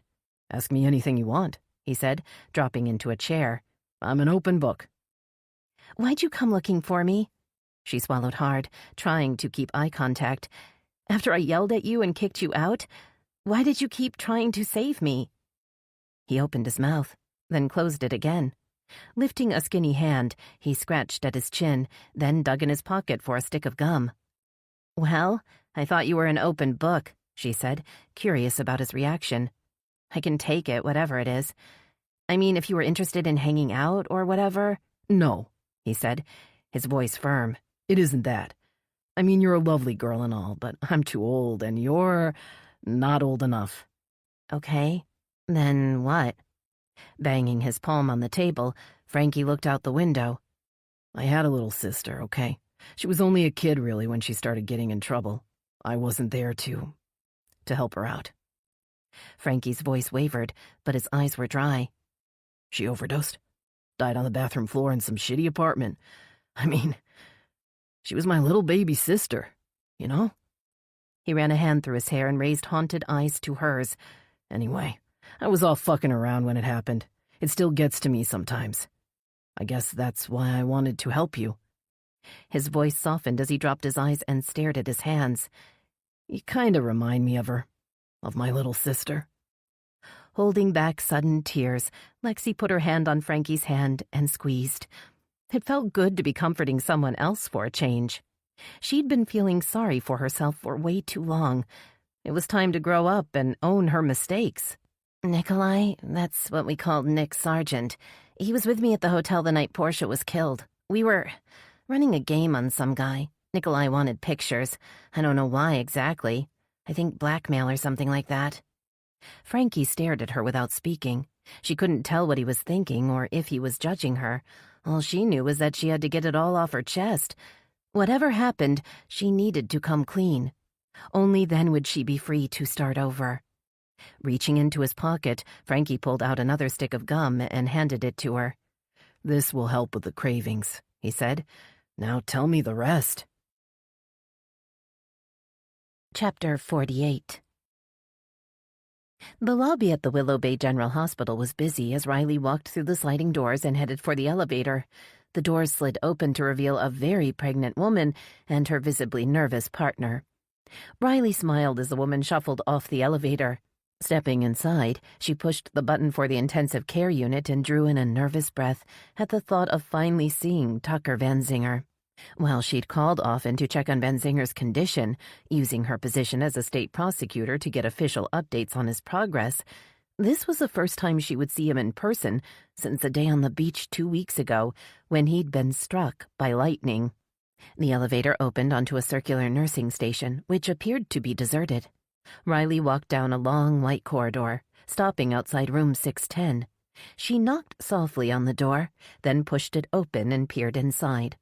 Straining to see into the dimly lit room, Riley could make out Van Zinger's red hair on the pillow and his broad shoulders under the thin white sheet. His eyes were closed, and he appeared to be sleeping peacefully. Before she could move further into the room, a soft hand clutched her arm. She turned to see a pretty woman in blue scrubs. "I'm sorry, but we need you to check in at the nursing station before you enter a room," the nurse said, guiding Riley back into the hall. "Are you a family member of the patient?" Riley hesitated, unsure what exactly she was to Van Zinger. A work colleague? An old flame? An acquaintance? Seeing the nurse's expectant stare, Riley took out her ID badge and flashed it at the woman. "I'm a state prosecutor, and I'm working on a case that involved Detective Van Zinger. I'm here to check on him." The nurse frowned. "Mr. Van Zinger's not well enough to answer any questions," she said. her back stiffening. "So if you're trying to interrogate him, I suggest you—" "No, I'm not going to interrogate him," Riley protested, her voice wavering. "I just want to make sure he's okay. I was with him when he was on the beach and, well, I'm worried about him." The nurse studied Riley's wan face, then relented. She relaxed her shoulders and motioned for Riley to follow her. "He has been doing much better lately," the nurse said, entering Riley's name in her log. "I'm sure he'll be happy to have a visitor. Last time I called to check, they said his injuries were neurological in nature. What does that mean exactly?" Handing her a visitor's badge, the nurse began walking back toward Van Zinger's room. "Well, it's hard to say what the long-term effects will be, but right now he's still suffering from memory loss and has bouts of pain and dizziness. Hopefully those symptoms will abate in time." Pushing the door open, the nurse waved Riley in. "There's a call button by the bed if you need anything." Riley looked back, but the nurse was gone. She turned to the bed and saw that Van Zinger's eyes were open. "Hi." Her voice came out as a soft croak. "How are you?" "I'm in the hospital, so I guess I'm not doing that great," Van Zinger replied. "And I've been awfully lonely. Where have you been?" The hurt in his voice surprised her. "I called to check on you almost every day." She stepped closer, clutching her purse against her body as if shielding herself from his judgment. "I wasn't sure you'd be up for visitors." Keeping his eyes fixed on her, he shook his head in disbelief. "I died out there. Did you know that? My heart stopped beating and I wasn't breathing. I was dead." Riley gasped, stunned by the pain she saw in his eyes. "You know the first thing I thought of when I came back to life?" His voice shook with emotion, but his gaze was steady. "I thought about you. I wanted to see you. But you weren't here." "I'm sorry." Riley's voice cracked as she reached for his hand. "I should have come sooner. I wanted to, but—" Clasping her hand in his, Van Zinger pulled her closer. "But you're still holding a grudge," he finished for her. "You wrote me that letter after I left. Told me when I left that you'd hate me until the day I die." Riley had forgotten about that letter. It had come from a dark place. She cringed as she thought of everything she'd written. "Well, guess what?" Van Zinger continued, his voice softening.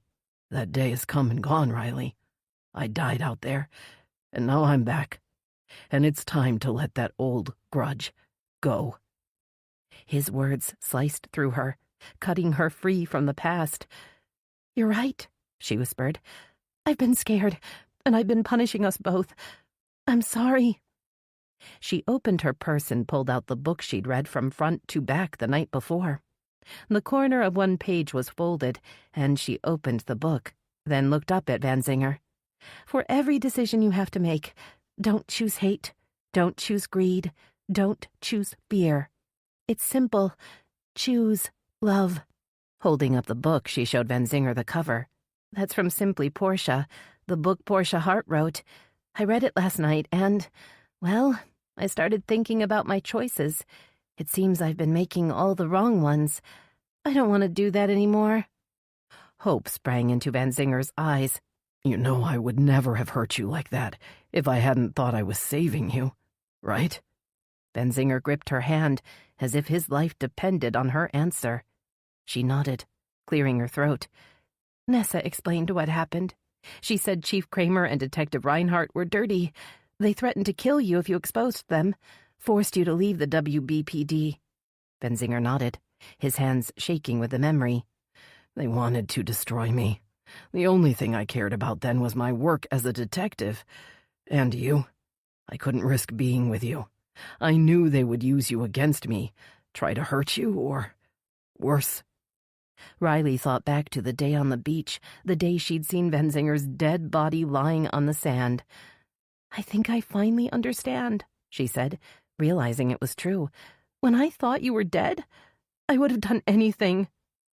Pulling her tighter against him, Van Zinger whispered in her ear, "The hardest thing I've ever done is to walk away from you." A knock sounded on the door, causing Riley to stand up and try to move away from the bed. Van Zinger grabbed her wrist and tugged her back as Jankowski strolled into the room, his broad shoulders making the room feel small. You still laying around in bed, partner? His eyes flicked to Benzinger's hand on Riley's arm, and a wide smile spread over his face. You pulled this whole stunt just to get her back, didn't you, Tucker? Jankowski teased. But hey, whatever it takes. Riley rolled her eyes, feeling as if she'd gone back in time a dozen years. Back to her days as a law intern. Back to the days when she and Benzinger used to hang out with Jankowski and his wife, Gabby. The thought of Gabby wiped the smile off Riley's face. Death is real, and it can come for any of us, at any time. She squeezed Benzinger's hand, reminded again that she should be grateful he was still with her, and that they'd found their way back to each other. So, I guess you're the new town hero, Tucker. Jankowski nodded his approval. You took down a serial killer and survived a lightning strike on the same day. You're a legend around here. Blushing at the effusive praise, Benzinger met Riley's eyes. I had a little help, he said. Riley and Hunter Hadley and Veronica Lee. It took all of us to figure out what the hell was going on and stop Xavier Grayson. Jankowski studied the two of them together, and Riley saw a flash of sadness in his eyes. Maybe he was thinking of Gabby, too. You guys make a good team, Jankowski finally said. Tucker, you can bring the bad guys in, and Riley, you can send them to jail. Sounds good to me, Benzinger agreed. Just as soon as I get out of here, I'll get started. Thinking of the call she'd gotten from Nessa on the way over, Riley figured she'd have the opportunity to lock up another bad guy sooner than she'd expected. No matter how many criminals she prosecuted, there were always more just waiting to come out of the woodwork. At least now she had a partner in her fight against crime, and no matter how bad things got, she wouldn't be alone anymore. Chapter 49. Hunter opened the cardboard box and began piling in the books from his shelves. The sale of the station wouldn't be final for a few more weeks, but he didn't see any reason to delay the inevitable. Once the new owners came in, he knew he would surely be replaced with someone else. They'll want to bring in someone they know, someone they trust. And he couldn't blame them. If it was his station, he'd do the same. Although he wasn't sure he'd hire himself. At least, not as the station manager. I'm better as a reporter. That's my calling, not pushing paperwork and kissing up to fickle advertisers. His phone buzzed in his pocket. Hunter was tempted to ignore it. He wasn't in the mood to talk. But the slight chance that Veronica might be calling prompted him to dig his phone out and check the display. He raised his eyebrows when he saw that the caller was Frankie Dawson. Mr. Dawson, how can I help you? Well, you can start by calling me Frankie. Smiling in spite of his sour mood, Hunter tried again. Okay, Frankie, how can I help you? I have a new acquaintance I think you're gonna want to talk to. Frankie sounded unusually smug. If you've got time to come to my office, I'll introduce you. Intrigued, Hunter decided he could use an excuse to get out of the office. Besides, it would give him a chance to take Gracie for a walk. Okay, I'll be there shortly, Hunter agreed. Dropping the phone back in his pocket, he opened the door to his office and called out to Gracie, who was lounging by Finn's desk. You want to go for a walk, girl? Finn looked over and nodded. Sure I do. He grabbed his phone and Gracie's leash. Where are we going? Hunter sighed, knowing it would be useless to argue. Finn had been sticking to him like glue for the last 2 weeks, perhaps sensing that his time at the station would soon be coming to an end. Walking toward the door, Hunter passed Veronica's desk, but he refused to torture himself by looking at her empty chair. He had no choice but to let her have the space and time she needed to heal. Which was why he hadn't reached out to her after the traumatic events in Hart Cove. She'd gone through hell, and Hunter knew from experience it would take time to recover. He'd suffered from PTSD for years after the explosion in Kabul. The shattered bodies of the women and girls that died in the explosion still haunted his dreams, and had caused him a lot of pain and soul-searching during the years since. How could he expect Veronica to react any differently? How could she not be scarred? She wouldn't be human if it didn't bother her. She found a dead body stuffed in a freezer and saw a man shot dead right in front of her. Of course she's bound to be traumatized. Besides, what did he have to offer her now that the station was being sold? It was best to let her have time to figure out what she wanted. And if he was honest with himself, he needed to do the same. Frankie was waiting at the door when the trio arrived. He waved Hunter, Finn, and Gracie into the little office and pointed to a couple of folding chairs across from his desk. "Have a seat, gentlemen. Our guest will be joining us shortly." Hunter cocked an eyebrow at Frankie's exaggerated hospitality, noting a self-satisfied gleam in his eyes. "What's going on, Frankie?" he asked, dropping onto a chair and folding his arms over his chest. "You've obviously got something up your sleeve. It's called payback, my friend." A knock on the door sent Frankie scurrying over. He opened the door to reveal a heavy-set man with thinning gray hair and thick, bushy eyebrows. The man stormed into the room. His face was red and sweaty, and his shirt collar was too tight. "What's the meaning of this?" He waved a piece of paper in his hand as he looked around the room. Seeing the three men and the dog, his anger turned to confusion. "What is this? Some kind of shakedown?" Frankie laughed, then shrugged. "You could call it that, I guess, Mr. Murray, but it's not the type you're probably used to." He turned to Hunter and smiled. "Mr. Hadley, I'd like you to meet Mr. Lloyd Murray." Hunter stared at the man in shock. "You're Lloyd Murray? The man who's buying Channel 10? Murray's broad face grew even redder. "Who are you? What do you know about that?" "I'm the current station manager at Channel 10, Hunter said, looking toward Frankie. "And I'm not sure what is going on here." Frankie held up his hands as if to quiet a crowd. "That's where I come in. You see, Mr. Murray's being blackmailed into buying Channel 10. There were some, how do I phrase this, compromising photos taken at the Riverview Hotel a few weeks ago." Pacing the room as if he were a lawyer in a courtroom drama, Frankie turned his gaze on Murray, who stood frozen in place. "The blackmailer kept his identity secret. Isn't that right, Murray? But he told you to use all that money you've got to buy Channel 10. Otherwise, your wife and kids would receive copies of the pics. Am I right?" Murray blinked, but he didn't say anything. Hunter could see the wheels spinning frantically in his head. "Do you know who the blackmailer is?" Hunter asked, trying to calculate what the information might mean to him. "And why they'd want Mr. Murray to buy the station?" "Yes and yes," Frankie said in triumph. "I know the answer to both of those questions. You see, I have a source who knows who took the photos.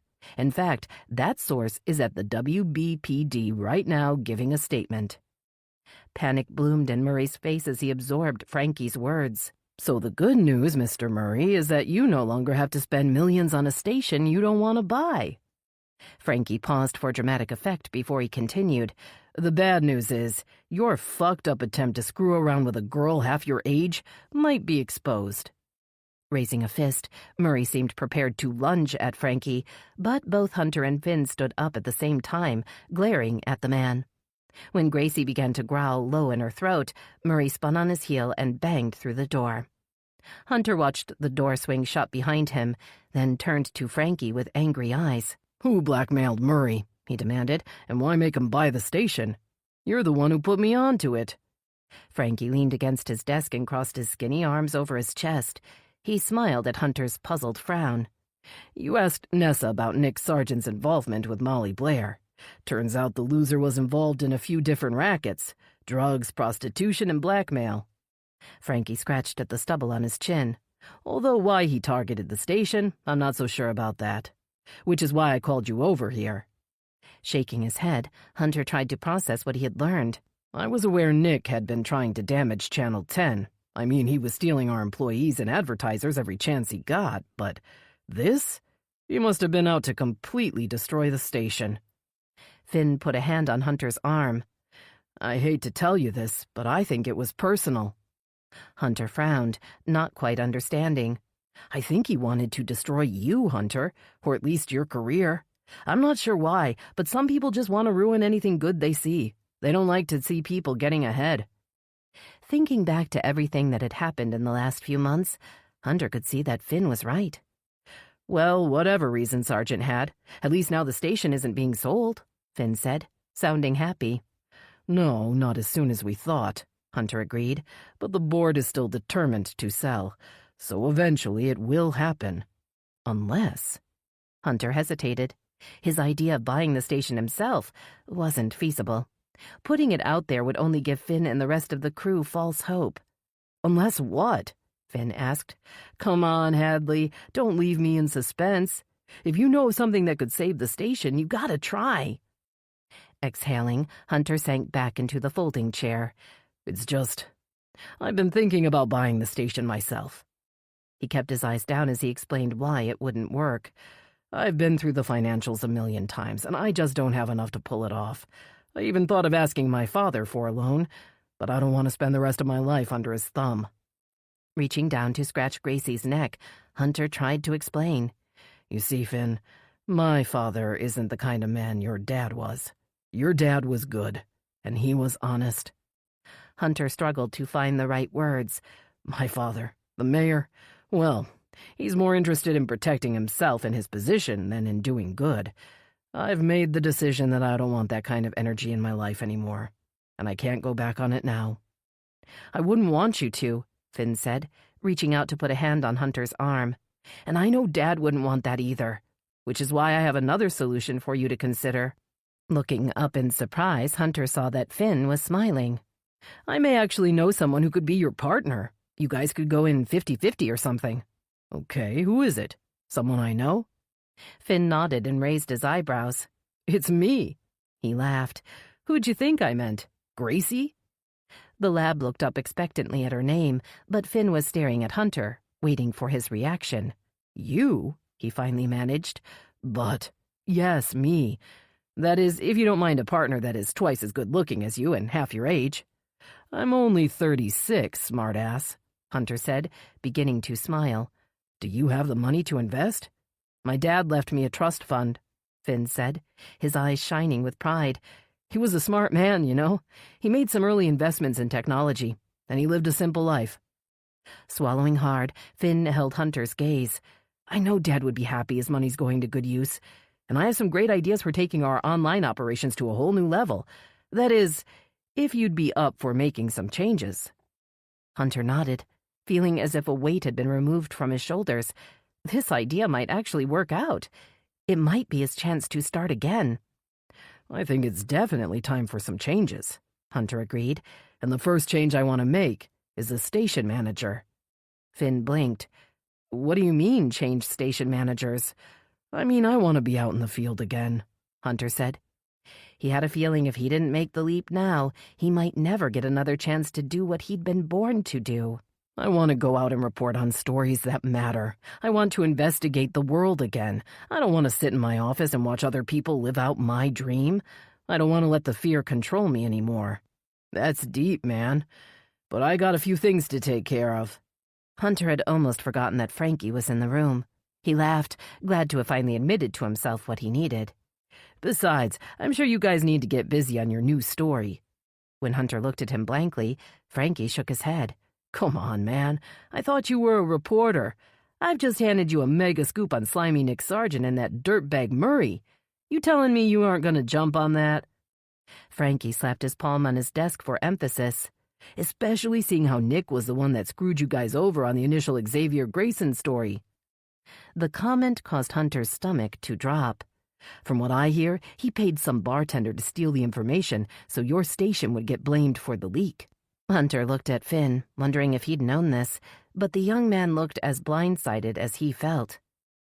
Nessa told me that fucked up mess caused Veronica Lee to quit. Frankie scowled. Man, she was your best damn reporter. Crossing to the door, Hunter turned to see that Finn and Gracie were right behind him. They needed to get back to the station. They had a story to produce. If I do this right, it could be my one chance to win back Veronica's trust. Chapter 50. Veronica sat up in bed with a start, gasping for air. She'd had another nightmare about Xavier Grayson. This time she'd been back under the waves, gasping for breath as her mother's voice told her to let go. But in the nightmare, the words didn't bring peace. They brought anger. Why did Ma tell me to give up? Shouldn't she have encouraged her only daughter to fight for her life? Or is my life not worth fighting for? The irrational anger at her mother remained as Veronica made her way downstairs. It was a Saturday, and her mother was in the kitchen making breakfast as Veronica shuffled in. Winston lounged in a patch of sunlight, and Veronica bent to scoop him up. "I'm glad you slept in," Ling Lee said, giving her daughter an assessing stare. You've been working too hard." Ignoring the comment, Veronica hugged the big tabby cat against her and took down a mug. She would have a cup of tea and some toast and then head out again. Her research in Hart Cove was almost done. One more day, and she'd be ready to write the final report. "Listen, Ronnie, I need to tell you something." Ling stood at the sink, her back turned to Veronica. "And it is something that is not easy for me to say." Veronica heard the tremor in her mother's voice and hesitated. What would make her mother sound so scared? Was she sick? Did she have cancer? "I know I should have told you before. About your father." Heart pounding, Veronica set Winston on the floor and crossed to stand beside her mother. She waited, not wanting to interrupt, not wanting to give her mother any reason to stop talking. "I know you've been going to see Dr. Horn lately, and I made an appointment too. I figured if you were brave enough to go." Questions rose in Veronica's head, but she forced herself to remain quiet. This was her mother's story to tell. "Dr. Horn said I should tell whatever feels right when I'm ready.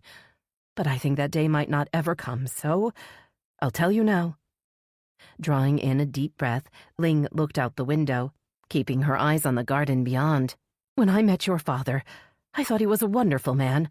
I was so young, and I loved him very much." Ling choked on the words, and Veronica reached out and put a hand on her thin shoulder. "Or I should say, I loved the man he pretended to be. But he had lied to me about everything, his name, his background, and the way he made his money." A sick ache started up in Veronica's stomach as Ling spoke. Somehow, she'd known the truth would be ugly, but she'd always held out hope she was wrong. "Eventually, I found out enough to be scared, and I decided to leave. I was young and, well, I thought it would be best." She paused, as if building her courage, and when she continued, her voice was thick with pain. "Your father went mad. He did things I cannot bring myself to speak of, but I've written it down. If you choose to read what your father has done, what your mother has suffered, then I'll show you." Ling turned and looked into Veronica's eyes. "But if you want to let it go, then I'll burn the paper, and you and I can move on with our lives. It is your decision." The pain in Ling's eyes was more than Veronica could bear. She pulled her mother to her, feeling Ling's thin shoulders shaking with emotion. "Don't worry about that now," Veronica soothed, murmuring the words Ling had always used to comfort her as a child. "Everything will be okay. Whatever happens and whatever I decide, we'll always have each other. That will never change." But as she finished making her tea, Veronica wondered what her decision would be. She thought of the book on her dresser and the new story she'd been working on, and wondered if fate was trying to tell her something.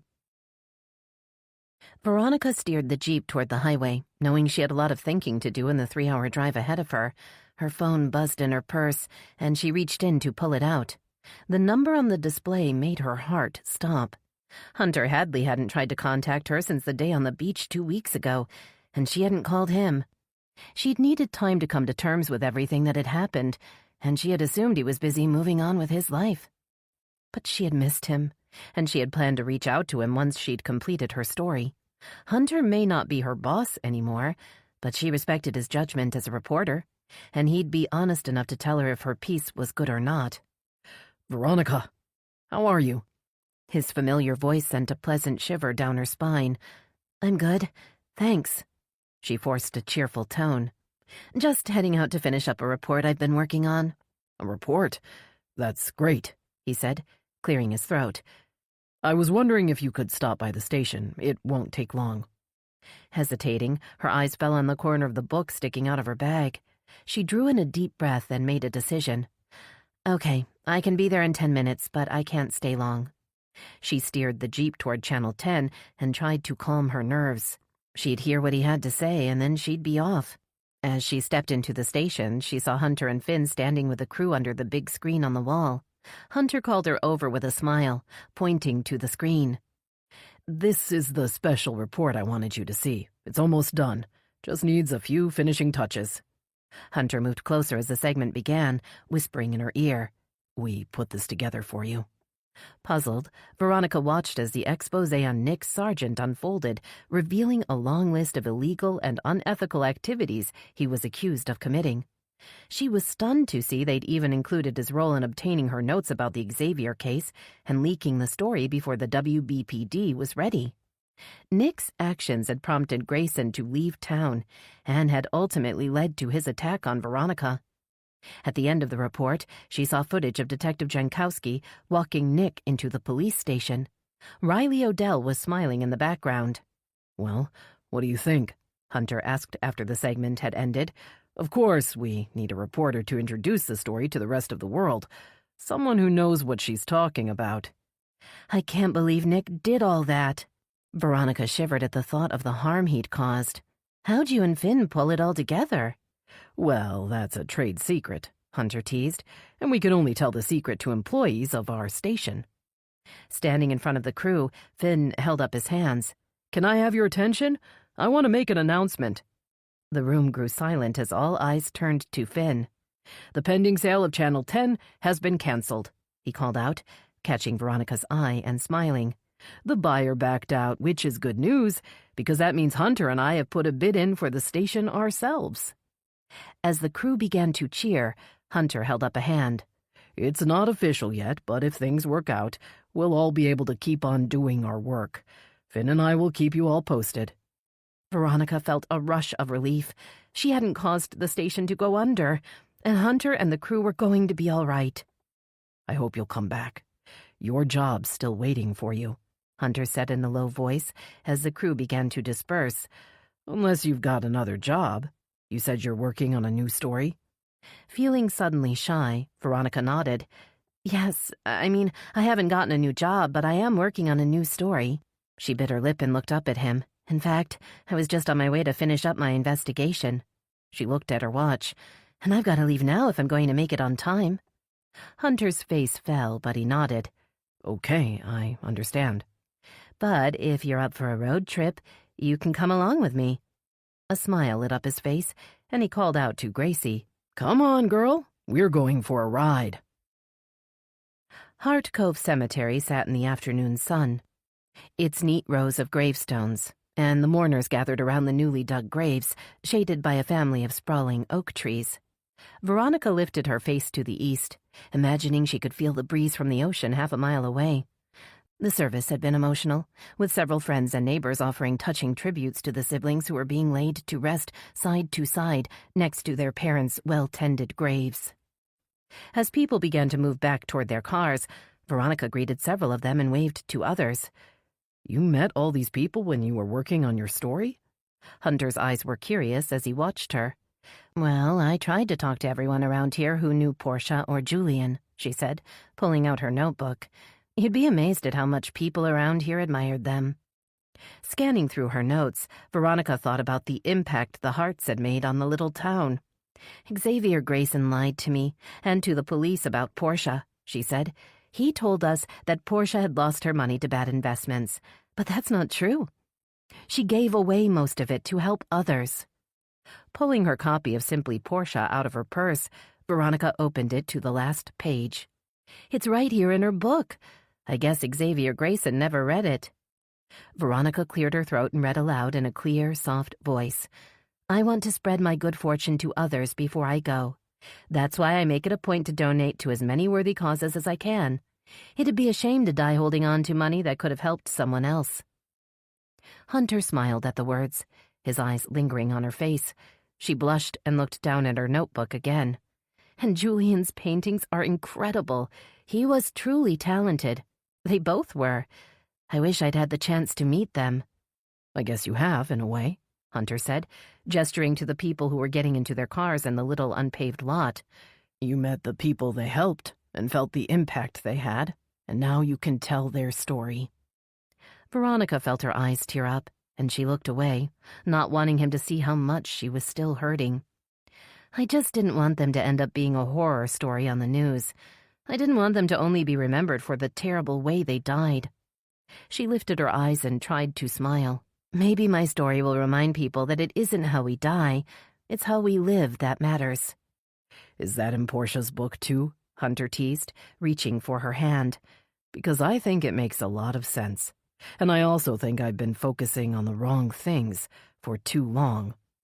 Squeezing his hand in hers, Veronica stepped closer, intoxicated by the heat of his skin and the longing she saw in his eyes. "I have too," Veronica said, lifting her face to his. "But I'm making the decision here and now to focus on what's important." Hunter smiled, his mouth only inches from hers. "And what is it that's important to you?" he murmured. "It's simple," she said, pulling him closer. "The only thing that really matters. Love." This concludes Her Last Summer by Melinda Woodhall. Narrated by Tanya Eby. Copyright 2020 by Melinda Woodhall. This unabridged audiobook is published by arrangement with Melinda Woodhall and was produced in the year 2021 by Tantor Media Incorporated, a division of Recorded Books, which holds the copyright thereto. Please visit tantor.com for more information on our growing library of unabridged audiobooks.